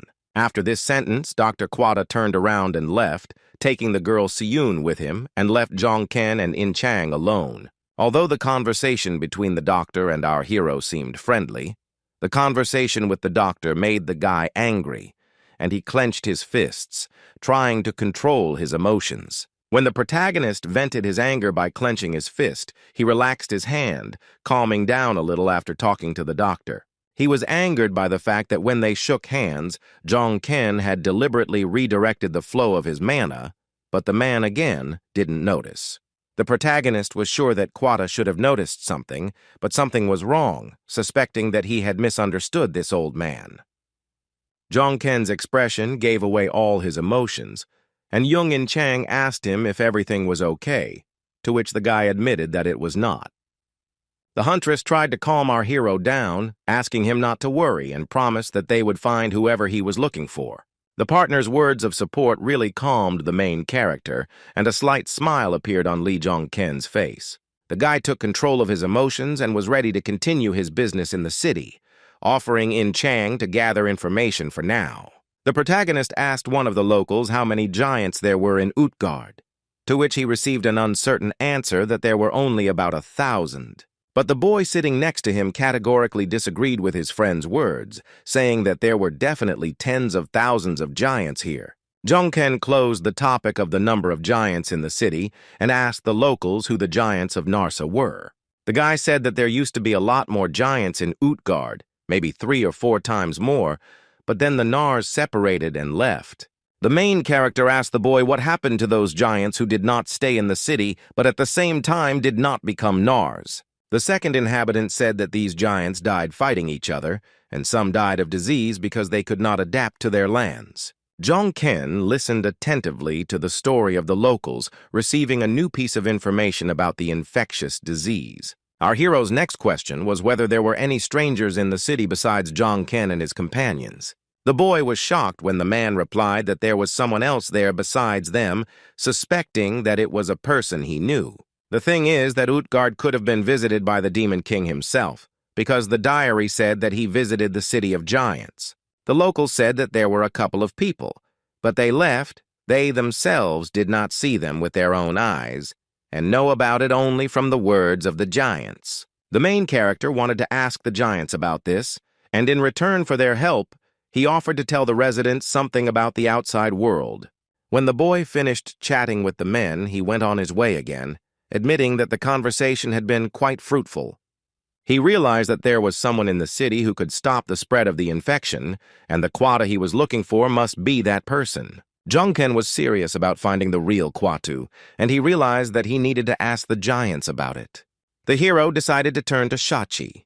The red-haired giant with a beard turned sharply and looked at the guys when they came to him. When the giant turned and recognized them as our heroes, he laughed, asking if these were the people who had burned the castle gardens. He thanked the guy for helping them, telling him how the dwarves and the guys from Banir hated them, the giants. The protagonist was surprised when Shachi told him that today the giant would have to go outside, beyond the city. Shachi explained that the Nar's attacks were becoming more frequent, so he would need to deal with them, and asked if the boy would like to come with him. Lee Jong-ken smiled at the giant and nodded his head, thereby agreeing to go on an adventure with the red-haired giant. Soon, the main character and the giant Shachi left the castle to stop the Nar's attack on the giants. During this journey, Lee Jong-ken and the giants of Utgard encountered a most unexpected guest. Opposite them stood a whole crowd of Narsas riding on drakes, and one of them turned out to be the leader of the opposing tribe named Shrim. The leader of this tribe, when he saw the giants from Utgard, jumped off his drake and took a few steps towards the enemy giants. Captain Shachi, who was the leader of this expedition, also descended to the ground and approached the enemy leader closer. The giants stood opposite each other and silently looked into each other's eyes. The leader of the Nars was dressed entirely in black. Shrim, frowning, looked closely at the man in front of him and only said his name, saying Shachi. The giant with red hair did the same, and the conversation between the two giants was laconic. The protagonist, who was watching this meeting, knew that this meeting could be very dangerous because of this leader of the giants. Lee Jong-ken clearly saw the enemy giant's true magical power. Shrima's entire body was surrounded by powerful energy. The boy could see that Shrima was much stronger than Shachi, perhaps even on the level of the giant king from the castle, but he couldn't understand what they were communicating about because they were using their own language. Fortunately, the main character immediately received a message that the fallen angel had decided to bless him with knowledge of the Etun language. Now, Jong-ken understood the giant's speech perfectly, and he heard Shrim asking Shachi why he did not want to change his mind. The question greatly angered the red giant, and he rudely answered the giant that he saw no reason to listen to the traitor. Shrim asked if Shachi was going to continue listening to the foolish king, declaring that the giant's tribe had fallen very low. Shachi screamed, trying to shut the giant up when he stated that the giants from the castle were disgracing the warrior's name and that they were not traitors. The giant from Utgard Castle became angry at the giant and materialized an axe in his hand, preparing to fight against the Nar's chieftain. Shri also demonstrated his magical power, saying that they solved their affairs differently, and his hand glowed with a golden light. The leader of the Nar's tribe looked to the side and became wary when he noticed the presence of not a giant, but another creature nearby. He recognized the boy standing below as the special one, and was surprised that he not only obeyed people, but was also a person himself. Shrim rubbed his chin, calling it all interesting, and told Special that they would see each other next time. Shachi was seething with rage. He shouted at his opponent to stop talking and immediately swung his axe. The Nar's chieftain realized that a duel was inevitable and swung his weapon to defend himself from the red-haired giant from Utgard.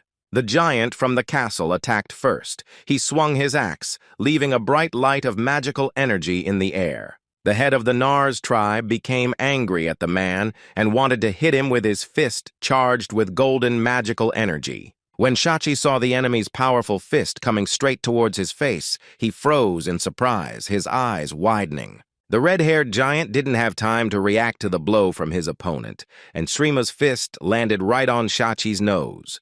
The attack was so powerful that the giant from Utgard lost his balance and began to fall backwards, flying several meters away. At this point, the skirmish between Shachi and the leader of the Nars stopped, and Srim, pleased with himself, told the man that they would see each other again.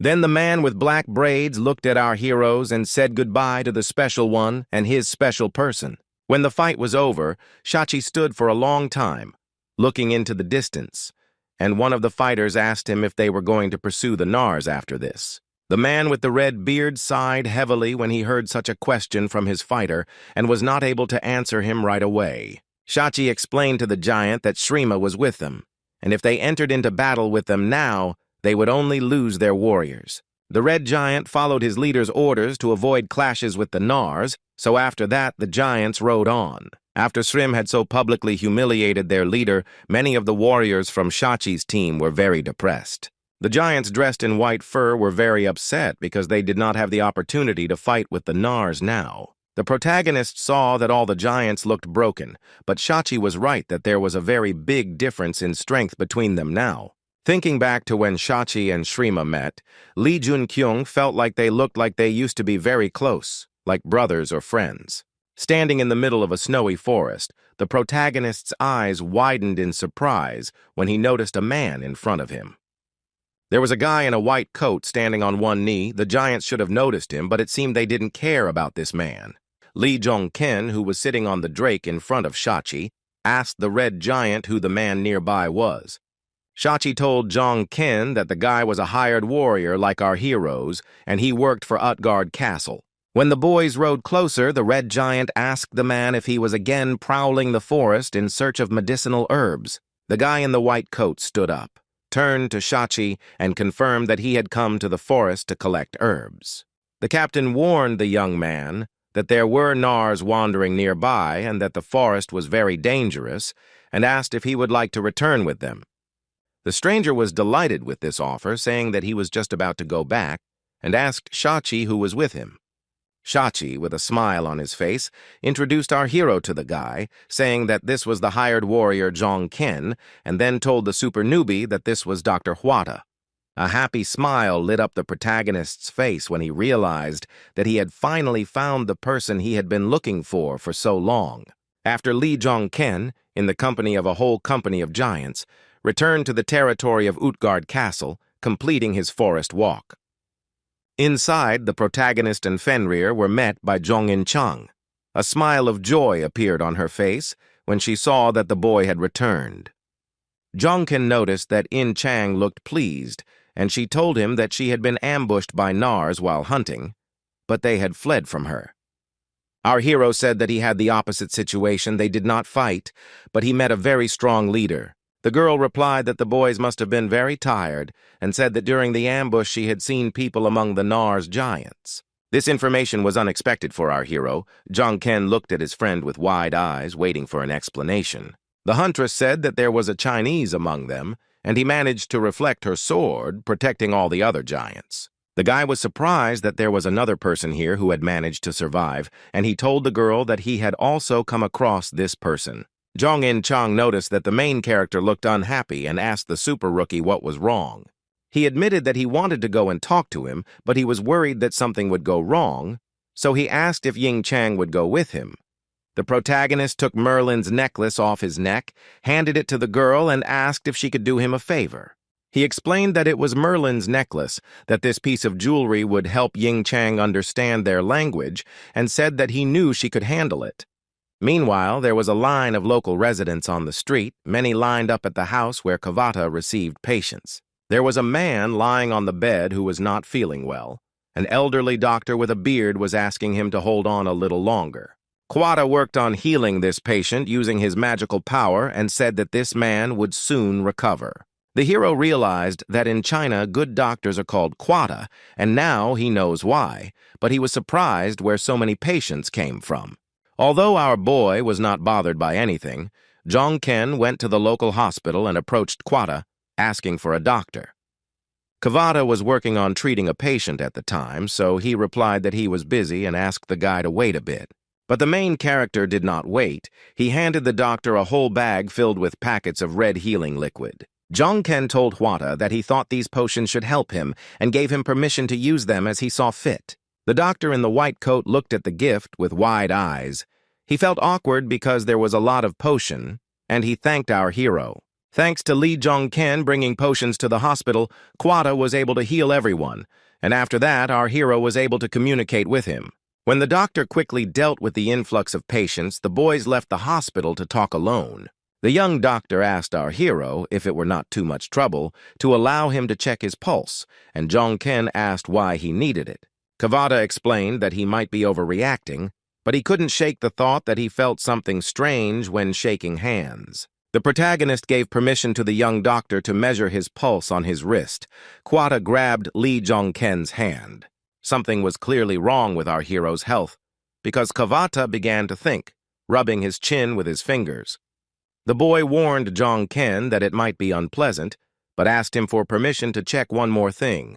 And when Quata started checking it out, his eyes widened in surprise, analyzing the health of the young man in front of him. The hero's hands touched, and the air around was decorated with many bright stars. A flow of mana passed through two people at once. Our hero knew that having another person's mana flow through you was a difficult process, but Ying Chong had to go through it once. The boy became wary because this time Quata was using mana to check Jong Ken's condition, but he felt no pain or discomfort. The protagonist guessed what could be the reason for this, but the young doctor emitting mana abruptly removed his hand. The doctor was shocked when he realized why the guy in front of him was special. He wanted to tell Jong Ken about it, but he interrupted him. Our hero told Quata that it was clear to him and wanted to ask him if the young doctor had studied what Lee Jong Ken had studied. But the guys' questions to each other turned out to be completely different, because Quata asked about chi cultivation and Jong Ken about the flow of mana. The young doctor was taken aback by the question about studying the flow of mana, and he looked at Jong Ken with wide eyes. The main character had a similar reaction. He looked at the doctor as if he had no idea what chi cultivation was. The boys still had a lot to learn, and it was snowing outside, so the boys went inside to continue the conversation. Over a cup of tea, Jong Ken asked the doctor how he came up with the idea of mana flow, but Quata replied that they called it chi cultivation. The hero was surprised when the doctor hinted that he was not the only one who knew about this, and asked who else was involved in this cultivation. The young doctor shared with the protagonist that people who are on Nars's side also know about chi cultivation. And then Jong Ken remembered in Chang's words that she had met some people who were fighting on the side of that tribe of giants. But now he decided to deal with the black marble, so he asked the doctor if he noticed anything when he checked the guy's pulse. Hwata said that Jong Ken's blood was very thick and the flow of internal energy was unnatural, and then asked if there was anything bothering him. The hero decided to trust the doctor who cured the Demon King and told him that he was having problems cultivating his internal energy. One day, an incredible amount of demonic energy released by the monsters flowed through Jong Ken's body. This energy mixed with others in the guy's body and formed into black marble spheres, and when these balls released energy, the hero felt a lot of pain. Jong Ken told the doctor that he had no idea what these balls were, but cultivating internal energy was absolutely useless. The doctor listened attentively to the main character's story about what was bothering him and made some decision for himself. Quata asked the protagonist to examine him again, but this time properly, but warned that it could be quite dangerous. Lee Jong Ken was not at all worried that the examination could be very dangerous, and he told the doctor that everything was fine. The guy took off his black shirt and lay down on his back on the couch. Kavata stood in front of him to fully examine the hero's health. When the doctor did this, he wiped the sweat from his forehead and said that the hero must have felt as if his organs were being torn apart, but it was good that he survived it. The examination turned out to be difficult, because the hero's entire body was covered in beads of sweat, and he asked the doctor how everything went. Quada said that the black balls inside Zhongken are quite unique. They stimulate the flow of mana inside him and do not kill the guy. The protagonist sat down on the bed, not understanding what it could mean that the marbles inside his body were unique. The doctor said that the spheres do not cause much harm to the guy, and he experiences pain due to the forced change of flows inside. Quada explained that it was still fundamentally dangerous because the marbles grew stronger with Zhongken. The doctor was especially worried that these spheres would at some point become stronger than the hero himself, and they would suppress Zhongken as an entity. He warned the boy that the hero would then go crazy and become a psychopath, but he was glad that Zhongken had amazing mental fortitude and he would be able to suppress it. The protagonist asked if the psychopathy he mentioned was the same one that haunted the Nars abandoned in the ice. In response, the young doctor, concerned about the main character's health, only nodded in confirmation of Zhongken's guess. The hero knew that the people on the Nars' side were psychopaths who were consumed by the thirst for murder, and he received a lot of new information from the doctor. Thanks to the doctor, Li Zhongken now understood that the black spheres inside his body were safe and were helping him get better. It was only natural for the boy to improve himself while facing danger, so the outcome seemed fine to him. Grabbing his shirt, he wondered if the Demon King was able to learn about mana flow by learning chi cultivation, and if so, then our hero would also be able to improve his mana flow. After getting dressed after the inspection, the protagonist once again approached Mr. Manhwa, asking if they could talk for a bit. The doctor was not against talking with our hero any further, saying that he also had a few questions for Li Zhongken. Zhongken asked why all his patients, who had not even participated in the battles, were sick and the hospital was full. Kavata explained that there is a lot of energy in these lands, and ordinary people cannot cope with its volumes, so they begin to get sick. The protagonist realized why Utgard was filled with sick people, remembering the appearance of lands unsuitable for life after the opening of the gates. Putting the cup on the table, Kavata said that before the gate building of China, the guy studied medicine in Europe and returned to his homeland after the disaster. The doctor said that outside of these lands, everyone called them the hellish territory that cannot be restored, or rather the kingdom of monsters. That's why Kawada decided to ask the hero why he came all the way to China, and wondered if they would send a rescue team for him. The protagonist knew from history that no rescue group existed, and he answered Kawata that no one would save him. The doctor was upset by these words of Li Zhongken. His face became gloomy when he realized that in case of danger, our hero would not be saved. But the doctor was surprised when the main character corrected himself, clarifying that the rescue group was already in China. The super newbie didn't explain anything to the guy across from him, but just looked at the young doctor with a smile on his face. Quada asked the hero to stop talking nonsense, and Zhongken said that besides Fenrir, there were two more, including Skeleton. But for the doctor, this did not change anything, and he said that the problem was that he had to save everyone, doubting that they would cope. The hero answered honestly that they couldn't handle it, and the doctor wanted to ask why he even started talking about a rescue team, but Zhongken repeated his words. Hearing that the protagonist definitely couldn't handle this task alone, Quada wanted to answer something, but he was interrupted again. Li Zhongken asked the doctor to tell him about the people on the Nars side, because the main character will need their help. The talented doctor began to shout and be indignant, declaring that this was absurd, because our hero knew nothing about these people. The hero said that this is why he asks about them, because the number of survivors in Utgard is very small, and he suspects that the majority are on the side of the Nars. The guy admitted that he didn't know about it because he learned that many had left Utgard when he was in the forest collecting herbs. The protagonist wondered who could be the person who would lead a whole crowd of hunters who escaped from Utgard. Wanhwa's gaze reminded Jun Kyung of his past, because there was a sense of despair in his eyes due to his powerlessness in wanting to save people. The hero knew that they needed the help of the hunters, and that they needed to be prepared for the coming cataclysm, so he told the doctor that he wanted to study chi cultivation. The doctor was very surprised by such a request from the main character, not expecting that the guy would want to know more about cultivation.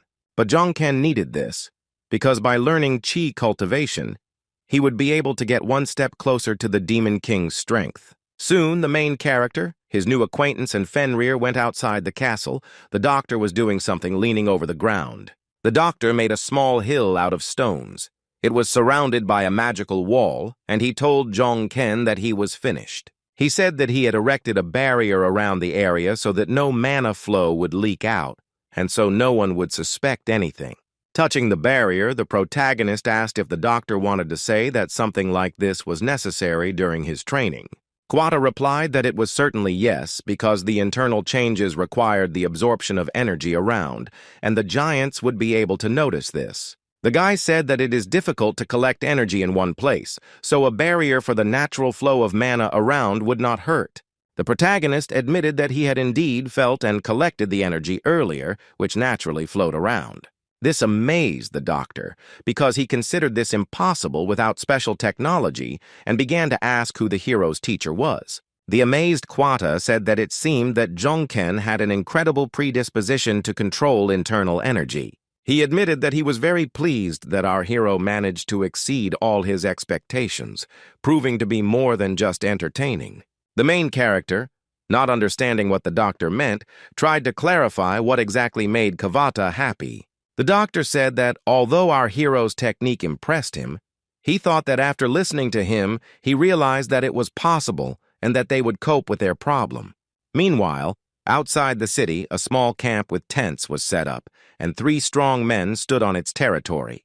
One of the guys in protective armor asked the other if he wanted to say that there was not a single strong hunter among them. A burly man with a bandana on his head and a thick beard confirmed his words, answering that this guy's assumptions were correct. The unfamiliar hunter looked down and chuckled, assuming that they had finally sent out a group to rescue the people. The third hunter, with a very long beard, said he didn't think that was the case at all, and that it was most likely a small team. Not knowing what was going on, the leader of these guys, standing in the middle of the camp, asked what the hell was going on here. He looked up at the sky and said that for some reason he had been very careless about everything before, but now he had no idea where this was all going. The boy turned around and asked one of his subordinates how quickly hunters could increase their strength. The hunter said that they were making progress, and when they went over to their side, they were already able to collect good supplies. The leader asked the boys what about the 2 of them then, and they answered in unison that it also concerned them. The stern boss of this team looked menacingly at the men standing in front of them and told them that they had to become much stronger. The guy decided to cheer up his team, so he raised his sword to the sky and loudly declared to the other hunters that they would definitely succeed. The hunters, energized by the fighting spirit, began to repeat this phrase after their leader, shouting at the top of their lungs that they would cope. The big man with the black beard was also motivated after this speech of the leader and began to loudly repeat the same phrase. Finally, 3 hunters from the camp decided to cross their weapons. Each of them had a completely different one. At this time, the main character was working on pumping up his chi concentration. He was meditating with his legs crossed, and the doctor placed his palms on his back. The guy's body was surrounded by a green magical light. He didn't think that the flow of mana could emit such a pleasant warmth, because before everything was completely different. Quata asked the protagonist to concentrate on the doctor's rhythm and warned that they were almost there, so it would hurt. The purpose of this procedure was to affect the black ball inside the guy, and the marble sphere began to glow with a bright green light. The doctor was not lying when he said that Jong-ken would be in pain, because the hero began to scream due to the unpleasant sensations, and his face became covered in beads of sweat. The pain was severe, but the doctor still asked the main character to try not to make any extraneous sounds. The doctor's face changed dramatically, and his hair stood on end when the man felt a dramatic change during his work. Kavata was shocked. He himself felt incredible pain, and did not suspect that everything would be so bad. The marble ball inside Jong-ken was releasing dark energy. The harmful energy not only absorbed mana, but literally devoured the hero's body from the inside. The pain became stronger. Our hero tensed up even more. Large veins began to appear on his face and body. Similar changes happened to the doctor. Blood started flowing from his mouth, but the doctor understood that he couldn't stop now. The guy continued working, realizing that if he had already started doing this, he had to take responsibility and finish it. The harmful energy emitted by the marble inside Jongken was so strong that it was leaving the barrier. Fenrir, the boy who remained outside, also noticed this and became wary when the barrier began to change. Magical power filled the space far beyond the dome, and a bright beam of light shot out from the barrier high into the sky. This was noticed by Shachi. The red-haired man became worried when he sensed a thick source of energy in the territory of the icy lands. The giant knew that it was unlikely to be Hata and the chieftain, because even they did not have such power. So the only option was Shrim. The giant remembered the unpleasant moment for him, when Srima's strong fist, emitting golden light, collided right with his nose. Remembering this, the giant with the red beard clenched his teeth tightly in anger and hatred towards the leader of the Nars tribe. Realizing that Shrim was up to no good, the captain shouted to all the warriors of Utgard to prepare for battle. The giants froze in surprise when they received the order from Shachi to begin preparing for battle against the enemy giants. One of the warriors turned to his captain, saying that the king, or rather their leader, would not approve of this decision. However, the giant Shachi did not care what the chief thought, and he asked the boy how long they were going to endure all this. He shouted, asking how long they would hide and tremble in fear of the enemy, waiting for the leader's orders, and where the honor of the giants had gone. Shachi loudly declared to all the warriors that all responsibility for all future actions would lie with him, and today they would return the honor of the ice giants. The frost giants bowed before their captain, loudly declaring that they would now act under his command.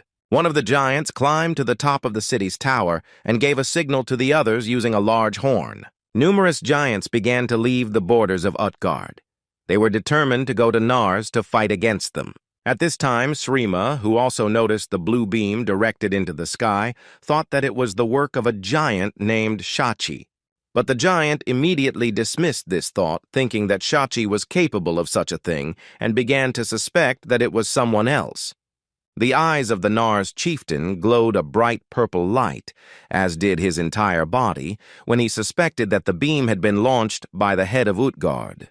The man became worried, knowing that the Utgard chieftain must have been busy with other things at that time, and did not understand what was happening.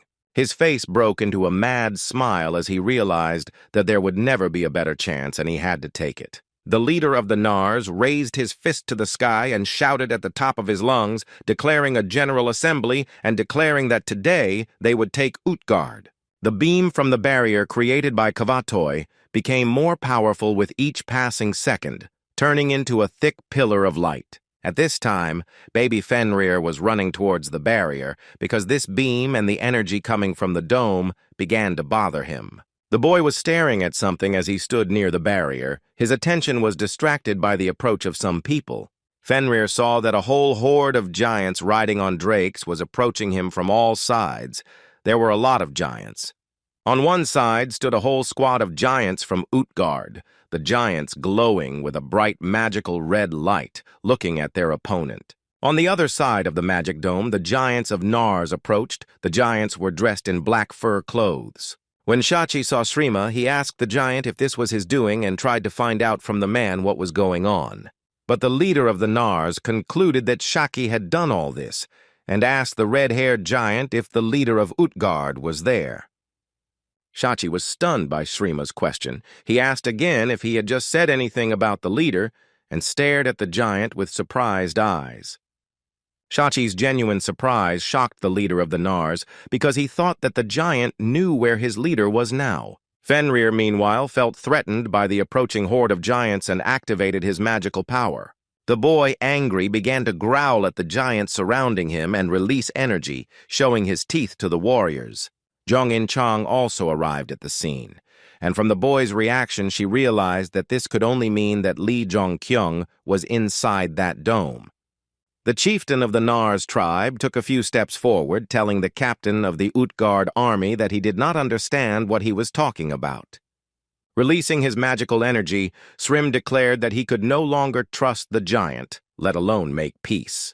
The man was very sorry that the enemy leader was not here, but he still declared that he would put an end to all this today. Shachi was also ready for battle and took out his axe, telling his opponent that since this was the case, he had no other choice. The giant shouted the word giants at the top of his lungs, addressing his army, signaling that the battle was beginning. The leader of the enemy tribe did the same. He turned to his soldiers, making it clear that the battle was about to begin. The leaders gave the command to their warriors to attack, and the giants from Utgard immediately ran forward, weapons at the ready. The Nars also unquestioningly carried out their leader's order and ran forward to attack the giants from the castle. There was a personal skirmish between the captains of the enemy tribes. Shachi jumped high into the air, swinging his axe over his head. Inside the dome, the atmosphere was more peaceful. The protagonist sat cross-legged on the ground and continued to work on the mana flow. Lee Jong-ken opened his eyes after the work on the marble ball in his body was completed. His body was still surrounded by green mana. The guy began to turn around to find the doctor. The space around him was filled with the dark energy of the ball. The protagonist tried to get to his feet, turning to the doctor, and the doctor said that Lee Jong-ken had finally woken up. Young Hwata's face changed dramatically. Now he looked like an exhausted old man, and he said that the work was not yet finished. The guy was afraid for the doctor and jumped up to him when Kavata, who had lost all his strength, fell to the ground unconscious. The protagonist put his hand on the man's neck to check his pulse. Hwata closed his eyes and did not react to the guy in any way. After checking his pulse, Lee Jun-kyung was able to confirm that everything was fine and that Manhwa, although unconscious, was still alive. Hwata sacrificed his youth to save our hero, and Jong-ken said he wouldn't let him die that easily.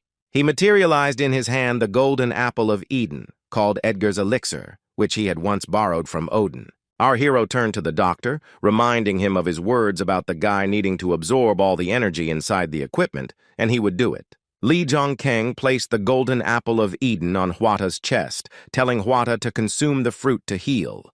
The protagonist rose to his feet to begin working on the mana flow. The dome inside was filled with the concentration of chi and the dark energy of the ball.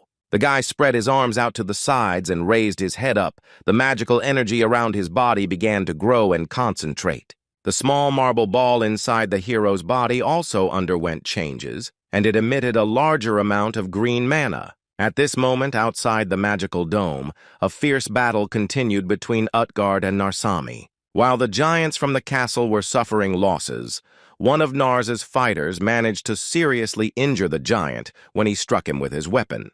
Jong In-chang was not idle either. She jumped high into the air and began to fly, passing the fighting giants. The girl was a hired warrior of Utgard, so she fought on their side and dealt with the Nars with her sword.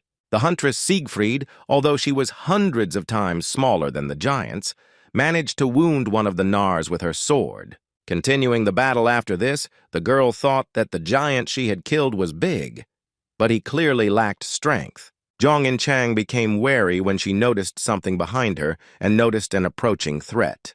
While still in the air, the girl suddenly thrust her one-handed sword in front of her body to block someone's attack.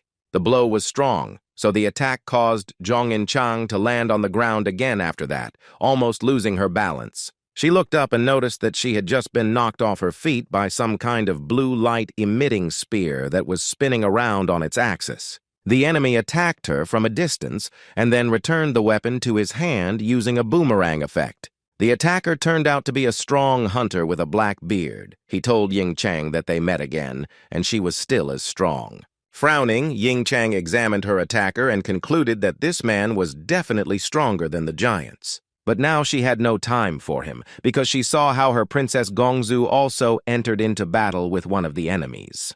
The red-skinned ogre fought with all his might against his opponents, swinging his fists and leaving behind traces of red light.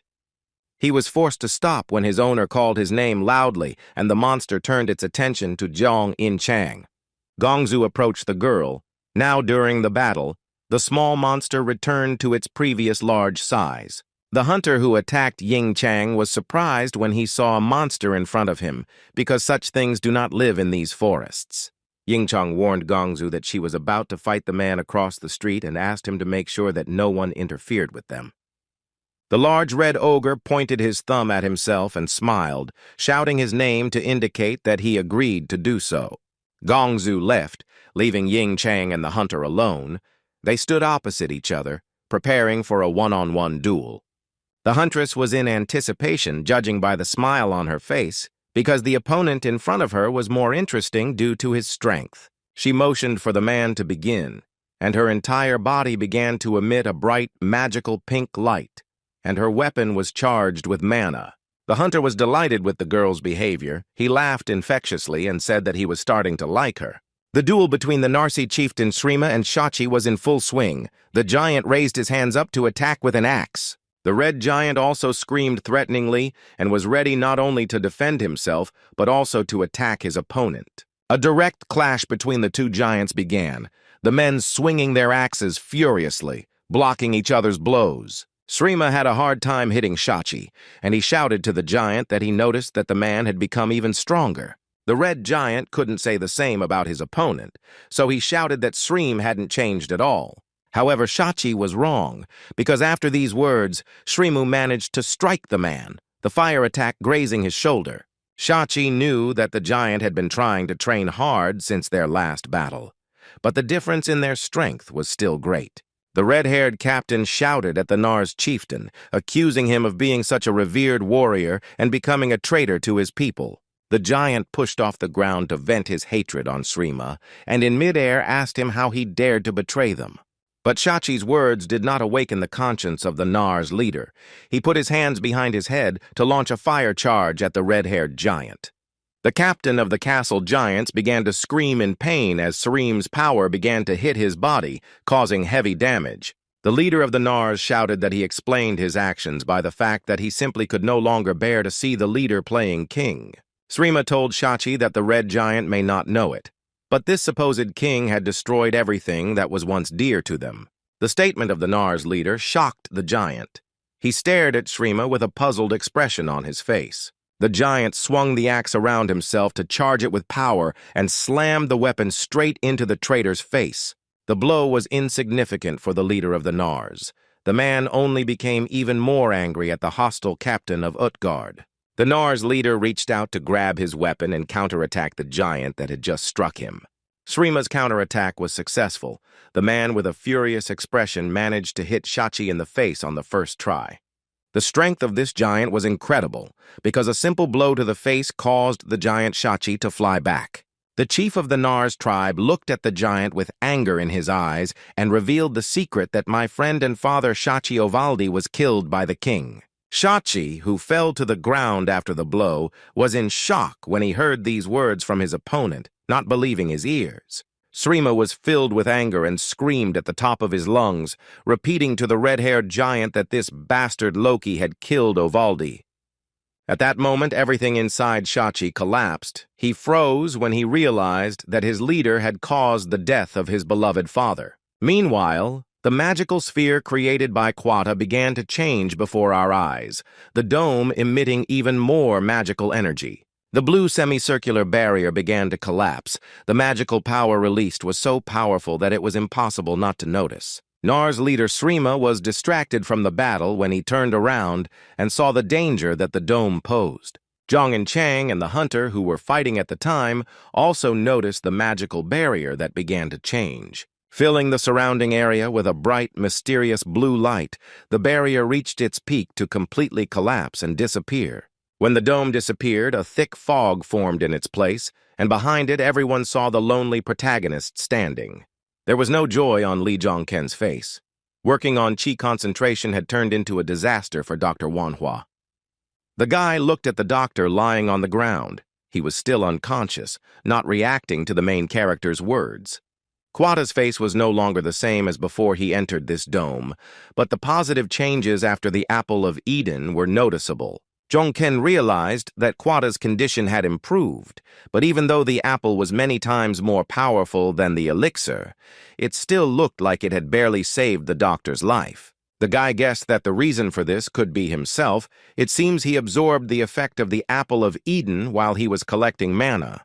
Clenching his fist, the hero released the energy, thinking that perhaps that was why the guy was feeling strange now, due to the huge flow of mana. The main character felt such incredible strength within himself that he believed that at that moment he could easily defeat Hercules. Li Zhongken panicked, not understanding what kind of strange mana flows were currently hovering around him. They were growing exponentially. The guy was completely confused. Something strange was happening to him, and he did not understand why the mana flows were increasing. The hero turned around and was surprised to see that Zhong Chang had landed on the ground next to him, holding a sword in her hand. The heroine beamed with happiness when she saw that her friend was completely fine and told him that she was glad that he was okay. But the guy didn't have time for this, because he unexpectedly received a notification from the fallen angel, who expressed his contempt for the hero. The giants of the Narsa tribe saw Li Zhongken in front of them. They thought that he was a simple man, and decided that this was their chance. The fierce battle between the two tribes of giants continued. One of the Nars dealt with the giant from Utgard. When the main character saw what was happening around him, the boy immediately called for help from Hyun Mu, his faithful familiar. Hyun Mu immediately appeared before Zhong Ken, his skull covered by the hood of his robe, and he said that he was waiting for instructions from his master. He asked the hero to trust him with everything, and asked if he wanted Hyun Mu to kill all those giants. And Lee noticed that the familiar had changed. Hyun Mu was upset because he had become even stronger, but instead of killing the giants, the master told him to take Manhwa to a safe place. With sadness in his voice, the blue light-emitting skeleton in the robe answered his master that he would carry out his order. The protagonist calmed down when he realized that the doctor would be fine, and now he needed to concentrate on something else. The guy immediately pushed off the ground and began to cut through the air with lightning speed to help the giants defeat the Nars. The fight between Srima and Shachi continued. The leader of the Nars grabbed the red giant by the neck and swung his fist. But Sreem didn't have time to strike, because the next moment our hero hit the man's cheek with his fist, causing a bright flash of fire. The main character began to mercilessly beat the leader of the Nars. The giant galloped across the snowy field, receiving blows from the guy. When the leader of the Nars disappeared, the surprised Shachi began to call out to his opponent and saw Li Zhongken in the air behind him. Shachi didn't understand who this Li Zhongken was, because the guy had become incomparably stronger since their last meeting. The battle between the two tribes continued, and it seemed that the Nars were superior in strength to the warriors from Utgard. However, the giants from the castle had worthy helpers. In particular, the ogre Gongzu swung his fists, helping to fight against the Nars. Li Zhongken approached Fenrir and told the boy that he could handle this situation as he wished.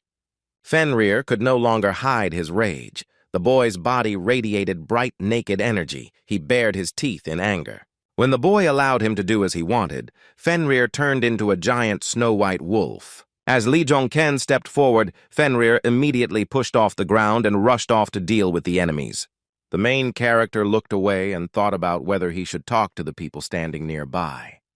He saw a team of 3 hunters in front of him, one of whom was a strong guy who had previously fought with Zhong Chang.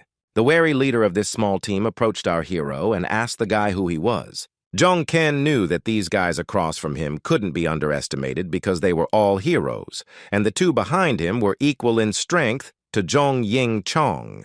The main character did not answer the stranger's question, but decided to ask a counter-question about who they all were. The leader of the hunting gang had no reason to hide his identity, so he immediately introduced himself to our hero as Yubi.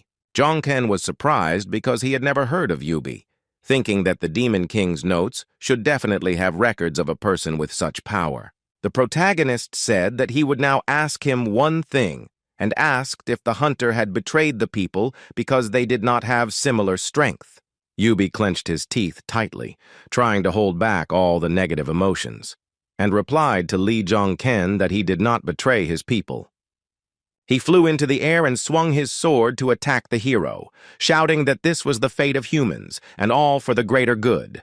The protagonist screamed, accusing Yubi of lying, and managed to strike the hunter with a spear first, causing the guy to scream. After the blow, Yubi immediately fell to the ground, even though the guy had 2 swords in his hands.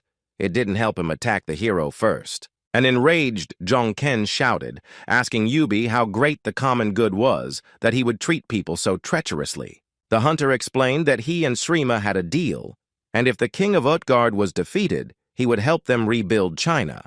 Aiming his spear at the hunter, our hero shouted that Yumi could have made a similar agreement with the leader of Utgard. The protagonist barely managed to dodge when another hunter came to Yubi's aid and attacked Zhongken with a spear. Lee Jong-ken used the tip of his red aura-charged spear to push off the ground. This allowed the guy to quickly leave the place where, a moment later, one of the hunters struck with a spear. The enemy hunter ducked and shouted to the others for gear as the hero's spear flew over his head. The skirmish between Jong-ken and the band of hunters was fierce. The boy ran to the side to apply the next move. Another hunter from their team appeared on the battlefield. A guy with a beard shouted that our hero was caught and attempted to attack him. While in the air, the protagonist saw how the tip of this big guy's weapon was rapidly moving straight towards his stomach. But the thug didn't manage to attack our hero because the guy grabbed the enemy's weapon with his hand in mid-flight. Using the enemy's weapon as a pole, Lee Jong-ken pushed off from it to flip over in mid-air. This maneuver allowed our brave hero to kick straight at the careless hunter who had betrayed his men. After Jong-ken's attack caused the hunter to lose his balance, the boy flew high above the ground. The leader of this gang stated, frowning, that he would never in his life side with the king of Utgard. The guy said that Loki had killed countless people, all because of some kind of infection, and working with such a person was simply pointless. Jong-ken was surprised to hear this because it explained why there were so few survivors in Utgard and why the hunters had betrayed the king. Yubi had a strong argument, but still the protagonist did not believe in the hunter's explanations, so he looked at the guy with ominous eyes. Showing all his strength, Jong-ken recalled that Yubi said that it was all for the sake of restoring China, but he still betrayed the people. These words angered Yubi. The guy began to scream at the top of his lungs, repeating that he did not betray people. The team of 3 hunters lined up in a row, their eyes shining with a bright blue light. They were ready to fight against the hero. The boy understood that he had to defeat the hunters first and then listen to their story, so he asked them to attack. Meanwhile, Srima told Shachi that long ago the father of the red giant Ovaldi noticed that their leader was plotting something. Srim explained to the giant standing opposite him that the goal of King Loki of Utgard was to turn this land into Jotunheim. The giant from Utgard was surprised, not understanding what the man opposite was talking about, and demanded an explanation from him. The chieftain of the Narses said that Loki wanted to cleanse these lands, making them the lands of giants, and also to remove all other creatures from there. Through gritted teeth, the angry giant with the red beard asked Srim why he was telling him about all this only now. The fact that the Nars leader had kept this information from Shachi all this time enraged him, and he decided to use a special technique against him. The enemy tribe leader was ready to defend himself. He also activated a special move, and his chest began to emit a soft, golden light. The red-haired captain, covered in rage, struck Srim in the chest with all his might, his fist charged with red magical energy. The giant put all his strength into this blow, which was fueled by the flows of powerful mana around his fist. Overwhelmed with emotion, Shachi's eyes filled with tears, and he asked Srima again why he hadn't told him about this before. Srim explained that he simply could not lose Shachi because he was too loyal a warrior and would hardly be able to betray the leader. The leader of the Nars shouted that despite the fact that the giant had now learned the whole truth, his body still spoke for itself. He meant that Shachi's body showed that he was still loyal to the leader, so after these words, Srim swung his arm to attack. The Nars leader delivered a crushing blow with his fist to the giant in front of him, sending his exhausted body flying into the air. The blow was incredibly powerful. Srim managed to damage the giant's internal organs with his fist, causing Shachi to spit out blood. The body of the giant from Utgard went limp. The leader of the Nars carefully picked up his exhausted old friend, ending the fight. With this blow, Srim simply wanted his old friend to get some sleep until everything that was happening in the land of the giants was over. The giant placed Shachi's body on the ground and turned to leave, but stopped and looked back when asked to do so. The giant man turned around to look with his red eyes at the person who had just spoken to him. The giant saw that nearby on the ground there was a lifeless body that belonged to one of the hunters. Nearby, other members of the hunting team who worked for the Nars giant tribe lay unconscious, face down. The leader of the Nars saw our main hero in front of him, who looked straight into the giant's eyes with a slight grin on his face. Srim activated his aura at full power again, felt the threat, and admitted that it was very curious. The giant took a close look at the tiny man standing below and said that he thought he was definitely special. The giant concluded, having studied the aura of the man opposite him, that this boy was now no less dangerous than his old friend Shachi. Srim became even more wary when he realized that the main character was much stronger than Shachi and could rather be compared to King Loki. The leader of the Nars showed our hero a furious grimace and shouted threateningly, preparing to eliminate the danger. The giant from the enemy tribe cast the spell Determination. It was his special move that he wanted to use against Zhong Ken. The move required a lot of strength, and Srim hadn't used it before because he was saving it for the meeting with Loki, but now he needed it to stand up to Zhong Ken. The protagonist raised his hand up, signaling to the giant man opposite him that he did not want to fight. Lee Jong-ken's demonic aura completely disappeared, and with his hands raised up, he declared his surrender to the giant. The main character's action was very unexpected for Srima. He stared at the guy with a puzzled face. Zhong and Chang also stared at Jong-ken with wide eyes, not expecting that her friend would give up. Even the giants from both tribes, who had been fighting each other mercilessly until then, stopped and looked at our hero. The hunter working for the Nars recovered from the fight and looked at the hero in surprise when Jong-ken handed him the bags with the potion. With a sincere smile on his face, the protagonist asked the hunter sitting in the snow to take it to restore his health. The guy was perplexed. He couldn't understand why the man they had just fought with was now caring so much about him. Lee Jong-ken placed his hand on his hip, looked away, and admitted to the hunter that he no longer had a reason to continue fighting. One of the reasons the boy no longer wanted to continue fighting was because Captain Utgard had passed out. Jong-ken also told the hunters that he finally understood why they sided with the Nars, betraying the humans. Smiling, the protagonist stated that he was just a simple mercenary, so he did not want to participate in the battle. Shri listened silently to Lee Jong-ken's explanation, his face dark against the bright red magical energy. The leader of the Nars was not against not entering into confrontation with the guy, so with a slight smile on his face, he agreed with our hero. The giant told the protagonist that he accepted his surrender, and it seemed that the giant from the enemy tribe was only pleased by this. The giants of the Nars tribe began to rejoice. The giants raised their fists to the sky and shouted, feeling the taste of victory after the battle. Those who fought on the side of Utgard did not share the mood of their enemies, because the battle with Narsam turned out to be not an easy one for them. Srim loudly ordered his men not to kill the protagonist, because there was already enough frost giant blood in this war. The main character offered to watch them in action. The guy looked at the hunters standing nearby and said that he relied on them. The leader of the Nars hunters stared at Lee Jong-ken silently, his mouth open in surprise, and could not find the words to respond. His partners instantly became friendly. They introduced themselves to our hero as Jangbi and Guan-gu, looking at Jong-ken with a smile. But the war was not over, because Shri suddenly declared that they would advance to Utgard and kill King Loki. The leader charged his warriors with fighting spirit. They began to shout, raising their fists up, and were not against going to the city. Jong-ken thought about it when he received a notification that the fallen angel had become embarrassed and was mocking everyone.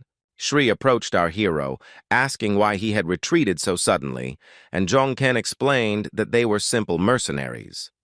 The main character told the giant that if he was willing to pay well, the guy would not mind helping Narsam for a reward. Realizing that the man in front of him was special and could help, Shrima said that the guy's offer sounded pretty good. The guys were left alone in their company. Behind our hero stood Jong In-chong, and Hyun Mu held Hwata's body in his arms. In-chang asked the main character if the guy really agreed to help the enemy tribe in exchange for a reward. Jong-ken materialized clothes in his hand to put on and asked the girl if there was something wrong with his decision. The boy, while getting dressed, asked Ying-chang if he hadn't mentioned to her right away that they were going to remain neutral from start to finish. While the skeleton held the doctor on his shoulder, the protagonist explained that they had achieved the goal they had set for themselves upon arriving in China.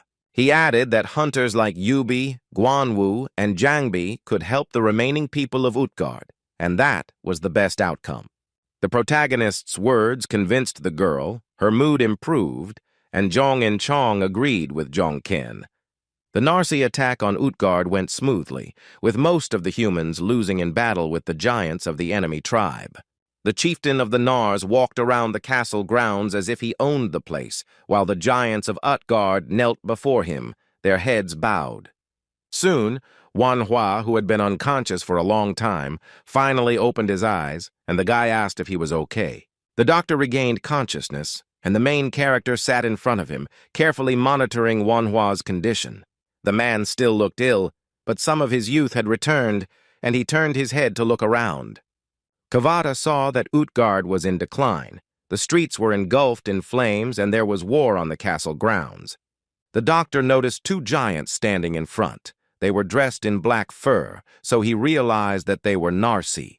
Kavata clenched his teeth in anger when he realized that Utgard had been captured by enemy giants, and that our hero had something to do with it. The angry boy asked Jong-ken if he had really been a traitor all along, admitting that she couldn't even suspect it. The protagonist stood up and asked what Manhwa was talking about, explaining that he had already told him about it before.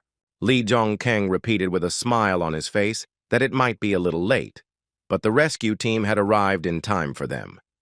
The doctor was perplexed when he heard these words from the hero and stared at Lee Jong-ken with eyes widened in shock. Manhwa found the strength to stand up when a team of 3 hunters who worked for the enemy tribe approached the boys. The protagonist asked Yubi to accompany all the peaceful people of Utgard, and if they can find a way out, they can leave the fortress. He also asked Manhwa to help their case, saying that he relied on the doctor a lot, and everything would go smoothly if he was by their side. Kavata calmed down, realizing that our hero's goal was to help people, and replied that he understood his task, although he did not quite understand what was happening. Lee Jong-ken smiled at the doctor and said that in that case he was going to return to his duties. The doctor couldn't leave without asking the protagonist how he was feeling, and Manhwa's question surprised Lee Jong-kyung. The guy demonstrated his magical power, which increased after that procedure with the mana flow under the dome. Showing the power of his fiery red energy, the protagonist happily reported that he felt great. The hunters began evacuating people from the flame-engulfed Utgard, and residents left the fortress in a single file. The guys from Team Yubi were assisted in rescuing civilians by Dr. Quata, who accompanied the people. The worried doctor looked at the city and mentally asked the protagonist to be careful because the king was very strong. Meanwhile, the leader of the tribe, Loki, did not help his people in any way. The giant sat quietly on his throne. Sreem and his horde of giants came to the king's chambers to face their greatest enemy. Radiating dark purple energy, Loki asked how the pathetic renegade Sreem dared to set foot on the threshold of his palace. The leader of the Nars did not answer the king's question, but only boldly declared to the giant sitting opposite that his turn had come. Loki admitted that he should have killed the negligent giant when the man had the chance. The hero thought that Loki was very calm in front of such a crowd of giants, and his aura was striking, and the guy suspected that the giant might have an ace up his sleeve. Shrim asked if the king regretted not killing the giant, as he had once taken the life of his friend Ovaldi. The words of the leader of the Nars tribe caused King Loki, who was sitting on the throne, to laugh, and a snow-white smile appeared on his face. The leader of Utgard, radiating an imposing aura, said that he knew that Shrim had decided to become a renegade because of Ovaldi's death. The behavior and words of the Utgard leader made the Nars leader lose his temper. He clenched his teeth in anger and called the giant a bastard. The giant was ready to take revenge on the king. Shri immediately decided to use his special move against Loki. However, the leader of Utgard did not feel any fear in front of Sreem, but only clenched his fist in delight, admitting that it was amazing. The giant sitting on the throne made a gesture with his hand, and with a snap of his fingers, some mechanism was activated that would help him in the fight against Sreema. With this gesture, Loki set in motion the lid of the stone coffin, which stood in the dark basement, and someone inside began to move. The lid of the coffin shattered into pieces. The fragments flew in all directions, and from there appeared the hand of a large red monster. It was a giant that was different from the usual ones because its skin was red and there were large bulging veins on its body. The giant monster rushed to the aid of his master. He broke the window leading to the palace and entered through it. The other giant with red skin did the same. The monster with glowing eyes landed on the floor and was ready to attack the enemy. With one gesture of his hand, King Loki awakened an entire army of buried red-skinned giants, who immediately came to the rescue. The main character recognized these giants as weak-willed giants, the kind he had seen for the first time when he came to these icy lands. The jubilant King Loki burst into loud, evil laughter. He smiled widely, boldly looking his worst enemy straight in the eyes. The action of the Utgard chieftain made Srima very angry. He asked the bastard what he had done, realizing what it all meant. Frightened, Jongken remembered the rumors about the death of many giants due to illness. They turned into spineless killers, and now they came to life and came to the palace. Finally, everything came together for our hero, and he realized that the king had sacrificed his subjects to create his own army. The Utgard chieftain continued to fill the entire palace with his laughter, shouting that he needed a personal army, and these giants became it. Rather than fight the weak-willed giants, Srim pushed off the ground and flew past them to attack Loki directly. The king was ready to defend himself. He used his special technique. The giant's body was surrounded by powerful fiery energy. Loki got ahead of the Nars leader and attacked first, sending vortexes of mixed energy towards the black-braided giant. The Nars chieftain twisted his face in pain as the blast of his enemy's magical power hit him, his entire body tensing in agony. The energy released by King Loki was so powerful that it immediately broke through the roof of the palace and flew far beyond the horizon. The jubilant giant turned to his loyal troops to give the first order to his personal army of weak-willed giants. Wanting to deal with Srima, the king of Utgard ordered his subordinates to seize the giant and tear the traitor to pieces. The weak-willed giants with red skin opened their mouths and began to scream madly, preparing to carry out the order of their master. An entire army of the living dead ran forward to catch up with the careless giant from the Nars tribe and destroy him. The Nars giants panicked, unsure of what to do next, when they saw Loki knock out Srima with one blow. Although Loki's special attack had dealt heavy damage to the Narsi chieftain, the man was still able to fight, and he held on tightly to the stone ruins. Srima was kneeling after taking the blow, his magical power still raging, and the enraged giant was determined to continue the fight. The giant shouted at the top of his voice to his warriors and ordered them to defeat the chieftain Utgard, who had no honor left. This raised the morale of the tribe. They shouted that their leader Srim was back in action, so they rushed off to attack. Jong and Chang asked the protagonist what was going on, and Jong Kyung explained to the girl that the king had brainwashed the giants to create his own army. A shocked Ying Chong asked the guy if he wanted to say that King Loki killed his people and experimented on their bodies. Jong Kang explained that Loki is a deranged tyrant who sees people as nothing more than tools for his own purposes, and called him a monster. One of the warriors of the Nars tribe stood right in front of the maddened giant with red skin and began to wave his weapon. The black-furred giant failed to deal damage to the enemy, causing the crazy-eyed monster to laugh loudly. The giant shouted at the freak to get out of the way, but the giant, having lost his mind, attacked him, biting him on the neck.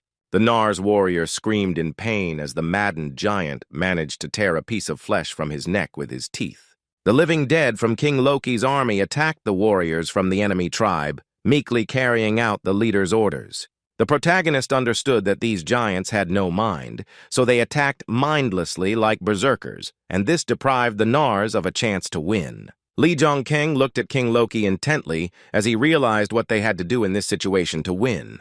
The Utgard chieftain rose from his throne and laughed, asking the hero if he knew things would turn out this way, and then threatened to destroy them all.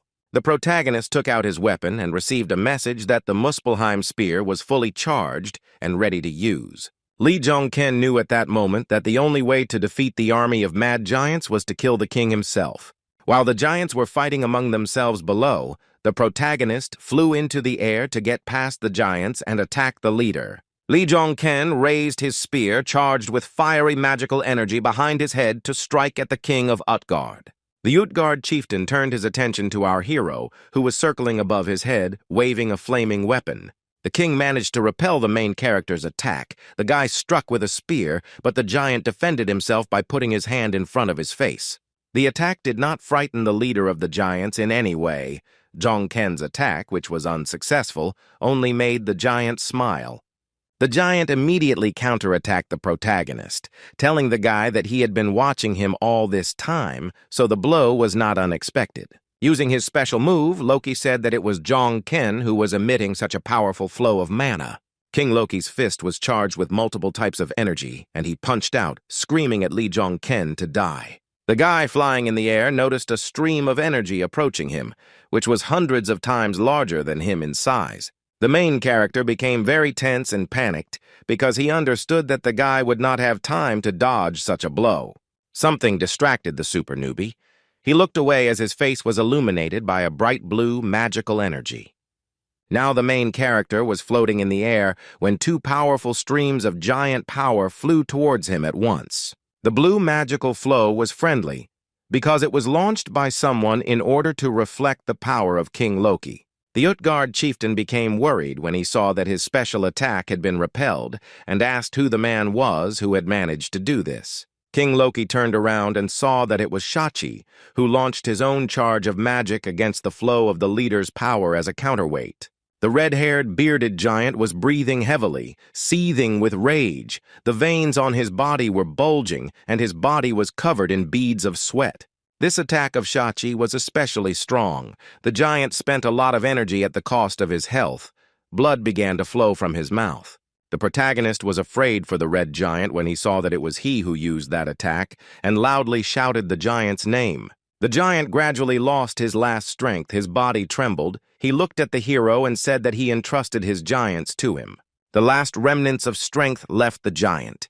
Shachi could no longer stand on his feet, so he fell to his knees with a crash. The giant, having spoken his last words to Lee Jong-ken, lost consciousness and fell face down on the floor of King Utgard's palace. Sreem screamed loudly when he saw his old friend collapse to the ground, showing no signs of life. The king called Sreema a weak bastard, who asked for help from a man and promised to make him his soldier when the battle was over. A look of great concern appeared on the protagonist's face when he saw his fosterling, the wolf Fenrir, nearby. A giant magical wolf attacked King Loki, and the werewolf's attack clearly took the leader by surprise. The wolf began to thrash about in the air, leaving behind bright streaks of blue light as a wary Loki watched him. With his fists ready, King Loki shouted at Fenrir that the werewolf had become much weaker than he had been the last time they met. The man spread his legs wide and spread his arms out to the sides, using another of his special moves.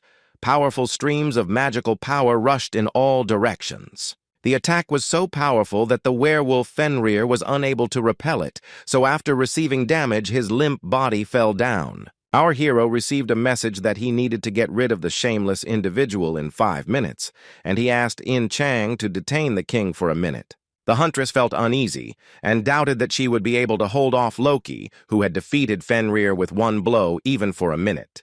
The next to attack was the leader of the Nars tribe, a giant, emitting his magical power and screaming, he attacked the king. The Utgard chieftain stood motionless, looking at Sreema, who was running at full speed towards the king to attack him. The two giants clashed in hand-to-hand combat, and the entire palace was filled with bright, multicolored flashes. The protagonist told the girl that Sreema alone was not enough here, and stated that he needed Jong-in-chang. This inspired the girl, and she grabbed her sword, declaring with a smile on her face that she would try to delay the king for an hour. Lee Jong-ken held the weapon engulfed in flames in his hand and received a notification that the Muspelheim spear had almost reached its mana limit. This situation did not suit the main character. Because this mana was not enough to win, he needed much more. At this time, Shrym, the leader of the Nars, was losing the battle with Loki. The giant missed a blow, because of which he lost a lot of blood. The huntress Jong-in-chang entered the battle, cutting through the air while holding a one-handed sword that colored everything around her with purple light. The girl, putting all her power into this attack, tried to damage the king, but the leader Loki blocked her blow with his hand. The head of Utgard immediately counterattacked Jong-in-chang, launching a powerful stream of energy at her. The girl tried to defend herself with a sword. But the explosion still occurred when the flow of Loki's magical energy reached the girl, and she was unable to prevent the collision. Our hero received a message that the spear's level had been increased due to the high temperature, but it was still not enough for him. The guy needed to improve his spear's charge just a little bit more. It was necessary because he only had one chance. But suddenly reports came in that the Muspelheim spear had reached its limit, and the weapon began to crumble before our eyes. The protagonist couldn't waste a second. His weapon turned into a solid column of flame. He screamed before going on the attack. Holding the spear at its maximum charge above his head, Lee Jong-ken scaled the palace, crushing the floor of the building with his feet. The protagonist's Muspelheim spear was charged with so much energy that a powerful beam of power pierced the roof and shot into the sky. Fortunately, this allowed Lee Jong-ken to complete his task, and he immediately received a message that the mission had been successfully completed. The smile on King Loki's face disappeared as the hero completed his mission, and the fallen angel was satisfied with Lee Jong-ken. A huge gaping hole appeared in King Loki's torso, which was burned out by the blast from Dark Horse's Muspelheim spear. The hunters and Dr. Quada, who were evacuating civilians, were shocked when they saw sunlight for the first time in a long time in China. With the charge of his spear, the main character managed to rid the sky of China of all clouds. The sun appeared in the sky, and Jong-ken received the title of the man who raised the sun. Under all the long-awaited rays of the sun, Utgard Loki finally died.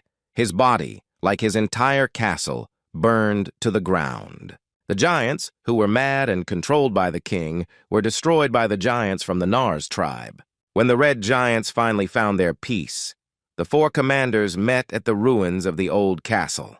Shachi survived the battle in the palace, and the leader of the Nars, the giant Shrim, came to meet him and the other giants.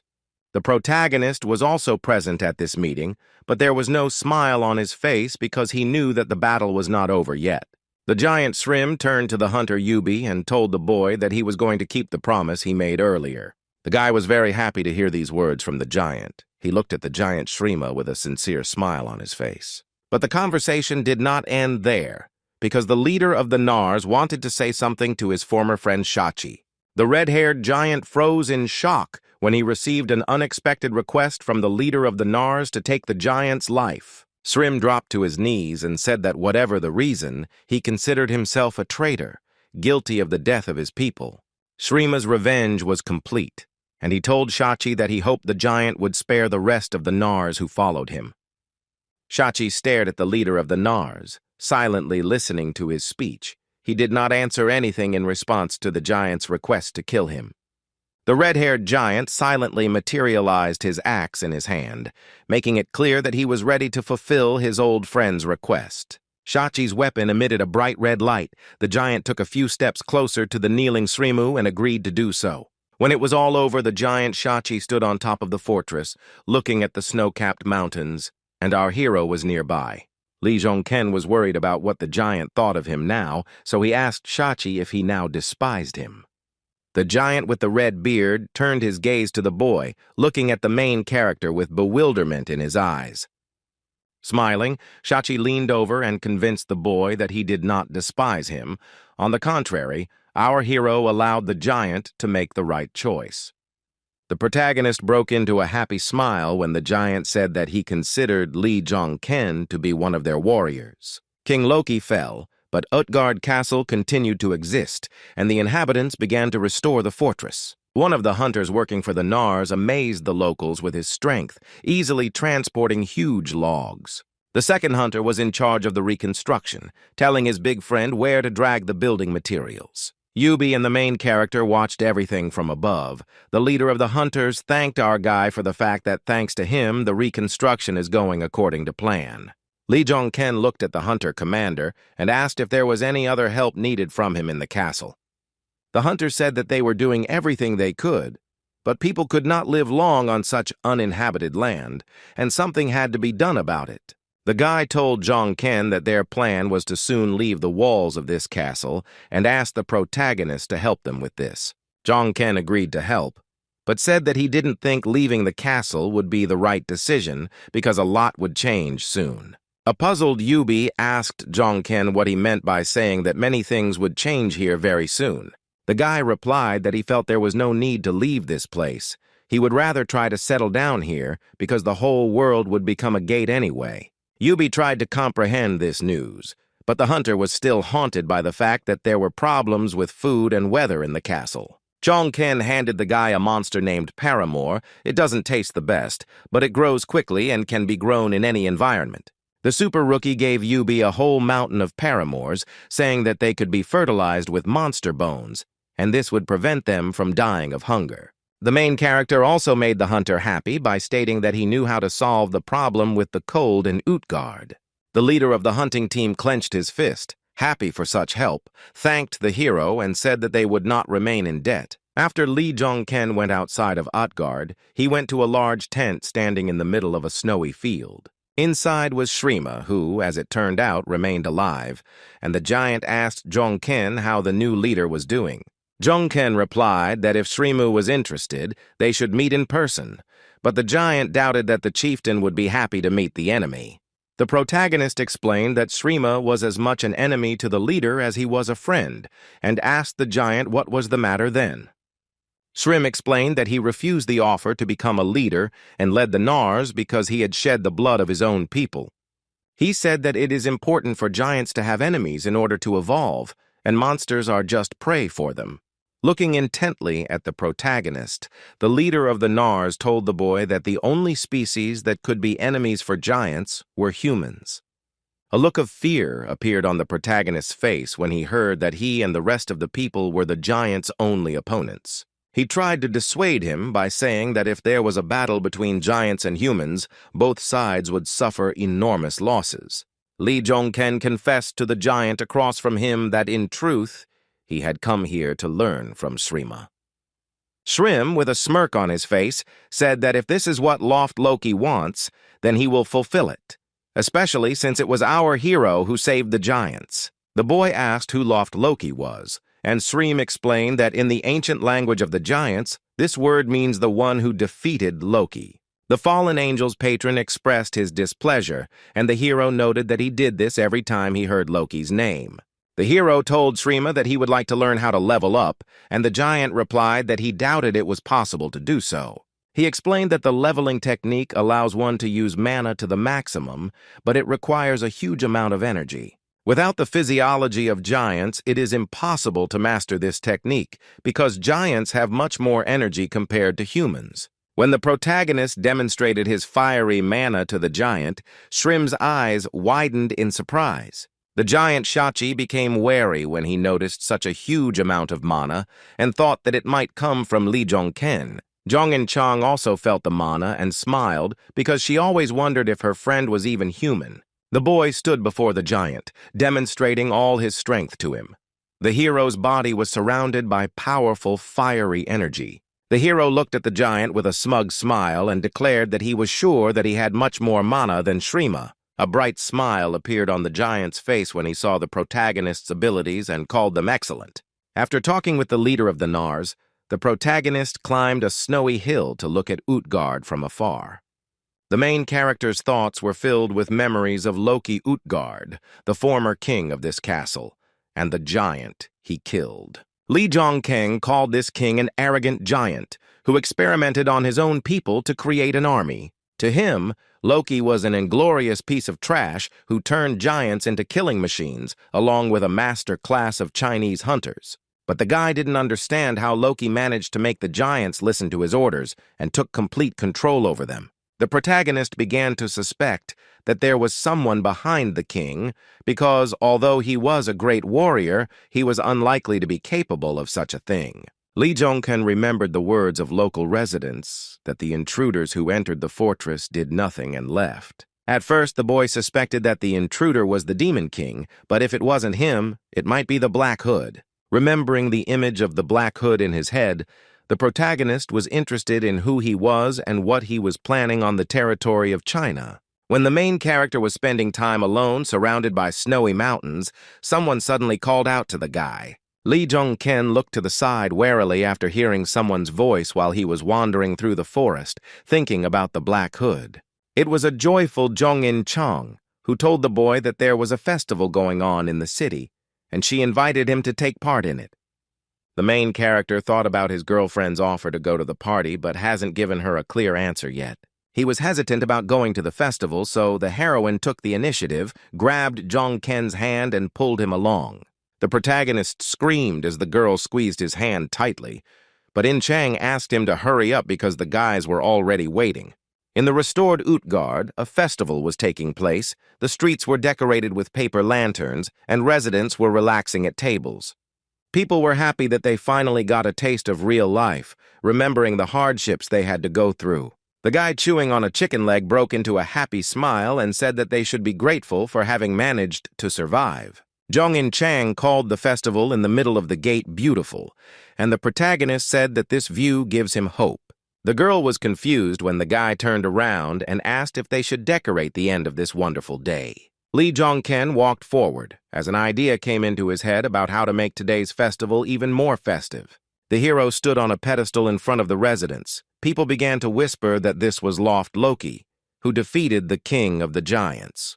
The locals were delighted to see the king's killer in front of them and were glad that Loft Loki wanted to show them something. The hero decided to put on a show for the kids. He released his magical energy, saying that it was an enhanced flow of mana.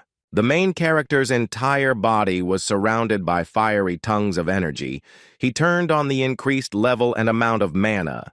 Streams of blue energy erupted from Lee Jong-ken as the boy decided to level up one last time by doing something he had never done before. There were also hunters at the celebration. The guys opened their mouths in amazement when they saw that the man had managed to increase his level. It was clear from Jong In Chang's face that the girl was very proud of her friend, who had demonstrated his abilities to everyone. At this time, other events were unfolding on the territory of the Nars tribe camp, where their leader Shrim lived. The giant also felt the increase in our hero's level and, smiling, realized that Loki's loft was truly incredible. The locals of the fortress were even more amazed when they looked up and saw the sun in the sky, which had not shined in China for a long time. The sky became blue and clear, and a bright sun appeared on it, emitting magical multicolored rays that fell to the earth. The main character smiled when he gave people this joy. With his palm, he controlled the sun that appeared in the sky. Afterwards, the hero received notifications that the clot of mana had turned into a core, and under the influence of the stone, a weak dragon heart had formed. Lee Jong-ken and Yubi met again at the top of the fortress. The hunter asked the hero if he was going to leave already, and the guy confirmed his guess. The main character said that he placed the heat he generated into those metal structures that are located outside the city. Using the mana input method, he activated Merlin's necklace, casting defensive magic to prevent the heat from escaping. Yubi asked if the guy really needed to leave right now, explaining that the hunter wanted to somehow repay the hero for his help. Lee Jong-ken calmed the boy down, telling him that they would definitely see each other again, so he didn't ask for any reward for his help. The protagonist jumped from the top of the fortress to land next to his companions, Ying Chang, Fenrir, and Gongzu. The heroine greeted her friend with an enthusiastic smile, calling him the hero who brought back the sun. The guy was very embarrassed by the way the girl called him and asked Jong In Chang what kind of jokes she was making now. The huntress replied that this was not a joke at all, because the main character really did manage to raise the sun over China. Jong-ken started to feel embarrassed, rubbing the back of his head with his hand, and Jong In Chang asked the guy if they really had to leave. The guy asked her not to worry about people because he had already taken care of them so that they would always be warm. There was a werewolf boy standing nearby. Our hero called him by name so that he too would prepare to leave. The boy turned into the image of a giant white wolf emitting magical light, and the guys were ready to leave the city. Finally, the hero turned around, looking at Yubi, and told the hunter that he hoped that he would become even stronger when they met again. In response, Yubi smiled and told his new friend that he simply hoped that they would be able to meet again. The boys left the borders of Utgard. They were crossing China again, and they were surrounded by snow-covered, frosty, rocky mountains. The journey was quite long because it was already dark outside when they stopped to rest. Jong In Chang and Jong Ken were warming themselves by the fire. Dr. Huada was also with them. He was sleeping in a sack, and Fenrir was resting nearby. The girl stated that the trip was not without adventures, but she was glad that in the end everything ended well.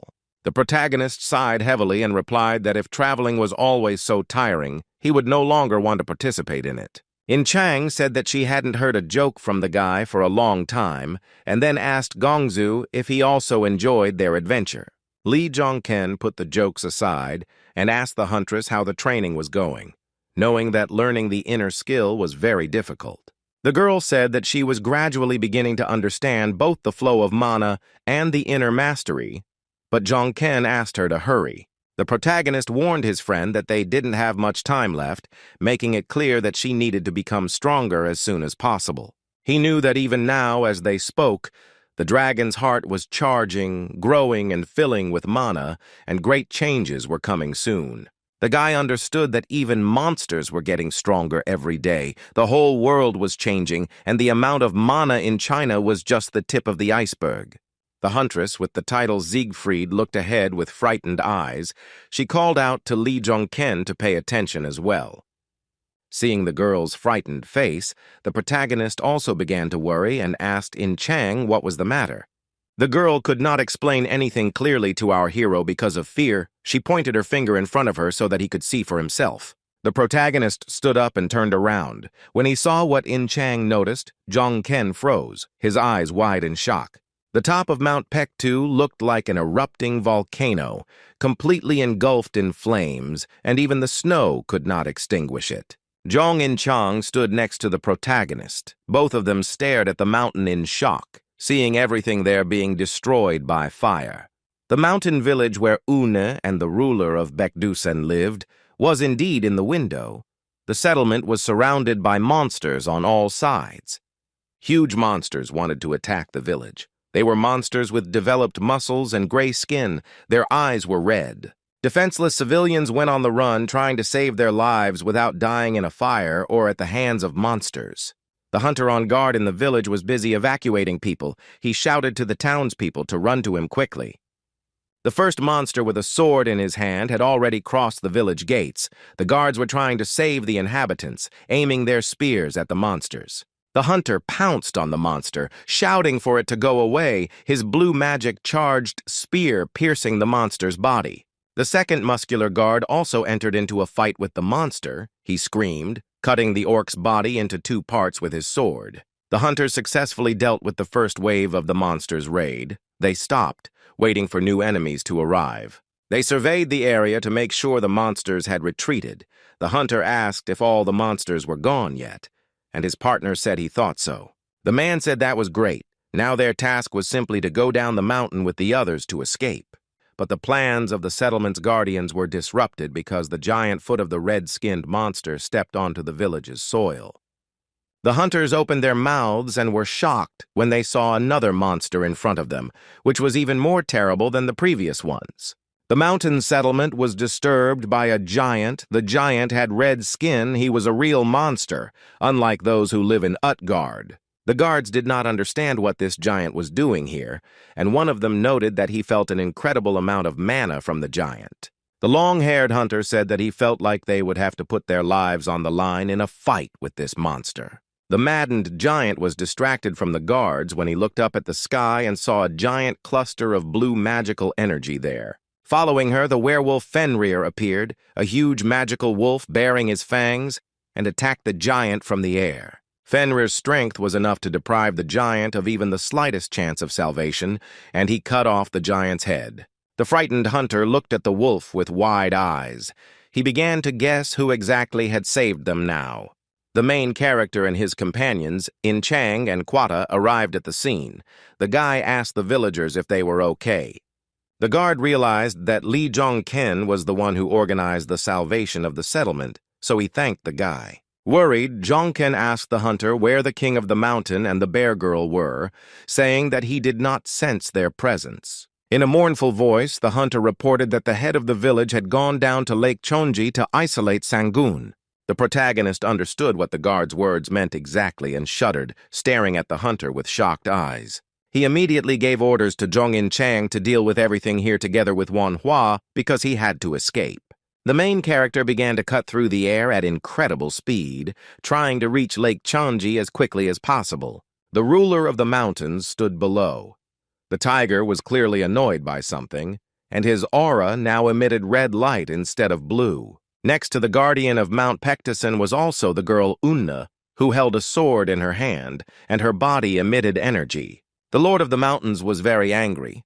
The big magical monster Alpha began to roar loudly, showing his teeth. A girl in a pink traditional dress tried to reach out to Sangoon and calm him down. She was worried about his behavior. However, the animal did not react to the girl's attempts to calm it down. The giant tiger raked the ground with its paw. The white tiger tried to attack the village chief with its large paw with sharp claws, but the girl managed to repel the attack with her sword. A fight broke out between Un and the tiger. The girl blocked all of Sangoon's attempts to hit her and screamed for him to stop. Tears welled up in the village chief's eyes, and she shouted to the guardian of Pectusin that she could not hold out for much longer.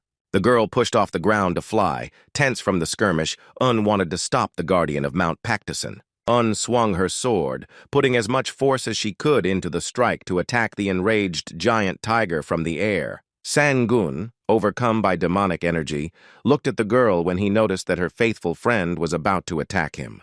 For Un, the decision to attack the tiger was difficult. Her eyes were filled with tears, but she was forced to stop him. The enraged mountain guardian immediately fought back. The head of the village dropped her sword from her hand, lost her balance, and began to fall to the ground. The fragile-looking girl fell to the ground with a crash, leaving behind a cloud of dust and stones flying in all directions. When Un, charged with magical energy, finally landed, a powerful explosion was heard where she fell. When the acrid fog cleared, the tiger saw the girl. She was noticeably injured after the fight, but tried to get to her feet. After being attacked by a giant beast and falling to the ground, Un received significant damage. The girl coughed, spitting out blood. Wiping her mouth, she turned to Sangoon, asking how she could kill him, the beast who had sheltered her, an orphan, like a father. The giant tiger, engulfed in demonic energy, came closer to the wounded girl, still grinning at Una. Un decided to surrender. She showed that she was unarmed, and told the keeper of the mountains that she would rather fall by his hand. Tears began to flow down the girl's face. She asked the tiger to kill her, begged him to end it because she was very tired. Sangoon, who had lost his mind, seemed to be willing to comply with Una's request, opening his mouth wide and raising his paw. The maddened guardian of Mount Pectison slammed his huge paw down on where Un stood, causing a bright flash of red light.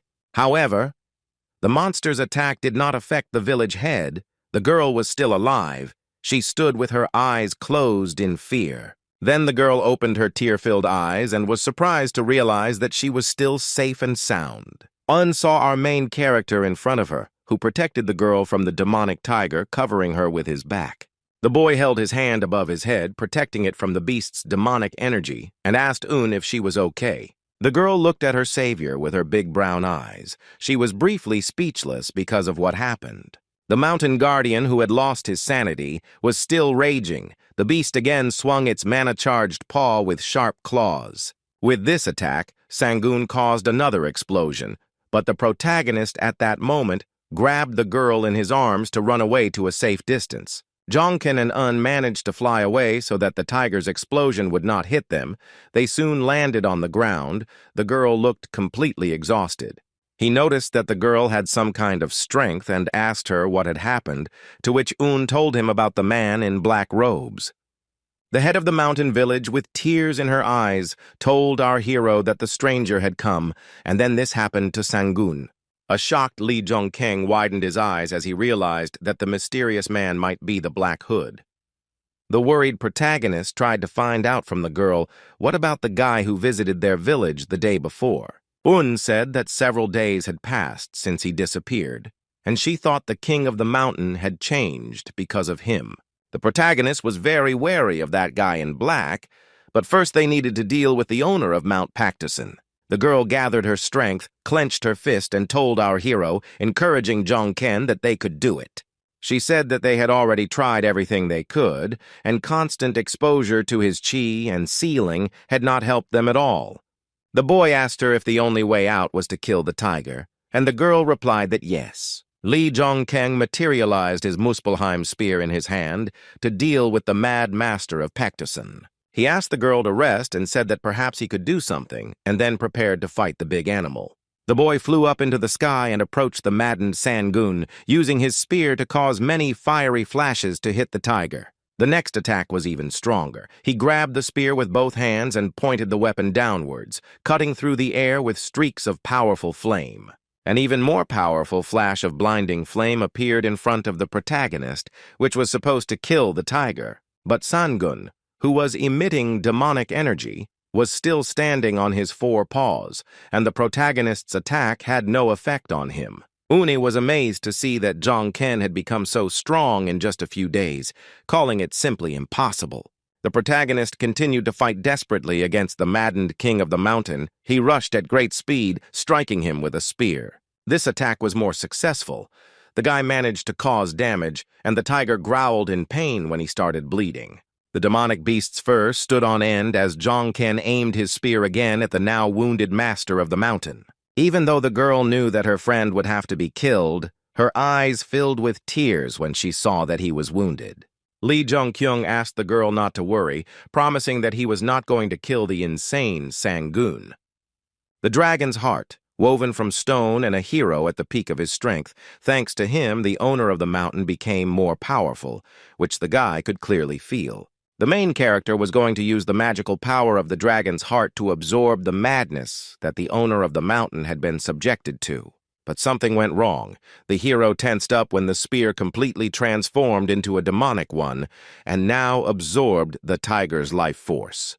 Jong-ken told himself to pull himself together. He decided that he simply had to return the mountain lord his vitality and energy.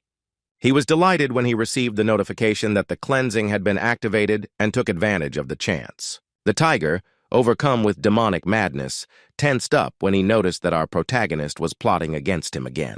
The purification process was successful. The eyes of the mountain's master, which had been fiery before, now turned blue again. The demonic energy had completely left the body of the master of Mount Pektosen, and the giant tiger was once again emitting the energy of its natural blue light. The main character, without expecting it, successfully completed the task.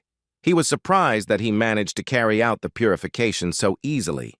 But things didn't end there. Lee Jong-ken swung his demonic energy-charged spear. Meanwhile, the ruler of the mountain was unconscious after the purification. His body lay on the ground, showing no signs of life. The girl, noticing that the owner of the mountain had become normal again, flew at full speed to her adoptive father. Placed her palms on the giant predator's fur to transfer her energy through them, replenishing Sangun's strength. She was very worried that the tiger might die. The girl promised that she would heal him, and shouted for the ruler of the mountains to just hold on. The giant tiger alpha was still lying on the ground unconscious. Infused him with golden healing energy to heal him. Rays of golden healing light completely enveloped the white tiger's entire body while he lay with his eyes closed. The girl's tears flew in all directions. She sobbed, screaming and begging Sangun to open his eyes while she tried to heal him. The last drops of healing energy left the girl, and in despair she fell to her knees, hanging her head down. Began to burst into tears. She apologized to Sangun for a long time for not being able to save the owner of the mountain. Someone else came to the heavenly lake. The girl was distracted and looked to the side, paying attention to these people. It was Dr. Hwata. He had arrived at the scene to help the village chief save the tiger, and behind him stood Fenrir in the form of a wolf. Seeing the state the mountain master was in, Manhwa smiled and said that it was not too late to fix everything.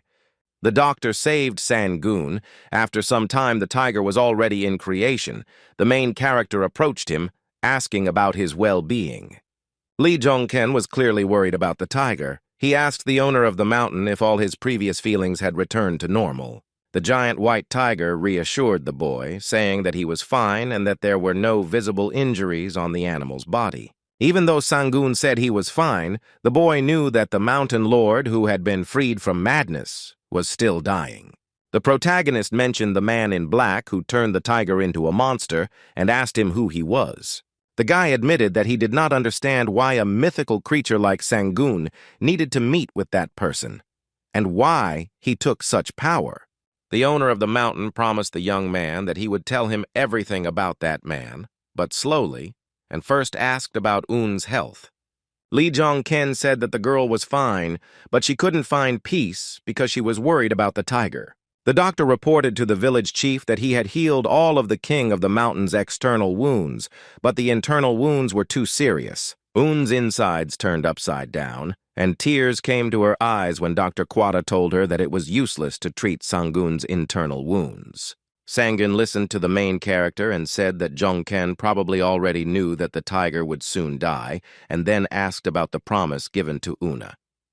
Lee Jong-ken didn't say anything to the dying master of the mountain, but only nodded in confirmation that the promise was still valid. The owner of Mount Pactison told the main character that in this case a girl named Une would be left to our hero. The tiger told about the man in black. He called him very sinister, but his powers seemed somehow familiar to the ruler of the mountain.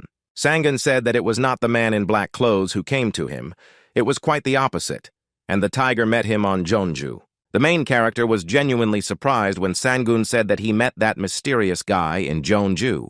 The owner of the mountain told our hero that then, during their meeting, that man stood motionless, watching Jeonju.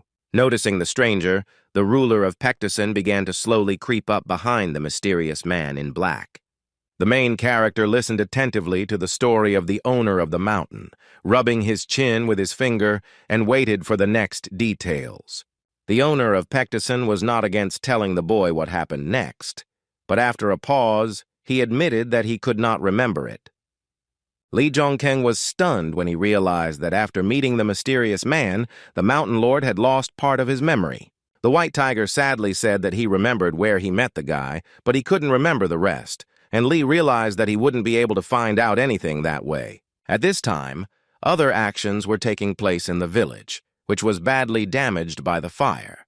Jong-in Chang went up to the roof. All the locals gathered in front of her, and seeing that everyone was gathered, the girl declared that she would give the people a choice. The huntress Siegfried clarified that the people of this village will be able to choose for themselves one of the options that seems more interesting to them. The first option was to rebuild the place. In Chang warned that it would be difficult, but in this way they would be able to stay in their homeland. The second option was to go with the guys to Korea. They would need permission from the government, but they would find shelter for the people.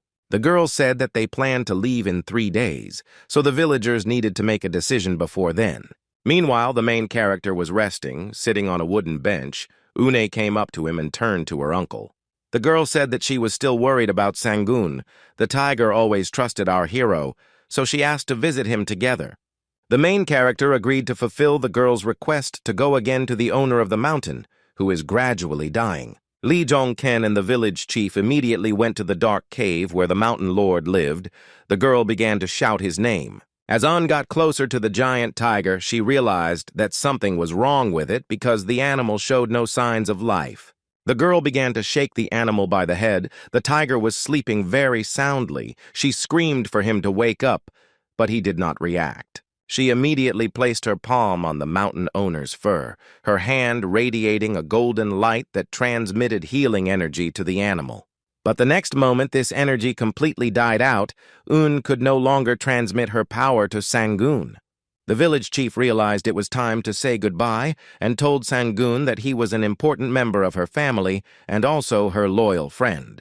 The girl could no longer contain her emotions. She began to cry for her deceased friend, whom she also considered a father. Un told the giant tiger that she was grateful to him for everything, and a bright blue light surrounded the lifeless body of the owner of the mountain. The main character watched this picture from the side, and the girl told Sang-gun that she would never forget him. The magical light grew stronger with each passing second, and after Sang-gun's death, his mana flow left his body. The girl knelt down before the deceased owner of the mountain, and once again thanked Sang-gun for everything. A stream of mana left the lifeless body of the giant white tiger and began to flow out through the dark, narrow cave. When the civilians saw the village being filled with the flow of their leader's mana, they knelt down to pay their respects. The locals from the village gathered outside to see how much damage had been done to the settlement after the fire and the monster raid. One of the men asked if it was okay to leave the place in ruins, and the hunter replied that they would definitely be able to return someday. A whole herd of magical deer climbed the mountain. They were needed so that all the inhabitants could set off on their journey. Zhong and Chang, who was organizing the evacuation of people, said that children and the elderly would go first. The girl warned that it would be very cold once they left the mountains, so people should dress warmly. Zhong In Chang was distracted. The girl pursed her lips and widened her eyes in surprise when she saw something happening. Our main character quickly ran up to the girl, holding the head of the village, a girl named Una, in his arms. He knelt down next to the girl. The village chief looked at Zhong In Chang with a smile, holding a small tiger in her hands. The huntress was shocked when she saw a tiny tiger in the girl's hands, realizing that it looked very much like the ruler of the mountains. A joyful Uni picked up the miniature tiger, holding it in her hands, and shouted that it was Sangoon. The protagonist confirmed that this was the owner of the mountain, reminding the girl that the same thing once happened to her Gongzu. The patron big man placed the dead king of the mountain into the family, but the tiger was reborn with no strength and no memory. Lee Jong-kyung told Zhong In Chang that they would soon be returning to Korea, and the huntress replied that just the thought made her happy. Ready to continue the adventure, In Chang asked the protagonist what their plans were after they returned home. The main character thought about it because he understood that after returning to Korea, he and his partner would have a lot to do. Without telling the girl what plans they would have to carry out at home, the guy materialized a sword in his hand. He grabbed the weapon, showing it to Zhong In Chang. The sword was unusual because it was made entirely of gold. The girl was delighted to see this weapon and asked what kind of magical item it was that had such incredible mana. The protagonist told In Chang that he had a gift in his hands. He acknowledged that the village chief Un had done a great job. It was as if a stone had fallen on Zhong In Chang's head. When she heard about the gift, the girl became very angry. The huntress clenched her teeth in anger at our hero and, hiding her face, said that it was clear to her what the guy's plans were in Korea. Jung In Chang left Jun Kyung stunned when she asked him if he was going to shower his secret girlfriend with gifts. The main character agreed with the girl, saying that he would give this sword to someone, but did not specify who exactly would become the new owner of the weapon. The girl snorted in anger, turned around and left, feeling very jealous and offended. And Jong Ken did not understand why she had such a reaction. All the peaceful inhabitants of the village, as well as its hunters, came down from the mountain and lined up in a group, finding themselves on a frosty field. The village's hunters were amazed when they saw before them a wall that separated China from the rest of the world. The main character was the first one who decided to come closer to this magical wall. The guy took a few steps forward. Lee Jong-ken stood in front of the barrier that was emitting a bright blue light. The guy looked at this wall for a short time. The hero remembered that he had once said that he was going to open this wall in a month. But more than a month had already passed. Touching the barrier, he thought it would be a waste of time to wait for them, but he had progressed much more than he expected. Therefore, the main character was confident that he could cope with this wall without anyone's help, and ordered the others to step aside.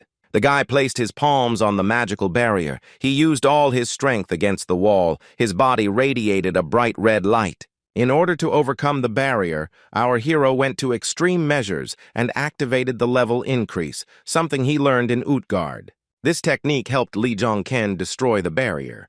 The guy's magical power gradually destroyed the insurmountable wall. The guy was very tense, realizing that this was not enough, and then decided to use the dragon heart, which absorbed the powers of the king of the mountain. The dragon's heart, which had been growing and developing next to our hero's real heart, began to emit fiery energy. Other events were unfolding on the territory of the Northern Front. Two men stood on a high observation tower. One of the men with long hair told his partner that this kind of thing is very rare these days. The second guy didn't understand what his partner was talking about, and he explained that he was talking about monsters because they hadn't been seen lately. When asked who the guy was that made the monsters seem to disappear, the young man said that it was probably just a coincidence. The long-haired hunter fell silent, deep in thought. He hardly agreed with his partner, who thought that the man was a loser. The man recalled meeting that person, our main character, who was clearly strong and had magical abilities. The guy admitted that it could be a coincidence, but the man still managed to get rid of all the monsters in the North Korean region. The partner disagreed, saying that it was impossible. Many heroes in the past had already tried to pull off something similar. The man with long hair was in shock. He shouted at the guy to quickly look where he was now paying attention. Both boys standing on the observation tower widened their eyes in shock when they saw the impassable barrier change. The wall, which had always remained unchanged, was now really changing. It was ablaze with fire, and part of it turned pink. The amazed men watched in silence as the magical barrier changed before their eyes, gradually collapsing. Our heroes finally managed to leave the territory of China. After a long journey, they were resting in the building. There was a cup of coffee on the wooden table, which would help Jongin Chang warm up after her adventure in the frosty forest. The girl was amazed when she took a sip and asked the others if coffee had always tasted this good. Sitting opposite her was Jong Ken, who also ordered a cup of coffee to warm up, and at that moment someone approached them. It was a hunter who wanted to ask Jong Ken about their companions who were now sitting in the audience. The protagonist explained to the man that those people were surviving residents of North Korea who were definitely trustworthy. The man with long hair was shocked because he knew what it could mean that all these people were from North Korea. Understanding what the man was suggesting, the protagonist confirmed that all of these companions in the audience were hunters. The bearded man was stunned when he heard this, because there were a lot of people who came from China, and hunters are rare. A separate large building has been allocated for all people evacuated from China, where they will all be able to find temporary shelter. All the refugees gathered in the spacious hall. In front of them on the stage stood the head of the village Un, and she was accompanied by the chief guard of the village. Un asked her people to be a little patient and promised that they would be quite comfortable in this place. The residents trusted their leader, they agreed with her words, and were glad that they were able to evacuate to a safe place. The protagonist noticed the girl's appearance, concluding that her curse must not have reached its final stage yet. The boy noticed that there was no longer any energy around the girl from the curse that had given her strength, but in return turned her into a child. After the girl addressed her residents, the main character approached her, asking if Yoon had a free minute. A blush appeared on the girl's face. She felt embarrassed in front of our hero when he addressed her right on stage. Jong Ken grabbed her hand and pulled her along, telling the villagers that he would steal their leader for a few minutes, and they were delighted by this. Only the chief guard and assistant to the village leader was not happy that our hero so brazenly took Un by the hand right off the stage. The protagonist and the head of the settlement went to another room of the building to talk privately about the girl's appearance. Lee Jong-keng pointed out the changes in Un's appearance, and the girl explained that the curse had been completely cleared. This made our hero think. He chuckled and fell silent, rubbing his chin with his fingers. Un was about to leave, but Lee Jong-ken suddenly grabbed her wrist, asking her to give him a little more time. The girl was confused when the protagonist warned Una that it might hurt a little, still holding her hand tightly. The guy decided to check the condition of the girl's body using a mana flow for this purpose. The hero's body began to emit red energy. It also affected the girl, and the space was decorated with bright blue mana stars. Un was very indignant when the hero began to carry out some manipulations without permission. She removed her hand, asking what he was doing. That time was enough to check the condition of Un's body, and the protagonist stated that the girl had become much weaker. The village chief was stunned when she heard such news from Lee Jong-ken. She stared at him with wide eyes in shock. This was a surprise for the girl. She closed her eyes and activated her power to see for herself. Un admitted that she had indeed become much weaker. The girl was confused, asking how this was possible. The guy shared his conclusion that Un was only strong in the area around Mount Baekdu, and that was why she looked like a little child there. The girl was very saddened by these words of the main character. She lowered her sad face down, falling silent. The main character tried to cheer her up, asking the girl not to worry because he was a hunter and could help her. Un looked at our hero with wide eyes, her cheeks glowing with a pink blush due to embarrassment. The girl asked Jong Ken why he called her and what the hero initially wanted to talk to her about. The protagonist said that people from the Korean government, as well as from the Hunters Association, will soon find her. He explained that they had many questions for both her and the other people from Chenji, because the power of her people was stronger than the boy had assumed. The guy added that if all these people were accepted into the Hunters Association, everyone would be happy. But there was one problem. The girl seemed to have figured out what kind of problem they were talking about and got ahead of the hero, asking if they should be trusted. Jong-kyung said that there was still a possibility that her people would be expelled from Korea or sign an unfair contract with the government or association. The problem was also in Asgard, because Jang He-jin would most likely come to them in person and want to possess their power. The guy said that he wanted to offer Una one good option, but of course the final choice would remain with her and her people. The girl was interested in the main character's proposal and asked him what the essence of this option was. Soon, a white modern car pulled up to the building where the North Koreans who had fled the village were temporarily housed. The car stopped abruptly right next to the building. Inside, there were people who had come here to meet the refugees. A man in a formal suit and sunglasses stepped out of the car. It was Bae Sang-soo, a hunter and employee of the association. The muscular hunter with scars on his face turned his head and noticed that there was someone else outside besides him. Sang-soo saw our hero in front of him.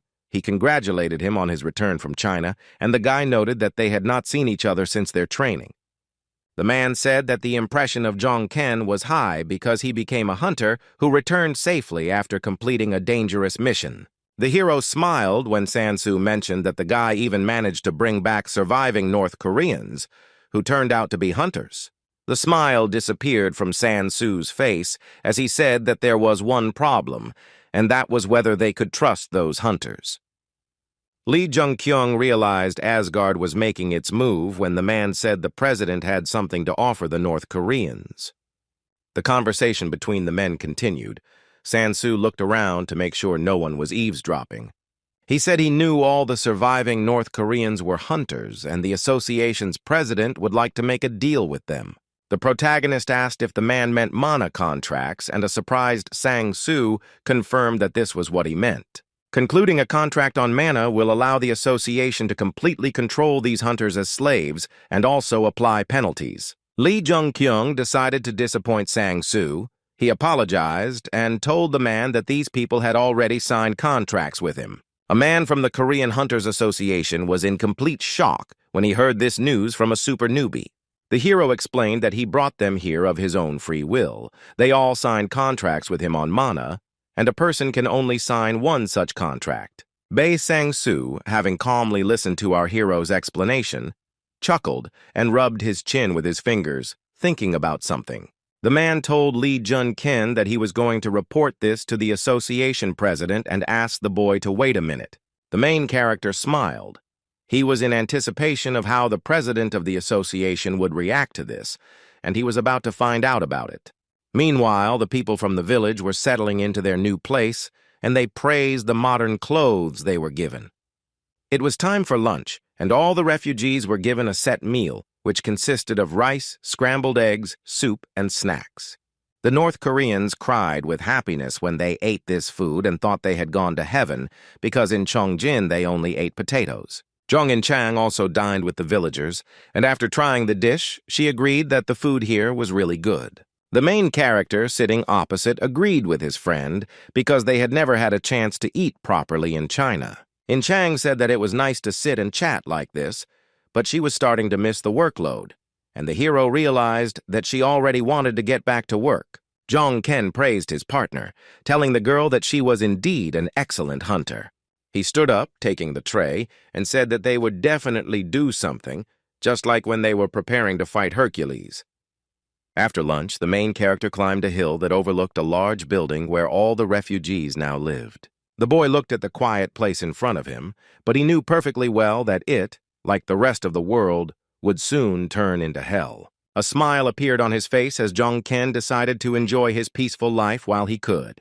But the smile on the protagonist's face immediately disappeared when he saw something in front of him that shocked him. Approached Lee Jong-ken. The girl was also dressed in a green tracksuit, like the other refugees. The head of the village decided to tell our hero her real name. She introduced herself as Choi Yun-sun. Confused, Jong-kyung didn't understand what the girl was trying to tell him, and she explained that Choi Yun-sun was her name.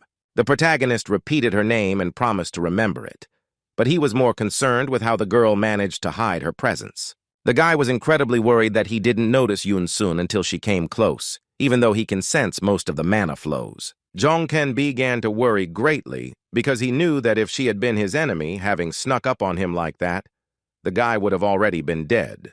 The girl explained to the frightened guy that this was her talent, and the main character asked Yun-sun why she came to him.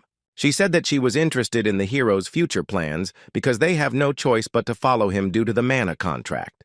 The protagonist decided to share his future plans with Yun-sun, and with a smile on his face, he said that they would go to Seoul. The boy suspected that Odin must already be aware that Chongjin's people had made mana contracts with him. Yun-sun was not satisfied with the answer, and she clarified that she was more interested in what would happen to them all after the trip to Seoul. The main character shared his future plans with the girl, that after this, he would like to give the girl some assignment. From the indignant expression on Yun-sun's face, it was clear that the girl was not particularly thrilled that they wanted to entrust her with something. Lee Jong-keng asked her not to worry because he wouldn't force them to do anything. He just wanted the hunters to do their job. The girl understood what assignments the main character wanted to tell her about and agreed to this condition from Lee Jong-ken. The boy was left standing on the hill alone, watching as Yun-sun walked back to the building where all of her people were gathered. Jong-ken received a message that the dragon's weak heart had stabilized, and he realized that the ability was ready to be used. The young man clenched his fist, and he was extremely interested in how much this new ability of his had now grown in strength.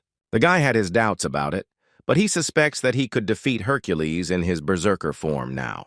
The protagonist broke into a smug smile because he was confident that he was becoming stronger every day. Jong-ken's loneliness was interrupted again by someone. A man with long hair ran up to the guy, calling him a loser. It was a surprise to our hero that the hunter announced that a person from the association wanted to meet with him. The protagonist went inside the building where the North Korean hunters were stationed to meet the visitor. When the guy entered, he saw a bald head glistening in the sun, which made it possible to immediately recognize the person as Song-gu. Lee Jong-keng was glad to meet his friend. The first thing he did was ask Heimdall how he was doing. Ye Song-gu teased our hero, replying with a smile on his face that he was clearly doing better than Lee Jong-keng. The bald-headed man was shocked when the protagonist suddenly called him Bald Ye Seong-gu. The guy admitted that he dreamed of saying this if he could return from China, and asked to consider it his reward for the hard work he had done. Ye Song-gu was angry at the guy for calling him bald, but he decided to forgive him this time because the hero really tried hard in China. Our hero asked why Heimdall had arrived so late and inquired what decision the Hunters Association had made. The smile disappeared from the man's face when Lee Jong-ken mentioned the association, and he fell silent for a moment.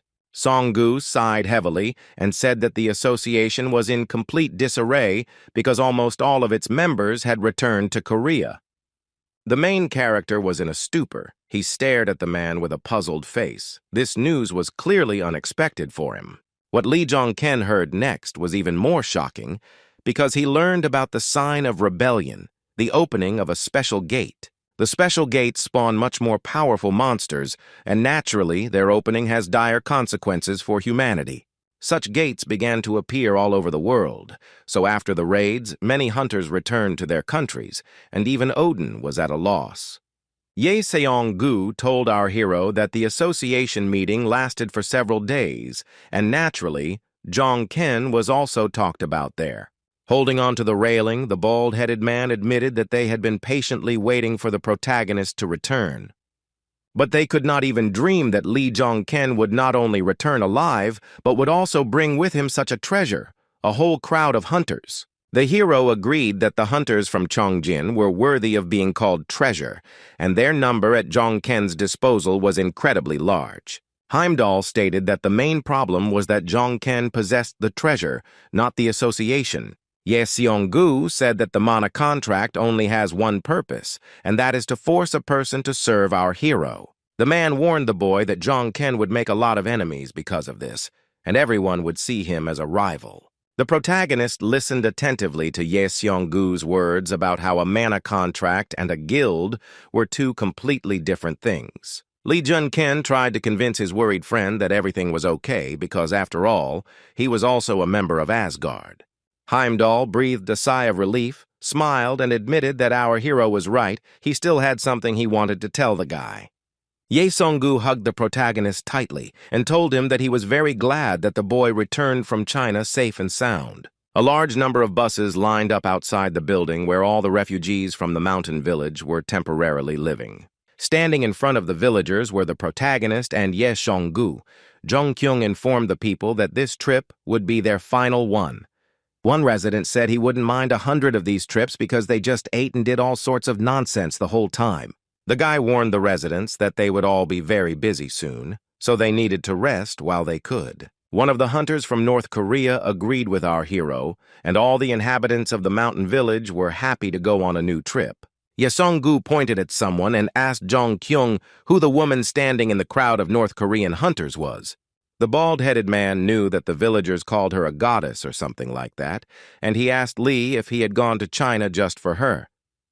The boy looked at Una with a smile and admiring eyes and answered Ye Song-gu that he was not mistaken in his assumptions. Heimdall was stunned, but the protagonist immediately calmed the bald man down, admitting that he was just joking. Jong In-chang intervened in the conversation. She told Heimdall that it was really a joke, and Jong Ken did not go to China for Un. Seething with jealousy, In-chang said that our hero already had plenty of women, so Un was unlikely to be the girl he was hiding. She was upset, thinking that perhaps our hero really does have girlfriends abroad, and then she might have a lot of rivals. The protagonist didn't understand what was wrong with Jung In-chang's behavior, but Ye Song-gu could literally hear what she was thinking at that moment. A whole line of buses filled with North Korean hunters set off to meet new adventures. The buses left the small town where the villagers were temporarily housed and have now arrived in Seoul. When everyone arrived at their destination, the villagers got off the buses and began to look around, having arrived in a new city for them. The people from the mountain village were shocked.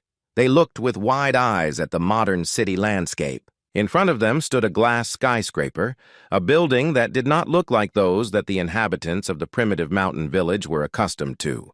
Life in the city was also surprising, with whole crowds of people walking along the streets, their clothes different from what they were used to.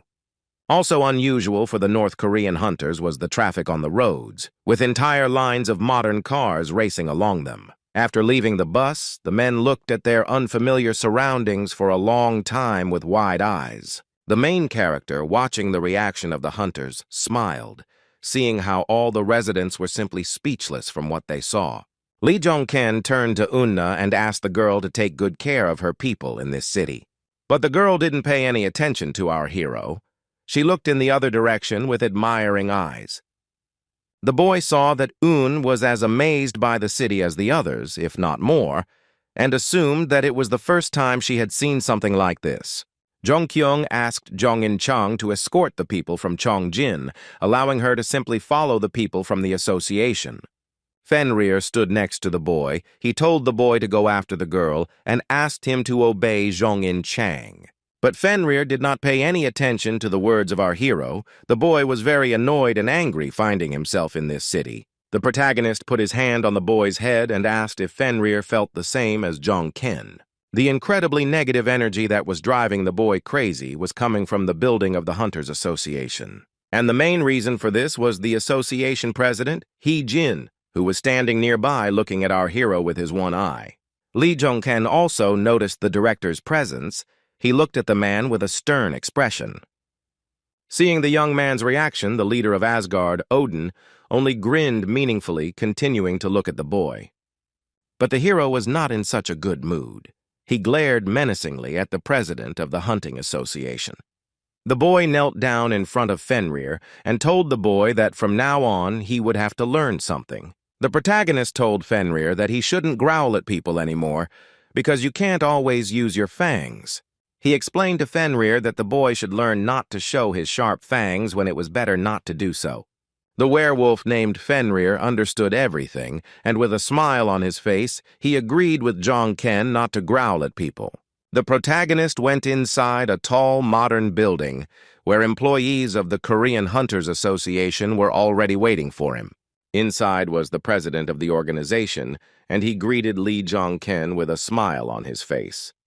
Hee Jin, keeping his distance, told the boy that he had brought a whole bunch of interesting things with him from China, and Zhang Ken agreed. The president of the association began to list these interesting things, among which were more than 100 hunters, 2 heroes, and 3 strange things. Our hero assumed that the director considered Una and Manhwa to be heroes, and Sangun and Fenrir to be strange things, but he did not understand why there were 3 of them. One seemed to be able to read the main character's thoughts, came up, put his hand on the guy's shoulder, and told him that the 3rd interesting thing was himself. The president said he wanted to discuss with Lee Jun-ken his trip to China, but before that, he needed to do something. Placing his hand on the protagonist's shoulder, Jin filled the space of his office with a bright yellow magical light. With this technique, all 3 men were teleported to Asgardian territory and found themselves at the threshold of the palace. The president of the Hunter Association walked inside. The protagonist and his friend Ye Seong-gu, also known as Heimdall, followed him. Song-gu told the hero that today they would introduce him to Asgard and hold a conference, to which all the heroes of the organization had already arrived. Lee Jong-keng didn't mind taking part in the meeting and looking at Asgard, so he told Heimdall with a smile on his face that he understood everything. The main building of the secret association of Asgard hunters was made entirely of gold and looked majestic. One of the hunters who came to the conference said that he heard that the chief wanted to introduce them to some idiot. Many began to whisper, discussing our hero. They gossiped that Zhang Ken had traveled to China and had managed to quickly grow in his skills and strength. One of the guys asked if our hero was there because he felt 3 streams of energy entering the hall. The other Asgard member was stunned to the core and couldn't believe that he was feeling such a strong energy right now. The other hunters had a similar reaction. The guy shouted that the 3rd person's energy was also huge, and he couldn't believe it because our hero was a newbie. One of the Asgard members was simply horrified, feeling the incredibly powerful energy of Zhang Ken, concluding how strong the hero was. The moment had come for Lee Zhang Ken to meet the rest of the Asgardians, and the gold-adorned door swung open. The main character entered the hall. His whole body was surrounded by a powerful energy that was felt by those present at the conference. The guy greeted the Asgard hunters and introduced himself as the loser, Lee Jong-ken. The entire space around him was filled with his energy. At this time, in one of the Korean cities, a bright beam of light was directed into the sky, which indicated that the gates were open. Kim Soo-yeon, who had a barrier tape in front of him, stood right next to the portal, waiting for the hunters to return at any moment. The association manager turned out to be right, and soon the first hunter, the main guard of the mountain village, emerged from the gate. Immediately after him, other North Korean hunters left the gate, lining up in front of the portal to watch it close. The North Korean hunters watched in amazement as the magical portal gradually closed and became smaller. Kim Soo-yeon addressed the White Tiger group, as the villagers decided to call themselves, and praised them for a job well done. In response, the hunters, with smiles on their faces, thanked the guy for his patience with them. The manager said that the guys were able to deal with the gates quite quickly, and now it will be easier for citizens to cope with the consequences. Una, who was holding baby Sangun in her arms, asked if there were any more gates and suggested that they go straight to the next one. Kim didn't mind, but suggested that the hunters needed a break and said that it was not necessary to deal with all the gates today. The girl asked the manager not to worry about them, convincing him that everything was fine and wanted to go to the next gate. The guy's cheeks turned red from embarrassment, and he, stuttering a little, nevertheless agreed to take the guys to the next gate. Meanwhile, other events were taking place in the territory of the Special Gate, a place where much stronger monsters posed a danger. Zhong and Chang went through this special gate, and now she was fighting a crowd of giant black monsters with beaks. The girl easily dealt with strong monsters, swinging her weapon. Her strength was enough to kill monsters with one blow. For this, Prince Charming sponsored the girl by improving her statistics, but she did not notice how one of the monsters snuck up from behind. Fortunately, Gongzu immediately rushed to the rescue. He grew to the size of a large ogre and grabbed the monster's face with his hand. Gongzu held onto the face of the monster, which looked like a huge upright bird, and began to rid the monster with his fists charged with red energy. One punch from the ogre was enough to deprive the monster from the special gate of life. Its head flew off its shoulders. Hyun-moo also participated in clearing the special gate. The skeleton in the robe directed a stream of powerful magical power against the enemies. This stream of strong blue light crashed straight into the monster. The monster with a black long hair and claws was unable to fight back. One of the hunters threw a long magical thread with a needle onto the body of the monster, which looked like a giant cross between a crow and a man. It was a special technique by Dr. Manhwa. The guy was able to tear the monster's body into pieces with the help of a thin thread of energy. The main character, Jongken, also participated in the battle. With a spear, he flew high above the ground, while a crowd of monsters stood below. The boy pointed the flame-charged Muspelheim spear downwards, causing an explosion on the ground that struck down many monsters. While the other patrons were rewarding their hunters, the fallen angel informed the hero that he was yawning, which confused Li Zhongkeng. Li Zhongkeng breathed a sigh of relief and looked up at the sky with a smile on his face when he received the message that his level had been raised. After successfully clearing the special gate, the protagonist, Zhongin Chang, Dr. Huata, Fenrir, and Gongzu met in a clearing. Zhongin Chang shared her opinion that it might be because they are top-class hunters, but patrons are more interested in them than others. The protagonist knew that this was a gate with high-ranking monsters, but they still dealt with it quite easily. Dr. Wanhua and the huntress became more serious, nodding at the hero when Jun Kyung said that he was sure they all felt it. The guy said that the stronger they become, the more special gates appear, and the whole world becomes filled with magic. The main character decided to warn his comrades that soon the whole world would be shaken by a tragic cataclysm. The young doctor was shocked. He stared at Zhongken with wide eyes when he was stunned by such unpleasant news. Zhongin Chang also became wary when the main character told everyone that the relatively peaceful days on the planet would soon end. Zhongken said that the two of them had done well so far, but Zhongin Chang and the doctor would have to work harder from now on. The main character left the guys and started to go somewhere, but the huntress caught up with him and asked him to wait for a minute. The worried girl asked where Zhongken was going and said that his parting words somehow sounded as if he was leaving for a long time. Li Junkyung confessed to his friend that he was thinking about traveling the world a little, which surprised Zhongin Chang.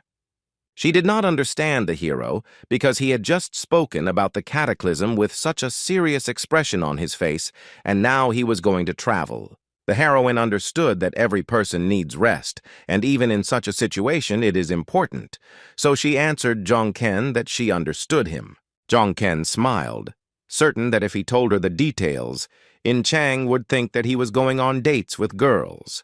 The main character ordered the guys to join the White Tiger group from that moment on. This instruction also applied to the werewolf Fenrir. The boy looked at Zhongken with puzzled eyes and growled questioningly, not understanding what was required of him. Fenrir nodded when the protagonist asked the boy to take care of this group, because in the future, those people would be of great help to them. Li Zhongken clenched his fist, realizing that he had to lie about going on a trip when in fact he was going to fulfill his duties. The protagonist realized that as a person who arrived in the past from the distant future, he simply had to do this. Li Zhongken looked at the sky decorated with the setting sun and clouds, realizing that it was time for him to meet Odin. A few days later, the boy borrowed the rights to use Bifrost from Ye Seong-gu, who asked him to be careful. The man did not understand how Odin could agree to hand over the Bifrost, and Zhongken explained that he simply gave the president what he valued most by making a deal. Ye Seong-gu stared at the protagonist, wondering what exactly the boy could have given Odin in exchange for permission to take the Bifrost. Normally, Asgard's leader Odin did not allow anyone to use the Bifrost, but Li Zhongkeng was given permission due to some kind of deal. The subject of the deal was a man in black, and upon returning from China, our hero told Odin something that differed from the information given by the survivors. Then our hero told the president that someone called the Man in Black was up to something, and that he had turned China into a wasteland. An interested Odin asked the guy to find out who he was and what exactly he was planning, and in return, Asgard would provide all the necessary support. Afterwards, the main character went to a medieval city. It was clear outside. The sky was decorated with a rainbow and a tower with a large clock. Li Zhongken arrived in this city by air. The guy landed on the ground, raising a cloud of dust under his feet. When the protagonist entered the room, he was surprised when the man inside told the guy that he was waiting for him there. Jong Ken, with a friendly smile on his face, told him that it was an honor to meet him, the lone knight named Lancelot.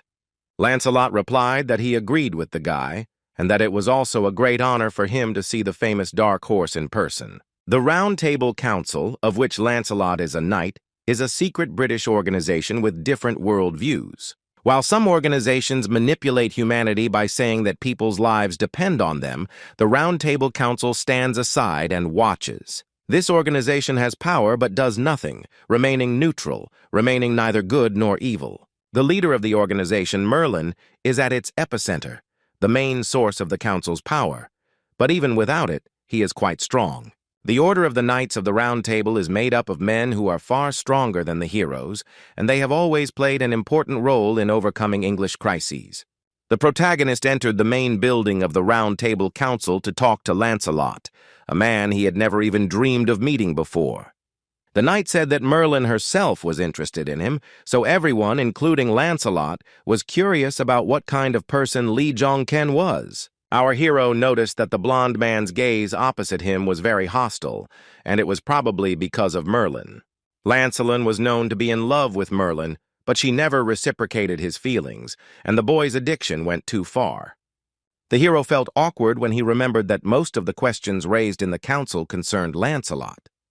The boy stated that all he wanted was to keep the promise he made to Merlin, and the knight latched onto that word, asking if he had heard right. The protagonist sighed heavily and asked the knight of the Order of the Round Table sitting opposite him what the problem was. Becoming stricter, he said that he had come to Merlin on an official visit, but Lancelot began to lecture him and cross all boundaries. Lancelot wanted to find out what the promise was, but the boy interrupted him and said that a knight who does not understand that he is rude has no right to be called so. This phrase of the main character infuriated the knight. Lancelot got angry and loudly hit the table with his fist. The guy jumped up from his chair and asked Lee Jong-ken if our hero dared to insult him, his eyes shining with a bright blue light. The hero assumed that Merlin was watching the situation and knew that the only place she couldn't see was the council's living quarters. Lancelot gritted his teeth and called the hero a loser, declaring that despite the guy's reputation, he could not allow such a display of disrespect. The blond knight in iron armor froze in surprise when someone entered the room and shouted at him to stop. Our hero, who was not at all frightened by the sudden scream, realized that Merlin had finally decided to intervene in the situation. The leader of the organization, Merlin, actually entered the hall, and the girl sat down at the table to discuss their conflict with the guys.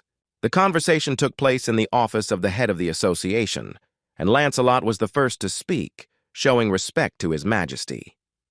Merlin was dissatisfied with the knight's behavior. She stated that he was behaving extremely disrespectfully towards her guest. The knight was shocked by these words of his mistress. He did not expect that even Merlin would be on the side of our main character. Lancelot shouted at Dark Horse and loudly declared that he was challenging Lee Jong-ken to a duel to fight one-on-one. Merlin jumped up from her chair. She was outraged by the knight's behavior and asked the guy what he was thinking about. However, our hero was not against fighting the knight. He answered Lancelot that he accepted his challenge. The head of the Round Table Council looked at Lee Jong-ken with wide eyes because she didn't expect him to agree. The protagonist suggested that his opponent and Merlin go to the training hall, believing that this was the best place for a duel. Rumors had already spread throughout the Round Table that Lancelot had done something wrong again, and the knights were curious as to what this time.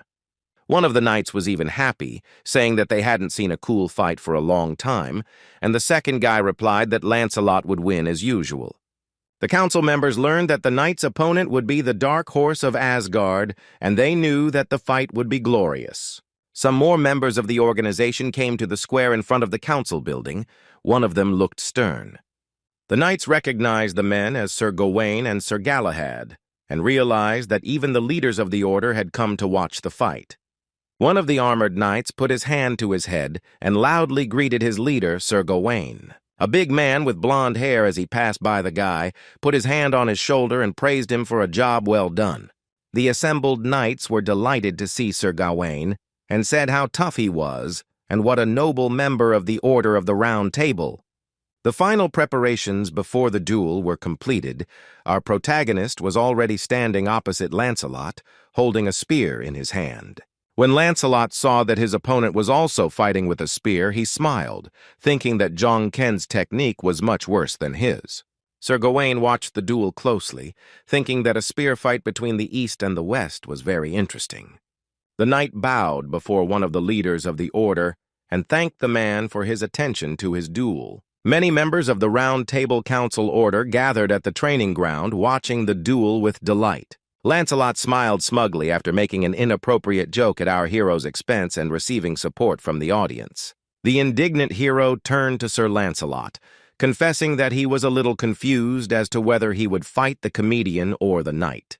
The boy frowned when Jong Ken said that his actions were more like a comedian and doubted whether he should be called Sir.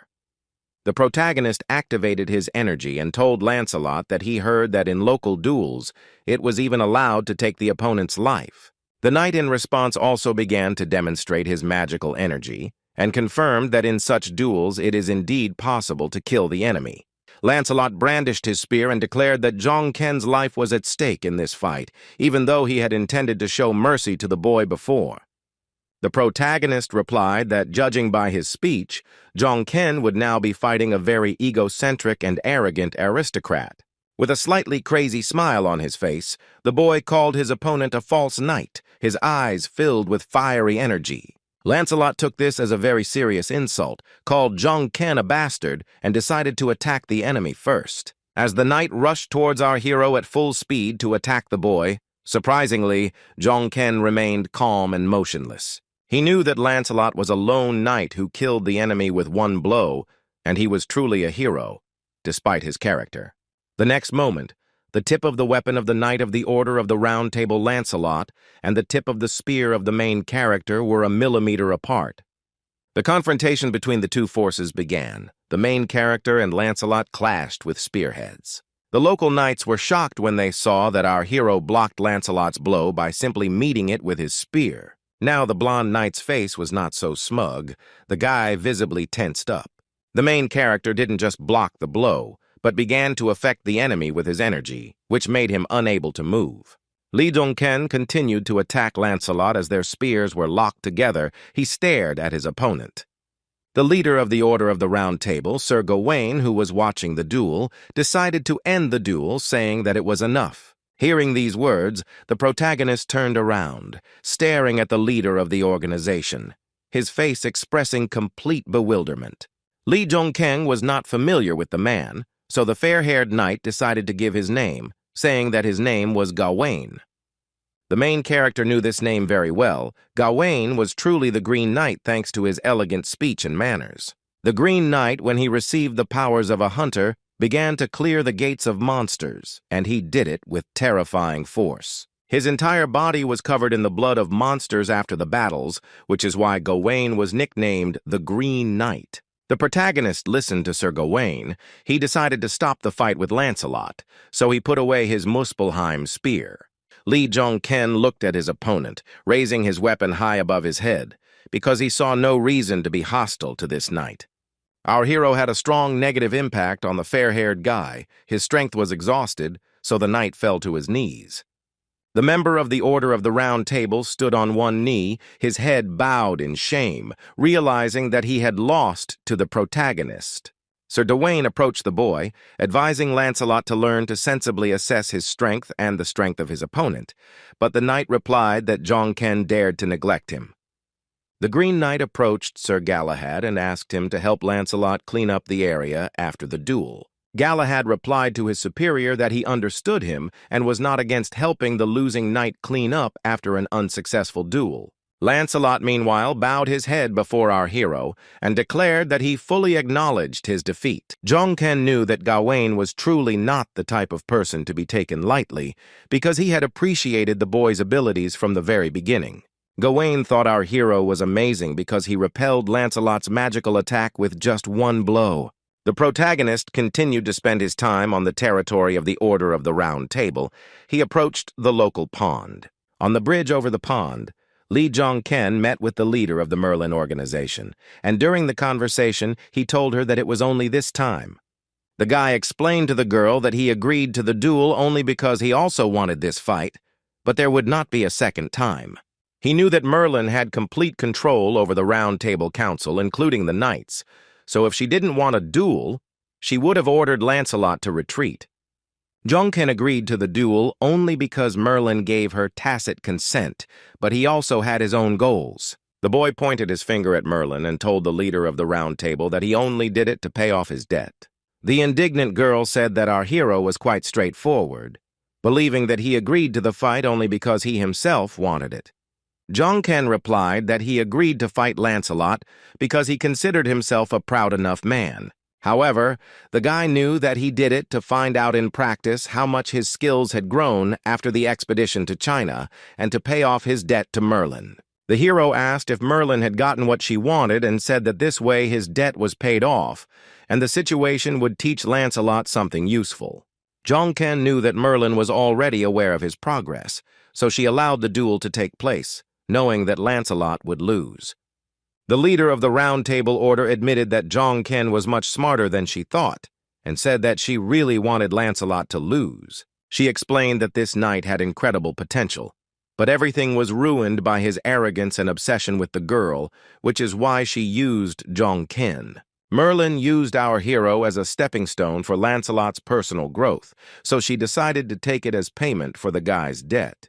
This was not all that the girl wanted to tell our hero, and the next second her body turned into a blue silhouette of light. Merlin's image changed dramatically. Now a short guy with blonde hair stood in front of our hero. The boy told the protagonist that Jong-ken still owed him the fulfillment of the promise he made at their last meeting.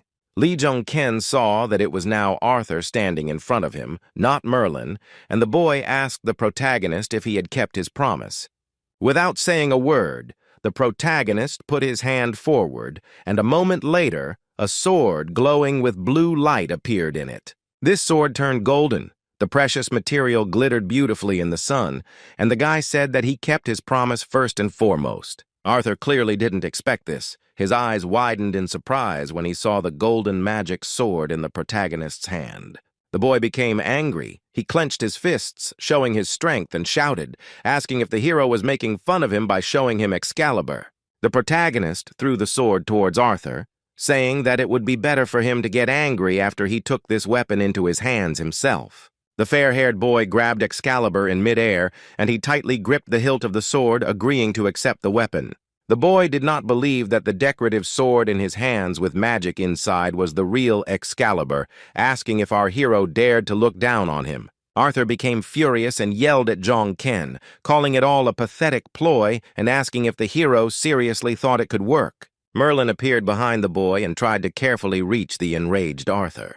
The guy calmed down a little when he turned around and noticed Merlin standing behind him, not expecting to see her now. Arthur's anger disappeared somewhere. He turned and awkwardly looked at the blonde beauty standing in front of him. The fact that Merlin appeared before him meant that Arthur now had the real Excalibur in his hands, and the boy realized this. A shocked Arthur declared that the curse was finally lifted, looking at the golden sword with surprised eyes. Merlin also couldn't quite believe what was happening. She looked at her hands, stating that they had finally separated. With a smile on his face, the protagonist told the boys that he kept his promise by bringing with him a weapon to remove the curse. Arthur still couldn't believe that it actually worked. He looked at Excalibur in bewilderment. The main character was forced to disappoint Merlin and Arthur by admitting to them that he brought the guys a fake. The boy and the girl standing behind him stared at Lee Jong-ken with wide eyes when he admitted that he had deceived them. Lee Jong-ken explained to them that this forgery was made to deceive their patron, the Lady of the Lake. Arthur and Merlin could not believe that, according to our hero, the patrons see only what they want, and everything is fine as long as they please them. The girl said that the Lady of the Lake was the one who instructed them to take possession of Excalibur, but they knew nothing about the thing. She stated that our hero knew what Excalibur was, and he created something similar to deceive his patron. The protagonist silently listened to Merlin's suggestion, realizing that the girl was absolutely right in her statements. Jongkin knew that the sword Excalibur was a blade that had been in the lake for centuries, absorbing its magical powers. Arthur asked why they were separated if it was a fake, and Merlin explained to the boy that it was only temporary. She told Arthur that when the Lady of the Lake realized that it was a fake, the curse would become effective again. Realizing that the curse had not actually been lifted forever, the boy grew angry, clenched his teeth, and looked at the hero. The girl extended her hand to stop Arthur. She did not allow the boy to attack the main character. Merlin said that even if it was not a real sword, they still had some time and asked Jongkin if she was telling the truth. Jongkin explained that it was not a matter of time. He was only able to deceive the mistress. And even if the deception was revealed, the sword would still have value. According to the hero, the curse will remain in effect until they leave the Round Table Council and continue searching for the real Excalibur. Wanting to say goodbye, the protagonist told Merlin and Arthur that in any case his job was done. The boy covered his face with his hand, trying to contain the negative emotions he felt because of this whole situation. Removing his hand from his face, Arthur looked at our hero, not wanting to let him go, and said that this was not enough. The protagonist knew that Arthur suffered from the curse much more than Merlin because he was forcibly placed into the body of a child.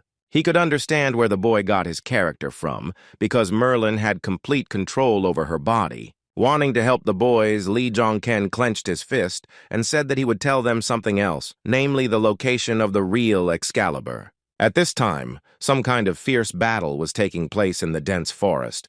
One of the trees was destroyed by a powerful explosion, and the reason for this was Hercules, who had already fully recovered and was fighting with all his might. His fist was engulfed in powerful flames. Demetrius was fighting against a man in a cloak who was holding a sword in his hand. Hercules waved his hand, leaving a fiery trail in the air. The big guy destroyed everything in his path. With this attack, Demetrius caused another explosion, and large stones flew in different directions. Hercules' eyes glowed red as he gritted his teeth and desperately fought against the man emitting blue energy. Demetrius struck again with his fist, this time even stronger, because all the ground beneath him turned into a pile of stones.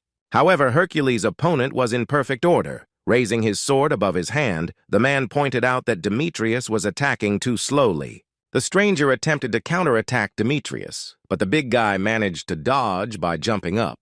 Flying into the sky, Hercules let out a loud scream, a streak of blue magical energy rushing underneath him without touching him. Demetrius tensed as he noticed that the situation on the battlefield had worsened, and he was now at risk of getting hit. Hercules winced in pain as he unexpectedly took a blow from his opponent straight into his muscular back. The big guy screamed loudly. His eyes were completely painted red, signaling his berserker mode. The enemy's attack caused him to return to his normal state, and the red color gradually began to fade from the whites of Demetrius's eyes. The guy was getting closer and closer to leaving the berserker mode with each passing moment. His eyes were already almost completely white. Demetrius was exhausted. He collapsed to the ground and then dropped to one knee and rested his hand on the ground. His opponent stood next to the guy. He stopped attacking Hercules and just silently watched the changes in the big guy's body. Demetrius, who had missed the blow, was perplexed. He pointed his finger at his opponent's weapon, asking what kind of sword it was. The man with gray hair admitted honestly that he did not know what kind of weapon it was and said that he had picked up the sword quite recently. Hercules was surprised that the guy was able to just find something like that, because after being wounded, the big guy lost control of his magical power. The guy in the cloak told Demetrius that the big guy had reached a sufficient height for him to forgive him for breaking the agreement. Hercules hoped to have his disciplinary reprimands overturned, but the man upset him by saying that Athena planned to hold him accountable. Demetrius was taken aback by the suddenness of his actions when he noticed Athena standing nearby, as he had not noticed her presence before.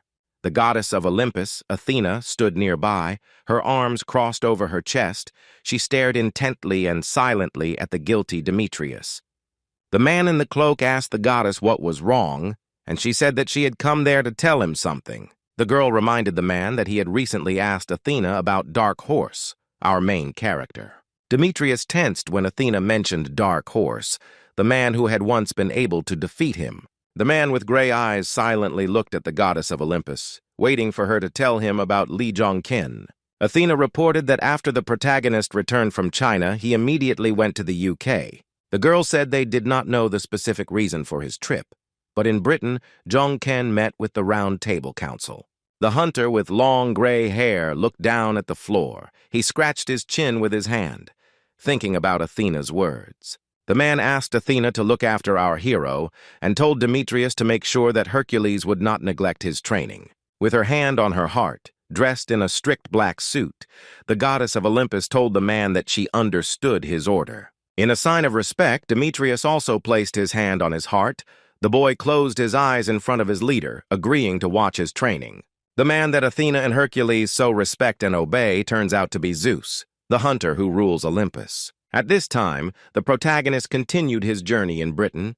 He was still talking with Arthur by the pond. The boy managed to find out that the real Excalibur is now in the possession of Zeus, and our hero once again confirmed his version. Arthur did not understand why Zeus needed this weapon, asking the main character about it because the hunter already had the lightning of Olympus.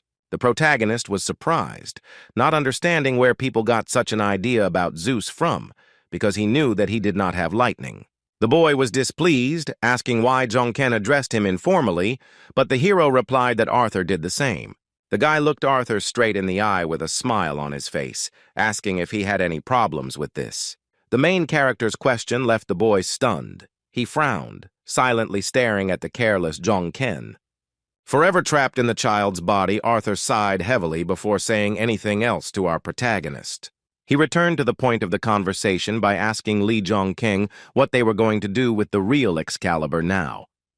The hero did not understand why Arthur was asking him about this, saying that he simply told them the location of the weapon and then let them deal with it themselves. Zhongqin reminded him that the guy told him to find a sword that could dispel their curse, and he did, so now it was time for them to repay him. Arthur, looking down sadly, said that he did not think that Zeus would agree to negotiations about the transfer of Excalibur. Zhongqin reassured him by saying that Merlin would help him figure it out because, after all, she was a very smart girl. The fair-haired boy in the officer's uniform breathed a sigh of relief, smiled, and said that it was true. Arthur asked the main character what kind of payment he wanted for the work he had done to cleanse the boy's curse.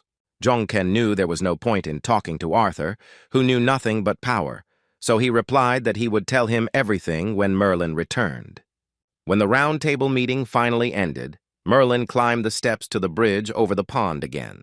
The girl told the main character that they were both ready to listen to the guy's wishes regarding payment for his work. Li Zhongqin, overjoyed that Merlin had returned, said that it was excellent and was ready to make his demands. The protagonist stated that the only thing he demands as payment is for Merlin and Arthur to survive. The boy was stunned. He asked our hero again, not believing his ears that Zhongqin had asked for exactly this kind of payment. Merlin was also wary, not expecting the main character to ask for such a strange thing as a reward. Zhongqin said that he also needed the guy's trust. They would have to do what he said, and if they agreed to it, then the debt issue would be closed. An indignant Arthur asked why the hell the boy was asking for two things to pay off one debt, and the hero replied that it was a shame that the boy wanted to die. Arthur stopped being indignant, because the main character's remark was appropriate, and he fell silent, turning the corners of his mouth down. Merlin agreed to the hero's terms, but said that it would be nice to get at least some explanation from Zhongqin. The main character was not against explaining everything. He warned the guys that something really important would happen very soon. Merlin and Arthur listened attentively to our hero. The boy waited for further explanations from Li Zhongqin about what was so important that was about to happen. Li Zhongqin said about the special gate and the strange mana. He was sure that they also felt it. So they called the Knightly Order Council. The girl said that her guess then turned out to be correct, and the density of magical power really is growing in Britain at a wild speed. The guy confirmed her suspicions that the special gates were to blame for everything and stated that there would only be more of them in the future. Concerned, Merlin asked if this was the big event the boy was talking about. The protagonist answered no, because he knew that there was a much more important event that he should warn the guys about. Lee Jong-keng stated that the truly important event was the disappearance of all the special gates, and they needed to prepare for that moment. Arthur and Merlin looked at the main character with wide eyes, trying to digest what they had just heard from Jong-ken. The protagonist was still spending time on the pond area near the Round Table Council building, with Arthur standing opposite. The boy changed his clothes and told Jong-ken that he often trained here alone because few of the council knew of his existence. The guy activated his magical energy and offered the hero to begin, adding that Jong-ken had become noticeably stronger since their last meeting. The protagonist confirmed Arthur's suspicions, saying that he was very different from who he was before. Before the duel began, Lee Jong-ken asked the boy if he had ever fought with that lightning guy. Arthur stared at the protagonist with eyes emitting a green glow and asked what he had just said. The boy laughed, pointing out how easy it was for the hero to say such things, and began to threaten, asking if he wanted to die. However, our hero stood his ground. He was not afraid of Arthur's rage, and asked the boy to simply answer his question. With a smug smile on his face, Arthur confessed to the protagonist that he had fought with that same lightning guy. The protagonist accepted the boy's answer. Arthur's words clearly pleased him, because Lee Jong-ken smiled. His expression instantly changed as he decided to strike the boy preemptively to gain an advantage in the fight.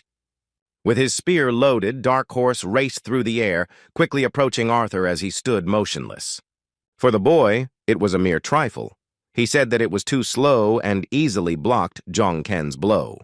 The opponent turned out to be not so simple. The preemptive strike did not work, and the main character visibly tensed up, jumping to the side. Lee Jong-ken knew that the duel with Arthur was not just a test of his abilities, and he had to use everything he had. Therefore, the protagonist's Muspelheim spear instantly began to emit powerful fiery energy. The firepower characteristics of the spear have been increased, and the flame will be on the hero's side under the influence of the Fire Monarch. Seeing how well our hero could control fire, Arthur admitted that it was quite an impressive sight. After this, the duel began. The entire space was filled with flashes and streaks of fiery energy from our hero. After another blocked attack, Arthur landed on the ground and jumped back to prepare for another round. The protagonist, meanwhile, lunged forward. He took the Muspelheim spear with both hands to attack. Arthur's sword was not the boy's only weapon, but he held out his palm and screamed. His hand began to emit a bright blue light. The boy's attack was successful. A stream of powerful energy hit the protagonist's stomach, tearing Jong-ken's clothes. The blow was strong, so the main character almost lost his balance and began to fly backwards. The knight, pleased with himself, smiled. Asking the protagonist if he was deflated, his sword was charged with magical power. The protagonist, having received damage, admitted that Arthur is indeed strong, but he cannot afford to give up so easily.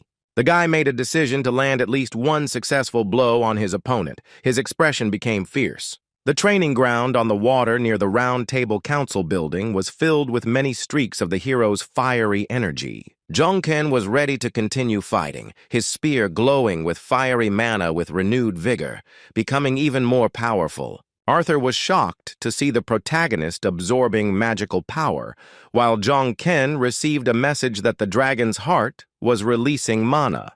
And following this notification, a powerful explosion was heard, caused by the accumulation of magical energy from the dragon's heart inside Jong-ken's chest. Suddenly, it started to rain, and the raindrops gradually began to extinguish the fire that our hero had caused with his skills. After the deafening explosion, everything around was filled with thick fog. Arthur stood motionless, holding the sword tightly in his hand. The boy stared at Lee Jong-ken silently, his eyes shining like emeralds, and there was a small scratch on his cheek. The duel ended, and the boy in the child's body asked the protagonist if he could ask what just happened.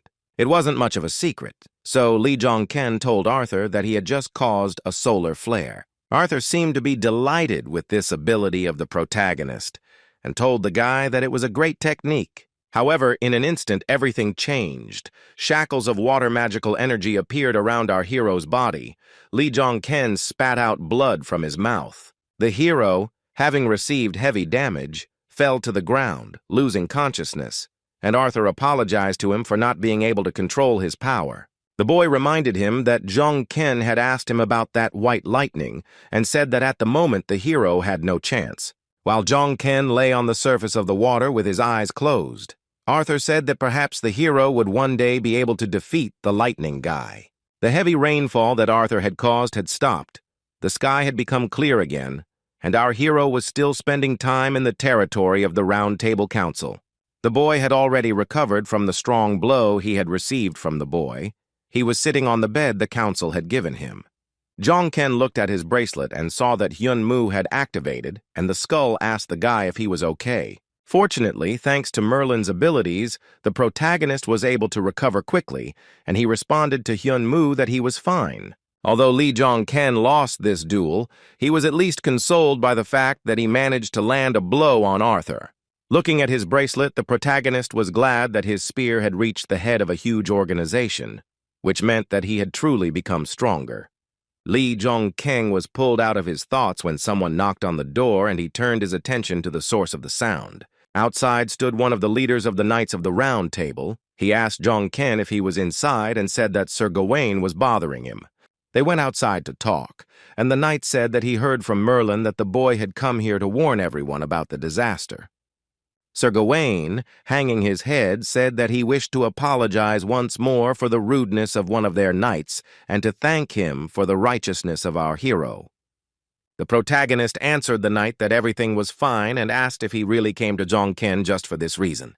The man with the light, neat beard paused briefly before speaking and mentioned Arthur. Lee Jong Ken began to listen to the knight more attentively. He stared intently at Gawain when he said Arthur's name. Gawain said that he knew that Jong Ken had fought Arthur yesterday and admitted that having a duel with Arthur was his pipe dream. After this, the knight materialized his magic sword in his hand, preparing to ask our hero for a favor. Sir Gawain asked the protagonist if he would perhaps agree to fight the knight instead of Arthur. Lee Jong Ken sighed heavily because he thought that the Green Knight would ask the boy exactly this question. Activating his magical power, our hero replied that he was not at all against it, and he would also be interested to know what Gawain was capable of. Perhaps this is a characteristic feature of English knights, but while the protagonist was at the Round Table, he dueled many of them.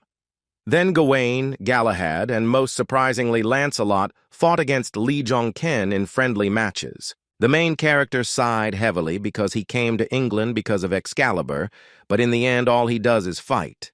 Suddenly Merlin approached the guy. She extended her hand to him. In her hand lay a red necklace on a white thread. The leader of the Round Table Council explained to the hero that this necklace would help him improve his skills a little, and she was sure that he would need it someday. Lee Jong Ken was delighted by this surprise. He squeezed the red crystal in his hand and thanked Merlin for the gift. The boy put the necklace on his neck, and Merlin asked if Jong Ken could go to Neil if he had some free time. The girl asked if the main character remembered a hunter named Inev who came from the Nile, and said that the man had caused a big stir. The protagonist asked Merlin why she suddenly remembered the hunter from Nile Inev, remembering how that guy invited Lee to his homeland. After talking with Inev, Lee Jong Ken heard rumors that the hunter had been punished after returning to Nile. Merlin realized that our hero remembered about the desperate child Neil and said that he asked her to persuade Jong Ken to meet him again. Our hero was confident that the Round Table Council would warn the others of the coming catastrophe, but he still had business to attend to in England. Jong Ken told the girl that he would think about her request, and she thanked the guy for this. The main character, having dealt with all the affairs on the territory of the organization, finally left its borders. He turned his wary gaze to the side when he heard a strange voice in his head saying that they would see each other again. Lee Jong Ken saw a dark silhouette of a man standing on the top of the clock tower who was able to tell the hero something telepathically. Looking closer, our hero saw that this man was Arthur, who later also called Jong Ken a twig. The boy smiled, because first Arthur called him the guy with lightning, and now this. And he hoped that the boy would give it his all during the cataclysm. The main character went to London, where his old friend, the sister of his blacksmith Puck, worked on Alchemy Street. Lee Jong Ken entered the girl's shop. He called her name, but she did not respond. Becoming wary, he called her again. Inside, there was a completely different saleswoman. In front of the guy stood a girl with short white hair who asked him who he was. Jung Kyung asked if Park Yujin was here and asked if this wasn't her shop, to which the stranger chuckled thoughtfully. She said the guy didn't look like a loan shark, and he didn't look like a hunter who bought a faulty potion. The saleswoman clapped her hands when she realized that there was a real customer in front of her, which made her very happy. Jung Kyung disappointed her by answering that he was not a buyer, and once again persistently asked where Park Yujin was and who she was. The girl explained that she was simply looking after the store at the girl's request, and that Park Yujin would not appear there again.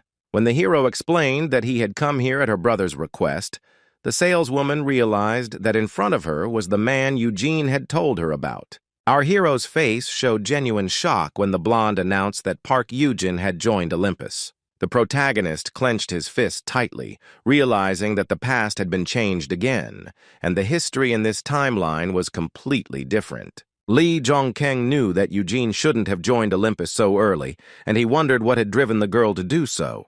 The guy pursed his lips as he began to suspect that the girl had left her shop because of our hero. The main character was very alarmed by the fact that history was continuing to change. The guy looked sadly at the floor. After his trip to England, Lee Jong-ken continued his journey, this time heading to the Nile River, to the city at the foot of the Egyptian pyramids. Once in the city, the young man decided to call someone. Lee Jong-ken greeted someone into the phone with a worried expression on his face. The man our hero called was also on a trip. He was basking in the sun, relaxing on the seashore. It turned out that Jong-ken had called Jong-in Chang, who was also on vacation, and she asked her friend if something was wrong. The relaxed girl suddenly jumped up when the hero told her that she needed to get ready. The huntress was shocked by this news. Lee Jong-ken said that he needed the girl to come to him in Egypt, and she needed to take everyone with her except the White Tiger group. In Chang was not averse to going on a new journey, complaining to the guy that she was already bored of sitting in one place. Meanwhile, Ye Song-gu was on the road, the man cutting through the Korean street in his modern car. While he was driving, our hero called him with the news that he was now in Egypt, and Song-gu asked what he was doing there. The protagonist explained that he needed to do something in this country, and Heimdall asked if it was related to the cataclysm. Jong-keng said that it might be related to something similar, and Heimdall replied that going there would cause a lot of problems because Egypt is already unstable. The man was shocked when the hero, in response to his warning that the visit would cause diplomatic difficulties, admitted that problems had already arisen. Lee Jong-ken, when he arrived in Egypt, was not greeted in a friendly manner. He stood with his hands raised up while a whole crowd of local warriors stood in front of him. Then our hero was captured. The arrested Lee Jong-ken was sent to the local palace and kept there until the circumstances were clarified. As the boy sat at the table, one of the Egyptian warriors asked another why Dark Horse had visited Egypt, and the other hunter replied that he had no idea. The bald-headed Egyptian said he thought they would need a translator to talk to the detained boy. Two other guys with painted eyes entered the hall and asked the warriors to leave the main character to them. These Egyptians approached where Lee Jong-ken was sitting to talk to Dark Horse and sort out the situation. The warriors tensed as the executive branch entered the room, and one of them said that Neil was making his move. A bald-headed man approached our hero and called him Dark Horse, asking if he was mistaken. The protagonist looked warily at the arriving men without answering them and suspected that it seemed to be them. The sun was already setting, and Lee Jong-ken was still a hostage and was inside one of the buildings in the Egyptian city. The guy with glasses told the hero that he works in the Egyptian branch of the Korean Association, and his name is Yoon Kyung-tae. Our hero didn't expect that they would send a Korean Hunters Association employee to the meeting, and told the guy that he was pleased to meet him. Smiling, Ken-tae said that he had been contacted by headquarters and told to expect our hero to arrive today.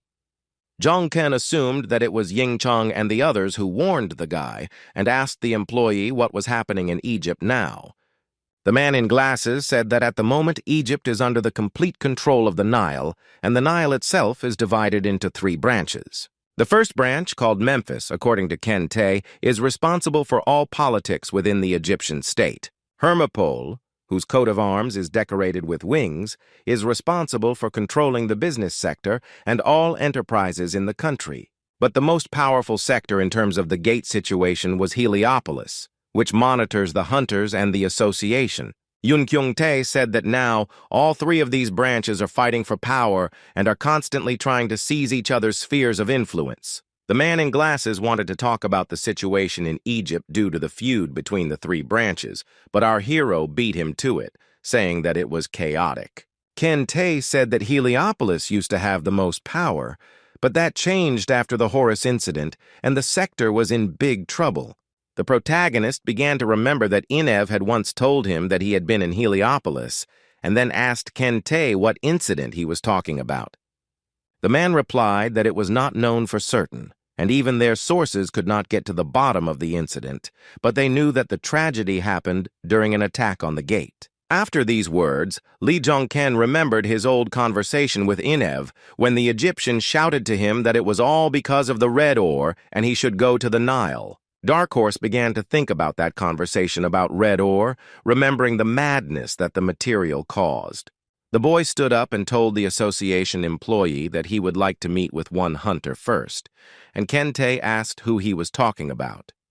The main character said that this hunter's name is Inev. He is an Egyptian captain who managed to achieve heroic rank. A passenger plane landed at an airport in the middle of the desert, and Lee Jung-ken's comrades rushed to Egypt at his request. Jong-in Chang entered the airport waiting room and promptly flew to Egypt, as our hero had previously ordered her to do. Even though the guy interrupted her long-awaited vacation, the girl was glad to meet him, and a sincere smile shone on Jong-in Chang's face.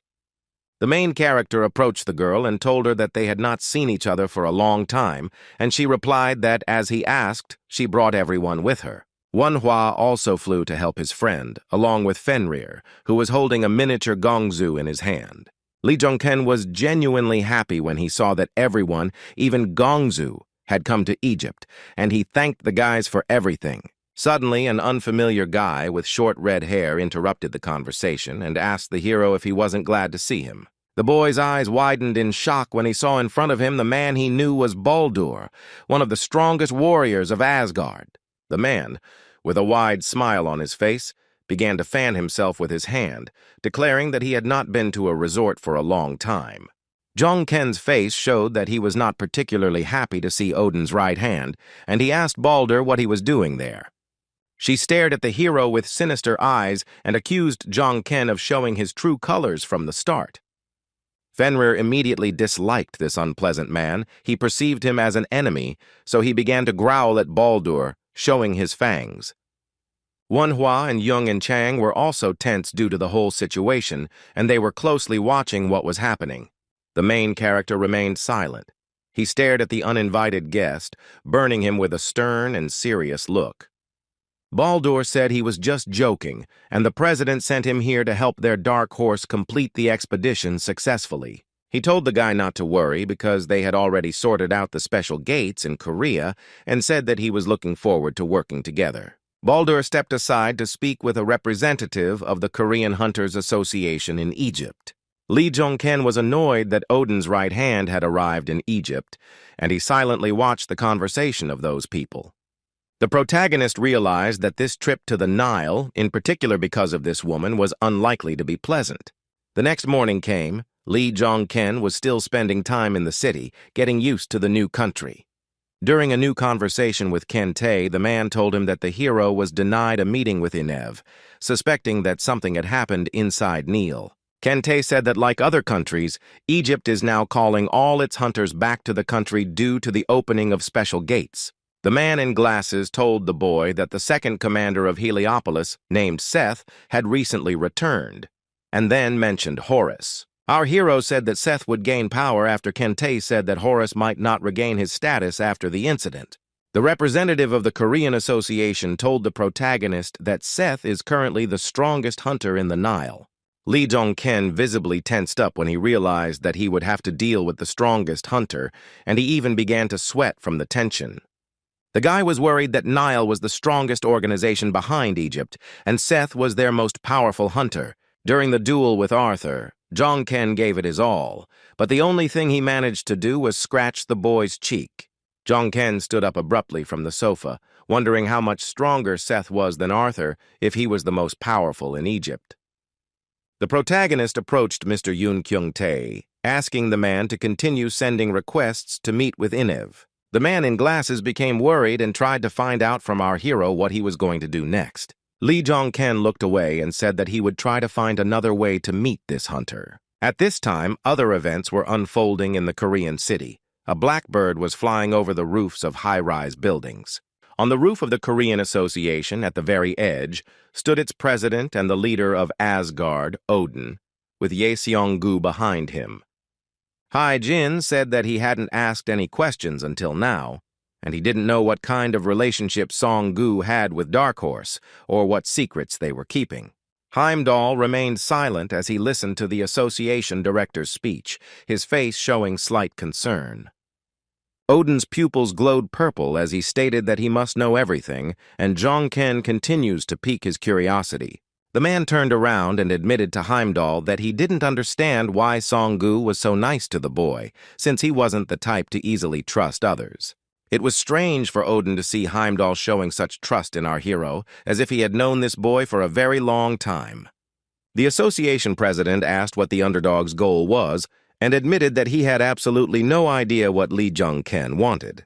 Heimdall told the leader of Asgard that Lee Jun-kyung was the man whose goals coincided with Hae-jin's. One remembered that the hunter San-soo told him the same thing about our hero, that Jong-ken was a hunter who would help the president achieve his goals. Song-gu knew very well what to answer Odin to such questions, because the protagonist had already instructed him earlier. The bald-headed man, clenching his fist, repeated that Odin and the main character's goals were the same, and the guy also wanted to kill the sponsors. The association president's eyes widened as he stared at Heimdall, because these words were a revelation to him. The hunters sponsored by He Who Rules Beyond the Riverbank have lost their powers, making this the first time a fighter has lost their powers due to anything other than death. Song-gu told Odin that this happened after our protagonist dealt with Gunther, the leader of the Northern Army. It seemed that the news that the hunters had lost their powers didn't upset Hae-jin too much, and he admitted with a smile on his face that it wasn't bad. The protagonist continued to carry out his tasks in Egypt. Now he was sitting at the same table with Baldur, Odin's right hand. A radiant red-haired guy, holding a cup of coffee in his hand, asked the hero what he wanted to chat with him about. Lee Jong-ken, smiling slyly, turned to Baldur, calling him by name, and asked which hero of the Nile had a connection with Asgard. The guy closed his eyes and coughed when he received such an unexpected question from the main character. The hero asked the next question regarding how highly Odin valued the need for cooperation with Jong-ken when he sent Baldur to Egypt. This question made the right hand of the leader of Asgard lose his temper. The guy abruptly put the cup of coffee on the table, causing a rumble. Staring ominously at Jong-ken, the hunter said that Odin had ordered him to cooperate and help the boy with everything he could. The main character crossed his arms over his chest and asked the guy to answer him, in that case, which of the Nile heroes has a connection with Asgard. The young man stood up abruptly from his chair, wanting to end this awkward conversation with Lee Jong-ken, and did not answer his question. Looking down at the boy, Baldur said that he would contact Jong-ken about this matter because the information was somewhat classified. Our hero was not against receiving this information later, and the girl said that then perhaps he would take his leave. The boy remembered Kente's words that they didn't know the details of the incident during the attack on the gate, but after that, a crisis occurred. Analyzing the association staff members' words, Jong-ken realized that the heroic class hunters should indeed be here now. Afterwards, the main character went on a walk with Jong-in-chong, Doctor, Hwata, and Fenrir along the Egyptian street. The huntress began to fan her face with her palm, complaining to the boys that it was rather hot here. Manhwa was happy with the weather. The boy smiled, enjoying the warmth, because he thought it was still better than the frost. Siegfried turned around, looking at the young doctor with a slight smile, and said that he was right, that the heat was better than the frost. The boy turned to Jong-ken, who was walking ahead, and asked if he could inquire about our hero's ultimate goal. Jong-in-chang said that if she thought about it, she too had never heard of Lee Jun-kyung's ultimate goal. Kwada said that he felt like the main character was always working towards some kind of global goal, and asked that he not say that he dreams of world domination. When the doctor mentioned world domination, the protagonist stopped abruptly to say something to his friend. Manhwa's words caused Lee Jun-kyung to become a little irritated, and he closed his eyes and released the air from his lungs before answering. The guy turned around and with a smile on his face replied that he thought his goal was world domination after all. The doctor fell silent, and Jong-in-chang said that when the guy said things like that, she sometimes couldn't tell whether he was joking or serious. The first to notice the approaching danger was the werewolf Fenrir. The boy suddenly turned his attention to something behind him. Nearby, a whole group of Egyptian residents were walking down the street, with a huge dark cloud of negative energy hovering over their heads. The main character immediately jumped forward, protecting In-chang and the others with his back, and ordered the guys to step back. In front of our heroes stood a whole crowd of Egyptians, and from their war paint it was clear that they were the executive power of the Nile. Lee Jong-ken noticed a tattoo on the arm of one of the warriors, which depicted the coat of arms of Heliopolis. A menacing man in Egyptian robes with tattoos on his arms and black paint on his face confidently walked towards the guys. The main character immediately recognized this man as Seth and realized that this hunter was no less strong than Arthur.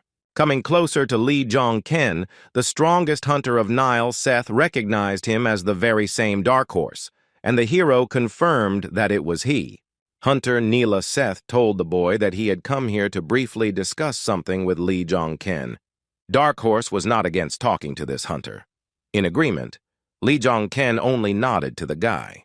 The adventures of the protagonist in Egypt continued. Now he went with Seth to talk to him about something alone. Seth said that after Egypt became independent from the kingdom, it was named the Arab Republic of Egypt. He went on to say that Egypt was still under the rule of the Nile dynasty, even though officially it was not. Lee Jong-ken asked the strongest hunter of the Nile whether the boy planned to become the successor of this dynasty. The hunter looked at our hero with a smile, saying that he hit the nail on the head and praised Jong-ken for his intelligence. Seth looked at Jong-ken intently and turned to the smart guy and asked if he wanted to try to guess something.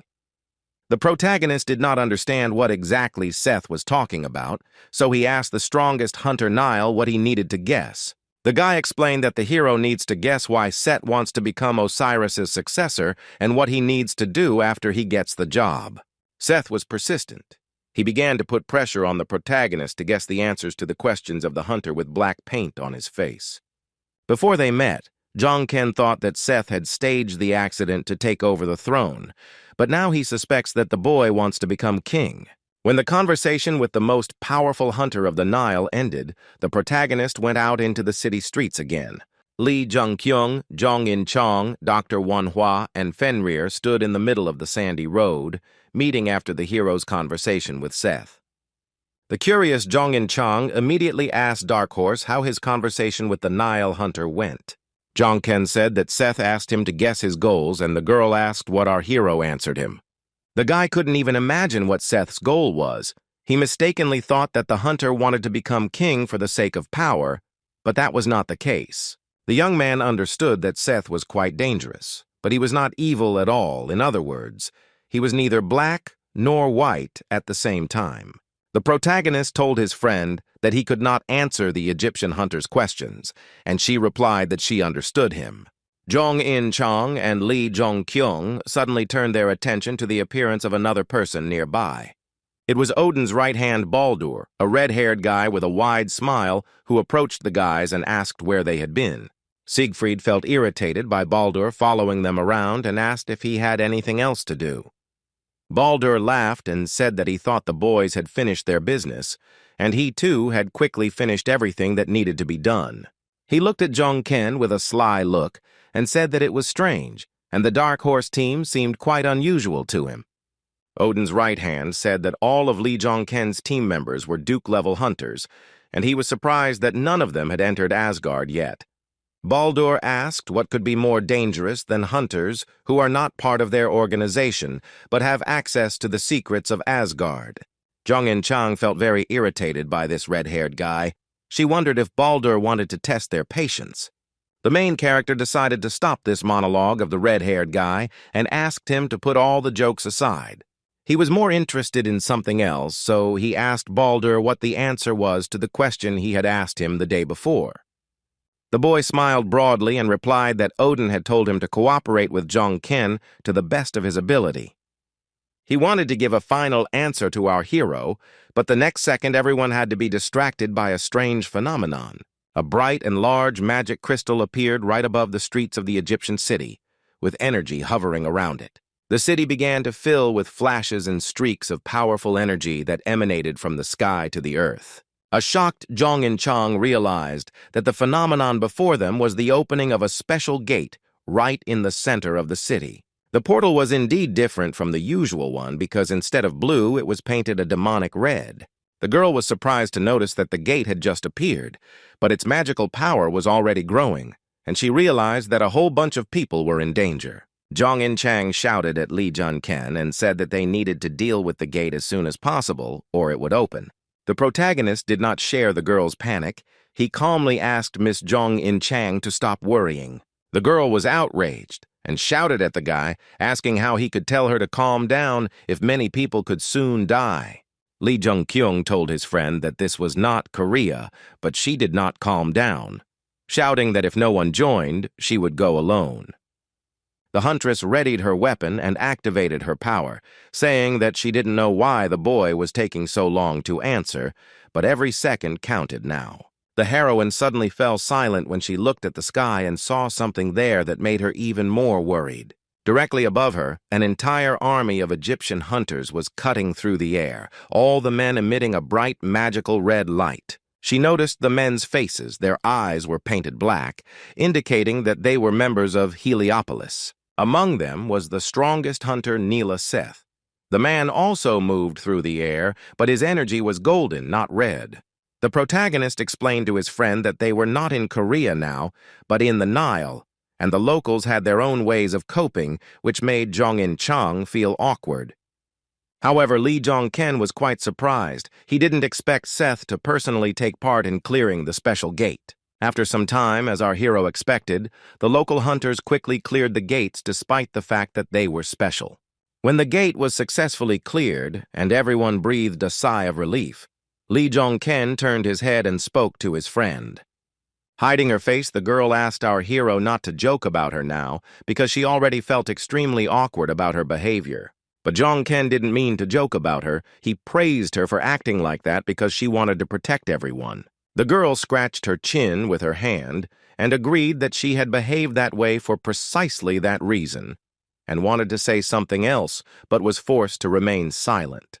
The protagonist and Jong In Chang suddenly turned their heads to the side, staring at something when they heard an alarming sound. The huntress said that something seemed to have happened and suddenly took off, running towards the source of the strange sound, leaving the guy standing in the middle of the street. When Jong In Chang rushed to the scene, she saw a crowd of young men with guns standing over a guy who had collapsed on the ground. The disgruntled girl asked the hooligan with a sword in his hand, who seemed to be the instigator, what he was doing. The big guys felt that a hunter was standing in front of them. The guys started to behave rudely, asking what she said there. The main character also showed up at the scene. Lee Jong-ken asked the hooligans what was going on, and they got scared when they recognized the guy as the Dark Horse. Merlin's necklace proved to be quite useful because with it the hero could speak Arabic, and Jong-ken asked again what had happened. The big guy answered the protagonist that this was not a matter in which a foreign hunter should interfere. Lee Jong-ken said that after he saw them attacking a man, he simply couldn't pass by, so they had to explain everything. The guy showed the hooligans his phone and said that otherwise he would have to contact the association.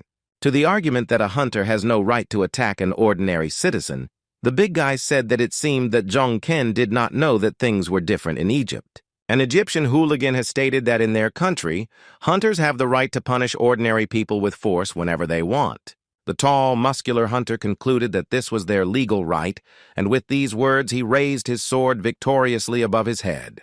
The protagonist and Jong In Chang widened their eyes in surprise when they saw that the street of the Egyptian city was stained with blood. Suddenly, someone took away the hunter's hand, which was clutching the sword, and part of the hooligan's limb fell straight to the ground. The local hunter was horrified. He grabbed his severed hand and screamed in pain and fear, shaking the whole street with a loud roar. The man who punished the bully in this way said that Egypt also has its own laws, and this fighter for justice turned out to be Seth. The Nile's strongest hunter crouched on the roof, while the stunned citizens gathered in the street looked on. Seth rose to his feet, demonstrated his magical powers, and declared that the hunters of the Nile had the right to punish other hunters. Our heroes stood motionless in shock when they saw what the peaceful Egyptian street had become. The entire land was strewn with the bodies of hunters whom Seth had dealt with, taking their lives for attacking a common man. Jong-in Chang asked the protagonist if Hunter Seth was really a good person, but the guy remained silent, staring at the terrible picture in front of him. The girl understood that Seth did this in order to save a peaceful resident of the city, but she still considered it too much. The hero thought that he was going to save this man without caring about the influence of the Nile, and Seth should have known this too, but he decided to do otherwise. Li Zhongkang was shocked that the strongest hunter in the Nile still chose to take the lives of people who shouldn't have died. Jong-in Chang asked Li Junkyung again if he was sure that Seth was a good person, and he replied that he didn't know for sure. The following actions took place on the territory of a luxurious palace in the Arabian style, where our hero temporarily lived. The guy was sitting on the couch, and behind him stood Baldur, who, as always, was smiling widely, brightening the room with his smile. Opposite the main character sat Inev, the same hunter who warned him about the red ore, and behind him stood a girl. Li Zhongken was glad to see this person and stated with a smile that they hadn't seen each other for a long time, but he was curious about who was standing behind Inev. The stranger decided to introduce herself and told the main character that her name was Lamia, but everyone called her Bastet. The boy was upset because he wanted to talk to Inev alone, but it seemed, as expected, the Asgard were keeping a close eye on them.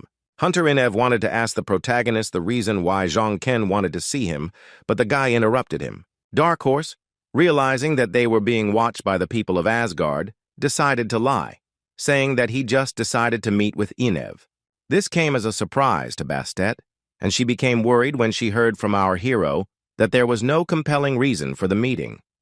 Baldur also didn't expect to hear such words from Li Zhongken and was perplexed by what the boy said. Inev was surprised when he heard Zhongken's voice in his head, and he immediately began giving him instructions on how to answer correctly so as not to arouse suspicion. The Nile hunter thought that our hero was truly incredible for being able to use such magic and said out loud that he also wanted to meet Zhongken. The hero noted that Inev had lost a lot of weight, asking if Neil was feeding him poorly, but telepathically told him that he came here because of the red ore. The Egyptian hunter replied that the Nile fed him quite well, thus confirming that the red ore was associated with the strength of Hercules. Zhongken asked Inev if he ate whatever he wanted in that case, but telepathically asked about the connection between the Horus incident and the red ore. Inev said that it was correct and he was quite a picky eater, making it clear to Zhongken that the red ore and the Horus incident were connected. Afterwards, the main character asked the guy if everything was okay with Numek, and telepathically asked if the red ore had affected Horus. The Egyptian hunter said that Numek was doing well, and our hero realized that the red ore gave Horus the same power as Demetrius. Baldur was perplexed, listening attentively to the conversation between Li Zhongken and Inev. Their conversation seemed to him to be some kind of absurdity. Zhongken asked the boy if he liked Numek, and in his head he transmitted the question of whether Seth was the culprit of the incident. The Nile hunter couldn't hide his surprise when the protagonist mentioned Seth's name. He stared at Zhongken with wide eyes. Inev called Dark Horse a joker, saying he didn't know how Numek felt without answering the boy's question exactly. Li Zhongken realized that the hunter meant that he was not sure that Seth was to blame for this, and asked Inev if he could help him with anything. The Egyptian admitted that it would be good if the main character extended a helping hand to his old friend. The protagonist asked in that case to make time for them to meet again, and Inev thanked Zhongken for his kindness. After the meeting between Li Zhongken and Inev ended, He was left alone with an enraged Baldur. Odin's assistant shouted and was indignant, accusing the hero of asking him to make an appointment with Inev for the sake of such a conversation. Baldur said that if Jong-ken was using Asgard's powers for something like that, he didn't think the organization's leader would be happy about it. The boy disagreed, asking the man if Odin wasn't famous for being a fairly consistent person. The conversation with the main character was clearly tiring Baldur. He asked Jong-ken what exactly he was talking about now. The protagonist confidently declared to the right hand of the leader of Asgard that Odin would be pleased later. Baldur asked Jong-ken to take better care to show proper results of his work in Egypt. The guy didn't answer the red-haired man, but only smiled meaningfully, replacing all the words. The protagonist stated that all business in Egypt was already finished, and in 3 days he was going to return to Korea. Baldur asked why exactly 3 days later, and Jong-ken explained that he had not yet finished his journey through Egypt. The red-haired guy closed his eyes, trying to suppress the negative emotions he felt because of our hero's behavior. Jong-ken asked Baldur to let him ask the boy something, and asked who the hero was who had managed to penetrate the Nile. Smiling again, Odin's right hand replied to Jong-ken that the youth had already met the hero who had penetrated the Nile once. This clue made Lee Jong-ken think he couldn't think of who this person could be. When the sun set behind the horizon and night fell, the main character went to the bank of the main Egyptian river. The guy turned his head when he saw that the person he came here for had finally arrived at the meeting place. It was Inev, his face covered with a black bandage.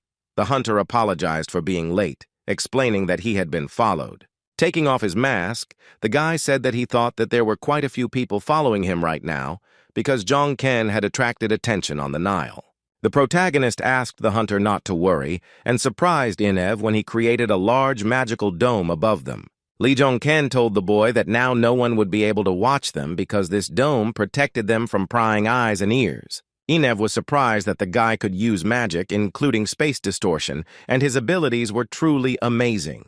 Looking at the dome, the Egyptian said that this might still not be enough, because there was no place where he did not see the Eye of Osiris. Lee Jong-ken was unsure if the people of the Nile could still see everything, even under the strong protection of Merlin's power. The main character asked the man to get straight to the point, and first of all, he asked why Inev had called him to kneel that time. The hunter explained that the problem was that Horus was currently unconscious due to the red ore.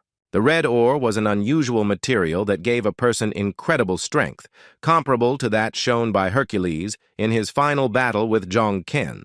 Inev said that all the problems began after the hunter Seth brought red ore to Egypt. Our hero was surprised that the Egyptians had already found red ore, but he had already gotten used to the fact that the past had really changed a lot. Red ore was a mysterious item that gave amazing power, and naturally everyone began to study its properties. Inev said that the research was successful, and they managed to increase the amplification rate a couple of times, but there was one problem. Our hero guessed that the problem was that they could not control this power, and the hunter from Egypt confirmed his guess. Lee Jong-ken knew that madness was a poison, and that this phenomenon could not be studied through research, and the only one in history who could withstand it was Hercules. The Egyptian continued his story, saying that Horus personally participated in the experiments with red ore as a test subject. This information shocked Lee Jong-ken because he did not expect that a respected person of the Nile would want to volunteer. The protagonist asked Inev if this was the same incident with Horus that the association employee had told him about earlier. The hunter said that despite everyone trying to dissuade Horus, he was still determined to take part in the research. Inev hesitated when Lee Jong-ken asked him why Horus needed to gain the power of the red ore. He admitted that Horus did this because of Set, because Set wanted to take control of the Nile despite not being the rightful heir. The guy said that Osiris and Seth often argued, but the second was too strong a hunter to be discounted. Jong-ken realized that Horus wanted to become stronger in order to stop his opponent, and decided to ask something else about Seth. A memory of seeing Seth cutting through the air to get to the gate faster popped into our hero's head. The guy also remembered the image of this strongest hunter in the Nile when he stood on the roof of the building, getting ready to kill the guys. Lee Jong-ken asked if it would really be so dangerous for him to end up gaining control of the entire Nile. The boy wondered if Seth had been ostracized simply because he wanted the throne to be his alone. Inev replied that it was not that. It was just that Horus was a righteous man, and his plans were to pass the throne to Seth, but there was one thing. Lee Jong-ken and the Egyptian hunter turned around abruptly, their eyes wide in surprise when they heard the voice of a third person in the dome. Walking towards the guys was none other than Seth. The hunter somehow managed to penetrate the magical barrier.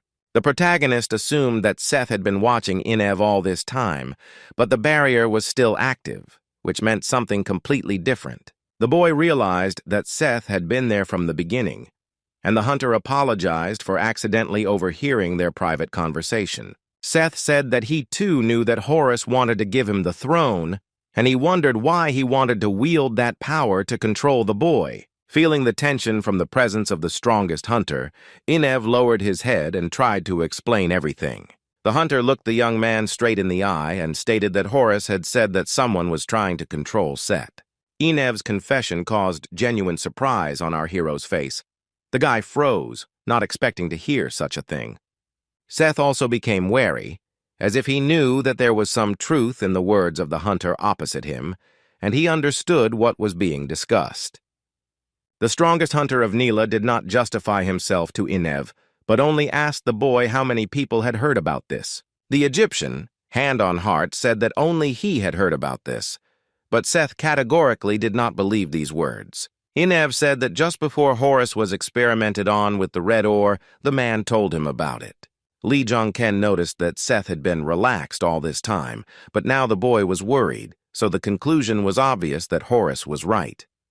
The main character turned to Inev, saying that it would be better if the guy came back right now, leaving them alone.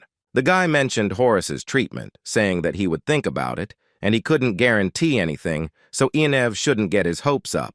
Stuttering a little, the Egyptian with the golden collar around his neck thanked our hero for agreeing to at least think about it. Seth also told the boy to return. Inev nodded in agreement and stated that he would follow his orders. The protagonist deactivated the protective dome, and the hunter quickly left the place of their conversation, jumping high on the surface of the river. Seth looked at Jong-ken warily and intently when they were alone on the shore of the Egyptian pond at night. The guy asked Seth to stop, even though he understood that it was impossible to do so if the hunter opposite had already made a decision for himself. The man sighed heavily, realizing why our hero was behaving this way, and decided to stay to continue the conversation. The hunter looked at the boy and admitted to Lee Jong-ken that there was something the two of them needed to talk about. Sitting down on a large boulder, Seth admitted to our hero that he had been watching him, but Jong-ken was not surprised, although he had no idea that the hunter was so close. The main character was most interested in one thing: who exactly was behind Seth, and he asked the hunter if he was working for Asgard. Jong-ken recalled Baldur's words that the boy had already met the spy, so he didn't have many options. And given that Seth wants to take the throne of the king, it is entirely possible that the hunter is working with Asgard to achieve this goal. Seth answered our hero ambiguously, saying that the young man was not mistaken, but at the same time he was not entirely right. Hunter explained to Lee Jong-ken that he does not consider himself a spy, and it would be more correct to say that he and Asgard help each other. Lee Jun-kyung confessed to the guy that his statement sounded quite shocking to him. The strongest hunter of the Nile smiled as he looked at our hero and suggested that he think so. The boy did not give up trying to get the truth out of Seth. He clenched his fist in anger, asking who was controlling this shadow hunter. The smile disappeared from Seth's face when he noticed that the protagonist was raising his voice and was no longer as calm as before. The Nile hunter immediately activated his power and materialized a sword, stating that Jong-ken was quite brave and the rumors about him were true. Raising his sword to his face, Seth smiled evilly, asking if maybe he should kill the main character since he had already sent Inev home. Jong-ken was convinced that Seth was indeed working with Asgard because of the way he held his sword, but he still didn't understand who in the organization could be controlling him. Realizing how strong his opponent was, Lee Jong-ken knew that there was no chance that he would win, so he would have to risk his life. Seth had a happy smile on his face and shared his opinion that it would be fun, but he wanted to say something else to the guy. The strongest hunter of the Nile told Dark Horse that the red ore had fallen into the man's hands for a reason. The protagonist panicked when the next moment Seth pushed off the ground and immediately disappeared, disappearing from sight instantly. Before Lee Jong-ken could even blink, Seth had already managed to jump high, approach our hero, and swing his weapon. Luckily, the guy managed to react at the last moment. He arched his back and the blow missed him, and the golden strip of magical light did not touch him. A look of mild surprise crossed Seth's face as he noticed that our hero had managed to avoid his unexpected blow. The protagonist grabbed the weapon and jumped back to increase the distance between himself and the enemy. Lee Jong-ken breathed a sigh of relief. Seth only had one moment to attack the guy, but he managed to notice. He mentally thanked Arthur and the Knights of the Round Table for this, because if it weren't for the duel with them, the hero might not have been able to dodge. Seth confirmed his assumptions that the guy was truly amazing and his eyes had not deceived him, which he shared with our hero. He once again told Jong-ken that the red ore had not come to the hunter by chance. That man had specially given him this material. The main character was taken aback when Seth spoke about some mysterious and unknown person, and he wondered who it was. The hunter asked Jong-ken if the boy now understood what Seth was going to do when he finally became king. Lee Jong-ken decided to make a loud statement. He looked Seth straight in the eye and said that he was not real. Hunter Nile was confused when the guy accused him of not being real, not really understanding what he meant. The protagonist said that it was a pitiful sight when Jong-ken thought that Seth even looked like that person for a second. The guy was referring to the hunter who tried to change the situation with his shame and made others tremble, namely the Demon King. For some reason, when Lee Jong-ken first saw a Nile Seth hunter in person, he immediately thought of the Demon King. Jong-ken said that the main reason Seth wants to become king is so he can do whatever he wants and become a dictator. The opponent's face was not visible in the night. The hunter Neela stood silently opposite our hero, listening to his suggestions. When Seth thought about what Jong-ken had said about the boy's true reason for wanting to become king, he chuckled. And then the strongest hunter of Egypt burst into loud, evil laughter. The words of the main character made him laugh a lot. Seth, who was eager to gain power over the Nile, could not calm down. He laughed loudly for a long time, not paying attention to Jong-ken. But when Seth stopped laughing, he looked at the protagonist with a crazy smile on his face and confirmed that Jong-ken's guess was correct. The next day, Dark Horse sat at his desk, thinking about the guy he had met the night before, and wondering if Asgard knew there was someone else behind Seth. The young man understood that if Asgard wasn't supposed to know about this, Seth wouldn't have let him go just like that, although perhaps he just thought that Jong-ken wouldn't tell anyone. Jong-in-chang, who was rubbing her eyes after sleeping, entered the room and asked the hero why he was not sleeping, and Jong-ken replied that he was just thinking about things. The girl shared her opinion that she feels that something is clearly wrong with Seth, and she is sure that he is definitely not a good person. The protagonist was interested in hearing Jong-in-chang's explanation and asked why she thought so. The huntress assumed it was just a feeling, and she couldn't shake the feeling that Seth was simply pretending to be someone he wasn't. Jong-ken smiled because he realized what Seth really was just last night, which spoke of Jong-in-chang's good intuition.